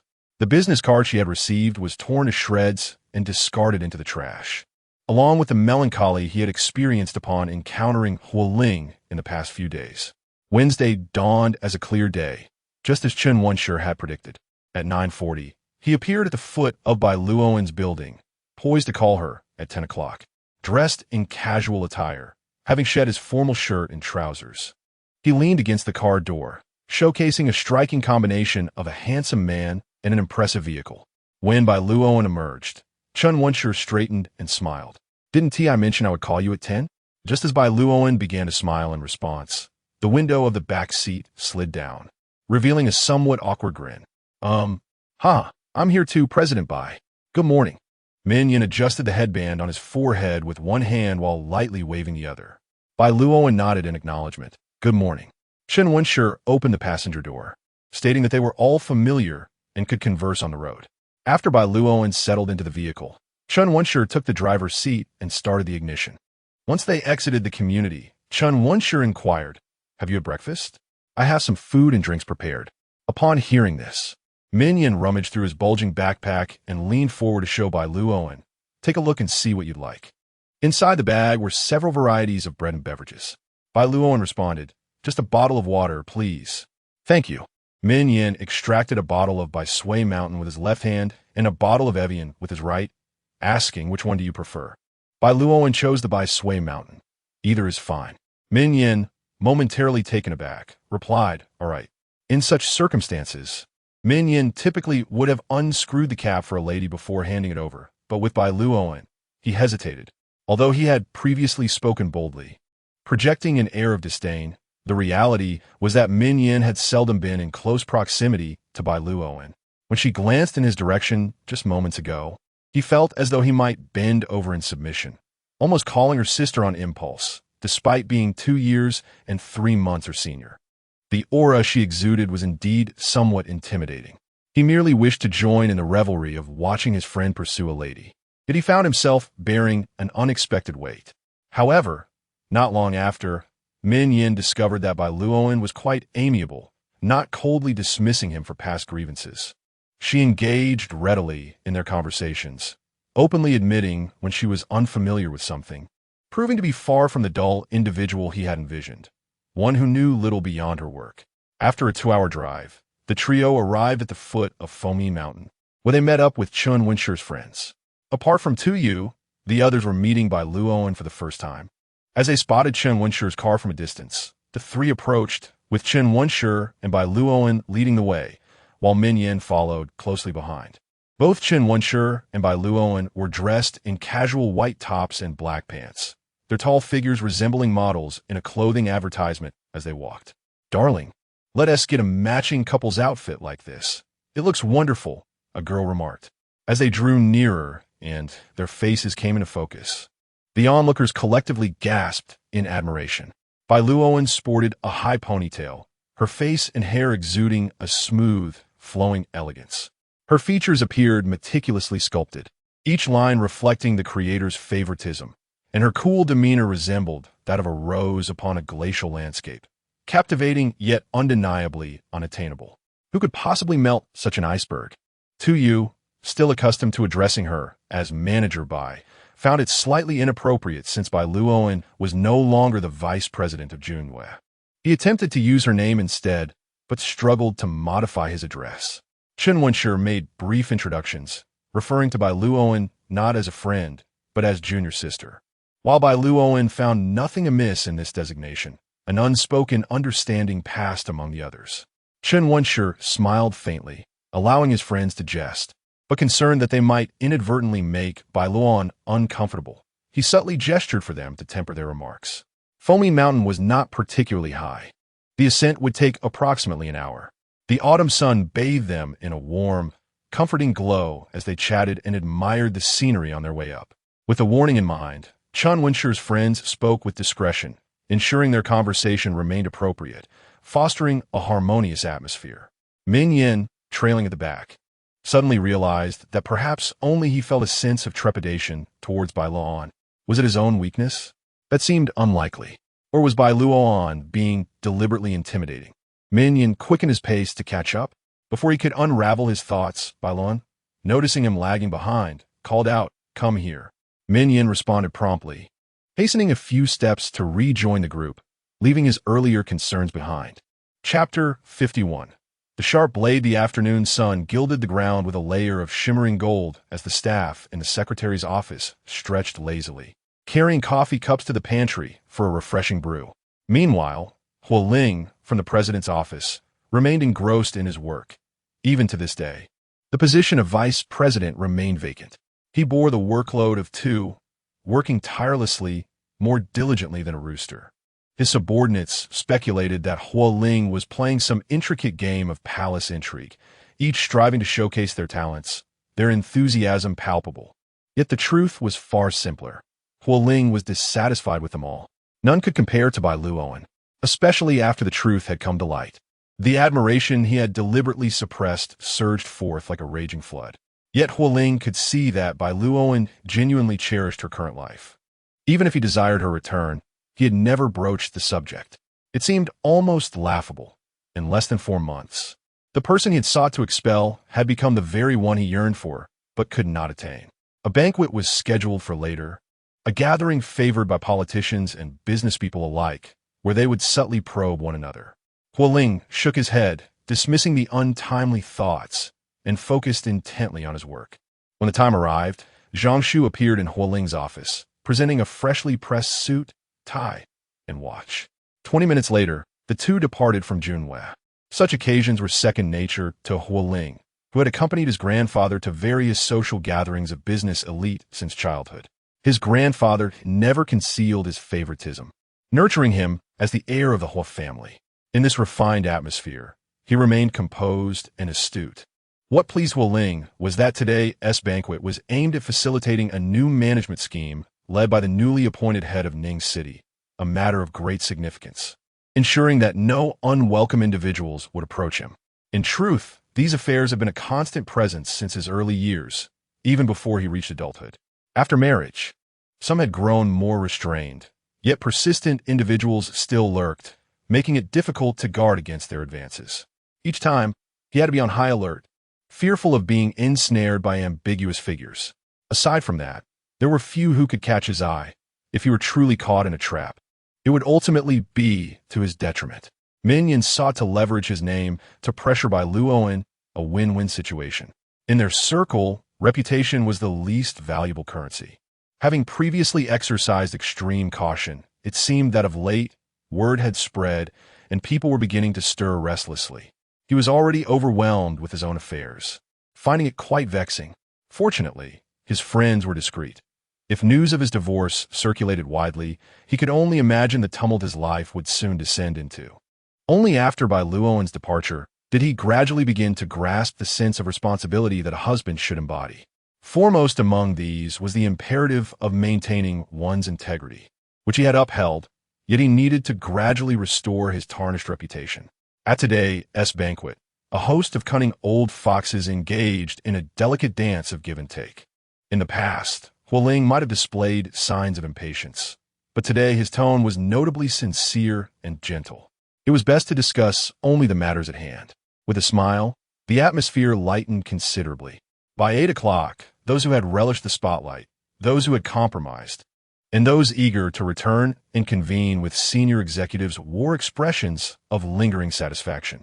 Huo Ling felt a twinge of discomfort in his stomach as he took the medicine handed to him by Zhang Shu, leaning back against the chair to rest. The bitterness of the medicine was overwhelming, and he longed for the hangover soup from home. With a sigh deep within, he acknowledged its absence.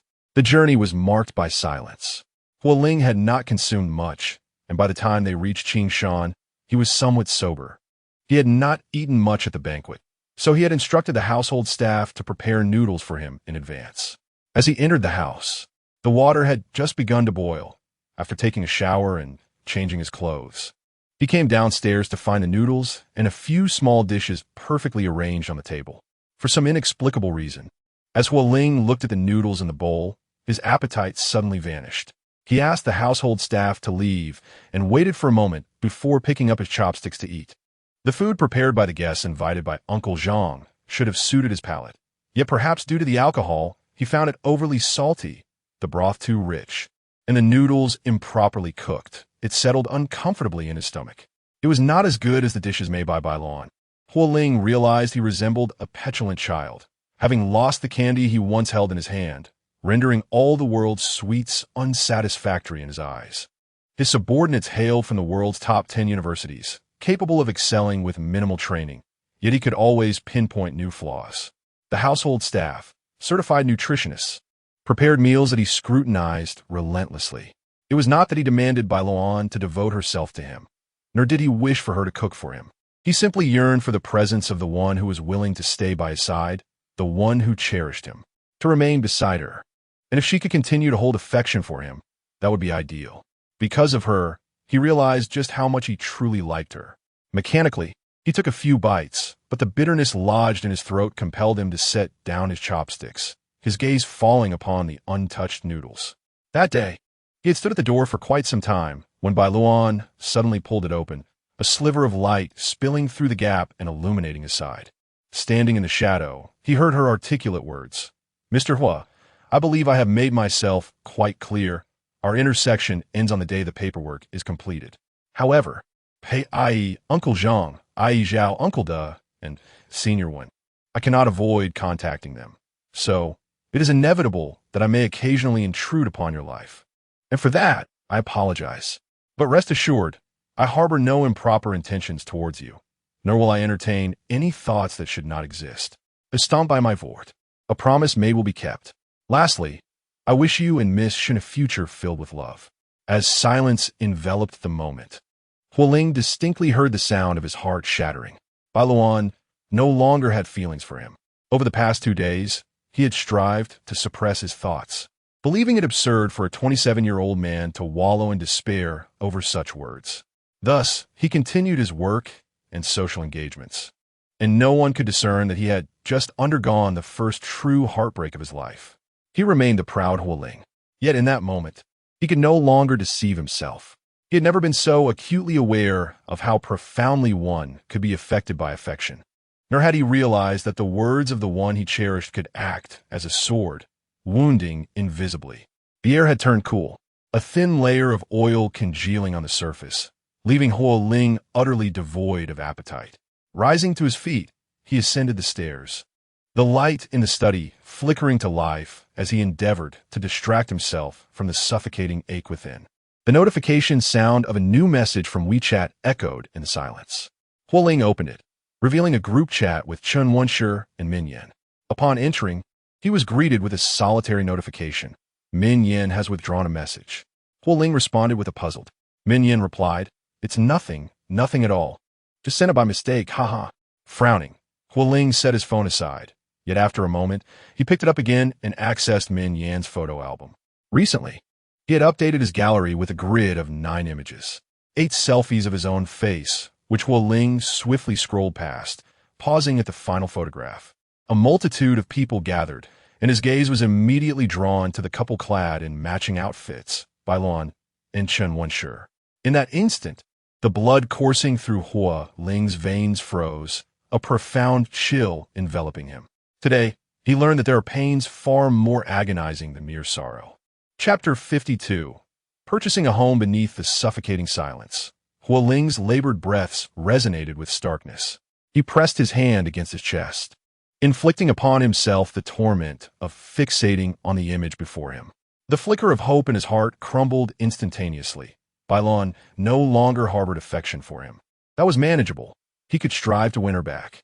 But what if she favored another? What then? Huo Ling's mind was a blank canvas, his chest feeling as though it had been pierced, allowing the chill of the forthcoming season to seep in. As he dialed, he nearly faltered.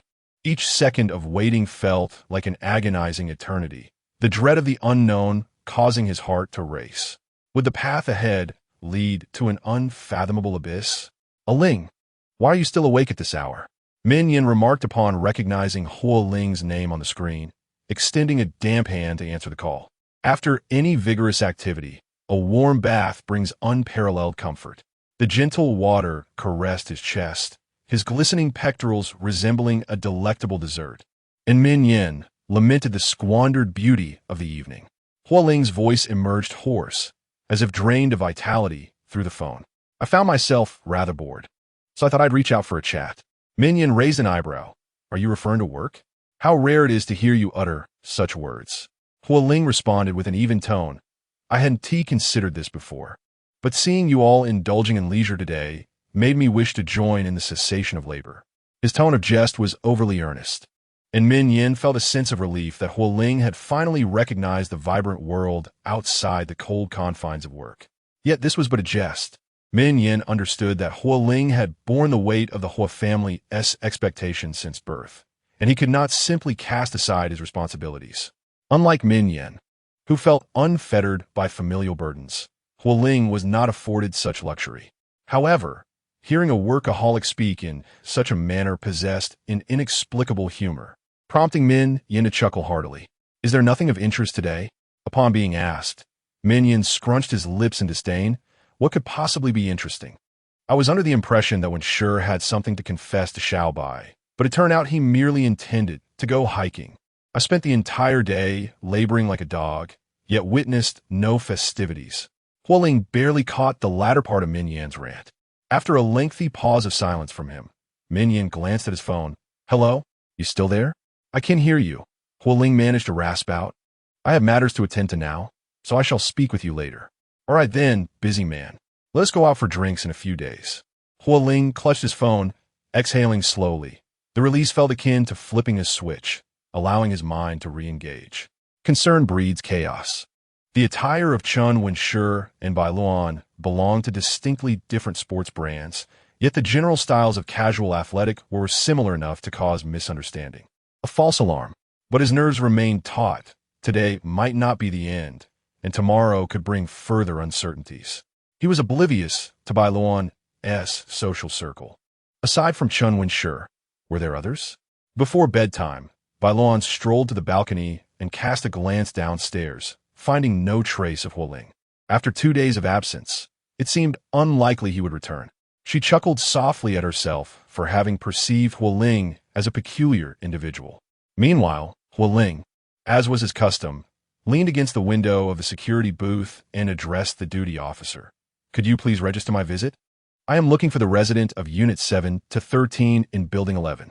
Just as a security guard was about to hand Huo Ling a registration form and pen, another individual entering the premises suddenly interjected, Old Chun, wait a moment. I'll handle it. Old Chun paused. Oldly, you've arrived. He then turned to Huo Ling and said, My shift has ended. Let Oldly assist you with the registration. With that, he left the notebook on the table and departed. Oldly approached, grabbing the notebook and eyeing Huo Ling with suspicion. The car and the man had left a profound impression on him. It was hard to find a wealthier and more handsome man in the entire community. He recognized Huo Ling as the man who frequently loitered in the neighborhood. While his previous visits seemed relatively normal, last night he had stood there from 1 in the morning until 5, and now he had returned again in the evening. Who would believe he was not odd? What kind of normal person behaved like this? The young lady had claimed to know him. But the news was replete with incidents involving acquaintances. Young people often lacked awareness of potential dangers. If something were to happen, it would be too late. Driven by a sense of justice, Old Lee could no longer remain passive. I apologize, sir, but we need to verify some information with you. May I ask the name of the resident in Building 11? Huo Ling was taken aback by the abruptness of the inquiry and hesitated before replying. Bai Luoan. And what is your relationship with her? Huo Ling fell silent. Old Lee smirked inwardly, knowing something was amiss. I'm sorry, sir, but our security protocols have been upgraded. We cannot allow unauthorized personnel to enter the community. Could you please contact the resident for verification? We can only permit you entry once we confirm with her. Huo Ling was momentarily stunned. The security upgrade had been completed within a day. It dawned on him that this guard was deliberately targeting him. As night deepened, he retired for the evening. Old Lee, with a smirk that did not reach his eyes, thought to himself that this concern was for safety, and he believed she would understand and cooperate with their duties. If contacting her is inconvenient for you, I can reach out to Ms. Bai on your behalf. At this juncture, Huo Ling recognized that the guard would not allow him entry. He shifted the gear into reverse and addressed the diligent security guard. I won't disturb her further. Thank you for your assistance. Old Lee closed the registration book, concealing his accomplishments. At 10:30 in the evening, Zhang Shu received a message from a boss. 77 Qingda Jianing Road, Jinlong Garden Community, Building 11. Please help me purchase a property. Always on standby. Assistant Zhang promptly opened his iPad while simultaneously responding to Huo Ling's message, demonstrating remarkable efficiency and professionalism.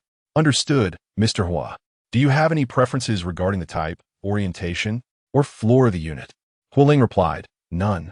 Huo Ling added, also, purchase a parking space. Zhang Shu paused, bewildered by the simplicity of the task he had received since joining Junyue.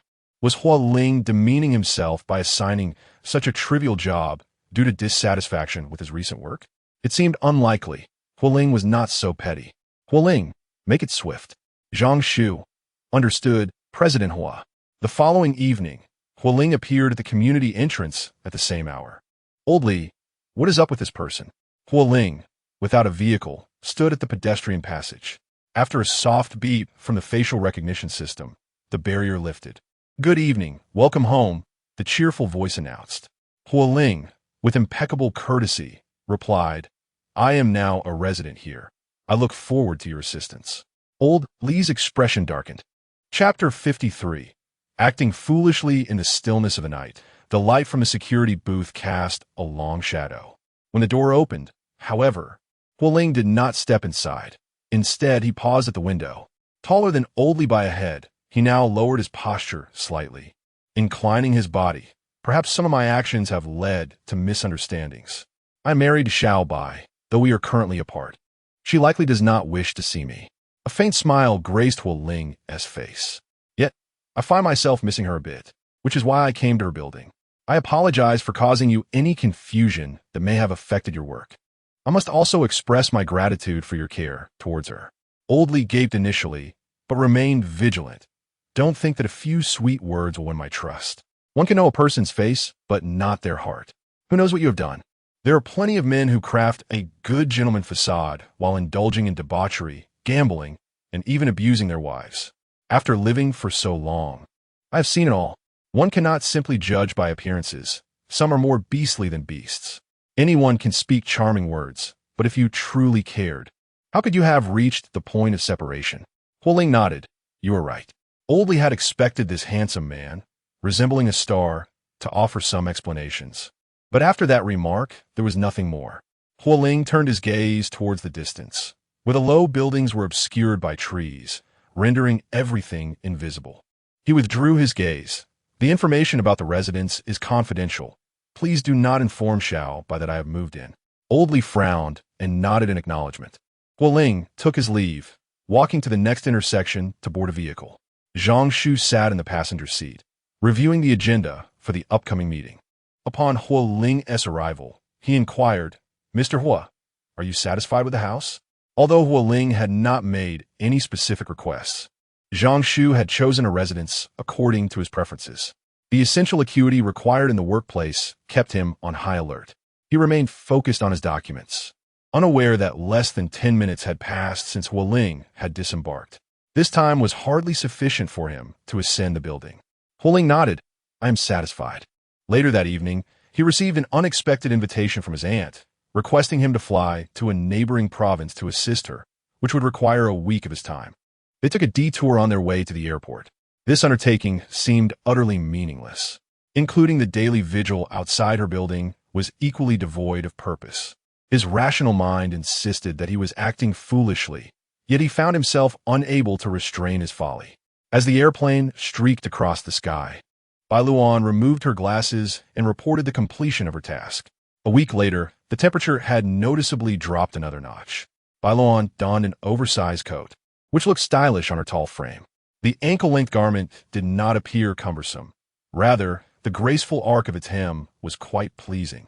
However, no matter how appealing it was, wearing it daily began to wear thin. Minmin felt that Bai Luoan was indeed squandering her beauty. Bai Luoan herself paid little attention to her attire. Previously at Junyue, such matters fell under the responsibilities of her assistant. She merely needed to provide her height, weight, and measurements, and someone would select and deliver the garment she preferred. Now alone, she finds no motivation to invest thought into her attire, deeming her coat a convenient choice that she wears whenever she steps outside. She possesses a clear awareness of her appearance, no matter what she dons. It does not detract from her attractiveness. Thus, why squander time on such matters? Yet, despite her own indifference to fashion, she has purchased numerous exquisite collars and bow ties for Kai Weibin, changing them weekly without repetition. After handling the documents that required her signature, Huo Ling returned to the ancestral home. As the car entered the gates of the Huo residence, the newly replaced headlights stood tall and pristine, while the greenery in the courtyard remained lush, untouched by the desolation of early winter. Huo Ling alighted from the vehicle, and Fu Wanpei emerged from within. "You're back?" Huo Ling replied, "I am." A light patter of footsteps followed, and Shun Qingyi, whom he had not seen for days, stood behind Fu Wanpei, greeting him with a smile. "Hello, a lingered." Huo Ling nodded as he entered the house, where warmth enveloped him. He removed his coat and handed it to Aunt Zhao. Fu Wanpei remarked, "Why don't you stay a few more days with your aunt?" Huo Ling sighed, "It's year-end. I'm busy." The months of November and December felt like a battlefield, filled with endless meetings, innumerable reports to review, and numerous matters concerning the group and its subsidiaries. After being away for a week, he would need to work at least 3 extra days to catch up. Shun Qingyi, seated beside Fu Wanpei, gently advised, "A lingered. Take care of your health. Don't neglect yourself in your work as you did before." Fu Wanpei glanced at her with a smile. Qingyi has grown up these past few years. She knows how to care for others now. Huo Ling, observing Fu Wanpei's smile, felt a twinge of discomfort and replied coolly, "Thank you for your concern." Fu Wanpei's gaze shifted between the two, realizing that Huo Ling's expression rarely revealed anything meaningful. She stood up. "You young people take your time. I'll go call your aunt." It would be best for Huo Ling to handle these matters himself. A mother ought not to worry too much. With only the two of them remaining in the living room, Shun Qingyi handed him a gift box from the table. "This is something I had my friend abroad purchase for me. I remember you always wear this brand of watch, so I specifically asked them to get one for you. Do you like it?" As the clasp of the box opened, a strikingly exquisite tourbillon lay within. The rare, small, hollow, flying tourbillon, one of the stringent quality certifications in the realm of high-end watches, featured a star-shaped bridge plate, enamel carving, and a rose gold meteor adorned with round-cut diamonds at the tail. The movement, the case, and even the hands were all refined to perfection. Huo Ling recognized from the embossed golden logo on the box that it was a newly released model, one he had also ordered, now resting in his wardrobe. Huo Ling accepted the box, and Shun Qingyi's eyes sparkled with delight. However, before she could express her joy, she heard Huo Ling close the box and say, "The watch is beautiful, but it feels too extravagant as a gift for me. It would be more suitable for Uncle Shun." Shun Qingyi lowered her eyes. "Don't you like it?" Huo Ling shook his head. "I do like it. However, A watch is too personal. It's better to give it to someone dear to you. This was a stark rejection, laid bare. Tears glistened in Shun Qingyi's eyes as she uttered, "Eling go." Huo Ling set aside the expensive gift in her hands and softened her tone. "Qingyi, what has transpired is in the past. I have never articulated it. But you are aware that even if nothing had occurred 5 years ago, we would not have ended up together." Shun Qingyi clenched her hands tightly and, with a teasing tone, probed, "Do you have someone you like?" "Yes." Shun Qingyi could hardly believe her ears. Her heart plummeted, and she heard her own voice. Laced with reluctance, "Ask who? Is it a socialite rumored to have been linked with Huo Ling, or perhaps a celebrity?" "Bai Luoan." At those words, Shun Qingyi was taken aback. "Who did you say?" Huo Ling maintained a calmness that was almost serene. "Bai Luoan, the one I cherish." Chapter 54. Trouble. As Fu Wanpei descended the stairs, she found Huo Ling alone in the living room. "Has Qingyi left?" she inquired. Huo Ling looked up and replied, "She has departed." It seemed their conversation had not been particularly pleasant, for she had not even taken the time to bid farewell to Fu Wanpei. Fu Wanpei mused to herself, contemplating the situation. Before she could fully grasp the implications, Huo Ling began to voice his grievances. "You ought not to smile so warmly at others. After all, she is my ex-girlfriend, and such friendliness may lead to misunderstandings." Fu Wanpei felt a surge of indignation, old grievances resurfacing alongside her new anger. With a cold laugh, she retorted, "Oh, who is it that remains entangled with their ex-girlfriend? And now you lay the blame at my feet? Did I compel you to allow her to enter the company? Did I insist on accompanying her to the hospital? Is this somehow my fault?" Huo Ling stood firm in his admission. "It is my fault, which is precisely why I clarified things just now." Fu Wanpei rolled her eyes in exasperation. "Why did you not do so sooner? I have wronged her in no way. I simply wish to avoid making things too awkward. She is a girl, after all, and I ought to afford her some dignity in front of friends." Just as Fu Wanpei was about to mock Huo Ling for never having shown the same courtesy to Xiao Bai, she noticed his expression darkening after he spoke. Confused by her son's peculiar behavior of late, she wondered if he was experiencing a delayed adolescence. Thinking of Bai Luoan, Fu Wanpei decided against further discussion. "Very well. Since you have no interest in this matter, I shall keep my distance from the Shun family in the future. You are not a child anymore. Your handling of emotional matters is a complete mess. From now on, be more prudent and refrain from accumulating emotional debts." Huo Ling replied earnestly, "It will not happen again." At the Shun residence, Shun Qingyi had sequestered herself in her room since returning home, causing quite the commotion. She had not emerged for dinner, and upon encountering Zhang Yin, the old butler appeared as though he had found salvation. "Miss Zhang, you have finally arrived." Zhang Yin nodded. "Where's Qingyi?" "In her bedroom," the butler replied. "She has locked the door, and no amount of persuasion has been effective. We are unsure of what has transpired. Neither the lady nor the gentleman is home, and we are grateful for your late-night visit." As Zhang Yin proceeded toward Qingyi's door, she spoke to the butler. "Qingyi is my friend. You need not be so formal." Upon reaching Shun Qingyi's door, Zhang Yin turned the handle but did not yield. She knocked and called out, "Qingyi, it's me. Please open the door." After a prolonged silence, she exchanged a glance with the old butler, signaling him to leave. "It's just me. Will you open the door? No matter what has happened, I will help you." At last, the sound of a lock turning echoed from within. Zhang Yin swiftly turned the handle and stepped into the room. The scene before her was chaotic. Shards of broken vases littered the floor, leaving little room to step without risk. The bed was a disarray of torn fabric, and the vanity was devoid of any intact bottles or jars. Shun Qingyi had clearly unleashed her frustrations, her eyes reflecting a calm that followed turmoil, though the redness around them betrayed her emotional upheaval. After gently brushing away the fragments of fabric from the sofa, Zhang Yin pulled her sister down to sit beside her. "What on earth has happened? Please tell me," she urged. Shun Qingyi bit her lip tightly, and after a long pause, finally uttered, "Huo Ling has fallen for someone else." Zhang Yin frowned and replied, "Where did you hear such gossip? Those people are merely trying to sow discord between you and President Huo. Do not fall for their tricks." The only person in Ningxing who could possibly be associated with Huo Ling's affections was Shun Qingyi herself. "Huo Ling said it himself," Shun Qingyi replied. A pale smile gracing her lips as tears streamed down her face. Jeanine, at a loss, frantically searched for tissues but found none. So she embraced her sister and comforted her, saying, it's all right, please don't cry. Soon, a dark stain began to seep into the khaki fabric. After a long while of soothing her, Shun Qingyi finally ceased her sobbing. You said Huo Ling told you directly. Who is that person? Jeanine felt a flicker of curiosity. The saga between Shun Qingyi and Huo Ling was rather melodramatic. The couple had been torn apart by Bai Luoan's interference.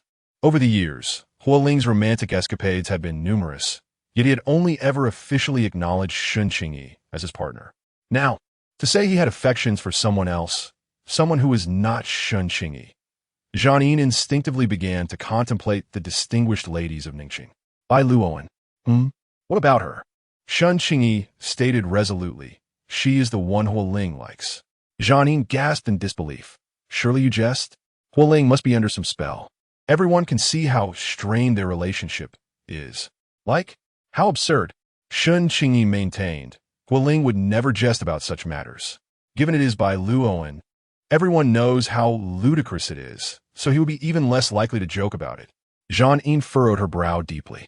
Bai Luoan had silently claimed Shun Qingyi's place twice, once stealing Huo Ling from her and once seizing his heart. Qingyi. Shun Qingyi looked up defiantly. I will not let her off easily. It mattered not who the rival was. There were countless heiresses in Ningxing, and Shun Qingyi was not unique. She could accept losing to any of them. But why should it be Bai Luoan? With such a lowly background, having grown up in an orphanage, how could she possibly be worthy? Jeanine pried Shun Qingyi's reddened hands apart and said, I happen to have some news for you. Since you cannot stand Bai Luoan, you should know that there are others who feel the same and are preparing to make trouble for her. You need not lift a finger. There are many who will deal with her. Shun Qingyi inquired. Who? Jeanine shook her head. Prepare yourself. Just come along with me tomorrow to enjoy the spectacle.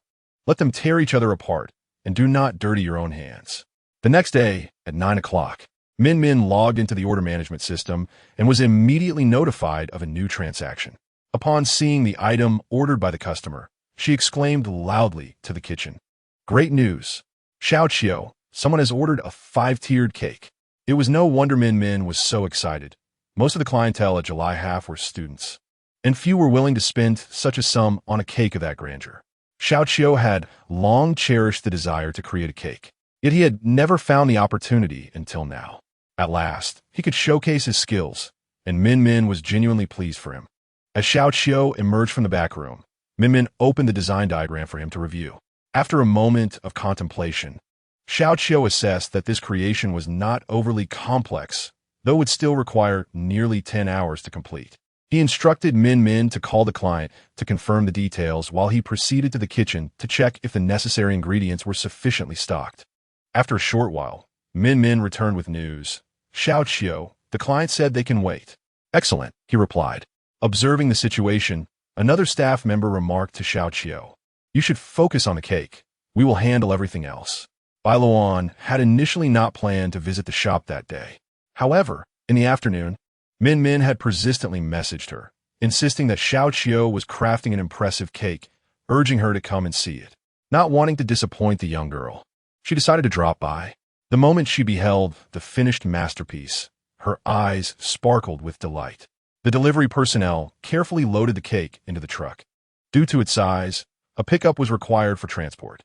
4 individuals were enlisted for the task, each handling it with utmost caution. Min Min clicked to send the delivery information through the system, and the shop phone rang. After hanging up, she relayed, the client just called, expressing concern that the cake might spoil during transit. They would like the owner to accompany them for a personal inspection. Otherwise, they will refuse the delivery. Bai Luoan nodded. I will go. Min Min added, I will accompany you. Xiao Qiu interjected, I will join as well. Bai Luoan smiled. No need. I will return once the delivery is confirmed. Chapter 55. Inauspicious Bai Luoan was somewhat familiar with the delivery address, a renowned den of indulgence in Ningxing, known as Huan Yushiguan. Here, even a glass of plain water commanded a price in the 3 digits. As the glassware hailed from our country, a nation celebrated for its exquisite craftsmanship, with each piece starting at a 4-digit price. This was merely the standard for ordinary patrons. Min Min, visiting such an establishment for the first time, found everything to be a marvel, yet she endeavored to restrain her wandering gaze in order to avoid embarrassing Bai Luoan. As Bai Luoan led their group into the opulent venue, workers behind them carefully carried a cake over a meter tall, seemingly prearranged for their arrival, allowing Bai Luoan and the others to proceed without hindrance. Flanking the entrance to the entertainment area were two imposing bodyguards, each approximately 2 meters tall. Stepping forward, they brusquely instructed Bai Luoan, "Just hand over the cake. They need not accompany you inside." The menacing demeanor of the bodyguards confirmed Bai Luoan's suspicions. Their intentions were far from benevolent. Min Min cautiously inched closer to Bai Luoan. He nodded, and the towering bodyguards firmly accepted the cake. Observing their rough handling, Min Min felt a pang of anxiety as the transparent packaging briefly tilted, fearing for the cake's integrity. Just as she was about to voice her concern, Bai Luoan silenced her with a glance. With a wave, he dismissed the delivery personnel, and the lead bodyguard instructed them, "Come with me. The boss is waiting inside." Bai Luoan turned to Min Min, advising her to wait outside. Min Min shook her head, uneasy about leaving Bai Luoan alone with such dubious characters. "Enough chatter, follow me." One of the bodyguards shoved Min Min, causing her to stumble slightly. Bai Luoan cast a fleeting glance at the man, who frowned and snapped. "What are you staring at? Don't keep our boss waiting." Bai Luoan averted his gaze and proceeded to follow the lead bodyguard inside, while Min Min took a resolute step alongside him. The air was filled with the haunting sounds of wails and, occasionally, inexplicable cries, deepening Min Min's apprehension as they ventured further. The mirror reflected her panicked expression. A cold hand rested on the back of her hand. Bullen lightly grasped Min Min's hand and turned his head to reassure her, "Remember, don't look or speak of anything once we enter. I promise, nothing will go awry today." Min Min nodded, mustering her courage. What if her worries were unfounded? Navigating through the long corridor, the bodyguard led them directly to the largest private room. The lock shimmered with a faint golden hue as the door swung open from within. The guest of honor sat at the center of the room, and upon seeing him, he beamed, "President Bai, it's been a while." After Bai Luoan and Min Min entered, the door behind them closed slowly, and a dozen bodyguards stationed themselves silently behind the two, creating an oppressive atmosphere. Bai Luoan greeted, "Mr. Su, I trust you've been well." Su Weiqi commanded, "Prepare a seat for President Bai." The bodyguards positioned an independent sofa before Bai Luoan, who glanced at it before taking a seat with poise. "I've heard that Junyue's investment department is about to hold a celebratory gathering," Su remarked. "President Bai, your contributions have garnered over tens of millions for several of the programs you invested in. Surely, it's only fitting to reward you. How has it come to this?"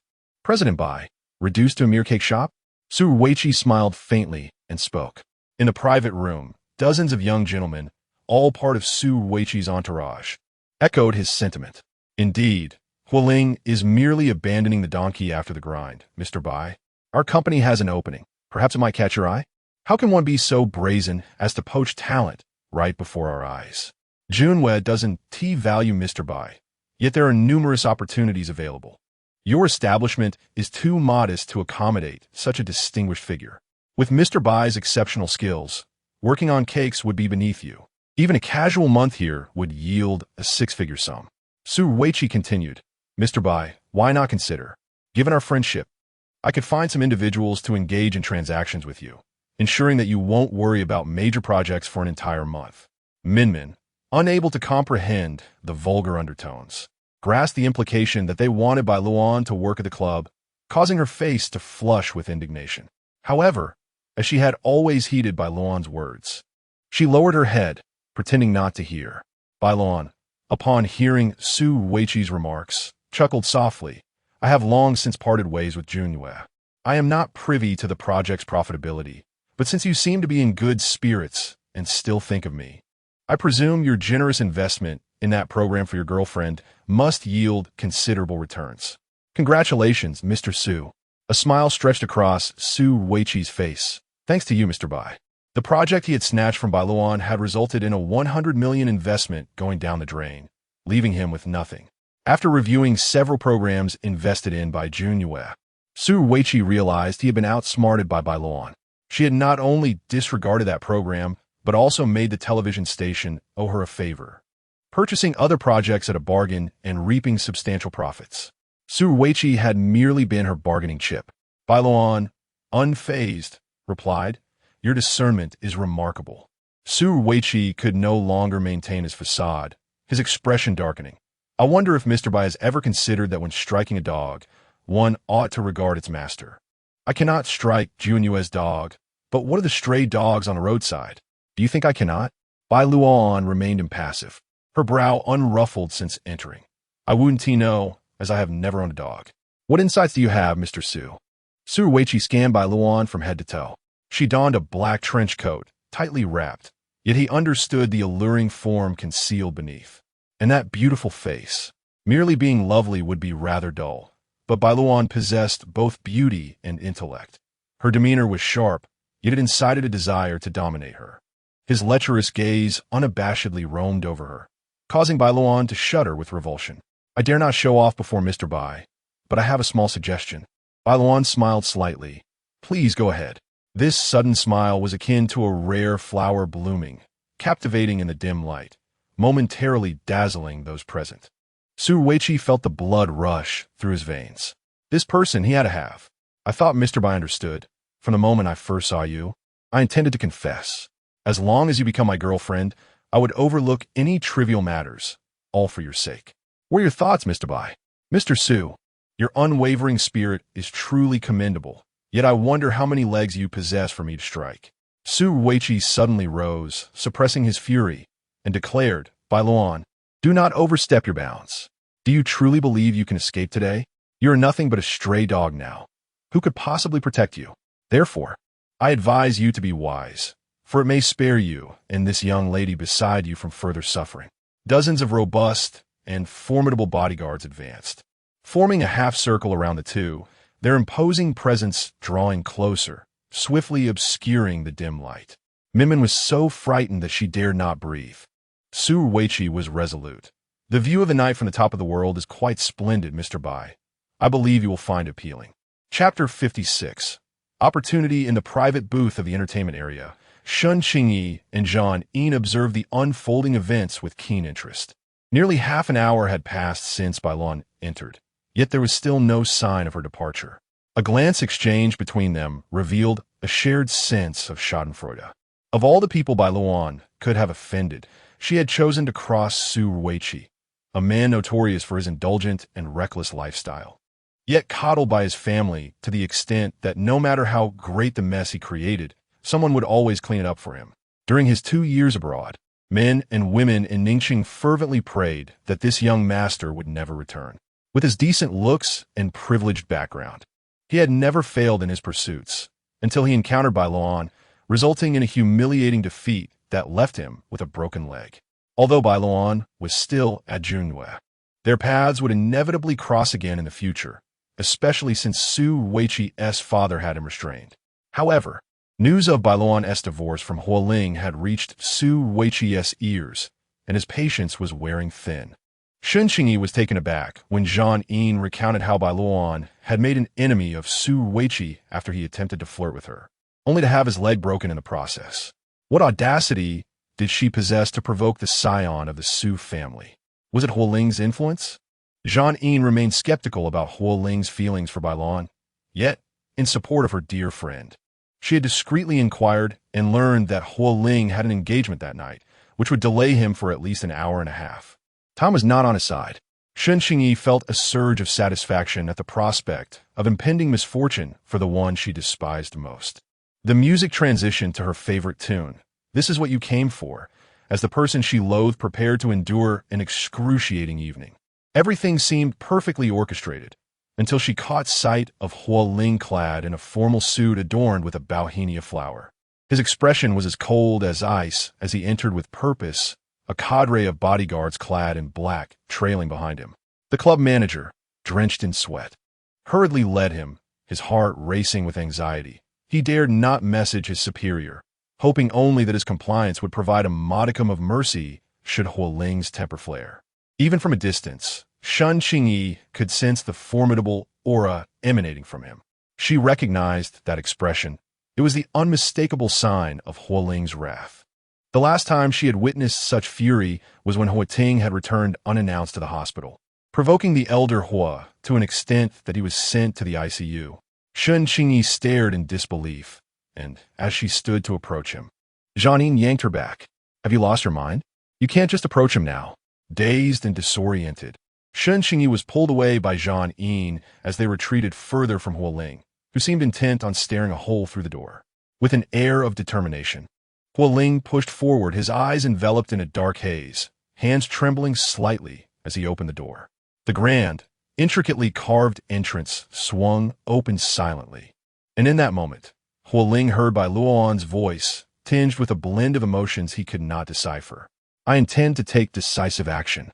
Long before you first inquired whether I was capable of being audacious, these matters should have been well within reach of every individual in Ningxing. After Bai Luoan uttered her final words, she prepared to depart with Minmin. The sound of the door colliding with the wall startled those within the room. She turned back to see Huo Ling striding towards her with purpose, positioning himself protectively in front of her. The bodyguards inside the room quickly reacted, attempting to intervene, and a scuffle ensued with Huo Ling's companions. The sounds of fists striking flesh resonated unsettlingly. Huo Ling turned his head slightly to reassure those behind him. Do not be afraid. Bai Luoan's face was obscured in Huo Ling's shadow, leaving her silent. As they drew closer, Minmin finally discerned Huo Ling's features.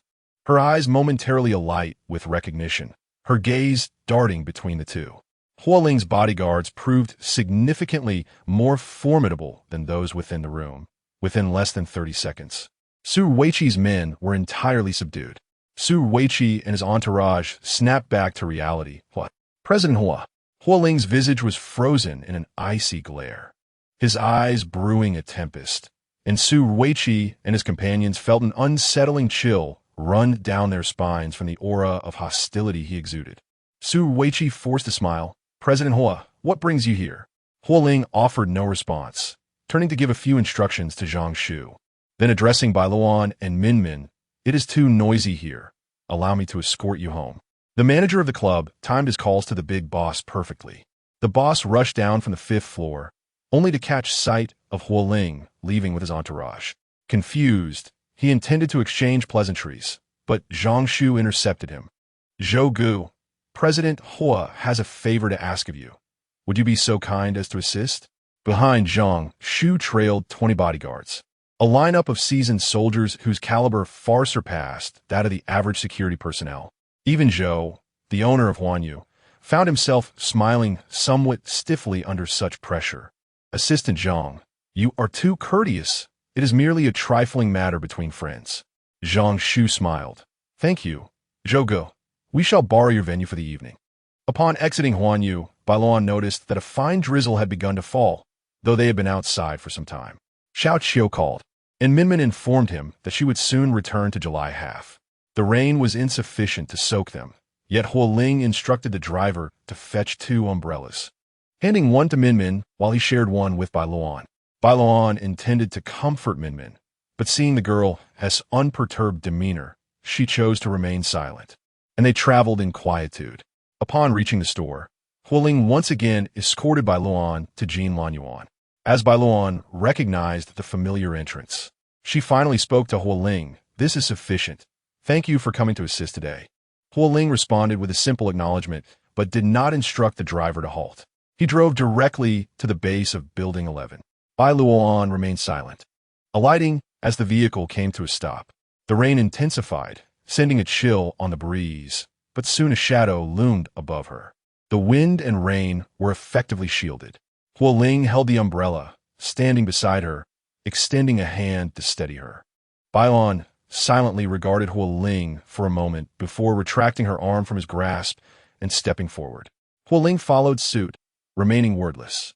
In less than 100 meters, they swiftly traversed the distance. Bai Luoan nodded slightly, signaling her farewell, but Huo Ling grasped her hand once more. I'm sorry, he murmured, his deep voice seemingly drained of vitality in the rain-soaked night. It was a sentiment long overdue, a belated apology. Bai Luoan took a moment to comprehend Huo Ling's words, then replied coolly, You have nothing to apologize for. How can you be sorry? No, I do. Huo Ling paused momentarily before continuing. What happened today was entirely due to my failure to defend you, allowing them to slander you without restraint. The blame lies with me. I have not acted as I should have. Bai Luoan responded with calmness. You're under no obligation to stand up for me, so there is no need for your apology. Huo Ling shut his eyes briefly and said in a hushed tone, I am. He was her husband, her closest companion in this world. If he did not hold that obligation, no one else would. He had that duty, yet he had failed to fulfill it. The conversation had unearthed long-buried emotions within Bai Luoan, leaving her feeling utterly exhausted and devoid of desire to continue this entanglement with Huo Ling. Do as you wish. Huo Ling gazed at Bai Luoan's retreating figure and blurted out, Xiao Bai, grant me the opportunity to care for you. Will you? Donotist, was Bai Luoan's immediate response, devoid of any hesitation or pause. Chapter 57. The chick in the familiar surroundings quelled the agitation within Bai Luoan's heart. July half looked up at Bai Luoan, refraining from her usual antics of demanding extra meals upon her return. Instead, she stood up, pawing at Bai Luoan's pant leg, yearning for a cuddle. When finally nestled in Bai Luoan's embrace, July half stretched lazily, her head nuzzling against Bai Luoan's neck. The carpet beneath the coffee table was a freshly replaced woolen one, thick and soft, pleasing both the woman and the cat alike. Bai Luoan settled onto the carpet, gently stroking July half's fur. On the coffee table lay a computer, and Bai Luoan opened an encrypted file on the desktop, revealing a video.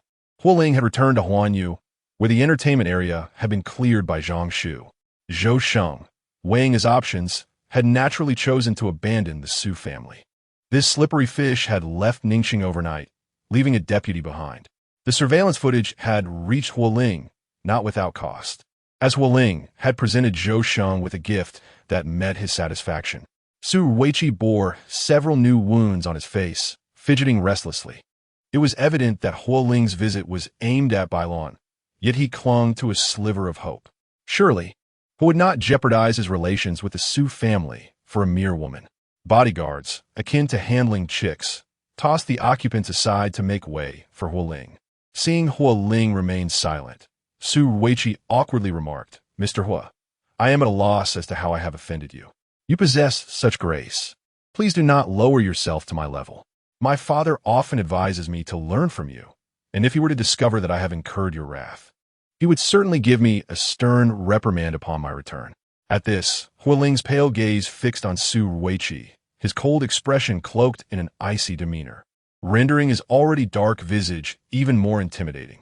Su Weiqi invoked his father, but Huo Ling did not so much as blink. What was the Su family, after all? The others lowered their heads, feeling the weight of their dependence on the Su family, lacking even the privilege to engage with Huo Ling, each striving to diminish their presence. Mr. Huo, this is something brought by Miss Bai, Zhang Shu said, retrieving a brown paper bag from the table and handing it to Huo Ling. Su Weiqi's eyes bulged at the sight of the bag, his furious gaze nearly burning a hole through it. The surveillance footage played at an accelerated speed. Huo Ling adjusted the progress bar, the screen displaying the confrontation between Bai Luoan and Su Weiqi. With each passing moment, Huo Ling's expression grew graver. Even Zhang Shu felt a twinge of fear. Inside the bag lay a stack of photographs, crumpled from the scuffle, some torn. Huo Ling picked up one that was relatively intact.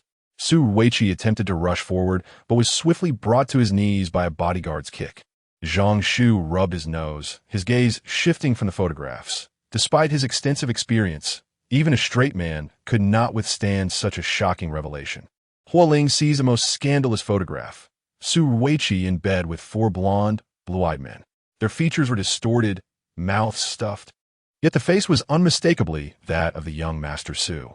Momentarily taken aback by the revelation, Huo Ling continued to view the remaining photographs, all depicting similar chaos, men and women in disarray. Bai Luoan had procured Su Weiqi's scandalous pictures. She had come prepared. In the scene, Bai Luoan rose gracefully, retrieving a paper bag from her bosom. A night view? It seems my understanding of Su Xiao is rather incomplete. She tossed the contents into the bodyguard's embrace and remarked coolly, I have come to comprehend your preferences today. Prior to my arrival here, I had just learned of another of your interests. Pray, confirm whether my previous understanding was misguided. Su Weiqi extracted a photograph, and upon seeing it clearly, he bellowed furiously. Bai Luoan. The onlookers widened their eyes, their hearts racing. They could hardly fathom that Bai Luoan had brought such a thing. Bai Luoan smiled again, a smile that pierced Su Weiqi's eyes with its audacity. She was provoking him. Su Weiqi's chest heaved rapidly, his fingers gripping the corner of the photograph tightly, his eyes reddening with fury. You shall not leave Huanyu today. Bai Luoan replied nonchalantly, it matters not, even if I cannot depart in full. The entire Ningxing shall witness your distinguished presence, Su Zong. Are you not afraid I might end your life? Su Weiqi's throat filled with the taste of blood as he coldly retorted. If these photographs were spread, he would become a grand jest, and the Su family would lose all dignity in Ningxing. He would be swiftly ousted by the board. The repercussions were unbearable. At that moment, Su Weiqi genuinely harbored murderous intent. In my life, Bai Luoan smiled slightly. Death? I am utterly alone, with no kin remaining in this world. Should you truly take my life, I would consider it an act of kindness, a virtuous deed, sending me to reunite with my parents. At that time, I would surely reveal enough to stir the entire Ningxing into a frenzy. Then came the words of Huo Ling. Su Weiqi questioned Bai Luoan on whether she truly intended to go to such extremes. Bai Luoan responded. As the video concluded, Huo Ling lowered her eyelids, concealing her somber gaze. Zhang Shu, who had not fully reviewed the surveillance footage beforehand, now realized their abrupt departure from such a significant event was utterly unnecessary. He had suspected when receiving the news that the order was dubious. Why would a Michelin chef from Huanyu venture outside to order a cake? Bai Luoan had not been so easily deceived. It was clear she had been prepared, orchestrating a display to warn others. Young master, Su had become that chosen sacrificial lamb. Consequently, those who harbored ill intentions against her would think twice before acting. After all, who among them lacked secrets unfit for public knowledge? Who could tell whether Bai Luoan held any of these skeletons in her closet? She was unlike others who had families to consider. Bai Luoan was solitary, unfettered by ties. She could indeed follow through on her warning to Su Weiqi, dragging all of Ningxing down with her. She had nothing to lose, while others could not afford such recklessness. Zhang Shu silently commended her, filled with admiration. Most children in welfare institutions were either orphaned or abandoned, yet Bai Luoan had entered the institution through abduction. She simply had yet to find her parents. Over the years, everyone had grown accustomed to her solitary existence. At the soiree this evening, Huo Ling encountered director Xiang Qin once more, prompting her to inquire further, contemplating the possibility of elevating this matter to the agenda. Securing an individual through the influence of Junyue should not prove overly arduous. However, upon hearing her words, Director Xiang merely shook his head in regret. We found her indeed. Her parents were located the following year. Yet, alas, the couple departed shortly after Xiao Bai was abducted.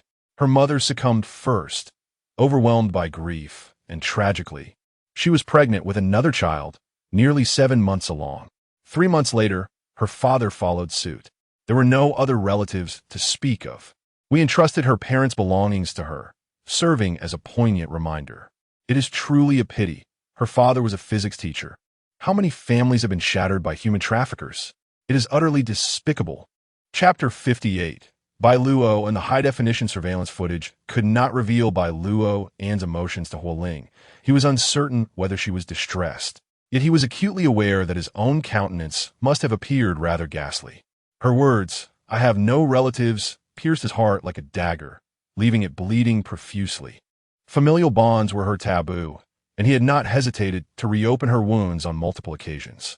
She exuded calm and composure, yet deep within her was an audacious fearlessness, as if there existed nothing in this world that she dared not contemplate or undertake. He had previously attributed this to her character, believing some individuals possessed the blood of wolves within them. Yet today, he comprehended the truth. Her ferocity stemmed from a lack of attachments. A heart unencumbered is naturally devoid of fear.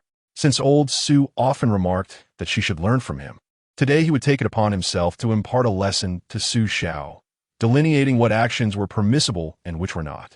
Huo Ling rose and turned to Zhang Shu, instructing, after the lesson, ensure Su Xiao returns home safely. Zhang Shu stood at attention, responding, "Understood, President Hua." Sensing the dire situation, Su Ruiqi shouted, "President Hua." But his cries were abruptly stifled by a bodyguard's hand over his mouth as Huo Ling departed from the sofa without casting him a single glance. Bai Luoan had watched the figures in the video innumerable times, their faces etched in her memory. However, they belonged to a time over 2 decades past, and despite their familiarity, they felt foreign to her heart. The DV tape brought by the old director contained merely half an hour of footage. The device had been newly acquired and had yet to capture much. At the video's commencement, a woman cheerfully announced Xiaobai is 4 years old. She had likely developed later than others, for at 4, her speech was still somewhat unclear, her baby voice echoing Xiaobai for years. Beside her, a man smiled faintly, engaging in light conversation with a gentle tone regarding their daughter's future. "Is Qingda good for Xiaobai?" Yes. The woman responded with a laugh. "Great. I shall open a dessert shop at the entrance of Qingda, so Xiaobai can return home right after school." Home. As the video looped for the 3rd time, Bai Luoan's emotions had settled. Time had long since soothed her grief and regrets. Yet occasionally, they would resurface, dragging her into a dead end. Being abducted was not her fault. However, her parents had perished because of her, leading her to weep and feel guilt on countless nights. Throughout the years, a playful remark from the video had bolstered her resolve to persevere. She had indeed gained admission to Qingda, and she had opened the dessert shop at the school's gate. This was the sole tribute she could offer them. Cradling the warm dumpling in her arms, Bai Luoan's tranquil gaze softened as it fell upon Ban. With gentle movements, she supported herself with one hand, gradually standing to carry Ban back to the bedroom. Su Ruiqi was carried back to the Su family home, and upon witnessing his bloodied state, old Su fainted on the spot. Fortunately, it was Zhang Shu who had kindly revived him by applying pressure to his acupressure point. The subordinate summoned an ambulance, which transported both father and son to the hospital. Zhang Shu leisurely followed, as the tasks entrusted to him by Huo Ling remained unfinished. The son's lack of discipline reflected poorly on the father, who felt it was time to administer some lessons. Compared to Su Ruiqi, the others in the private room fared much better. Those who spoke disrespectfully slapped their own faces until blood appeared at the corners of their mouths, prompting Zhang Shu to release them. The informant, amidst the chaos, managed to escape unscathed. Zhang Shu remained at the hospital until midnight when Su's elderly father had just begun to receive oxygen. Upon hearing Zhang Shu's words, he turned pale and fainted from anger. After successfully completing his mission, Zhang Shu messaged Huo Ling. That night, Ningcheng was livelier than usual. Those in the know were aware that Bai Luoan and Huo Ling had dealt a significant blow to the Su family's pride. The couple was known for their ruthlessness, and whether or not their relationship was genuine was another matter. Their style of handling affairs distinctly suggested that one need not share blood ties to be family. Speculations arose that Bai Luoan's departure from Junyue might be part of a larger scheme. Regardless of public conjecture, Huo Ling had achieved his objective. He merely wished for everyone to recognize Bai Luoan as his protege, even though she did not require such protection. Upon arriving at Huanyu and seeing her safe and sound, he felt a wave of relief mixed with a touch of gratitude. He thought that perhaps he could finally do something for her, even though, in truth, his presence was superfluous. Huo Ling found it challenging to articulate his emotions at that moment. Was he disappointed? To some extent. Yet, an overwhelming affection surged within him. She was the girl he adored, bold, meticulous, and astute. It seemed that once struck by Cupid's arrow, all standards could be disregarded. However, his realization came too late. The following day marked Bai Luoan's follow-up appointment with the doctor. The weather was overcast, with rain falling. On such dreary days, the aching in her bones became increasingly unbearable, prompting her to don a thick sweater with long sleeves that enveloped her arms entirely. When the door opened, she instinctively took a step back in fright.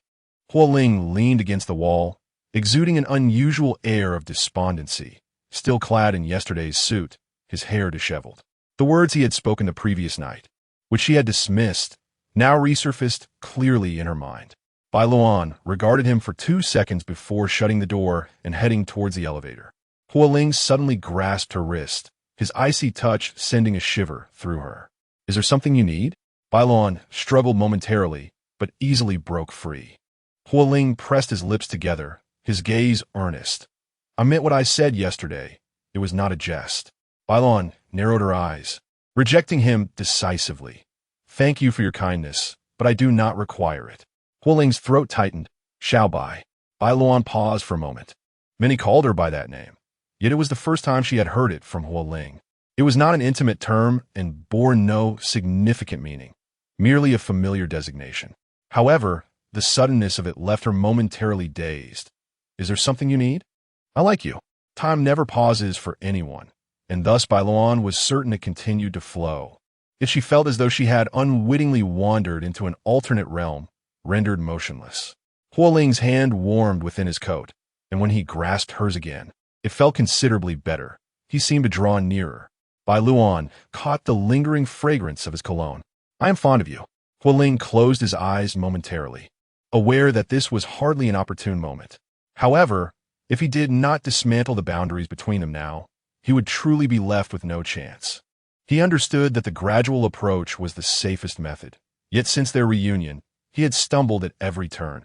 His behavior had become increasingly erratic, causing her to grow wary and retreat with determination. He found himself at a standstill, realizing that continuing down this path would lead to a dead end. Chapter 59. Competition. Huo Ling was aware that Bai Luoan would not acquiesce. Throughout the years, he had never engaged in anything so uncertain. Bai Luoan remained silent for a moment before gradually speaking. Over the past 5 years, I have dealt with 37 of your rumored romantic interests. No, it should be 38. I had no time to intervene with Miss Shan. Huo Ling was taken aback as Bai Luoan brushed aside his hand and turned away, stating, Your affections should be conveyed to one of these 38, or perhaps the 38th. I am uncertain of your recent state, but those 2 words should not find their way here. I shall pretend I did not hear this today, and I hope there will not be a next time. Furrowing his brow, Huo Ling murmured, I have clarified matters with Shun Qingyi. We will no longer have any connection, and I do not harbor feelings for anyone else. What does this have to do with me? Bai Luoan regarded him indifferently. If it is not Shun Qingyi, it could be someone else. President Hua, do not deceive yourself. Perhaps you have merely discovered that the white moonlight you have longed for is not as radiant as you imagined, and thus you have shifted your gaze to another. But honestly, I am not significantly better than her. You will inevitably be disappointed. Choose someone who genuinely resonates with your heart. Xiao Bai, there are numerous misunderstandings between us. Grant me a moment, and I can explain. Suddenly, a male voice interrupted Huo Ling's words. Chun Wenshur approached with a smile, asking, What are you two discussing? Upon seeing him, Bai Luoan's expression softened somewhat. Senior brother. Chun Wenshur nodded and then turned to Huo Ling. I thought that car downstairs looked familiar. It truly is yours. Yes, Huo Ling replied. Are you heading out? Xiao Bai has a follow-up examination today.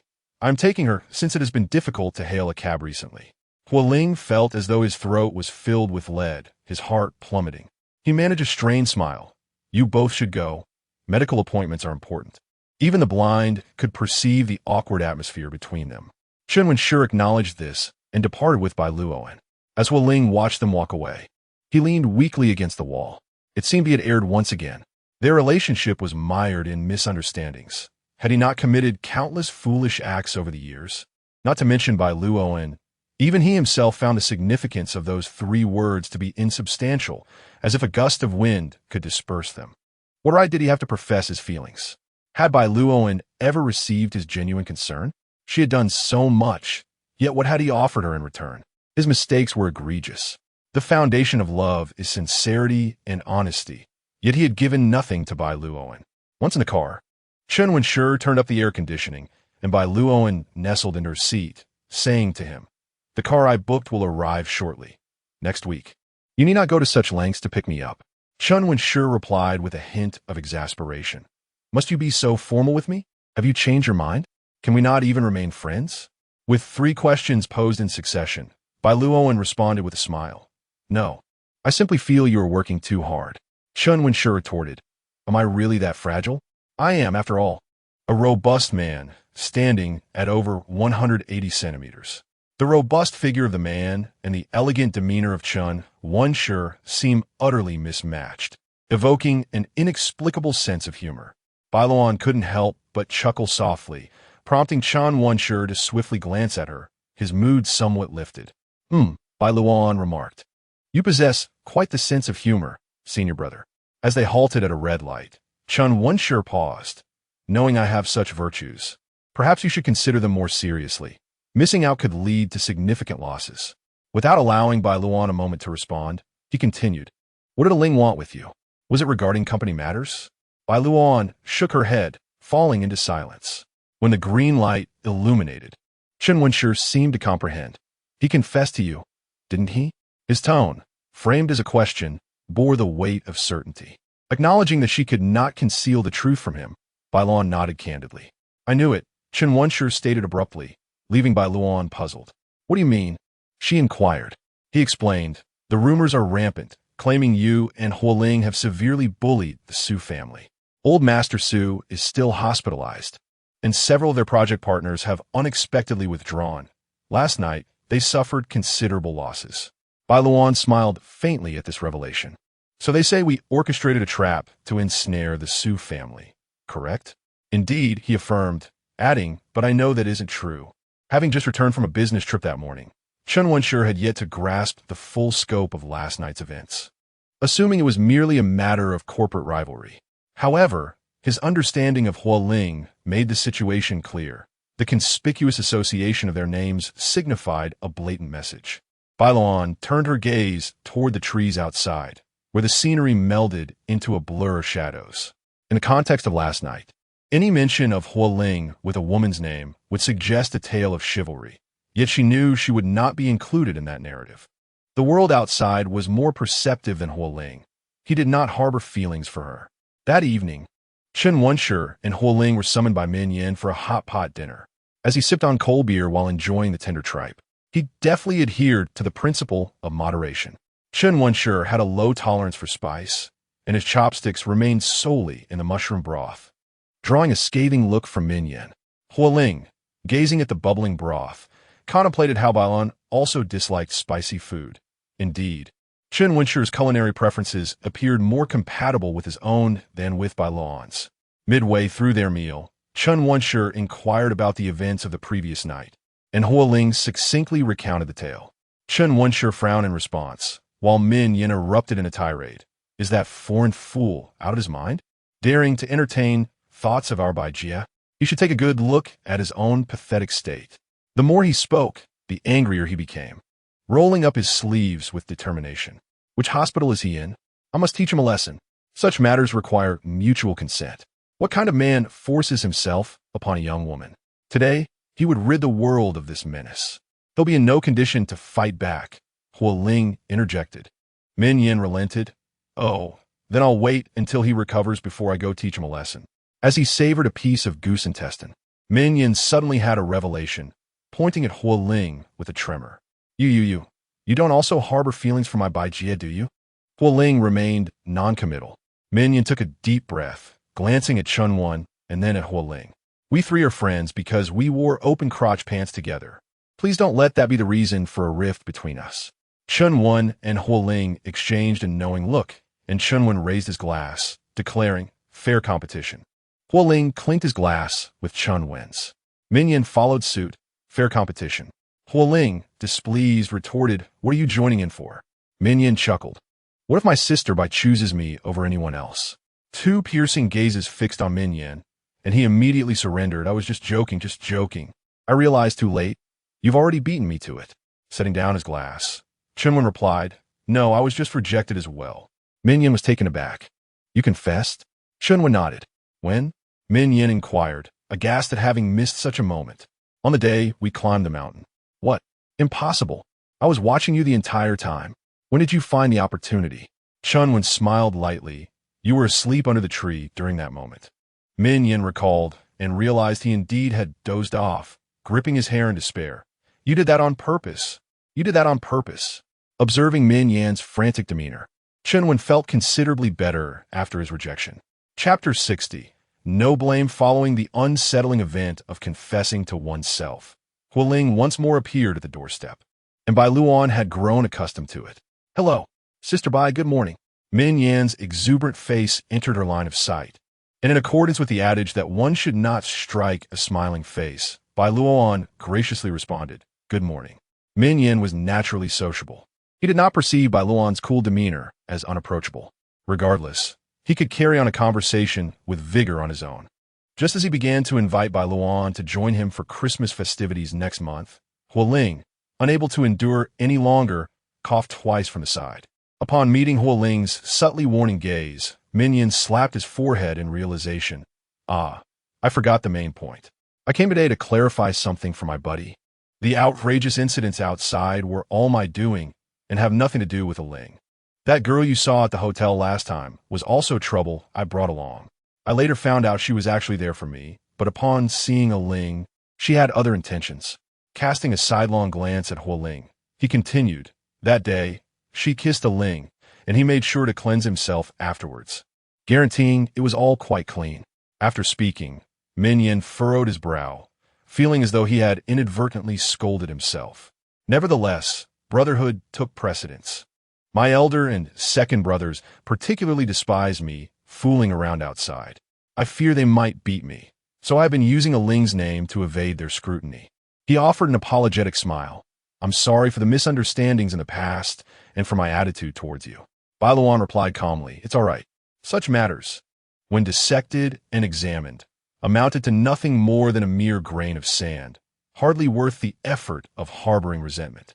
Min Yan had exhausted his welcome and was promptly dismissed by Huo Ling reluctantly. He departed, glancing back 3 times as he left, carrying 2 trash bags, one for dry waste and the other for wet waste, that Bai Luoan intended to dispose of. Bai Luoan's eyes were striking, with their upturned corners exuding a sharpness rather than softness, rendering her expression anything but gentle. As Min Yan turned a corner, he did not enter the elevator, but stealthily set down the trash bags, akin to a gecko clinging to the wall. He certainly could not have come all this way for naught. After a considerable pause, Huo Ling inquired, "If you don't believe me, I can summon Min Yan to bring all those people here." Min Yan's heart skipped a beat at the thought of 30-plus ex-girlfriends congregating, his scalp prickling with dread. He feared he might be overwhelmed. Huo Ling was indeed something else. How effortlessly he could betray a brother. Fortunately, Bai Luoan declined the offer. "There is no need. This isn't the issue between us." Huo Ling, displaying remarkable patience, asked, "Then what do you perceive the problem to be?" "I shall amend it." Bai Luoan, unaccustomed to Huo Ling's submissive tone, as if he were exceedingly humble, averted her gaze and replied coolly, "There's nothing to amend. Just refrain from these actions in the future. It's unnecessary." After a brief pause, Huo Ling ventured, "You still don't believe I truly like you?" Bai Luoan remained silent. In her silence, Huo Ling gradually gleaned an understanding, and Bai Luoan suddenly realized something as well. "You figured it out," she asserted with conviction. "Uncle Da has informed you." It is not difficult to surmise that all of Huo Ling's peculiarities began to unfold after Uncle Da's return to the country. He is aware that she has been chosen as a pawn by the old Master Huo, perhaps even privy to more than that. Bai Luoan found it somewhat amusing. "Do you think I've sacrificed too much of the Huo family and feel sorry for me?" She shifted her stance, her expression remaining largely impassive, rendering Huo Ling's concerns unnecessary. She was not entirely innocent either. Huo Ling lowered her head, not out of guilt. "I am 27 years old and can discern what affection truly is. I understand that you might find my words sudden, and that my past treatment of you was far from kind. If you choose not to forgive me, that is acceptable. In time, you may assess whether my intentions are sincere or feigned. Today, I seek nothing more than to clarify some misunderstandings. Beauty has always been an advantage. For instance, the way Huo Ling's furrowed brow could easily soften hearts. Yet, Bai Luoan was a person of steadfastness. Her convictions seldom wavered, and Huo Ling's words held no persuasive power whatsoever. Affection? What grounds are there to speak of affection? What began as a mere admission of fondness over 5 years culminated in 1,000 declarations of disdain. Just 4 months prior, they were merely strangers cohabiting under the same roof, and now Huo Ling claims affection. Such trust is less credible than an advertisement for fertility on a telephone pole. Distrust is understandable, yet affection is elusive. It is often said that both coughing and love are impossible to conceal, but if she has not felt it, then it simply does not exist. Huo Ling may misinterpret guilt and pity as love, but she would not. She scrutinized the past 5 years with clarity, recognizing that beneath the surface lay her unreciprocated yearning. Encased in the guise of love, those experiences seemed somewhat romanticized, yet she, immersed in them, was acutely aware of the discomfort they harbored, containing a person's shattered and reassembled pride. The memories are painful to recall. Bai Luoan did not glance at Huo Ling's expression, for there was no forgiveness to be found, nor could she articulate it. I willingly undertook those actions. I chose to be a pawn for Jun Yue and to occupy the position of Mrs. Hua. Though the past few years have not always been easy, I find it worthwhile to assist the old Master Hua. You were oblivious to everything. Our interactions were sometimes unpleasant, but that is simply a reflection of our personalities. From your perspective, you are not at fault, and I have never blamed you, so the concept of forgiveness does not apply here. From beginning to end, Huo Ling remained oblivious. One cannot project the burdens of their own willingly born suffering onto others. The moon has always been the same, and its light cannot warm you. The fault lies not with it, but with those who endeavor to embrace it. Do not blame the moon for its chill. Huo Ling spoke softly. You do not blame me, yet you wish to sever all ties with me, do you not? Xiao Bai, you cannot enter the game and then withdraw. I am left in the dark, stripped of knowledge. You never afforded me the opportunity to choose from the outset, and that is profoundly unjust. Bai Luoan recalled something, her tone calm. It was you who never gave me a chance. Some of the early memories had become muddled, but the subsequent events remained vividly etched in her mind. I have contemplated discussing this matter, yet mere words may not elicit your belief. I must present some tangible evidence. At that time, my position was lowly, making it difficult to investigate. It was only after several months that I uncovered some clues. She gazed at Huo Ling, her tone calm. Moreover, during that period, I was unable to see you. You did not return to Qingshan, and as an intern at the company, I lacked the authority to access the president's office on that floor, leaving me no opportunity to converse with you. I also discovered that having a poor relationship with you made it more convenient for me to act. They would be less vigilant towards me. Old's health was deteriorating, and he could not afford to wait. Huo Ling was lost in reminiscence, as Bai Luoan recounted plainly. Huo Ling, you have openly confessed your aversion towards me. You may not recall how many times you have expressed your dislike, yet I remember every instance. A person's preferences are arduous to alter. Do not mistake this fleeting guilt for affection.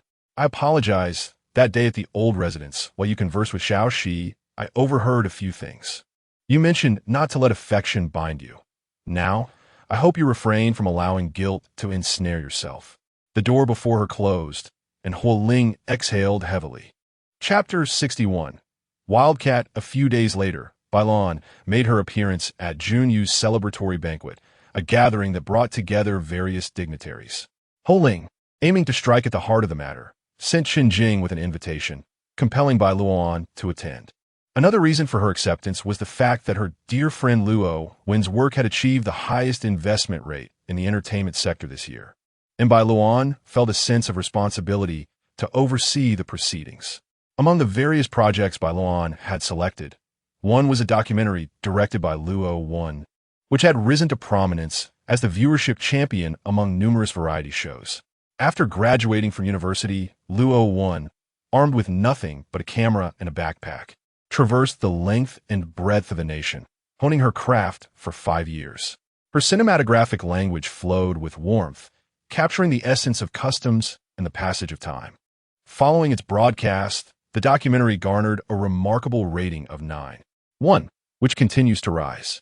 The previous night, Bai Luoan had returned home with Luo, who had just disembarked from a flight from the Southern Hemisphere. They had known each other since they were 18.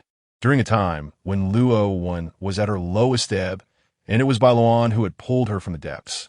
Since then, their friendship had blossomed. Although Luo hailed from another province, her home had a room dedicated to Bai Luoan and vice versa.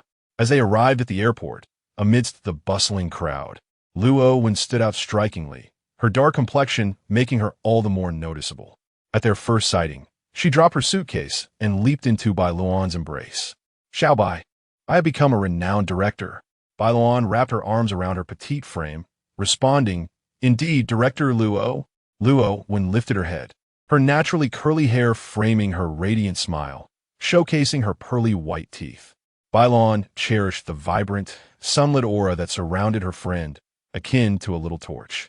Let us discuss more at home, she suggested. All right, let us go home. Bai Luoan had acquired a vehicle for convenience, and as they drove, Luo, when animatedly recounted her experiences from the past 6 months in Africa. Upon reaching home, Bai Luoan invited her to tour the bedroom and inquired if there was anything she found unsatisfactory. Luo went dove into the warm blankets, her eyes narrowing in bliss as she declared, There's South truly no place like home.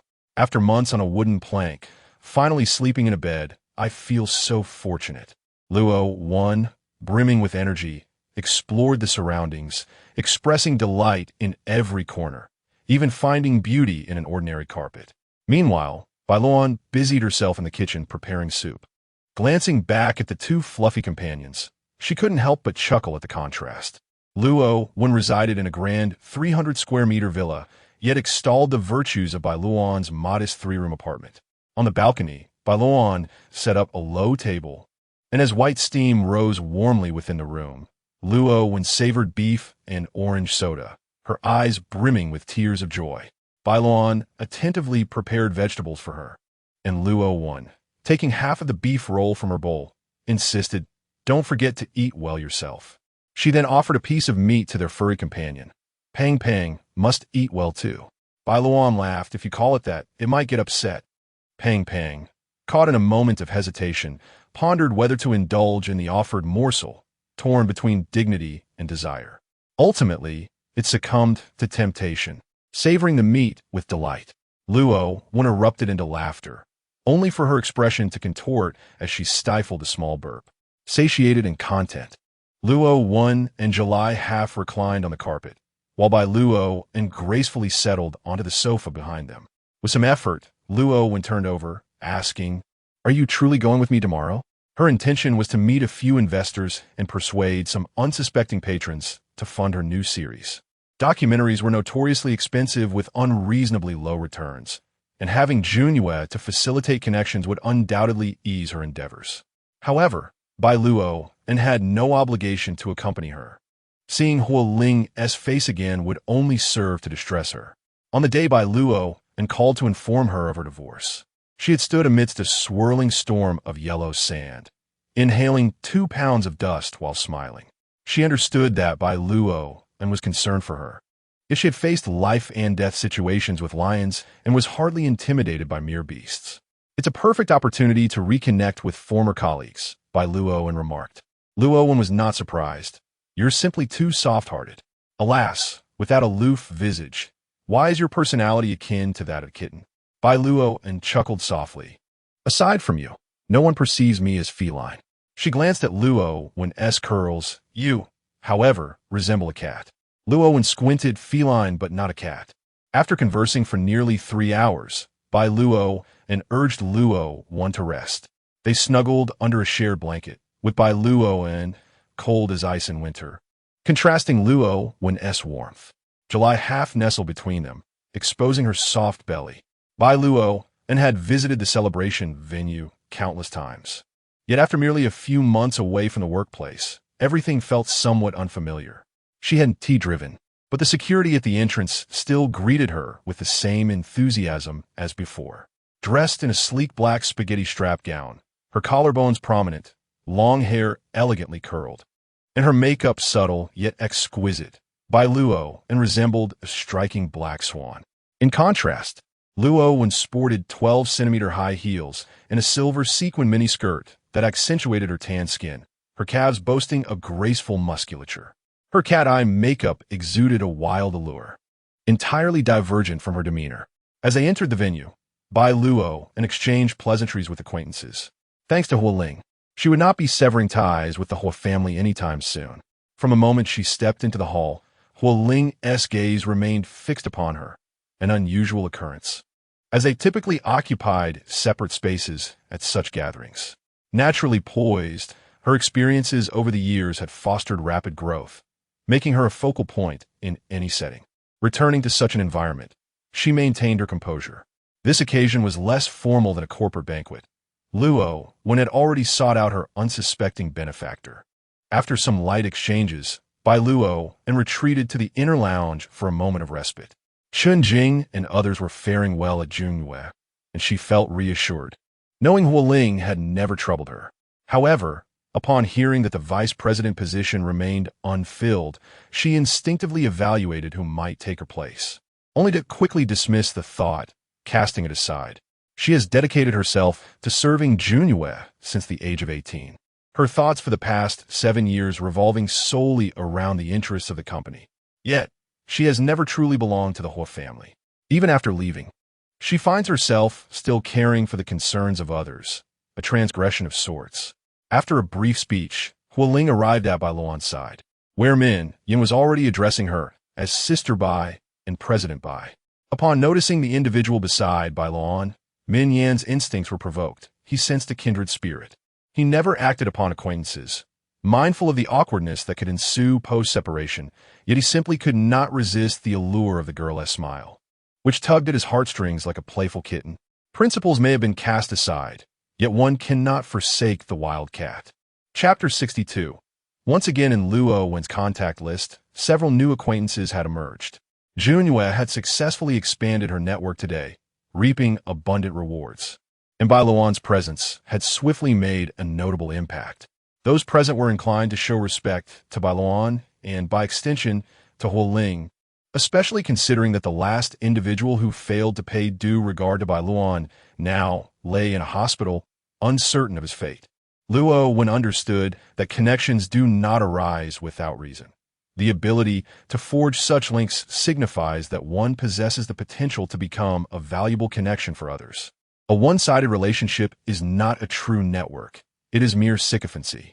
In her dealings with Bai Luoan, Luo was forthright and unreserved.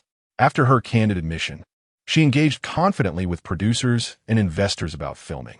Her friends had already laid the groundwork for her, and to hesitate would be to do her a disservice. Having completed introductions with the key individuals Bai Luoan had prepared her for, Luo was ready to withdraw. Luo, when is it? Bai Jim mentioned your name. It's quite melodious. May I ask which characters it comprises?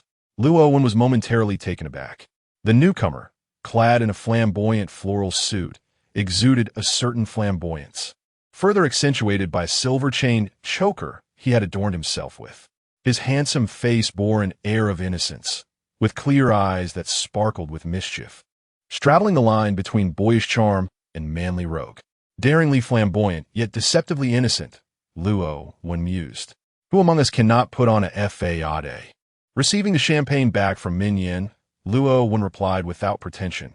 Luo bin Wang s Luo, Wen Shui s Wen. With a smile, Min Yin responded, Min Yin, with the characters for door, literature, and wonderful words. Shall we be friends? Luo playfully replied, her tongue teasingly touching her canine tooth. But aren't we already friends? Brother Min Yin?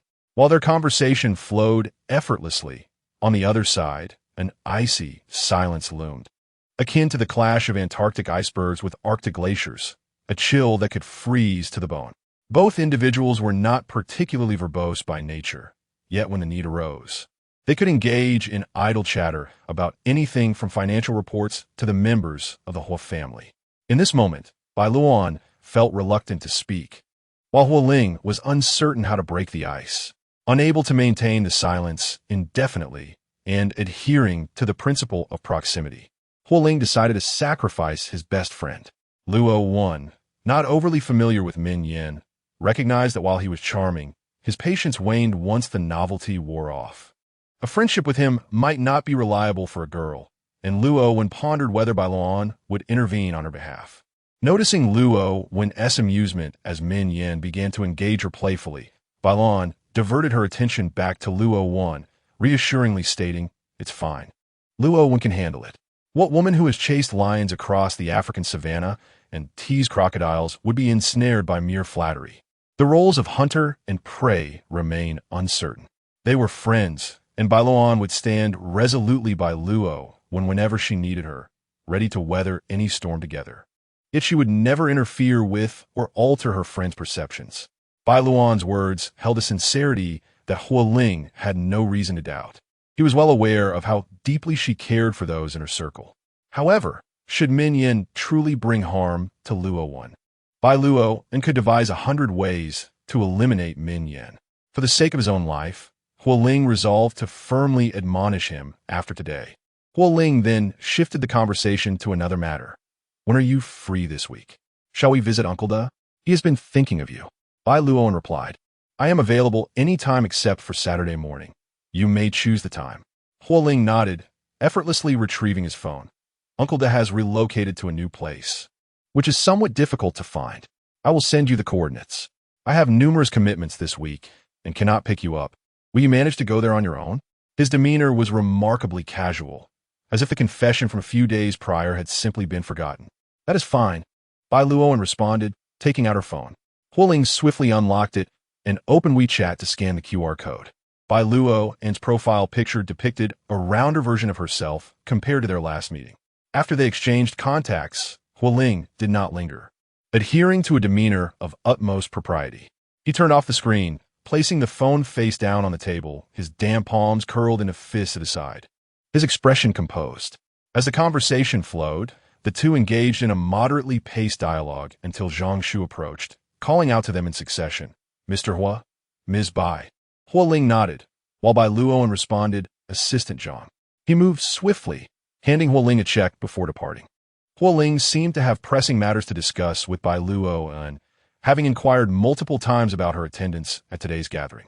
He was at the venue receiving guests on Huo Ling's behalf, also preventing several unrelated individuals from intruding upon their discussion. The two were engaged in a conversation regarding significant strategic developments for Junyue in the coming year, and such matters warranted no interruptions, which Zhang Shu diligently ensured. Bai Luoan observed as Huo Ling presented her with a check amounting to 3 million, and her mind began to strategize. Indeed, Huo Ling stated, this is the project bonus distributed today, and this is your rightful portion. His emphasis on the word rightful was unmistakable. Bai Luoan accepted it with composure, placing it into her small bag, saying, Thank you, leader. It was indeed her due reward. Huo Ling exhaled a sigh of relief, his eyes sparkling with affection behind his glasses, momentarily capturing Bai Luoan's gaze before swiftly concealing it. He understood that any discourse regarding feelings or affection would elicit a resolute refusal from her. Their current ability to converse peacefully stemmed from the absence of such emotional discussions. Huo Ling then inquired, There's a matter at the company requiring a decision. Would you mind sharing your thoughts? Bai Luoan responded, If I can be of assistance, I will be glad to help. Having benefited from Junyue, it is only fitting to give back for a lifetime. Huo Ling smiled slightly. It is actually a minor issue, but you hold the most authority on this matter.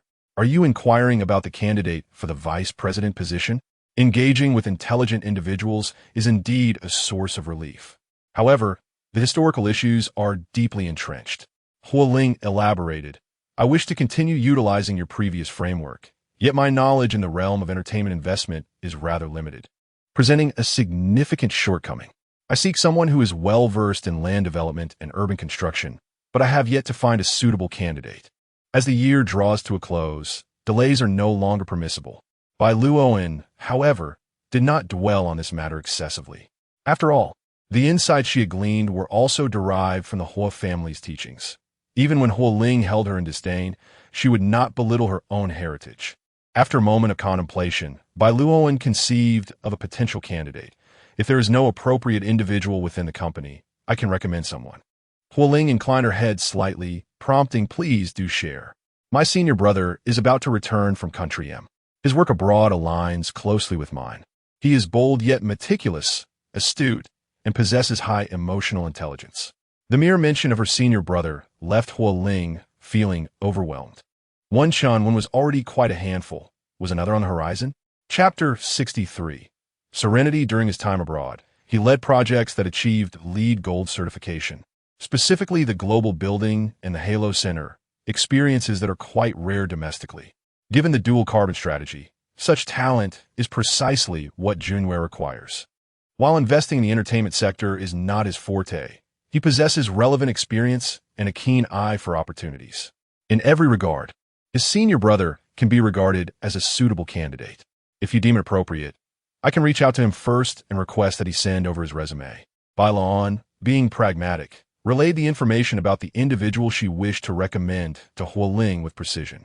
Huo Ling listened attentively to Bai Luoan's introduction, and although he was still unaware of many details, he was already convinced to a great extent. Bai Luoan would never exaggerate due to personal connections. She is the most meticulous person Huo Ling has ever encountered. While others might inflate their achievements, she would only speak of them with utmost restraint, ensuring that every word she uttered carried weight. The candidate's resume was indeed impressive. Huo Ling inquired, "Can we contact him immediately? Has he confirmed his return date?" This individual was not only a fitting choice for Junyue, but also an exceedingly sought-after talent. Despite the pangs of jealousy in Huo Ling's heart, he knew he must prioritize business. Bai Luoan replied, "I will contact him tonight. He has confirmed his return to the country next month and is currently managing his property there. If all goes well, he might return sooner." Her familiarity with his schedule suggested a deep connection. Huo Ling felt a surge of jealousy, but maintained his composure. "All right, once you contact him, please arrange a meeting for me to discuss matters with him." Bai Luoan nodded, understanding Huo Ling's urgency to finalize the candidate. She directly asked, "Do you have any connections with Bai Huashu International School? If so, securing a spot there would certainly entice him to join Junyue." Bai Huashu is the premier private school in Ningxing. Merely having wealth is insufficient. One must possess significant influence or connections. The faculty consists solely of exceptional graduates, and individuals like Bai Luoan can only serve as assistant teachers, as undergraduates cannot attain formal teaching positions. Having spent several years abroad championing elite education, Bai Huashu was his top choice. If she could assist him in this endeavor, he would undoubtedly reciprocate. Huo Ling pondered, "Can we find a way? Who does he wish to enroll in this school? A sister? A relative?" Bai Luoan replied, "It's none other than his daughter." "Daughter?" Bai Luoan was somewhat taken aback. Was it so unusual for a man in his 40s to have a daughter? Indeed, his daughter is 13 and soon to enter middle school. After years abroad, he made a sudden decision to return, but he lacks connections in the country and has been troubled by this matter for over a month. With a smile, Huo Ling remarked, "A daughter is splendid. Leave this to me. I will resolve it within 2 days. You can assure him tonight that Junyue extends a sincere invitation." Bai Luoan nodded, acknowledging that she would prioritize this matter. As the attendant passed by, Huo Ling called for 2 cups of hot beverages to be brought over. The indoor temperature was pleasant, but Bai Luoan's body temperature had always been on the lower side. What others found comfortable was not necessarily so for her. Moreover, her hands were particularly sensitive to the cold. It was said that this was a newly launched signature drink, favored by many in the company for its delightful flavor. Though she could not discern it herself, you might want to try it and see how it compares to what you serve in your establishment. If you find it to your liking, I can have them share the recipe with you as a token of gratitude for your recommendation of talent. Huo Ling had already instructed to raise the room's temperature, but Bai Luoan wore little and could not accept his clothing. He made a considerable effort merely to ensure she could enjoy something warm. Such a fair exchange, devoid of entanglements, meant that Bai Luoan would not refuse. She lifted the white porcelain cup, took a sip, and was greeted by the rich aroma of cheese. As the intense flavor faded, a subtle floral note emerged. Recognizing the taste of locust blossom, she savored it, the lingering fragrance reminiscent of early summer. Intrigued, she expressed her appreciation, prompting Huo Ling to immediately summon the head chef for the recipe. However, Bai Luoan interjected, "There's no need. I have a rough idea of how it's prepared. Let me ponder it on my own for now. Please bring me another cup. Thank you." This was directed at the attendant, as she indeed felt a chill. "Certainly. Miss Bai, please hold on." Huo Ling did not press further. This marked the first instance of such a tranquil exchange between the two, devoid of confrontation, probing, or defensiveness, yet neither intimate nor ambiguous. Observers from the company recognized it as a discussion of business matters. Huo Ling, who had mild myopia, refrained from wearing glasses due to the discomfort caused by his prominent nose. Today, however, he had donned a pair, concerned that should he indulge in alcohol, his gaze might betray him. How could one willingly become friends? Bai Luoan remained skeptical of his affections, yet he possessed the patience to earn her trust. If she took 5 years, he could invest 5 or even 10 in return. He would correct his missteps gradually, regardless of the time it took. "Xiao Bai," he murmured, conversing coolly with Bai Luoan while internally calling her name repeatedly, each utterance like molten lava, searing his heart, leaving profound imprints. As the banquet drew to a close, Luo, having had her fill of amusement, approached Bai Luoan to leave together. Bai Luoan mentioned she would wait for her in a lounge, but did not disclose Huo Ling's presence. Had she known, she would have taken any means necessary to whisk Bai Luoan away. What an unfortunate turn of events. She had never held a fondness for Huo Ling, yet given the circumstances, having borrowed his favor, she refrained from overtly confronting the benefactor. Her smile appeared increasingly insincere. "Mr. Huo, what a surprise to see you here. How remiss of me not to have noticed your presence sooner. What a faux pas. However, it is rather late, and I, along with Xiao Bai, must take our leave. Thank you for your gracious hospitality this evening." Min Yin suppressed a chuckle, as few dared to speak to Huo Ling in such a manner. Over the years, she had encountered only one such individual, Huo Ling's esteemed mother, Ms. Fu Wanpei. Huo Ling remained unperturbed, replying, "As long as you enjoy yourself, you are always welcome to visit." Luo rolled her eyes inwardly, pulling Bai Luoan along as they departed. Huo Ling and Min Yin accompanied the two to the car, with Bai Luoan settling into the interior, rendering her figure invisible to Huo Ling, whose gaze drifted into the distance.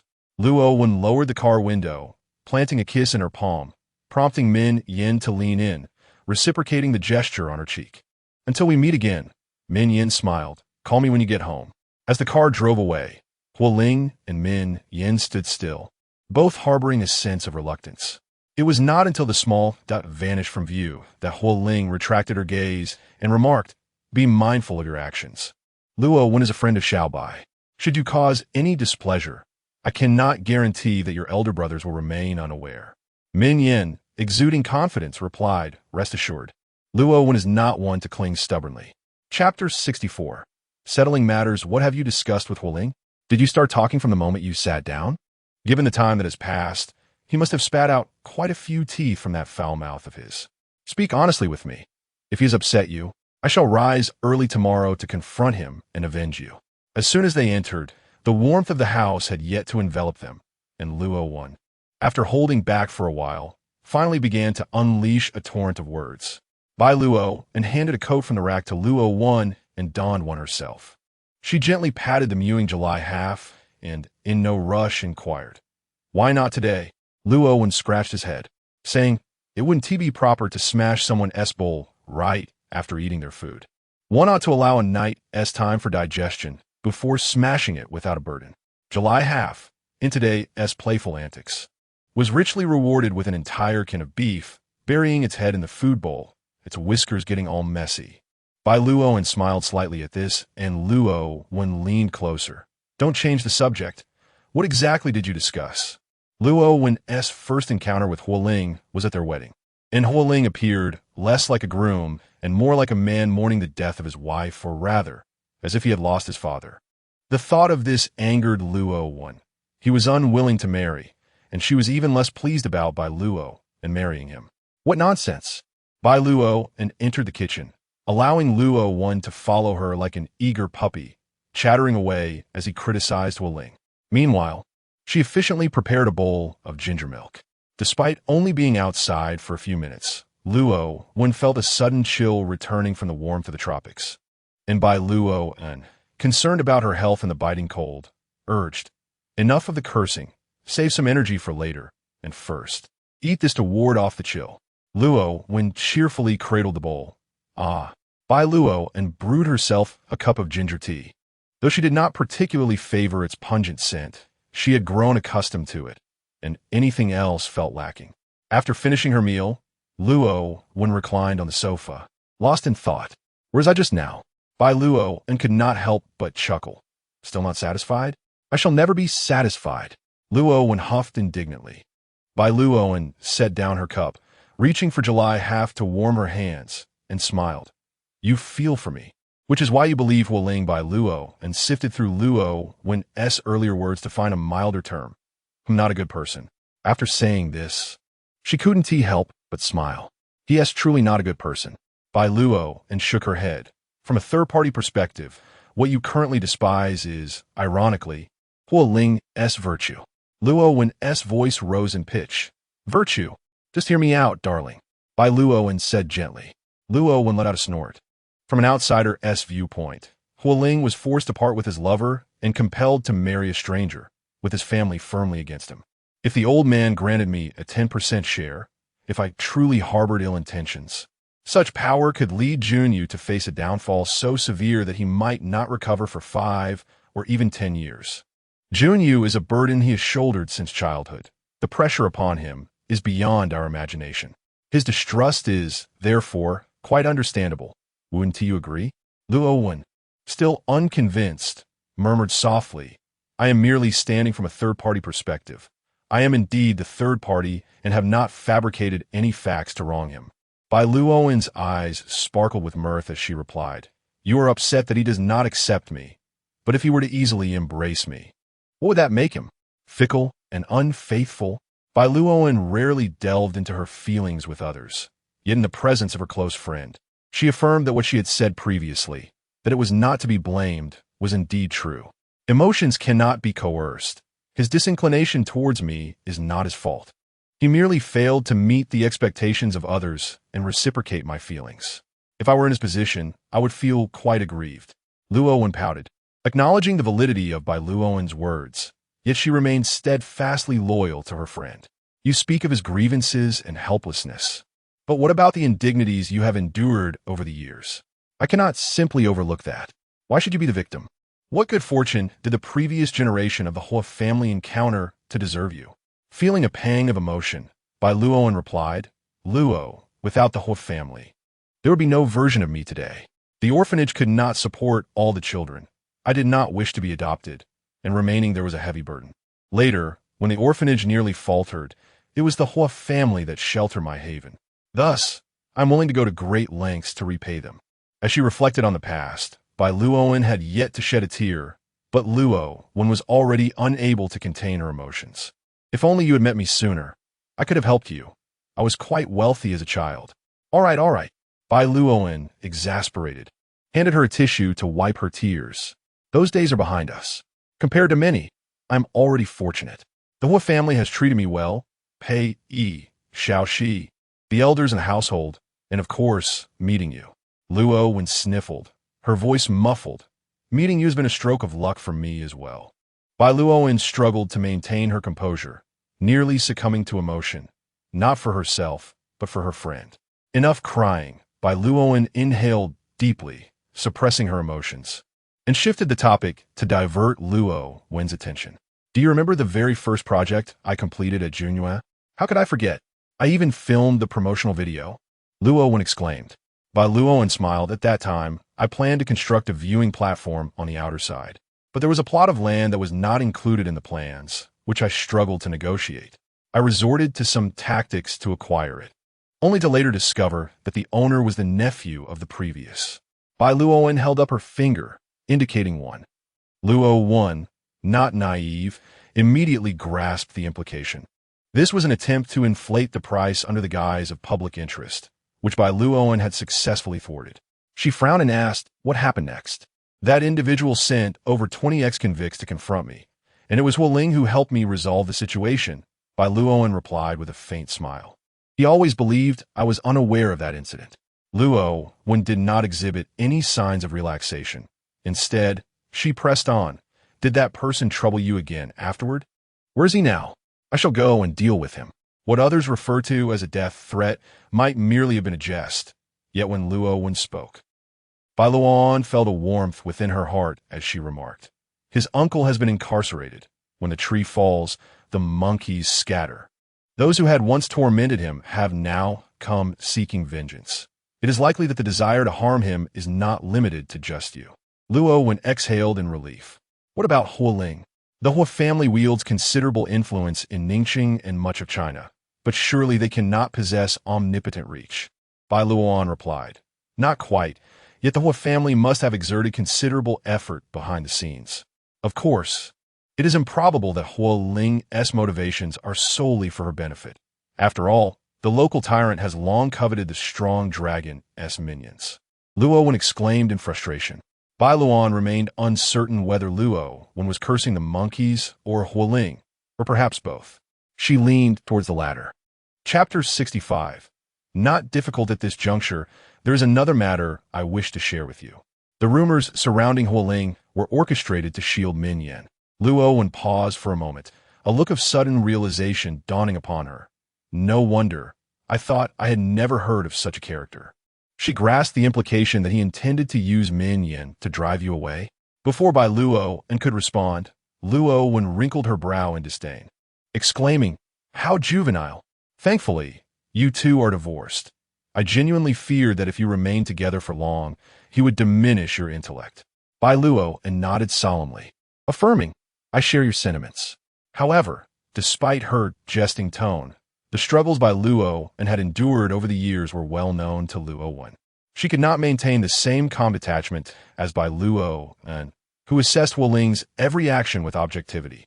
True, there were reasons behind the events, convenient narrative, yet the pain inflicted upon her was genuine, the ridicule real, and the slander undeniable. The wounds inflicted could not simply be erased with a casual apology or a claim of unintentional wrongdoing. Bai Luoan had always been like this. Throughout their years of acquaintance, Luowan had never heard her utter a word of complaint. To everyone else, she appeared invincible and formidable. Yet who truly understood the trials she had endured to become the person she was today? Her dissatisfaction with Huo Ling did not stem from a desire for him to love Bai Luoan. That would be a grave insult. Rather, it was her frustration and resentment that if only Huo Ling had devoted a modicum of time to understand who she truly was, then the malicious speculations would have been utterly unfounded. Yet, that scant amount of time was something Huo Ling was reluctant to offer, thus dismissing her entirely. Her silence meant bearing the burden alone, digesting all the pain herself. After 5 years of suffering akin to a slow, painful incision, Bai Luoan still maintained it was not Huo Ling's fault. She was a person whose rationality eclipsed her emotions. Suffering with clarity was far more excruciating. Luowan's face contorted in concern. Bai Luoan could easily surmise her thoughts. Reflecting on the past was futile. She had always strived to move forward, both in the past and in the present. Enough of this grim demeanor. Bai Luoan patted Chiyueban's rear, and it obediently hopped off her lap, trotting over to Luowan. Bai Luoan retrieved her bag from the side of the sofa, extracting a check and presenting it to Luowan. "Tomorrow, I will deposit the money. 1 million is yours. Congratulations, dear lady, you are about to acquire 2 new lenses." Upon seeing the check, Luowan's eyes indeed sparkled. After all, money is the most effective means of bringing joy to the mundane. She had not sought after it. Yet Bai Luoan's generosity was simply overwhelming. Holding the check to Chiyueban's nose, she teased, "Smell this, dear. It is the scent of happiness." "Sister, I love you," said Chiyueban with a playful tone. Bai Luoan chuckled. How perfunctory. She assessed the time. It was nearly 8 o'clock in the United States. She took her phone, saying, "Indulge in your joy. I shall call my senior brother." Luowan nodded, and as Bai Luoan stepped onto the balcony, she carefully tucked the check away, retrieving her phone to note the transaction in her encrypted memo XX year, X month, XX day. 1 million. The ledger was densely packed, beginning with sporadic entries of a few thousand here and there, escalating to ever greater sums.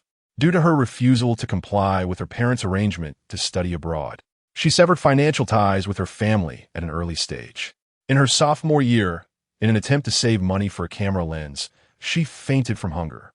Since then, Bai Luoan has occasionally provided her with assistance. With fervent passion, she charged forward, only to be met with the harsh realities that left her battered and bruised. Although her aspirations were not driven by monetary gain, the lack of funds made every step arduous.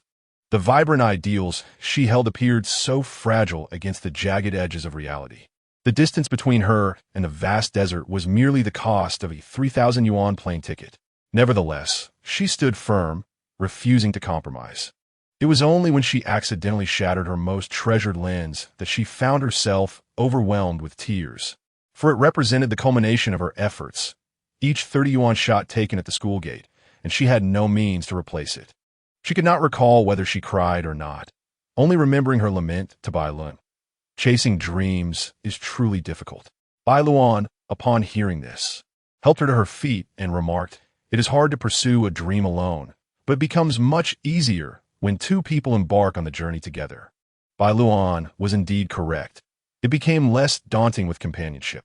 She received her first payment for copyright fees, though it was still insufficient to cover the cost of her next filming location. Yet, many had begun to recognize her as an independent director and photographer named Huo Ling, and others saw the immense potential within the documentary market. She was on the cusp of sustaining her dreams. Bai Luoan was willing to support her, and she would gladly accept because all she had was shared with Bai Luoan. After dialing, Bai Luoan was quickly connected. "Xiao Bai, junior sister. Chu, good morning." After the call ended, Bai Luoan forwarded the resume that Chu Yi had sent to Huo Ling, suggesting several time slots for him to choose from. Huo Ling was still at a celebratory banquet when his phone lit up. Min Yin, sitting across from him, caught a glimpse of a smiling face flash briefly, seemingly accompanied by an adorable little canine tooth. However, a WeChat message obscured half of the image, preventing him from seeing the entire face. "Whose face is on your phone screen? This can't be. Brother, you chase after Bai Jie yet use another woman's photo as your screensaver. This is emotional infidelity. Do you understand? In ancient times, you'd be punished severely for this." Min Yin spoke with righteous indignation, yet the person opposite him remained unfazed, not entirely unresponsive. After a moment, Huo Ling lowered his gaze and smiled, causing Min Yin to break out in a cold sweat at the sight of such a bewitching smile. "Is there something more to this? Ugh, what a scoundrel." Huo Ling received the document and quickly scanned it before thoughtfully replying to Bai Luoan with a chosen time. In no time, Bai Luoan responded with a simple okay. This was Bai Luoan's typing habit. She always concluded her sentences with a period. Nowadays, few people still punctuated their English texts so meticulously, and Huo Ling found that little period to be extraordinarily charming. "Look at that period. Isn't it both small and round? Quite delightful." When he looked up, the smile still lingered at the corners of his mouth, while Min Yin wore a face of disappointment and exclaimed, "I misjudged you. Confess, who are you flirting with?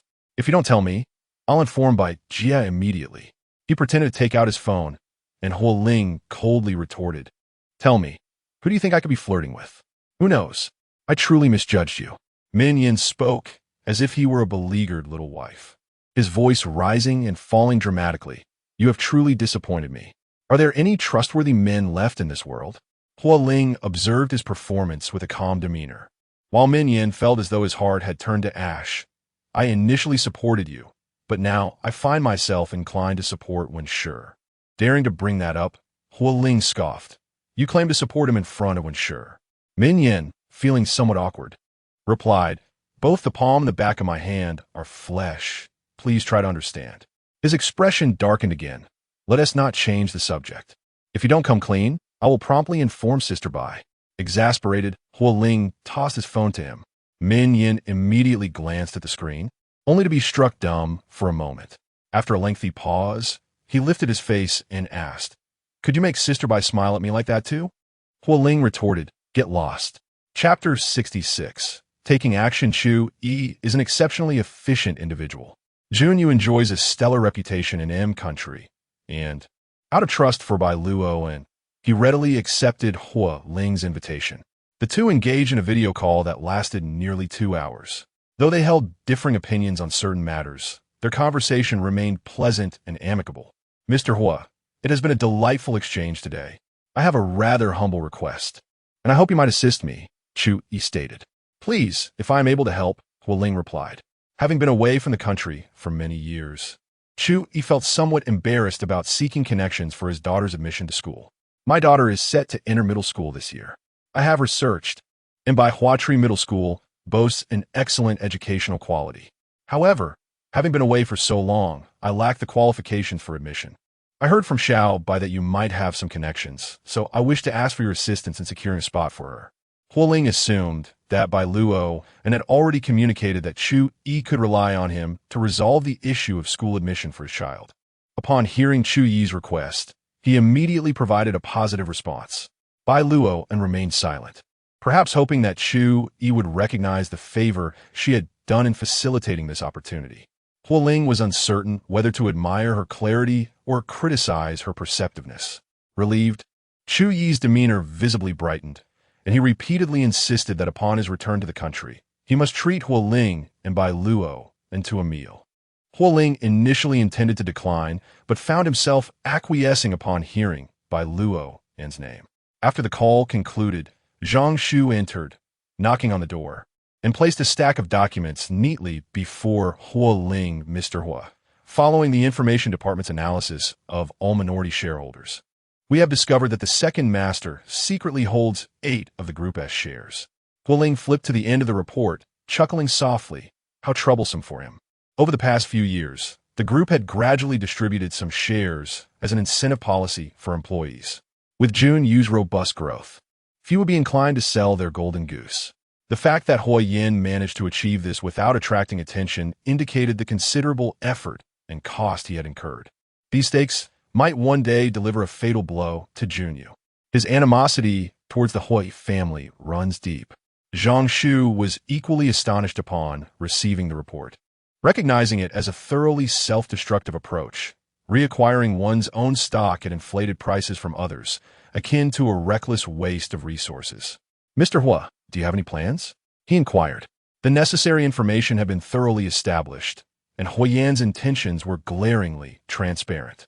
Huo Ling, who has always been intolerant of ambiguity, was preparing to take decisive action. Lowering his thick eyelashes, he concealed the fleeting tumult in his eyes. The passage of over 20 years felt like the blink of an eye, as childhood memories gradually faded in vibrancy. From a moment he could remember, he had been nurtured under the personal guidance of the elder Huo, who had pinned all his hopes on him, as his 3 brothers exhibited no talent for business. Fortunately, he ultimately did not disappoint the elder. Ever since being designated as the next heir, his path has been unidirectional, with many years ahead devoted to the moment when he would inherit the baton from his grandfather. His parents' relationship was strained, a truth he grasped at a tender age. His father, often indulging in extramarital escapades, left behind a trail of sordid photographs that would anonymously find their way to him, sent by those with a penchant for theatrics. However, his considerable academic obligations consumed the majority of his time, leaving little room for contemplation of familial bonds or the ever-absent father figure. Indifference enveloped him. Yet he frequently caught glimpses of Fu Wanpei weeping quietly in solitude. When he inquired why she did not pursue divorce, she would merely shake her head in silence.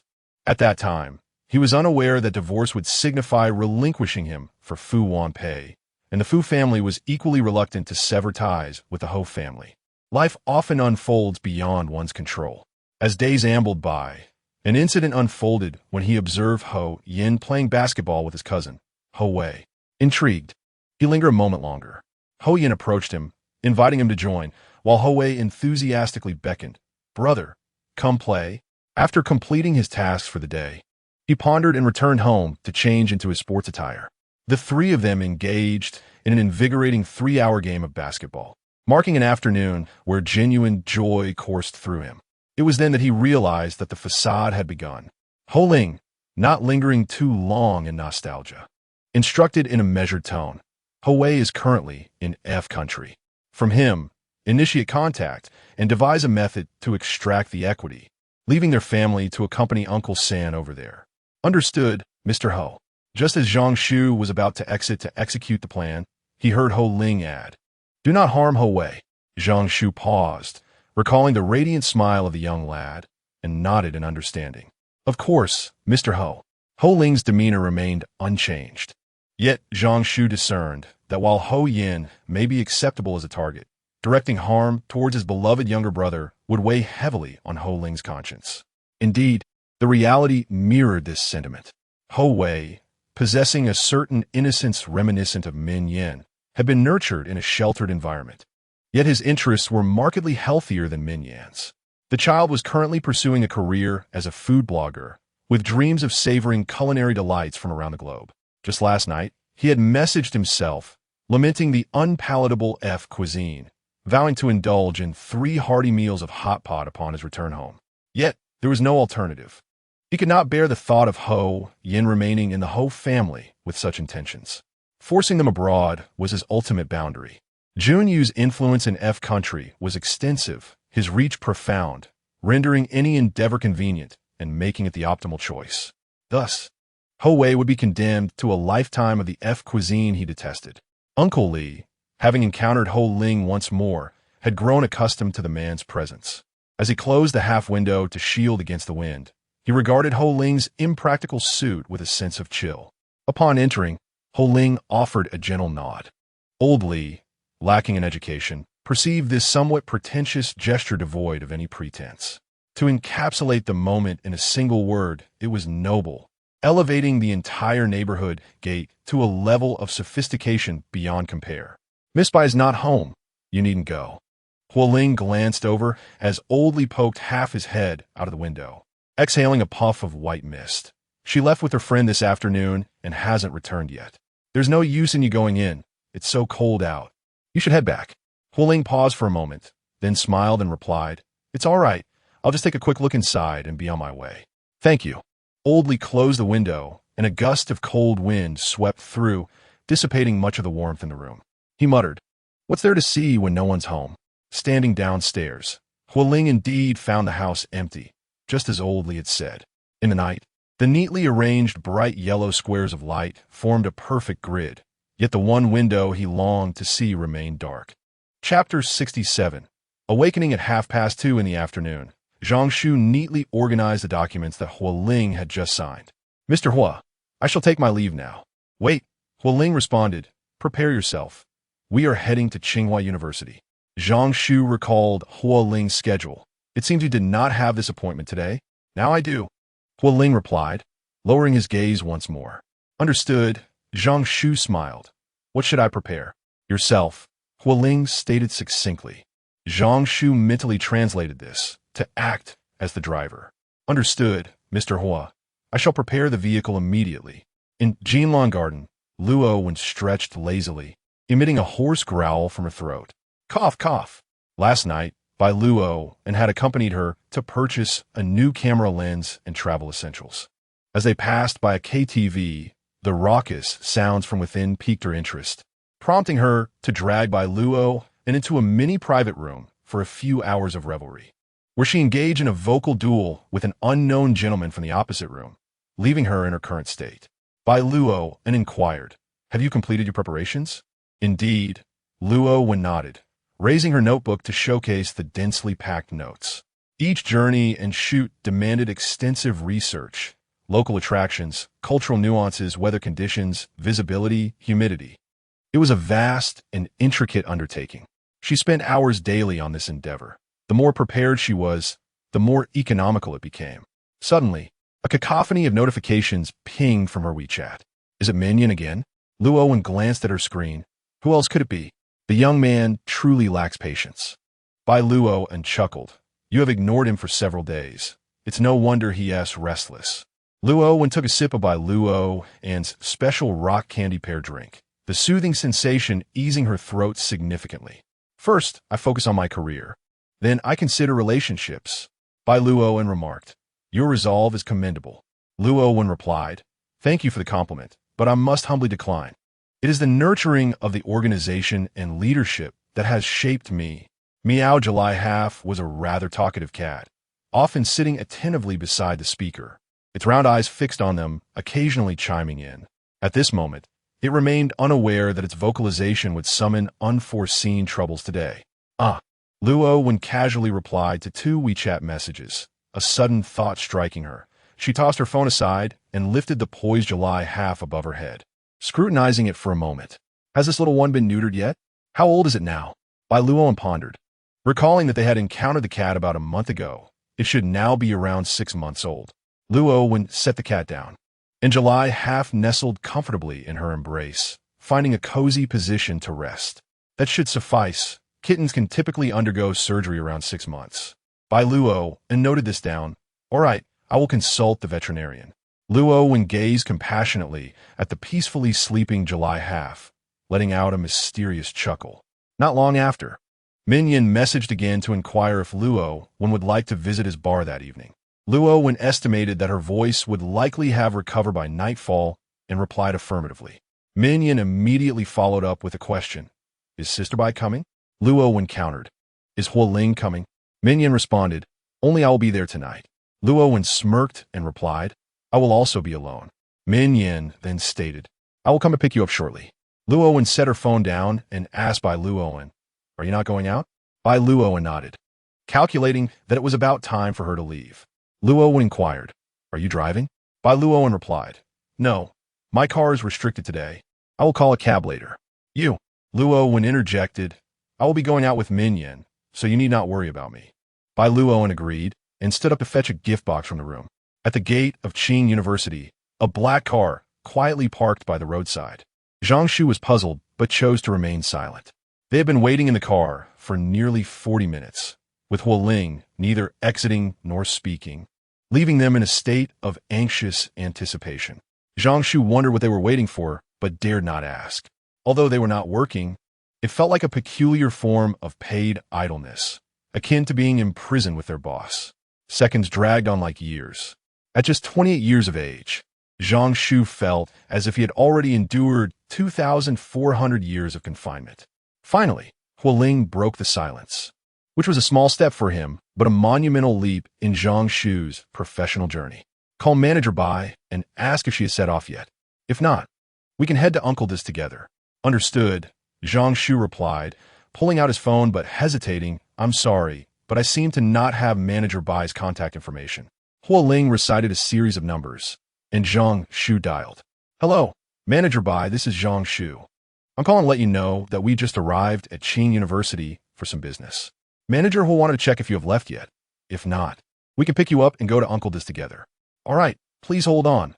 We'll be there shortly, Bai Luoan responded. After she hung up, Zhang Shu informed Huo Ling. Manager Bai said, she's waiting for us at the entrance of the community. Okay, let's go, Huo Ling replied. Zhang Shu started the car, maintaining a calm exterior while his mind raced with alarm. There was a significant issue at hand. The ancient gate of Qing University receded swiftly in the rearview mirror as Huo Ling spoke coolly. You know what to say and what not to say. Today's events must remain confidential. Zhang Shu replied solemnly. Understood, Manager Huo. What a jest it would be to share the spectacle of his boss's misadventures with others. He preferred to relish the amusement privately. A few minutes later, a sleek black Mercedes-Benz pulled up smoothly in front of Bai Luoan. A ginkgo leaf had lodged on the hood, which Bai Luoan casually removed and dropped into the gift box bag. It was indeed from the vicinity of Qing University. As she settled into the back seat, Huo Ling assisted her with her belongings. Thank you, she said gratefully. Huo Ling handed the gift box to Zhang Shu, placing it in the passenger seat, and inquired, chess pieces? Bai Luoan, warmly clad, had wrapped a thick white wool scarf around her neck twice, enveloping her chin. As she adjusted the scarf, a soft hum escaped her nostrils, echoing gently within the wool. Ethereal and tender. Zhang Shu drove with utmost concentration, feigning to be invisible. What brings you to Qingda? Bai Luoan casually asked. Zhang Shu lifted his gaze, momentarily connecting with Huo Ling's eyes in the rearview mirror. We have a project presentation. I came with General Manager Huo to listen and perhaps scout for promising students. The statement held truth, albeit Zhang Shu had advanced the timeline by a week. Bai Luoan nodded. Have you found suitable candidates? Zhang Shu replied, not yet. Suddenly, inspiration struck him. Not every student at Qingda is as exceptional as you. Bai Luoan smiled faintly. Has Assistant Zhang recently adopted a new style? Zhang Shu responded. One cannot remain perpetually ensconced in their comfort zone. Continual progress is essential to avoid societal obsolescence. Bai Luoan remarked, is everyone's awareness so heightened nowadays? I seem to be lagging behind. At this moment, Huo Ling interjected, it's enough to pursue what you love. Zhang Shu agreed. Indeed, one need not concern themselves with others. I simply enjoy working and cannot bring myself to stop. With that, he mentally applauded himself. Though Huo Ling had not truly grasped his words, as a diligent worker, He rated his performance today a perfect 10, unashamedly proud. Chapter 68. Lingering, the car departed from the bustling thoroughfare, steering towards an antiquated neighborhood. The atmosphere within the vehicle was neither fervent nor cold. It resembled a chance encounter with an acquaintance, engaging in casual discourse about the weather, maintaining the decorum and dignity expected of adults. The road narrowed, preventing further vehicular passage, and upon disembarking, Huo Ling guided Bai Luo and into a quaint alleyway. At this twilight hour, the sun painted the horizon with a hazy glow. Its brilliance diminished in the evening mist. The alley was immaculate and tidy, the cobblestones polished to a sheen from countless footsteps, while beneath the trees lay scattered children's toys. The residence doors were firmly shut, and the distant sounds of laughter wafted through the air, a stark contrast to the serene tranquility that felt worlds apart from their own lives, something Bai Luo had long lost and Huo Ling had never possessed. Huo Ling subtly shielded against the wind, rewrapping her woolen scarf around her neck, concealing much of Bai Luoan's face. As she surveyed her surroundings, Bai Luoan mused that this was indeed a delightful place. Huo Ling's peripheral gaze lingered on her, imbued with an unrecognized softness. With the absence of a third party like Zhang Shu and devoid of any work-related discussions, an organic silence enveloped them. Huo Ling understood that their earlier animated conversation had merely been a reflection of Bai Luoan's thoughtfulness and consideration.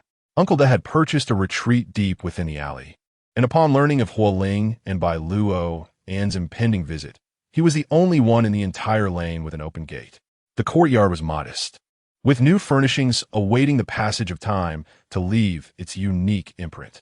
As they entered, Uncle Da, busy brewing tea in the main room, greeted them with a warm, "It's chilly. Come in for some tea." Huo Ling and Bai Luoan stepped inside together, with Bai Luoan calling out, "Uncle Da." Had she finally remembered the old man who was half buried in the earth? Uncle Da feigned reproach, yet his expression held no semblance of blame. The two of them settled onto a small sofa, Bai Luoan placing a gift box before Uncle Da with a smile. "I know I was wrong, so I brought a token of apology. Do you think you might forgive me for its sake?" The servant brought forth several delicate plates of pastries, the fragrant aroma of sweet, glutinous rice and red beans mingling with the scent of the fresh tea, filling the air. Without any pretensions, Uncle Da retrieved a square gift box from its exquisite wrapping. Before even opening it, he chuckled, "You've got me all figured out. Haven tea, you girl." As he unwrapped the package, a splendid blue and white porcelain chess box came into view. Huo Ling found it curious that there was only a set of white pieces. Uncle Da carefully opened it, revealing the snowflake-patterned ghost stones, luminous and smooth as the finest jade. Their intricate designs captivating and seamless, a clear indication that this was no ordinary item. Bai Luoan sensed that this gift had struck a chord with Uncle Da. "So, what do you think? Can you forgive me now?" she inquired. Uncle Da donned his reading glasses, fully immersing himself in this rare treasure, and replied, "Today, you could say you want to topple the roof, and I wouldn't stop you." Bai Luoan chuckled, playfully retorting, "That one do. We can't have you getting cold." While Uncle Da and Bai Luoan exchanged pleasantries, Huo Ling remained quietly sipping her tea. Uncle Da remarked that both black and white pieces were present. However, lamentably, no one was available to engage him in a game of chess. Bai Luoan, choosing not to expose his pretense, responded in kind, expressing that he had recently been resting with nothing to occupy his time, and inquired if he might learn a few moves from him. Huo Ling observed Bai Luoan conversing with Uncle Da in an almost coaxing tone, a bitterness creeping from his tongue to his heart. He felt like the most foolish, arrogant, and conceited simpleton in the world. Uncle Da invited them to stay for dinner, and after the meal, the two bid him farewell. Uncle Da glanced at Huo Ling and said, "Ling, stay behind. I have a few words to share with you." As he spoke, he summoned the driver. "Miss Bai, I shall escort you home." Bai Luoan nodded and followed the driver out. Shortly thereafter, the distant sound of a car engine echoed, its headlights flickering before gradually fading from view. Uncle Da withdrew his gaze, stating, "Do not linger any longer. She has departed." Huo Ling snapped back to reality, a pang of sorrow swelling in his chest, and he lowered his head in apology. "I'm sorry." Uncle Da shook his head, his expression an ambiguous blend of disappointment and sadness. Though I am aging, my mind remains sharp, my vision clear, and my hearing acute. You need not conceal your separation from me." He turned and walked back into the room. In the presence of his elder, Huo Ling shed the facade of composure he had maintained throughout the day, revealing a rare urgency for guidance, his face a portrait of bewilderment. "Uncle sighed. So now you understand regret?" Huo Ling smiled ruefully, his voice hoarse. "Indeed, Uncle I regret it. Yet, no matter how much I regret, Xiaobai will no longer trust me." He felt ensnared in a dead end. To express affection meant he could not approach her, and to approach her meant he could no longer confess his feelings. He found himself at a loss, compelled to linger, circling around her in search of some intersection, while he remained rooted in place, watching her turn away time and again. Uncle Da's murky gaze rested on the young man before him, one he had watched grow from an infant and swaddling to a tall and handsome youth. Huo Ling possessed remarkably striking features. None of the Huo family were ever unattractive. For a moment, he was lost in thought, mistaking him for a long-lost acquaintance from his youth. The last time he had seen a similarly troubled young man, it was 6 decades ago, when they were both young and filled with regret. "Mine, I've caused heartache," he had said then, and now. That man had become but a handful of dust, while he himself counted the days of his own life. He had aged, having tasted the bittersweet flavors of existence. At this stage in life, everything was transparent, yet the young must stumble and falter to grow, to truly comprehend their desires. Only through the profound experience of loss did one realize how rare true sincerity is. It is not entirely a misfortune. The tea in Huo Ling's hands had grown cold as Uncle De remained silent for an extended period. A servant entered to collect the teacups and replace the hardened pastries on the table. Upon re-entering, as he reached for the chess box, Uncle De softly remarked, "Leave it be." "As you wish, sir," the servant replied, bowing before departing. Huo Ling's gaze fixated on the items presented by Bai Luoan, and Uncle De spoke gently. "This child harbors gratitude, but not grudges. Your kindness towards her will forever remain etched in her heart. Junyu is engaged in philanthropy for many years, supporting thousands of students. Yet this is the first time he has encountered such a sincere child. Ling, your fondness for Xiaobai is hardly surprising. It is impossible not to cherish her, especially for us, who have become accustomed to seeking something from you. Such children are exceedingly rare and precious, making it difficult to refrain from feeling a pang of compassion. Look at this chess set. After all these years, not even you noticed, yet she sought it out for me.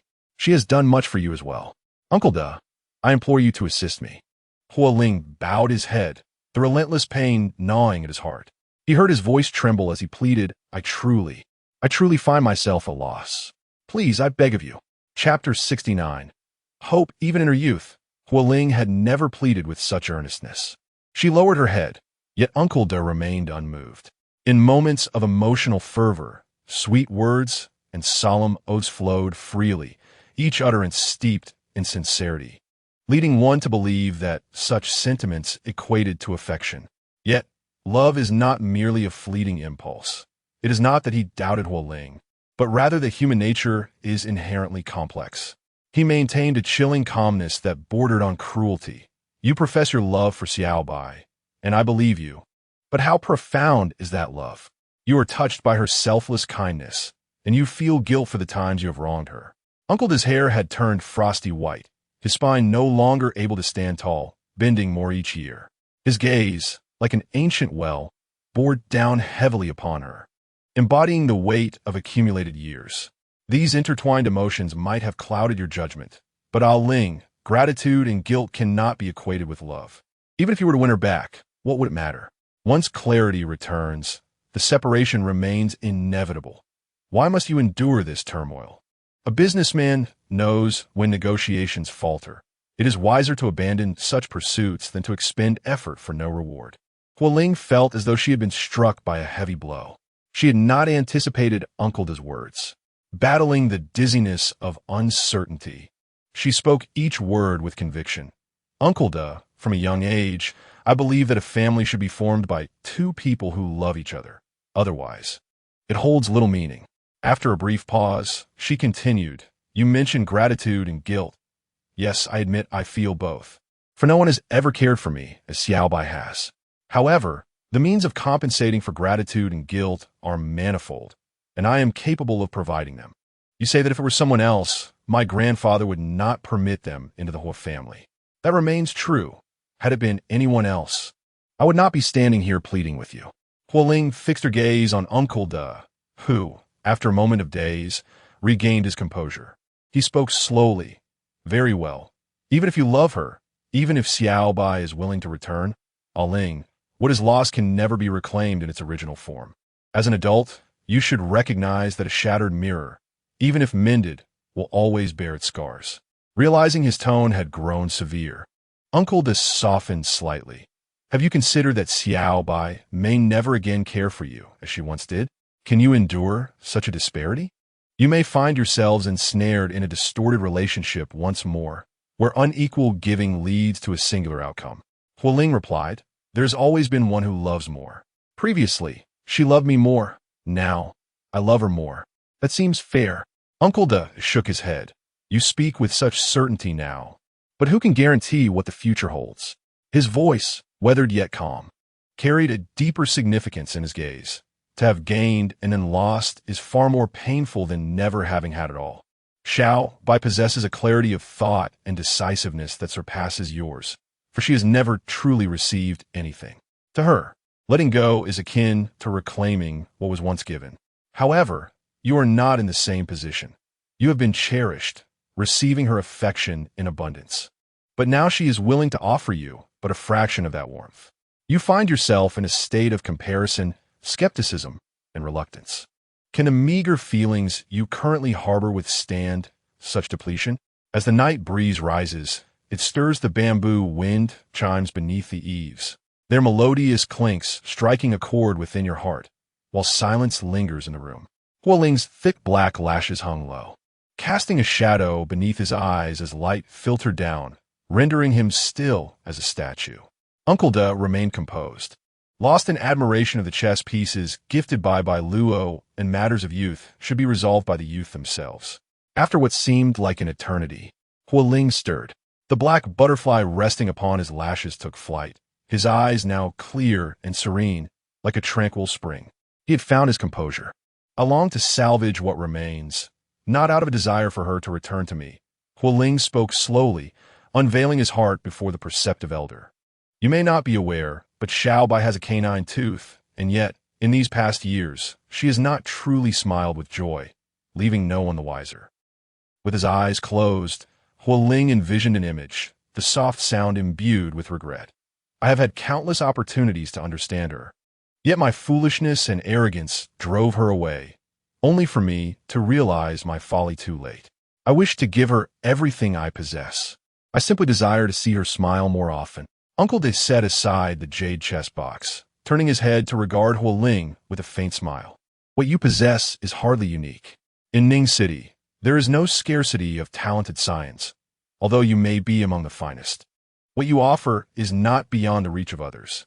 I am aware that Chun fellow has an affection for Xiao Bai. He can provide what you can. Uncle De, I have never assumed that Xiao Bai must choose me, nor do I consider my offerings particularly remarkable. Huo Ling's voice trembled. Winsure is admirable, and it is likely that even better individuals will emerge in the future. Before such a person arrives, I hope it is I. A genuine smile appeared in Uncle De's eyes, and Huo Ling understood that Uncle De was imparting wisdom. If clarity could be attained, he welcomed even the most forceful of lessons. Few have guided him, and in this vast world, only two individuals have done so. When faced with insurmountable challenges, he instinctively turned to the one before him for assistance. You have spent 5 years together. In that time, you must have gleaned something. Consider how to touch her heart, what she truly values. I need not speak. You should comprehend. Uncle De squinted as the night deepened, his voice betraying a hint of weariness. I previously remarked that Xiao Bai is a discerning individual. You must understand that such discernment often comes with a harshness. Huo Ling paused, taken aback. Uncle De sighed, not harsh towards you, but rather towards herself. Just then, the driver returned from dropping someone off, and Uncle De waved his hand. Ponder this alone. If she does not believe you, Approach her in a manner she will trust.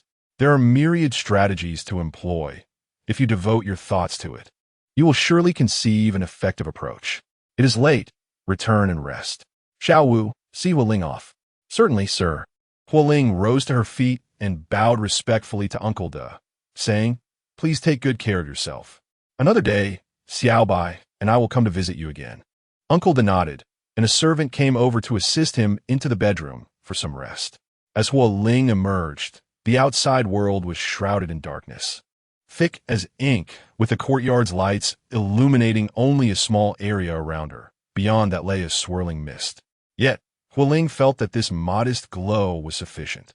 The driver led the way ahead, while Huo Ling walked silently behind him.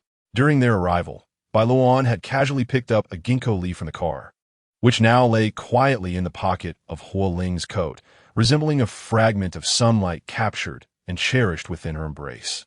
Chapter 70. Sister. The room lay in darkness, and Luo had yet to return. As the door creaked open, a plump ball of fur darted past her feet. Fortunately, Bai Luoan caught sight of Kai Weibin thanks to the dim corridor light, narrowly avoiding a mishap.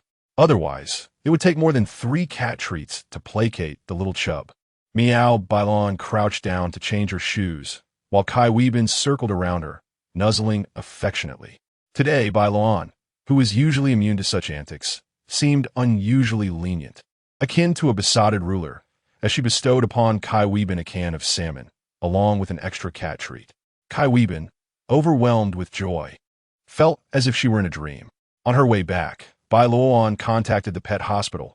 Kai Weibin had completed all her vaccinations and was now ready for spaying.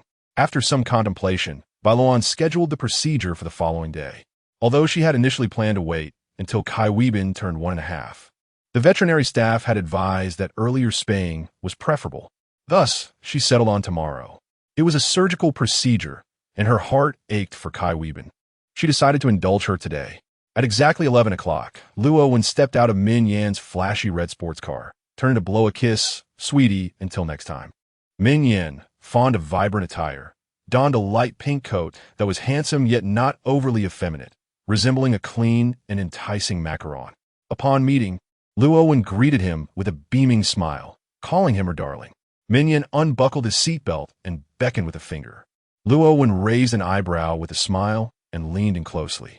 Min Yan wrapped his arm around the nape of Luo's neck and swiftly pressed his lips against hers, tasting the sweetness of his beloved. With her almond-shaped eyes half closed, Luo whispered breathlessly, "Is it sweet?" Min Yan chuckled, "I'll tell you next time." Upon entering the building, Luo glanced back to see Min Yan still watching her, propped up on his hands. She formed a heart shape with her hands above her head and then vanished in an instant. Min Yan, in high spirits, hummed a tune as he drove away. It was only when he reached the entrance of the community that he suddenly recalled he had forgotten to ask Luo to extend his regards to Bai Luoan. Next time, for sure. Next time, Luo dashed into the elevator and, upon entering her apartment, barely had time to greet Bai Luoan and Kai Weibin, who stared at her in astonishment as she hurriedly retrieved paper and penned a sketch. Just moments after parting with Min Yan, a vivid scene had flashed through her mind, perfect for a storyboard. Without a second thought about the playful banter with Min Yan, she felt compelled to capture it on paper immediately. Once finished, she admired her rough draft, nodding in satisfaction. "You're thinking about this even during your date?" Bai Luoan wondered whether to feel sympathy for Min Yan. With great care, Luo tucked her drawings away. The muse would not grace mortals with her presence at all times, so every moment of inspiration must be recorded without delay. Bai Luoan, a pure science student, was unfamiliar with the fleeting seconds of a muse's visit. Her expertise lay in logical reasoning and data analysis. Luo cradled Kai Weibin and inquired, "When will Senior Chen finish his training? I'm about to leave, and I haven't even seen him yet." Bai Luoan replied, "It should be another week, I believe." Luo gently stroked the head of July half and sighed, lamenting that she could not consult her senior brother on several matters this time. Bai Luoan, upon hearing this, could only chuckle. This individual always insisted on interrogating Chen Wensher from head to toe during each encounter, inquiring whether her various states were indicative of some malady or terminal illness. Her inquiries were not genuine. Rather, they were a means to avenge the grievances she held from when Chun Wensher had once recorded her name in his disciplinary notes. Yet, Chun Wensher remained thoroughly professional in his responses, answering her with utmost seriousness, while in the end, he was not the one who grew vexed. It was Luo Wan herself. It was a masterstroke of self-sabotage, a clever ploy that inflicted minimal damage on others while wreaking havoc upon oneself. By the way, I have scheduled a surgery for July half with the doctor tomorrow. Luo Wan replied affirmatively. Then we shall go together. The following day, on their way to the pet hospital, they encountered a red light at an intersection. Bai Luoan halted the vehicle and glanced at the irate Luo Wan, who had been fuming since the morning. Are you still upset? She asked. She is an exceptionally delightful girl. You'll know upon meeting her. She's not at all what you might expect. Last night, she had called to inquire about July half, and during their conversation, Bai Luoan casually mentioned the spaying procedure scheduled for today. She had expressed her eagerness to accompany them, citing her experience, and Bai Luoan had readily provided her with the hospital's address. Little did she know this would trigger Luo Wan's ire. Having slept in another room last night was not the sole reason for her lingering displeasure. Luo Wan scoffed. Given how her brother is, how well can she be? They are not from the same family, nor do they belong under the same roof. I simply do not wish to encounter any members of the Huo family. As the light turned green, Bai Luoan pressed the accelerator, responding with a light smile. She is from the Gu family. Regardless, you may return and be angry with me, as you will. I shall bear it. However, once we arrive, please do not put the young lady in an awkward position. Luo Wan huffed and turned her head away.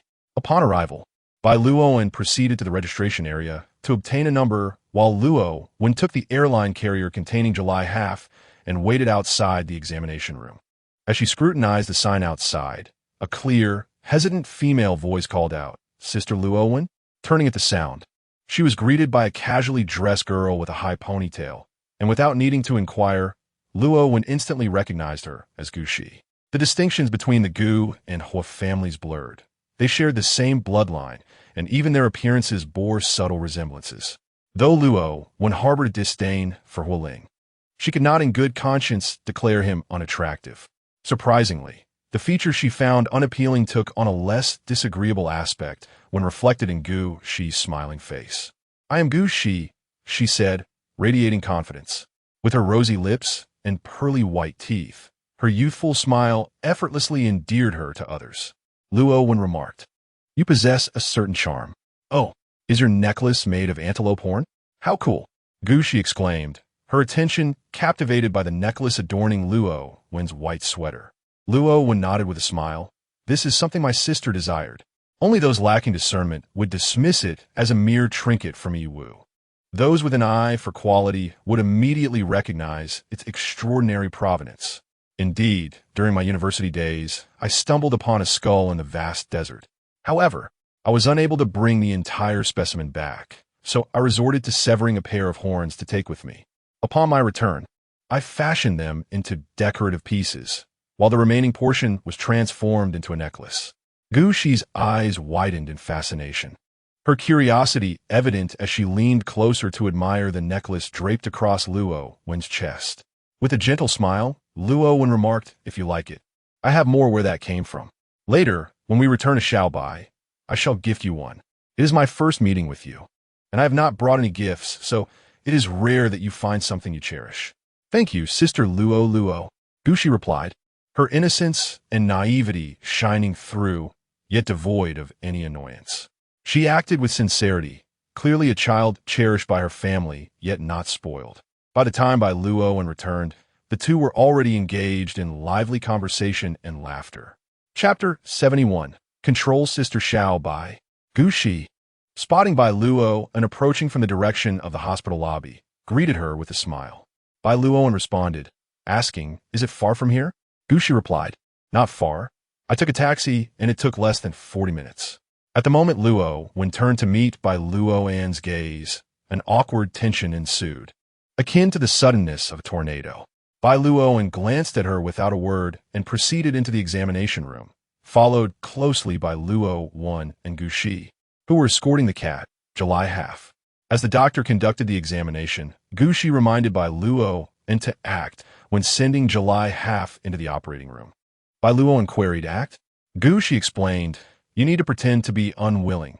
Otherwise, it will hold a grudge and want to be affectionate with you afterward." Bai Luoan nodded, expressing her lack of confidence. "I will do my best." After a series of preoperative checks, July half was taken to the operating room, which required a sterile environment, preventing Bai Luoan and the others from accompanying it inside. Bai Luoan, lacking in acting skills, waved her hand awkwardly, while Luo and Gu Shi were deeply engrossed in their roles, crying with genuine emotion. Yet, the doctors and nurses struggled to suppress their laughter at the spectacle. As it was time to enter the operating room, the previously compliant July half suddenly resisted vehemently, its fur bristling and its four paws flailing on the small bed, fixedly staring in by Luo's direction. Two nurses held its paws down and pushed it into the room, while the doctor quickly administered anesthesia at the back of its neck.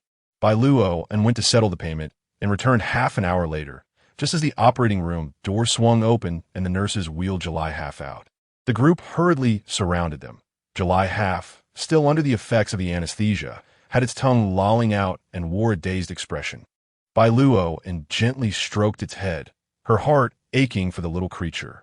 The nurses took July half to a nearby room for observation and informed the group about postoperative care. Once the observation period concluded and the doctor confirmed there were no issues, they gathered their belongings and headed home. To prevent July half from licking its wound, they fitted it with an Elizabethan collar and placed it in its cat bed to recover from the anesthesia. Luo and Gu Shi whispered, "We acted quite well, right? Do you think the chubby one will hold a grudge against us?" Gu Shi frowned. "Our performance should be fine, but Sister Xiao Bai's acting is rather concerning." Luo remarked, "If the atmosphere was right, it should suffice." Gu Shi sighed. After a while, July half gradually regained consciousness, its ears twitching as it slowly propped itself up, unsteadily standing. The little creature was not yet ready to be held, and the group watched as it wobbled over, passing Luo and Gu Shi, then directly approaching Bai Luo's feet, softly whimpering. The sound was both fragile and pitiful. Bai Luo crouched down, gently caressing its head. July half nuzzled against her hand, its eyes blinking with a look of utter distress. Luo, noticing, asked, "Is the wound too painful?" Bai Luo shook her head, her gaze gentle. "It's just afraid that I might abandon it." Luo and Gu Shi's eyes glistened with tears. Poor little thing. After much effort, they finally managed to soothe July half to sleep. Luo and Gu Shi's hearts shattered into countless pieces as they fervently placed orders on an orange app. Cat treats, fish-flavored biscuits, freeze-dried snacks, automatic cat toys, luxurious cat beds, and 7-tiered cat climbing frames. Bai Luo, having not prepared a meal, opted for takeout instead. The flavor of the delivery fell short of home-cooked meals, lacking in zest and taste. Fortunately, both Luo and Gu Shi were not discerning diners and managed to eat without complaint. Over the course of a lunch and an additional meal, Luo and Gu Shi swiftly forged a bond of camaraderie. Few in this world could appreciate the craftsmanship of Luo's handmade necklaces, but Gu Shi was one of them, a rare gem among the crowd. After all, even Bai Luo, upon seeing the necklace for the first time, inquired why she was wearing a gua sha board around her neck. During their idle chatter, Luo earnestly invited Gu Shi to stay the night, but Gu Shi, with her straightforward nature and lack of ulterior motives, expressed her desire for a girls' night chat. Alas, she had already promised her aunt that she would return to the Huo family for dinner that evening. Luo protested, "What a hassle to go out at this hour. Why not stay and return tomorrow instead? The weekend is approaching. What's one evening?" Gu Shi shook her head. "I must return to school to study this weekend, and my aunt is counting on me to keep her company." She added, "You see, my aunt has been avoiding the Shun family lately and hasn't dared to attend any gatherings, staying home every day and nearly bored to death." Luo was taken aback. "Why is she avoiding the Shun family? Is it the Shun family you mentioned?" Gu Shi, with a hint of mischief, replied, "She wants to dodge this marriage proposal. My brother has been acting strangely, insisting we should avoid the Shin family. Yet they keep inviting my aunt out, and she is left with no choice but to hide." Luo, astonished, thought she might soon witness Huo Ling's second marriage. What is your brother thinking? Is he avoiding? Ah, Shunqingyi? Who does he intend to be with? Gushi shook her head. We have no idea what he's thinking, but frankly, it doesn't matter who he ends up with, as long as it's not Shunqingyi. I wouldn't mind if he chose a gorilla instead. She cast a quick glance at Bai Luoan, who was tending to the injured July, reflecting, the sister-in-law I desired has flown away, and the one I did not want is also gone. Love who you will now. Huo Ling will inevitably turn himself into a third-time bridegroom. With a shift in her thoughts, Luo chose not to pursue the topic further. Gushi departed around 5 o'clock, being a medical student with a demanding curriculum, requiring her to memorize entire textbooks. She had carved out this time from her hectic schedule, and upon returning to the ancestral home, she would need to hurry back to school for her anatomy class the following morning. As she left, Luo felt a twinge of reluctance, having found such a kindred spirit in Gushi. Before sleep, Bai Luoan carefully placed July into a specially purchased large cage to prevent any jumping or tearing of the wound when unsupervised. The anticipated girls' night had been thwarted, yet Luo remained undeterred. With the lights dimmed, she engaged Bai Luoan in a myriad of questions. As their time together drew to a close, Bai Luoan assumed her reluctance to part stemmed from emotional attachment, patiently indulging her inquiries, only to find Luo shyly probing, You're no longer in contact with Huo Ling, are you? Bai Luoan soon realized that she was testing the waters regarding her relationship status. We are still in contact. Luo's voice rose by an octave. Bai Luoan replied calmly, There will always be connections, Junyue, Aunt Pei, and Xiao Shi. They are inevitably intertwined. Oh, Luo composed herself. Xiao Bai, you heard everything that Shimei said today, right? Bai Luoan nodded, yes. Regardless of how Huo Ling behaves, you must maintain control over your heart. Bai Luoan's dark eyes shone remarkably, even in the night, as she gazed towards the ceiling and spoke softly. The heart is inconsequential. I govern my own actions. In the eyes of others, what one does is a reflection of one's thoughts. Chapter 72, Reversion. After Bai Luoan finished speaking, Luo took a considerable time to respond. Her words were undeniably convoluted. Eventually, Luo voiced her thoughts. I'm uncertain whether I fully comprehend your words. Yet I believe you have performed admirably. The greatest stumble for Bai Luoan was Huo Ling, her Achilles heel. However, throughout the years, despite the unflattering remarks made by others, neither Luo nor anyone around her had ever witnessed Bai Luoan lose her composure over it. She harbored affection for Huo Ling, yet she had never humbly sought his pity. She was the sole female leader capable of supporting half of Junyue, someone whom former subordinates still sincerely addressed as President Bai even after her resignation. She was a newcomer in the workplace who, after anonymously taking on a project from a teacher, had clients specifically requesting her for subsequent endeavors. Her fondness never impeded her progress. Although her heart resided in a hell of her own making, she continued to engage in lively conversations in the mortal realm. Thus, she asserted that her heart was inconsequential. She governed her actions. The strength conveyed through words is not true strength. It is through actions that one demonstrates their power. You need not understand completely. I am myself, and you are you. Each individual adheres to their own principles, much like how I sometimes find it difficult to fully grasp you. Bai Luoan sensed Luo's gaze upon her, turned her head slightly, and smiled gently with her eyes crinkling. As long as we accompany and support each other, that is sufficient. Luo, gazing upward in a daze, noticed the dim light of the night lamp in the room, its illumination merely serving a minimal purpose. Yet Bai Luoan's smile was unmistakably vivid. Those who rarely smile possess an unparalleled allure when they do. The close proximity of her stunning visage sent Luo's heart racing. She clutched her chest and subtly shifted back, exhaling a couple of breaths before exclaiming, Fortunately, the person sharing a bed with you tonight is an utterly straight woman. Otherwise, you would be in danger, you know. Bai Luoan, perplexed, wondered how the conversation had veered to such a topic. Once the surrounding atmosphere grew calm, Luo cautiously emerged from beneath the covers, entranced by Bai Luoan's exquisite profile. They were classmates in the same major, but different classes. Bai Luoan was not an ostentatious person, yet her name was known by all in the department. Initially, it was her beauty that garnered attention, followed by her elusiveness, and ultimately her formidable prowess. She treated everyone with a cool demeanor, polite yet distant, but Luo had overheard classmates remarking that she was, in fact, quite approachable. Therefore, despite her seemingly aloof nature and numerous admirers, no female peers harbored jealousy towards her. The first formal conversation between them occurred on the rooftop of the third teaching building. Bai Luoan had ascended to read. At dawn, the sky was just beginning to brighten, with a sliver of gold breaking the horizon. It was the first time Luo had witnessed such a gentle smile on Bai Luoan's face, akin to a spring breeze being tenderly crumbled, as she asked classmate, "In a quarter of an hour, the sun will rise. Would you care to wait with me?"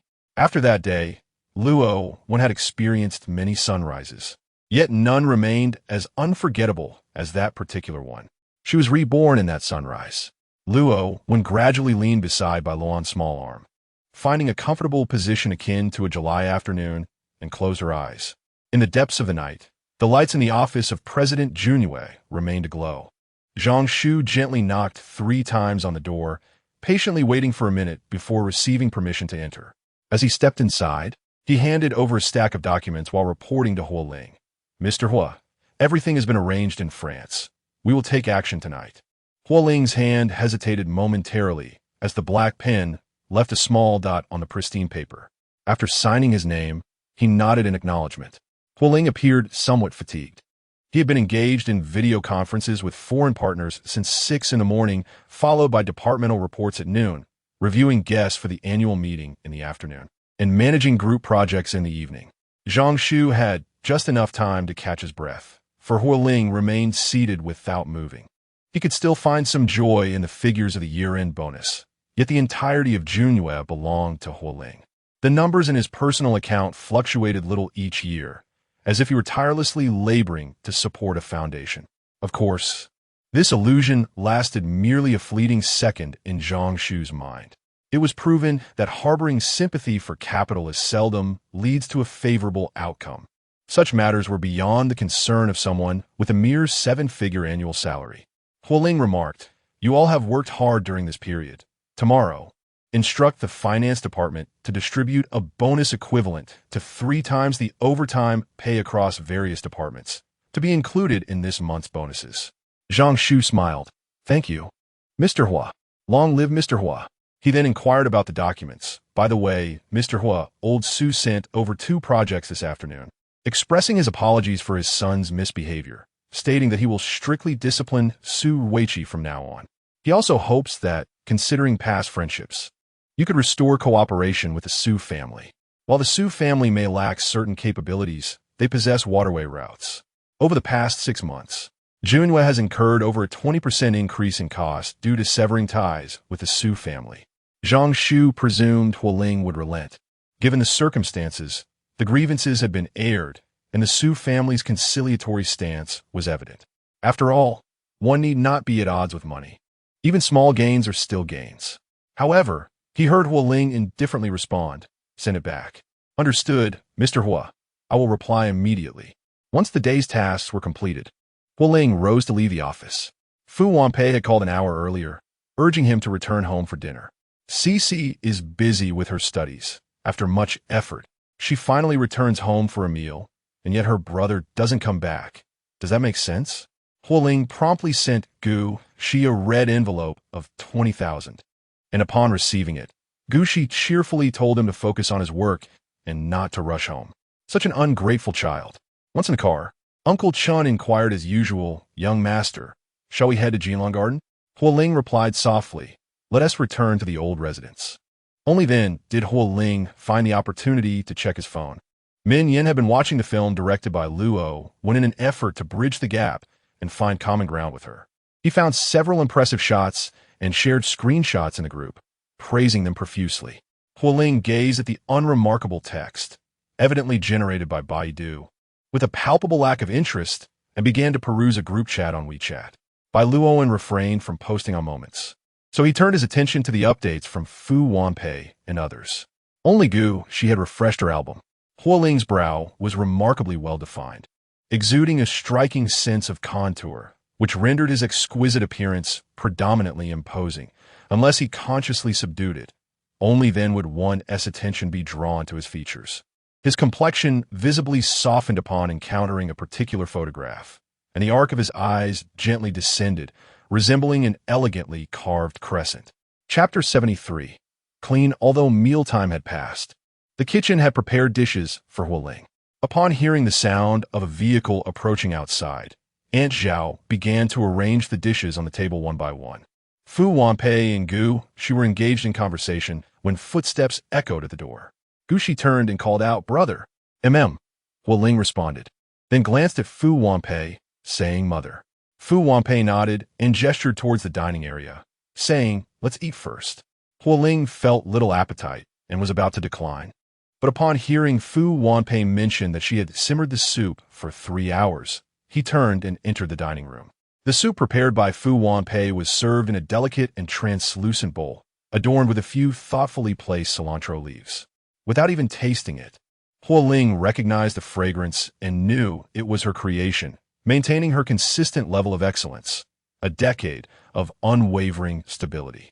With an expressionless face, Huo Ling consumed over half a bowl of soup, while Uncle Zhang hesitated several times as if he wanted to say something. Huo Ling shot him a glance, reassuring him. "It's fine, the soup won't kill me." Yet, if he chose not to drink today, he might find himself expelled from the house by Fu Wanpei for not stepping in with his left foot, as was his habit.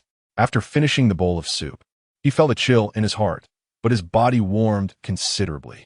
As Huo Ling approached, Gu Shi stealthily avoided Fu Wanpei's gaze and shot him a gleeful look. The warmth of the house enveloped them. Gu Shi sat cross-legged on the carpet, a familiar box resting on the coffee table before her. Huo Ling reached out. "Gu Shi, could I have 2 cookies?" Gu Shi hesitated, for these were the new delicacies, sea salt cheese crisps, prepared by Bai Luoan. Yet thinking of the warm 20,000 yuan in her wallet, she reluctantly handed him 2. Fu Wanpei remarked, "Aren't you not fond of sweets?" Huo Ling tore open the packaging, and once the refreshing taste finally subdued the strange flavor in his mouth, he replied, "It depends." Casting a glance, he saw Gu Shi immediately sealing the box tightly, an expression of protectiveness on her face. Huo Ling remarked. Under Huo Ling's scrutiny, Gu Shi smiled ingratiatingly. "It's not that I don't want to share. If you like this flavor, I can buy you some in a few days. However, this batch was personally made by Sister Bai, and she usually only makes her new creations once. I don't know why, but I feel like hers is different from what's in the store, even though the recipe is the same." Huo Ling tightened his grip on the thin plastic bag, maintaining an indifferent expression as he said lightly, "I'm not trying to steal it from you."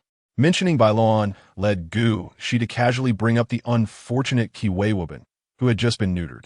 Fu Wanpei immediately considered preparing a nutritious meal for Kiwei. Gu Shi's heart raced. She couldn't let that happen to Kiwei. "No need, Auntie. Sister Bai's cooking is already very nutritious. The doctor said it should recover in about a week. It's not a big deal." "Oh." Fu Wanpei expressed a hint of regret. "Then perhaps next time." Gu Shi replied, "From a biological perspective, there shouldn't be another opportunity." Suddenly, the abrupt ringing of a phone shattered the warmth of the room. Fu Wanpei answered the call, her brow furrowing deeper as she listened, offering continuous reassurance to the person on the other end. Her complexion was off, and after hanging up the phone, Gu Shi promptly inquired, "Who was it, Aunt? What happened? What is going on?" Just as Fu Wanpei was about to speak, Huo Ling interjected, "Xiao Shi, it's getting late. You should go rest." Gu Shi felt a tightness in her chest, glaring at Huo Ling, but he remained unfazed. After a long moment, Gu Shi finally succumbed, her shoulders drooping as she obediently retreated to her room. Once Gu Shi's figure had vanished, Fu Wanpei urgently stated, "Your second aunt just called to say that Huo Wei has been detained in France for consuming a protected wild animal. Your second uncle and aunt are rushing over there now. They tried to reach you, but you didn't answer. They are about to board a flight and asked you to return their call later. You must get someone to investigate this matter immediately." In response, Huo Ling languidly took out his phone and tapped the screen, but remained unresponsive. "It's dead," he remarked. Fu Wanpei hastily urged, "Quickly, fetch a charger. They are so stringent about regulations abroad, and your second uncle and aunt are unfamiliar with the place." They must be frantic over this incident. Huo Wei is probably terrified. How can you remain so calm? Have you forgotten how good your second uncle and aunt have been to you? Huo Ling replied, it's not entirely unfamiliar. Isn't your third uncle's family there? That place is not the same. Your third uncle's family has long ceased to consider themselves part of the Huo family. Fu Wanpei's voice gradually diminished. Though she did not know her son well, she had grown up in a prestigious family and possessed an instinctive sensitivity to certain matters. Her tone grew strained. Was this your arrangement? What do they do? Huo Ling patiently explained. Your second uncle has placed numerous pawns within Junyue, secretly acquiring a significant amount of shares, and he has clandestine dealings with the Shun family. These are findings from Xiao Bai, and the documents are in my study. If you don't believe me, I can have someone bring them to you. Fu Wanpei's expression darkened. No need. I trust you. Huo Ling then moved to sit beside Fu Wanpei, wrapping an arm around her shoulder in a comforting gesture. I will ensure they are well taken care of over there. Huo Wei will be fine, but they cannot return. At this, Fu Wanpei shook her head, tears brimming in her eyes, her tone heavy with guilt and remorse. I'm so sorry, Huo Ling. If only I hadn't married into the Huo family, Huo Ling gently reassured her. If you hadn't married into the Huo family, then I wouldn't exist.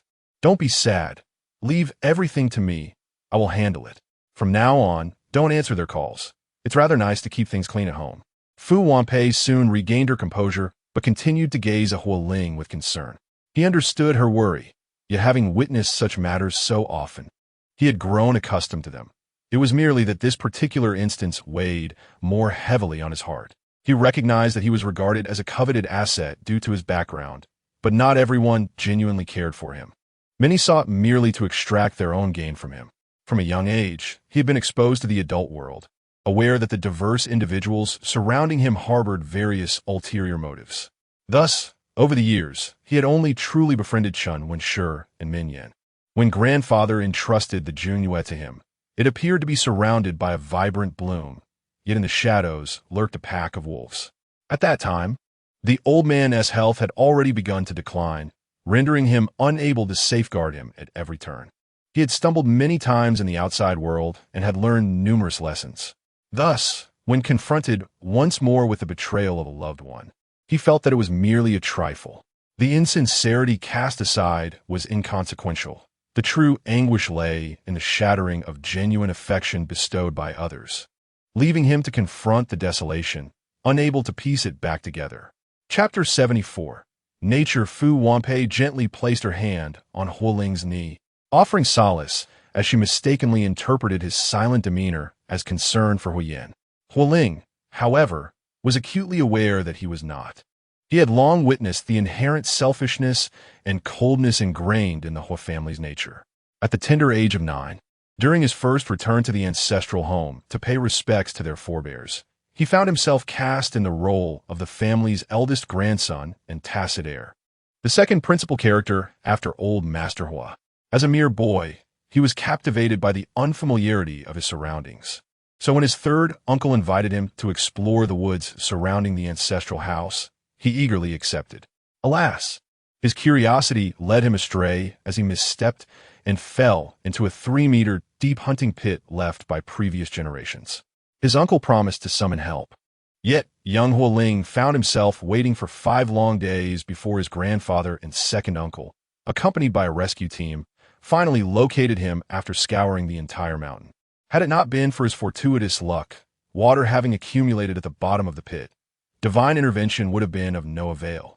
Subsequently, his third uncle was dispatched abroad under the pretext of dissatisfaction with the division of the family inheritance, though the truth was far more sordid than the rumor suggested.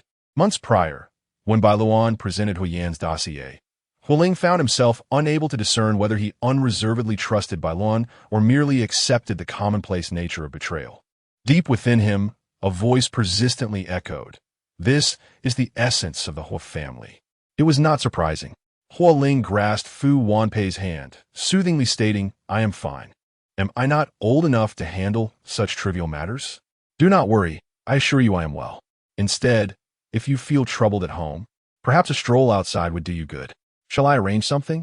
Fu Wanpei shook her head. "No need. You have been exceedingly busy lately.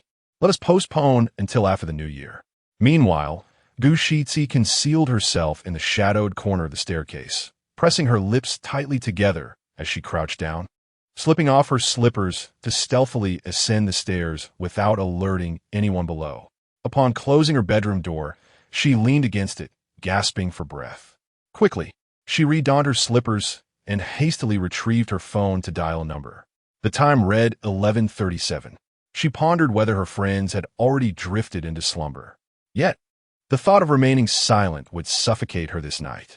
Summoning her courage, Gu Shixi pressed the call button, resolving to hang up if no one answered after 5 rings. Beep, beep, beep. Hello, Bai Luoan replied breathlessly. Gu Shixi's heart raced, and she echoed her tone. Sister Bai, did I wake you? Bai Luoan softly reassured her, not at all. Just wait a moment. After a brief interval, the sound of a door gently closing was heard, and Bai Luoan's voice returned to its usual volume. Now, speak your mind. What is it? Feeling somewhat embarrassed, Gu Shixi confessed, I apologize for disturbing you at such a late hour, but I simply needed someone to converse with. Bai Luoan chuckled lightly, sending a shiver of excitement through Gu Shixi's ears. Speak, dear sister. I'm all ears. Gu Shixi's mind momentarily went blank, and after straining for a while, her face flushed crimson as she finally managed to utter half a sentence. Sister Bai, my second uncle. Bai Luoan turned on the light, raising an eyebrow at the remark. Had Huo Ling taken action? What is the matter? Gu Shixi continued. I just eavesdropped on a conversation between my brother and my aunt. My second uncle has done something unforgivable to the Huo family, and my brother intends to send their family of 3 to F country and forbids them from returning. Why would he do that? Gu Shixi's voice was muffled, and she sighed deeply, reflecting on the situation.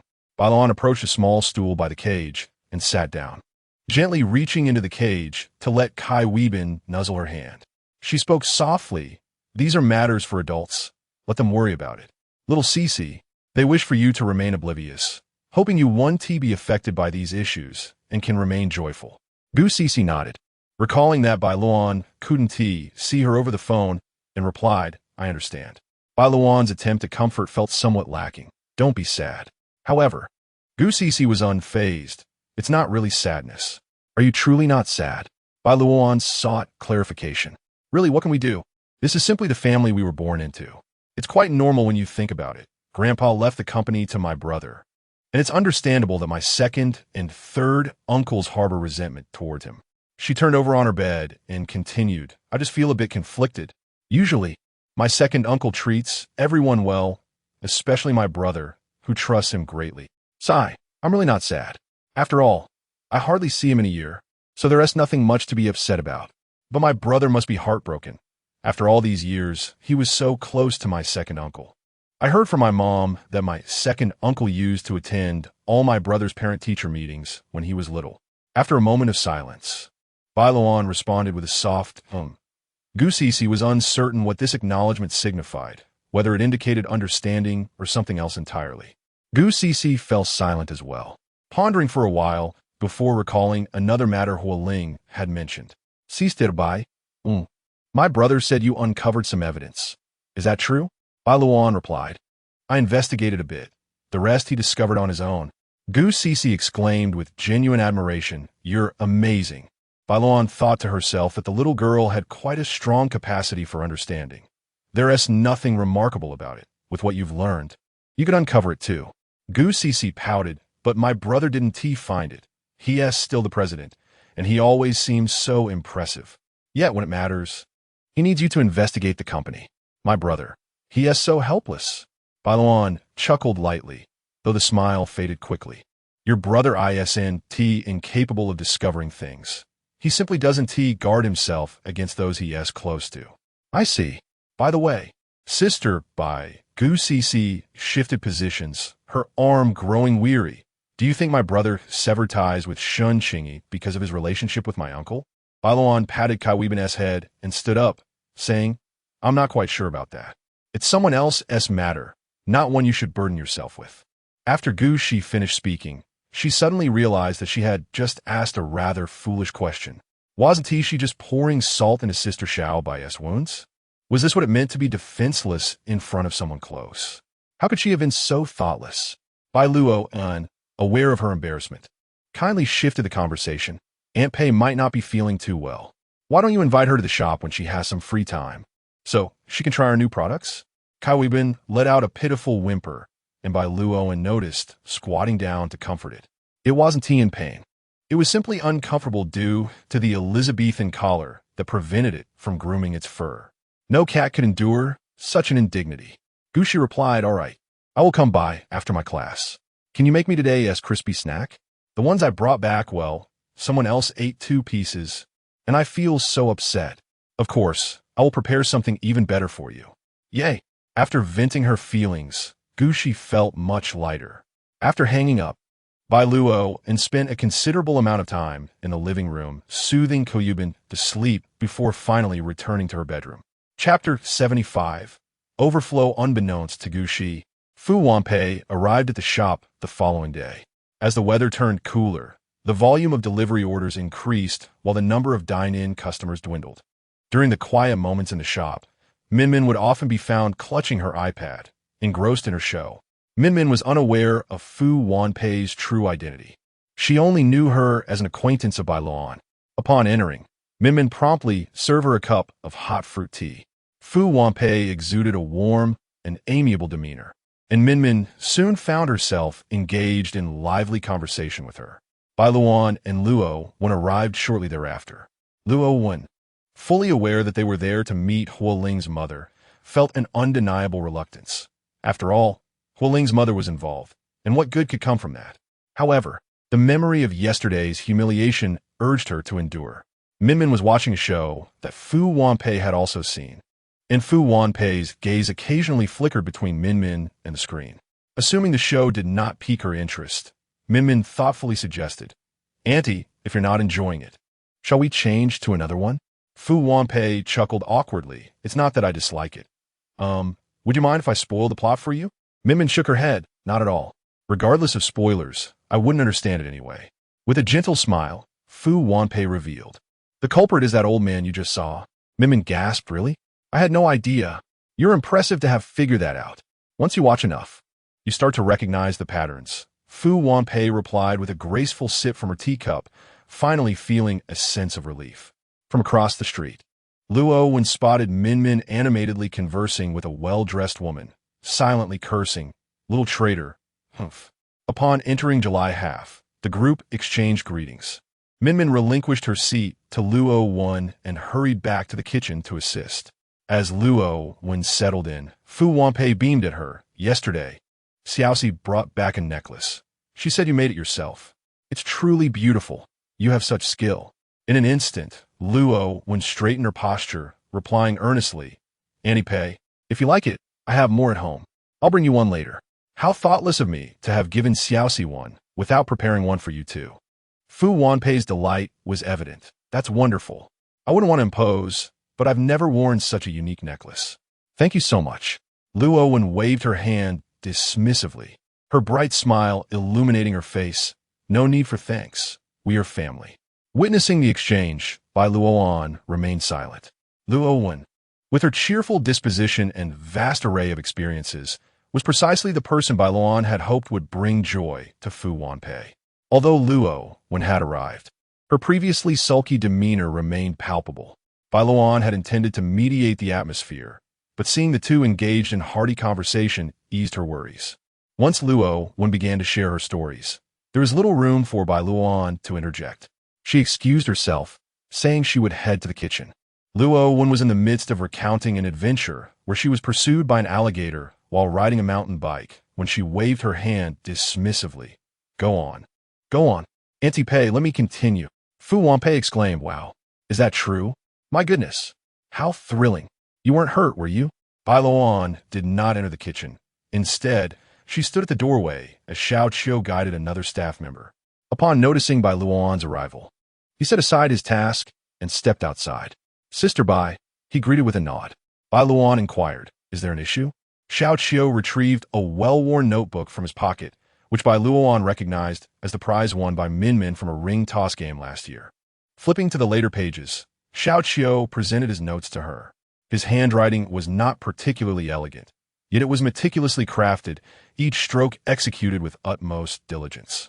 Despite his youth, Xiao Qiu exhibited an extraordinary composure and seriousness that surpassed his peers, shaped by his life's experiences. While other children reveled in carefree innocence, he had matured into a steadfast tree, yearning to shield the delicate flowers around him from the storms of life. The family oven differed from the professional baking equipment of the shop, resulting in subtle variations in flavor. When Xiao Qiu discovered that his own creations were sometimes superior, he diligently documented his methods and sought Bai Luoan's guidance for improvement. Bai Luoan swiftly reviewed his notes and shared several insights for Xiao Qiu to experiment with. Eagerly, he recorded her suggestions and hurried back to the kitchen. Minmin noticed his return and soon gravitated towards him. Their youthful romance was characterized by innocent affection, with their closest gestures being mere proximity, as hand-holding was rare. Xiao Qiu remained taciturn and composed, while Minmin exuded vivacity.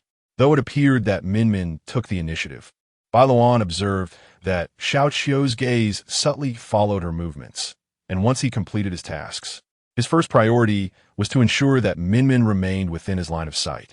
Leaning against the doorframe, Bai Luoan watched Xiao Qiu's hesitant steps, her expression dimming momentarily. At noon, Bai Luoan brought lunch to the shop, and they enjoyed a lively meal together. Fu Wanpei appeared considerably more spirited than in the morning and in the afternoon. The group returned to Jinlong Courtyard. Qiyu Ban, the solitary cat, lounged melancholically on a lavish cat tree, gazing out the window. For reasons unknown, today's sentiments were devoid of worldly desires, save for a faint longing for dried fish, canned food, cat treats, and freeze-dried morsels. The sight of birds outside no longer sparked her hunting instincts, and the playful kittens below lost their charm. Life as a cat felt utterly empty. Fu Wanpei's heart swelled at the sight of the small creature. Were it not for the limited space available at Bai Luoan's, she would have indulged Qiyu Ban with an extravagant array of upgrades, transitioning from comfort to luxury. Despite Bai Luoan's earnest objections, Fu Wanpei succumbed to temptation, purchasing over 20 delightful little vests and a dozen exquisite collars to satisfy her whims. For Luoan, it was a day of joy, as she had not anticipated Fu Wanpei's amiable nature, which starkly contrasted with Huo Ling's demeanor. Most notably, Fu Wanpei greatly admired her craftsmanship, and if not for hearing that Huo Ling was on her way to pick her up, her day would have been even brighter. Luo Wang, having risen halfway from the sofa, abruptly collapsed back down. After a considerable pause, she struggled to her feet and escorted Fu Wanpei to the door, appearing quite feeble.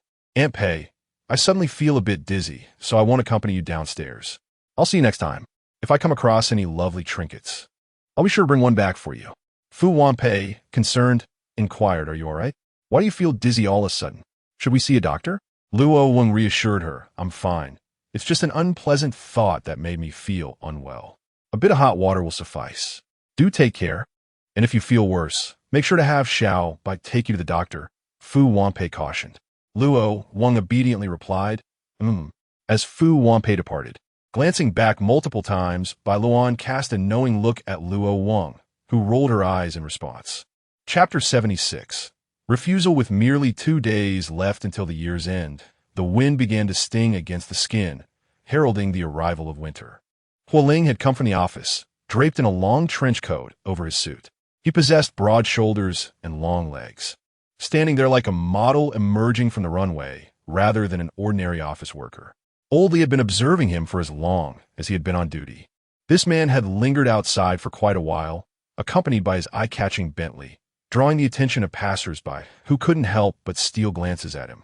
They would look at the car, then at the man, and repeat the process. The entrance of the community did not permit external vehicles to park for extended periods. Yet Oldley found himself powerless against Huo Ling, who was an internal staff member.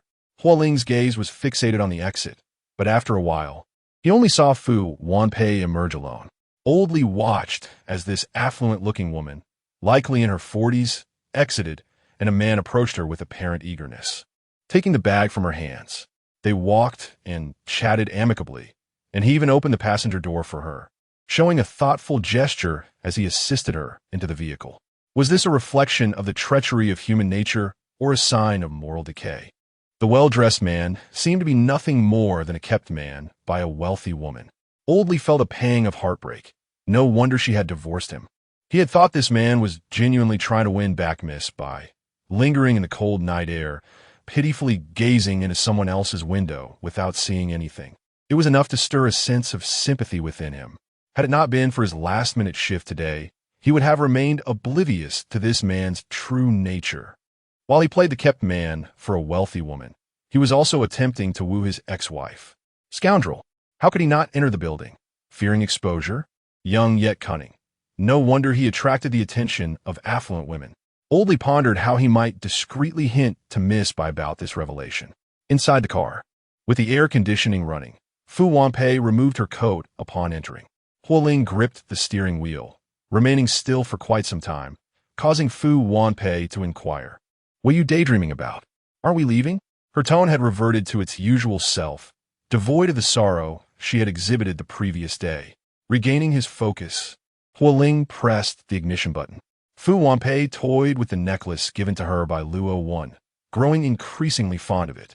She had felt a spark of excitement when she received it, yet had hesitated to request her niece's belongings. To her delight, Luo Wan had one available. It was indeed a pleasant surprise for the day.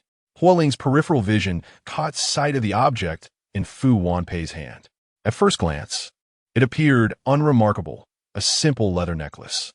However, upon closer inspection, it revealed an intriguing charm. "Did you just buy this? It's quite lovely," he remarked. Fu Wanpei replied, "Luo Wan made it for me. It's an antler horn necklace.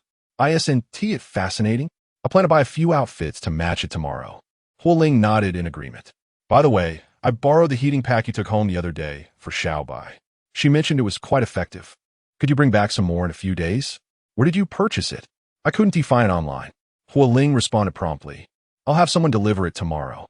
"All right," Fu Wanpei said, returning her attention to admiring the necklace, while Huo Ling's inquiries lingered in his throat, rolling around several times before he suppressed them.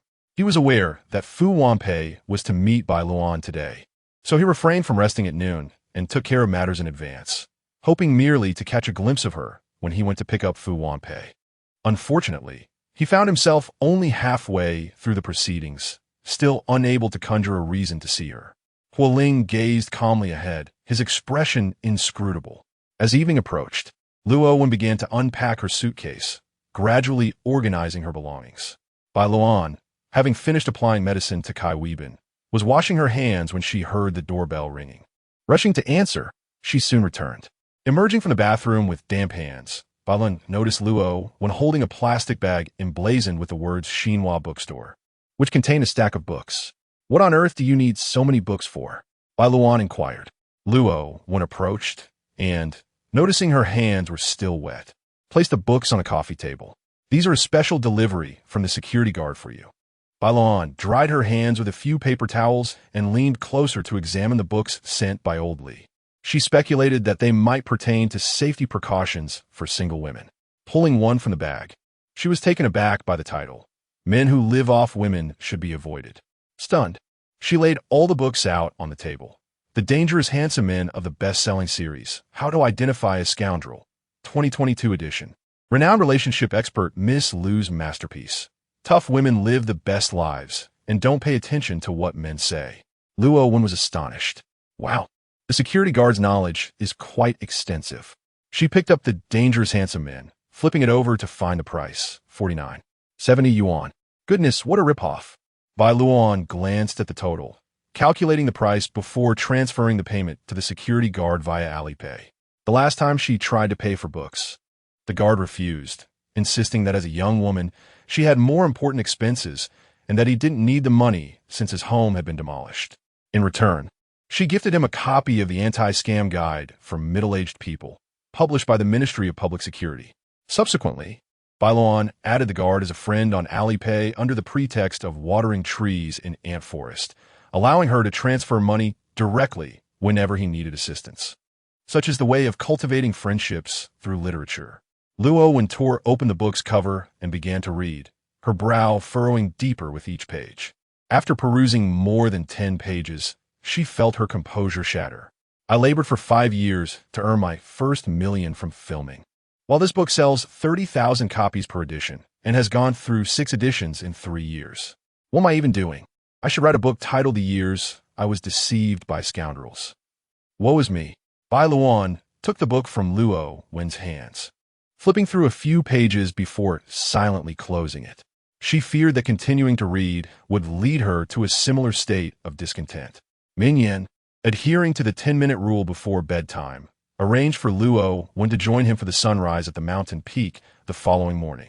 Having not been in contact for 2 days, Min Yin deliberately toyed with Huo Ling's anticipation, employing a strategy of measured relaxation. Men must be proactive, yet not overly so. Huo Ling, however, had genuinely forgotten about the sunrise, having seen enough sunrises at mountain peaks. She was preparing to depart for the snowy village to witness the dawn there instead. I want to be coming. Enjoy yourself. Min Yin, dear brother, do come to see me before we part. Min Yin was momentarily taken aback. The words he had meticulously prepared swallowed back into silence. After ending the call, he reclined on the spacious bed, staring vacantly at the chandelier above. 2 days later, Bai Luoan and Huo Ling bid farewell to the two at the airport. Min Yin earnestly assured Bai Luoan, Sister Bai, rest assured, I will certainly protect Luo. Bai Luoan's feelings were mixed as she replied, You must also take care of yourself. After passing through security, Huo Ling turned to Bai Luoan and said, Do not worry, although Min Yin may appear unreliable. He proves dependable in critical moments and will not allow anyone to bully her. Bai Luoan replied indifferently, Luo holds a black belt in Taekwondo. Huo Ling responded, Then, should I call Min Yin back? Bringing Min Yin along would only mean carrying a burden. Bai Luoan shook her head. The two waved gracefully as they departed, the airport entrance bustling with activity. Huo Ling felt his heartbeat crescendo, drowning out the clamor of the world. His palms damp with a light sweat. He lowered his head and inquired, Have you eaten? Shall we have breakfast together? No, I have plans, came the rejection. Chapter 77. Joy before 2U. The water cup remained with only the faintest trace of water, while Bai Luoan's cup was still as it had been served. The two conversed for nearly an hour. Mr. Bai, this is all the information I've gathered. I hope it proves useful to you. Bai Luoan replied, Dr. Tu, I appreciate your assistance today. Tu shook his head and said, You could have obtained this from Director Chen as well. I merely seek to make a good impression before the leadership. I should be thanking you for this opportunity. Bai Luoan chuckled at his words. I truly feel I have wronged you. Regarding today's matter, I would ask you to keep it confidential in front of my senior. Tu appeared puzzled. Bai Luoan elaborated. I invited you here solely to understand the situation. Since my senior is unable to assist, I prefer not to burden him with these concerns. You know his character. If I were to approach him and he was unable to help, it would only distress him further. Tu understood, indeed. Bai Luoan had approached him under the pretext of seeking advice for a younger brother suffering from congenital neurogenic lameness. She had conducted ample research and discovered the likelihood of curing such conditions was nearly non-existent. After consulting numerous hospitals, she had received similar discouraging responses. Recently, she learned of an orthopedic expert in country Y who had conducted studies on such cases, prompting today's discussion with Tu. Having spent 3 months studying in country Y, though he belonged to a different department, Tu was well acquainted with the prominent figures in the medical field there and possessed some insider information. Bai Luoan, unwilling to overlook any possibility, had summoned him. The good news was that this doctor remained engaged in research on the topic.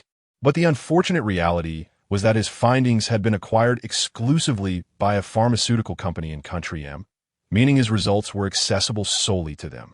To compound matters, the Chen family had been at odds with this pharmaceutical company over patent technology and talent, making it impossible for her to leverage the Chen family's connections.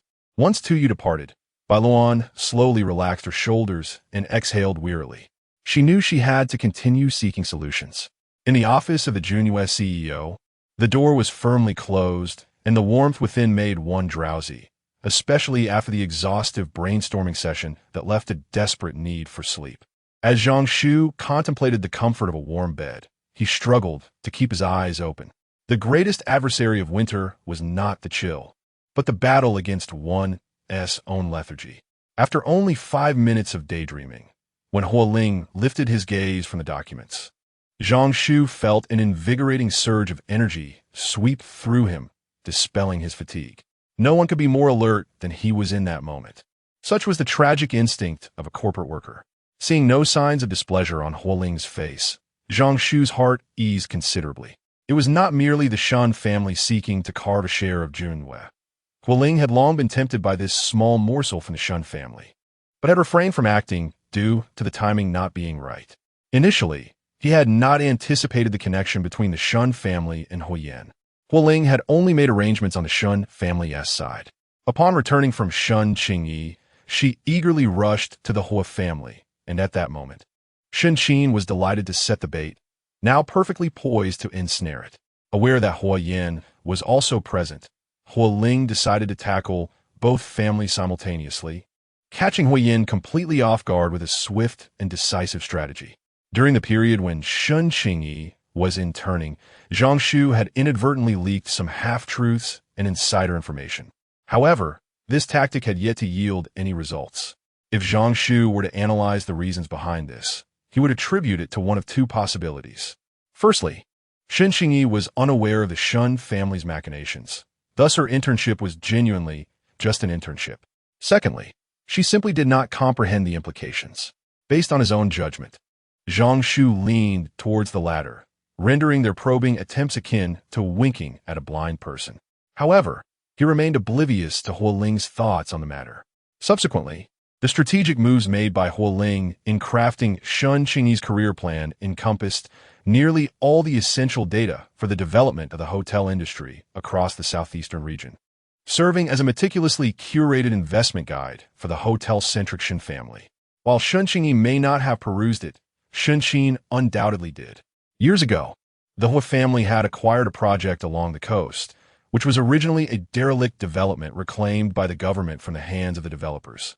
The government recouped funds through land auctions, selling it to the current project party, with the proceeds intended as compensation for the citizens who had purchased properties. During the construction phase, the project party faced a financial crisis, leading the government to forcibly halt the project.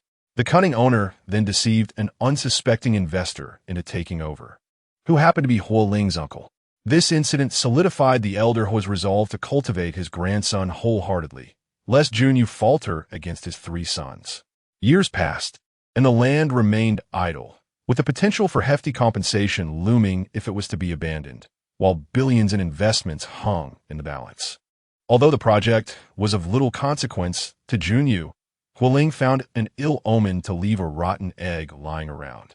The Shen family had long harbored ambitions to venture into the southeastern coastal region, and Huo Ling meticulously restructured the project, presenting it to Shen Qin in a well-packaged manner. Every aspect of the plan was executed flawlessly, and Shen Qingyi's timely appearance further facilitated its seamless progression.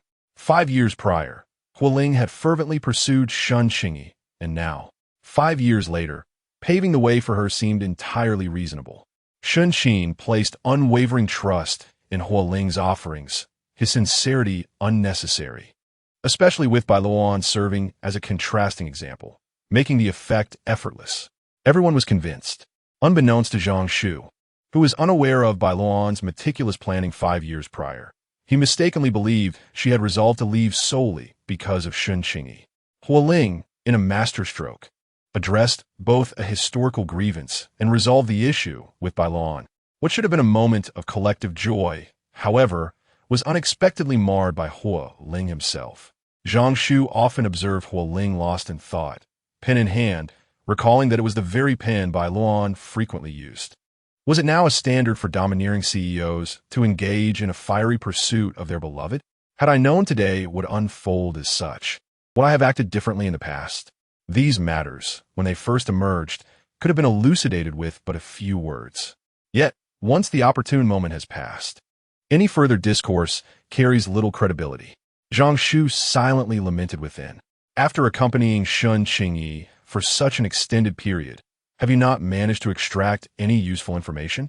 Huo Ling's sudden interjection pulled Zhang Shu from his aimless reverie. Zhang Shu pondered for a considerable time before responding with great tact. I apologize, Mr. Huo. Miss Shen possesses a rather expansive mental capacity and often we find ourselves on entirely different wavelengths, making communication quite challenging. Consequently, I have been unable to glean any valuable insights. Huo Ling. His assistant certainly had a sharp tongue. One wondered if he had ever secretly ridiculed him. Chapter 78. Exchange oldly cast a cold glance at the scene before him as a Bentley with its hazard lights flashing pulled over. A familiar man stepped out of the vehicle. Huo Ling instinctively greeted the person seated in the guardhouse, but whereas he had previously received a half-smile, tonight he was met with a frigid expression, icy enough to shatter. He paid it no mind. Bai Luoan and Kai Weibin were both startled by the sound of the doorbell. It took 2 seconds for her to realize it was the chime of her own door. A classic horror film played on the television, one that Luo had selected before leaving. Halfway through, she had found it tedious and abandoned it. Bai Luoan, not fond of leaving a story unfinished, had decided to revisit it today, entertaining herself and her cat, Kai Weibin. Little did she know, the film's intensity lay all in the latter half. Bai Luoan felt a tumult of emotions, while Kai Weibin was deeply engrossed in the flickering shadows on the screen. Bai Luoan pressed pause and rose, her heart still racing. Upon seeing Huo Ling, she felt a momentary daze. Her expression faltered, prompting Huo Ling to scrutinize her. What's wrong?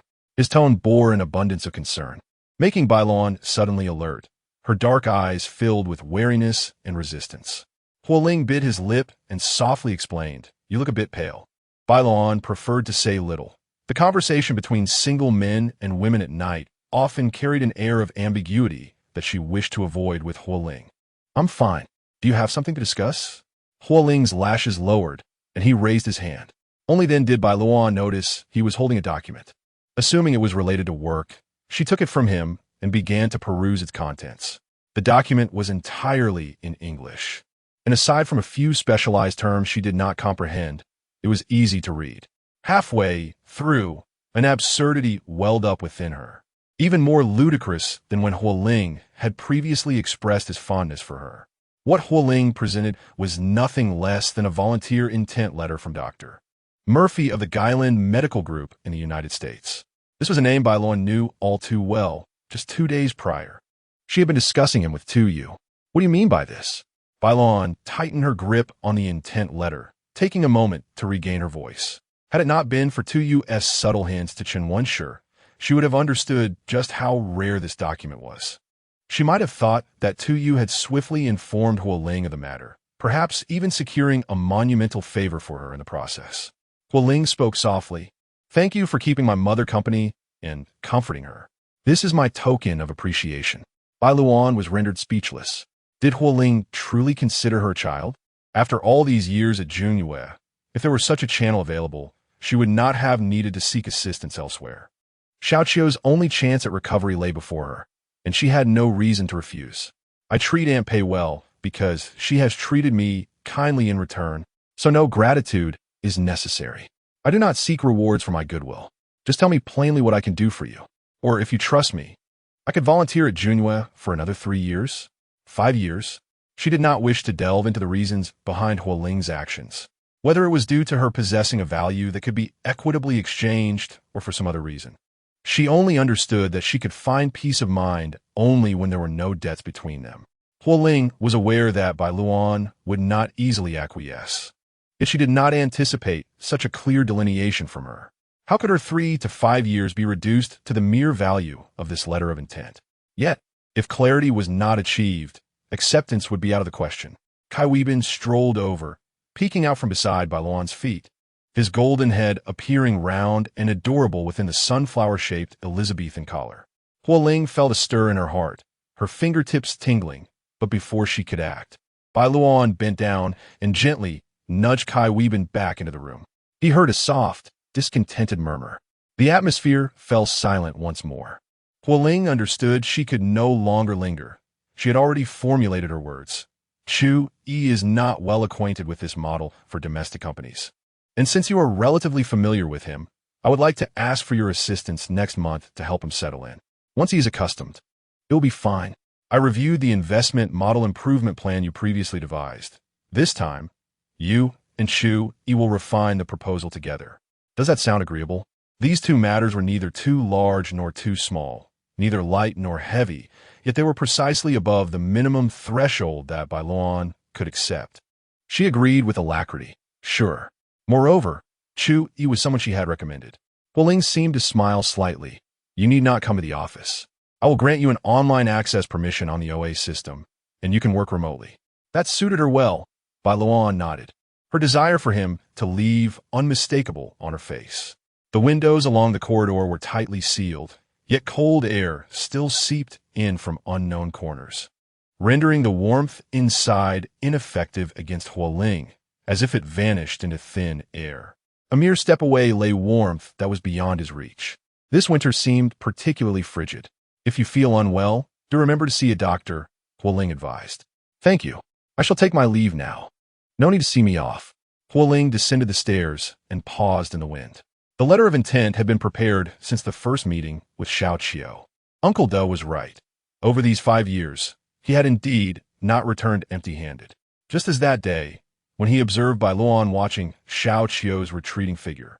His immediate thought was this. Bai Luoan cared deeply for Xiao Qiu's legs. He had visited Kai Weibin several times subsequently, particularly when Bai Luoan was absent. Min Min was quite accommodating, especially after that night. He learned that Xiao Qiu and Min Min hailed from the same place. Xiao Qiu had been abandoned due to congenital disabilities, while Min Min was cast aside for being a girl in a patriarchal society. They were taken in by a scavenger uncle until the age of 7, after which they were left to wander until they arrived in Ningqing and were sent to an orphanage. Due to his leg condition, Xiao Qiu faced much malicious ridicule, and bullying was common in the orphanage, with Bai Luoan always shielding the two children. The one she was determined to protect would naturally be someone she wished to assist in restoring a normal life. Junyu and Gailan Pharmaceutical Group were worlds apart. It was acceptable to forge connections, and financial relationships were swift and direct. The medical equipment at the Southern Sanatorium was procured from the group, and Junyu spent a considerable sum, not merely securing a spot for a volunteer. In reality, Huo Ling provided Xiao Qiu with a most comprehensive treatment team. However, there was no need for Bai Luoan to be informed of this. Should she learn of it, she would surely refuse to accept. Would Bai Luoan feel a semblance of joy if Xiao Qiu were to recover? The light in Bai Luoan's room remained aglow until the midnight hour as she meticulously translated the document into Chinese, word by word. The man emerged late, awakening old Li from his slumber. Upon closer inspection, it was difficult to discern whether he was pleased or not, yet he remained courteous, greeting old Li as he departed. Anxious thoughts swirled in old Li's mind. Had something transpired at such a late hour? Were the numerous books he had gifted of no use? Or had he succeeded in his endeavors? Was he merely accompanying Miss Bai, or spending time with his affluent sister? Chapter 79. Meeting you, even comets can occasionally lose their way. This year's Leonid's meteor shower arrived slightly later than in previous years, peaking on November 30th at 11:59 p.m. Astronomy enthusiasts and romantics alike arrived early at Huiming Mountain, securing advantageous positions. The optimal viewing spot had long been transformed into a viewing platform, equipped with professional telescopes arranged in a manner reminiscent of an open-air CAF. Chen Wenshi had reserved a spot a month in advance, sparing them the hassle of jostling in the open space. At precisely 10 o'clock, the two arrived. Their reserved spot was at the edge, and Bai Luoan glanced at the neatly arranged 4 chairs. Will Shi Xiang and Dr. Tu be joining us tonight? Chen Wenshi smiled nonchalantly, pulling out a chair for her. A light bulb must embrace its role as a light bulb. Bai Luoan remained noncommittal, sitting across from one another. She felt little enthusiasm for the meteor shower, her recent insomnia stemming from a horror film she had watched. Chen Wenshi had cut his business trip short and called her, mentioning that he had invited the same group from their last mountain climb to watch the meteors, and she had readily agreed. Bai Luoan supported her chin on her hand, the dim yellow light of the lantern casting flickering shadows across her face, the intricate patterns on the glass resembling rippling water. Chen Wenshi sat in silhouette. She scanned the bustling crowd below while he observed her discreetly. Pouring her a cup of hot water, the steam rose, creating a soft clink as the glass met the table. Bai Luoan turned her head, and Chen Wenshi looked up. Still an hour to go. Feeling bored? Bai Luoan shook her head, recognizing her own tendency toward boredom and realizing she had no fear of it. Chen Wenshi smiled gently, his patience unwavering. How could a Leo not watch a Leonid's meteor shower? Bai Luoan, puzzled, replied, "Am I a Leo?" Chen Wenshi responded, "Did you not know? Born at the end of July, you are indeed a Leo." That song had once resonated throughout the streets, and while Bai Luoan had heard it, she had not paid it much mind, considering the myriad of lyrical styles in contemporary music unworthy of deep analysis. Yet, the singer's unique timbre lingered in her memory. Presently, Chen Wenshi recited the lyrics with utmost sincerity, which struck her as oddly amusing. As a smile began to form on her lips, Chen Wenshi's eyes sparkled with a joy that seemed ready to overflow. Bai Luoan playfully asked, "What is a Leo like?" With calm deliberation, Chen Wenshi replied, "Sincere, kind, open-minded, generous, affectionate, adept at nurturing those around them. They possess a remarkable ability to inspire trust and instill a profound sense of security. Confident yet not arrogant. They carry a hint of pride that is not off-putting. Rather, it is endearing." Bai Luoan chuckled softly. "Xixiang, are you applying 1,000 layers of filters to me?" Chen Wenshi shook his head, his demeanor earnest. "Do you not believe me? Leos are truly wonderful. Astrology, at its core, is merely a reflection of big data. There is scientific basis for it. Then I extend my gratitude to you on behalf of all Leos for your kind words," she replied. Chen Wenshi raised his cup. "Let us show some sincerity and toast to that, shall we?" Bai Luoan held the top of her cup, gently tapping the bottom against Chen Wenshi's glass. "Welcome back." As Chen Wenshi observed her gesture, a deeper smile graced his lips. The moment was fleeting. Setting down his cup, he inquired about Min Yin and Luoan. The two were currently in a snowy foreign land, and just yesterday, Luoan had sent picturesque snapshots and selfies, with Min Yan's head nestled against hers. Both beaming with joy, Bai Luoan mused. At least they had shared moments of happiness. Min Yan had not fared poorly. Chen Wenshi chuckled. "Why does it sound as though we are sending Min Yan to her doom?" Bai Luoan replied, "She is quite content." Chen Wenshi responded, "Let us hope she does not return in tears, for I would be at a loss on how to console her." Their conversation flowed effortlessly, the atmosphere delightful. Gradually, more guests arrived, filling the seats in the venue. The night sky loomed like a vast black canvas, poised for a spectacular performance, while hushed conversations floated around, as if fearing that louder voices might disturb the meteors traversing the night. Those filled with hope, dread, disappointment. Just as Bai Luoan was about to speak, Chen Wenshi's phone, resting on the table, vibrated suddenly. It was a short number, an urgent call from the hospital. A chill ran through him as he answered. The voice on the other end was frantic. In a mere 5 seconds, he rose, responding, "I will be there shortly." "Go ahead, senior brother," Bai Luoan urged as he began to speak. Chen Wenshi cast a lingering glance at her. "Stay here. I will find someone to escort you." With no time to waste, he turned and strode away. The night was shrouded in mist, and Bai Luoan positioned herself by the railing, soon spotting Chen Wenshi hastening toward the parking lot. He had no chance to explain, but it was not long before Bai Luoan comprehended the unfolding situation. Whispers of alarm rippled through the crowd, escalating into louder discussions, and she caught fragments of the words "traffic accident" amidst the murmur. A notification popped up on her phone. She glanced at it, reading that a tragic accident had occurred at Ningxing High School's main campus, where 2 vehicles had careened out of control into the school entrance, coinciding with the dense crowd of students leaving evening classes, resulting in severe injuries. The Chun family's hospital was the nearest medical facility and had been urgently summoned by the municipal bureau. Medical personnel were rushing to the scene. Even with the images obscured by thick pixelation, the severity of the situation was palpable. Chaos erupted as those who recognized loved ones' names in the news report realized they were studying at that school, and within moments, a quarter of the parking lot was vacated. A string of lights illuminated the mountain road. As the initial panic subsided, the unrelated strangers regained their composure. Tragedy occurs every second, yet in that very moment, what constitutes a tragedy for one may signify the pinnacle of happiness for another. Joy and sorrow coexist eternally in every fleeting instant. From a moment Huo Ling took his seat, His gaze fell in the opposite direction of Chun Wenshu and Bai Luoan. He thought of nothing, or perhaps he did, yet he retained no recollection. His corner remained shrouded in darkness, serving as the perfect veil, ensuring no one could discern his expression. It must have been an unsightly one, distorted and grotesque. As Chun Wenshu departed, he happened to catch a glimpse of something, and not long after, he learned the reason behind it. Timing his thoughts, Huo Ling dialed Chun Wenshu's number, and indeed, Chun Wenshu requested him to retrieve Bai Luoan from Huiming Mountain. After waiting for half an hour, Huo Ling finally rose and made his way toward Bai Luoan's direction. She was not at her designated spot, and as he scanned the surroundings, he discovered her in the farthest corner. Leaning against the outer railing, she gazed into the boundless night, a hint of crimson glowing at her fingertips. Huo Ling approached, emboldened by the darkness. "Wenshu sent me to fetch you." Bai Luoan turned at the sound, biting down on her cigarette.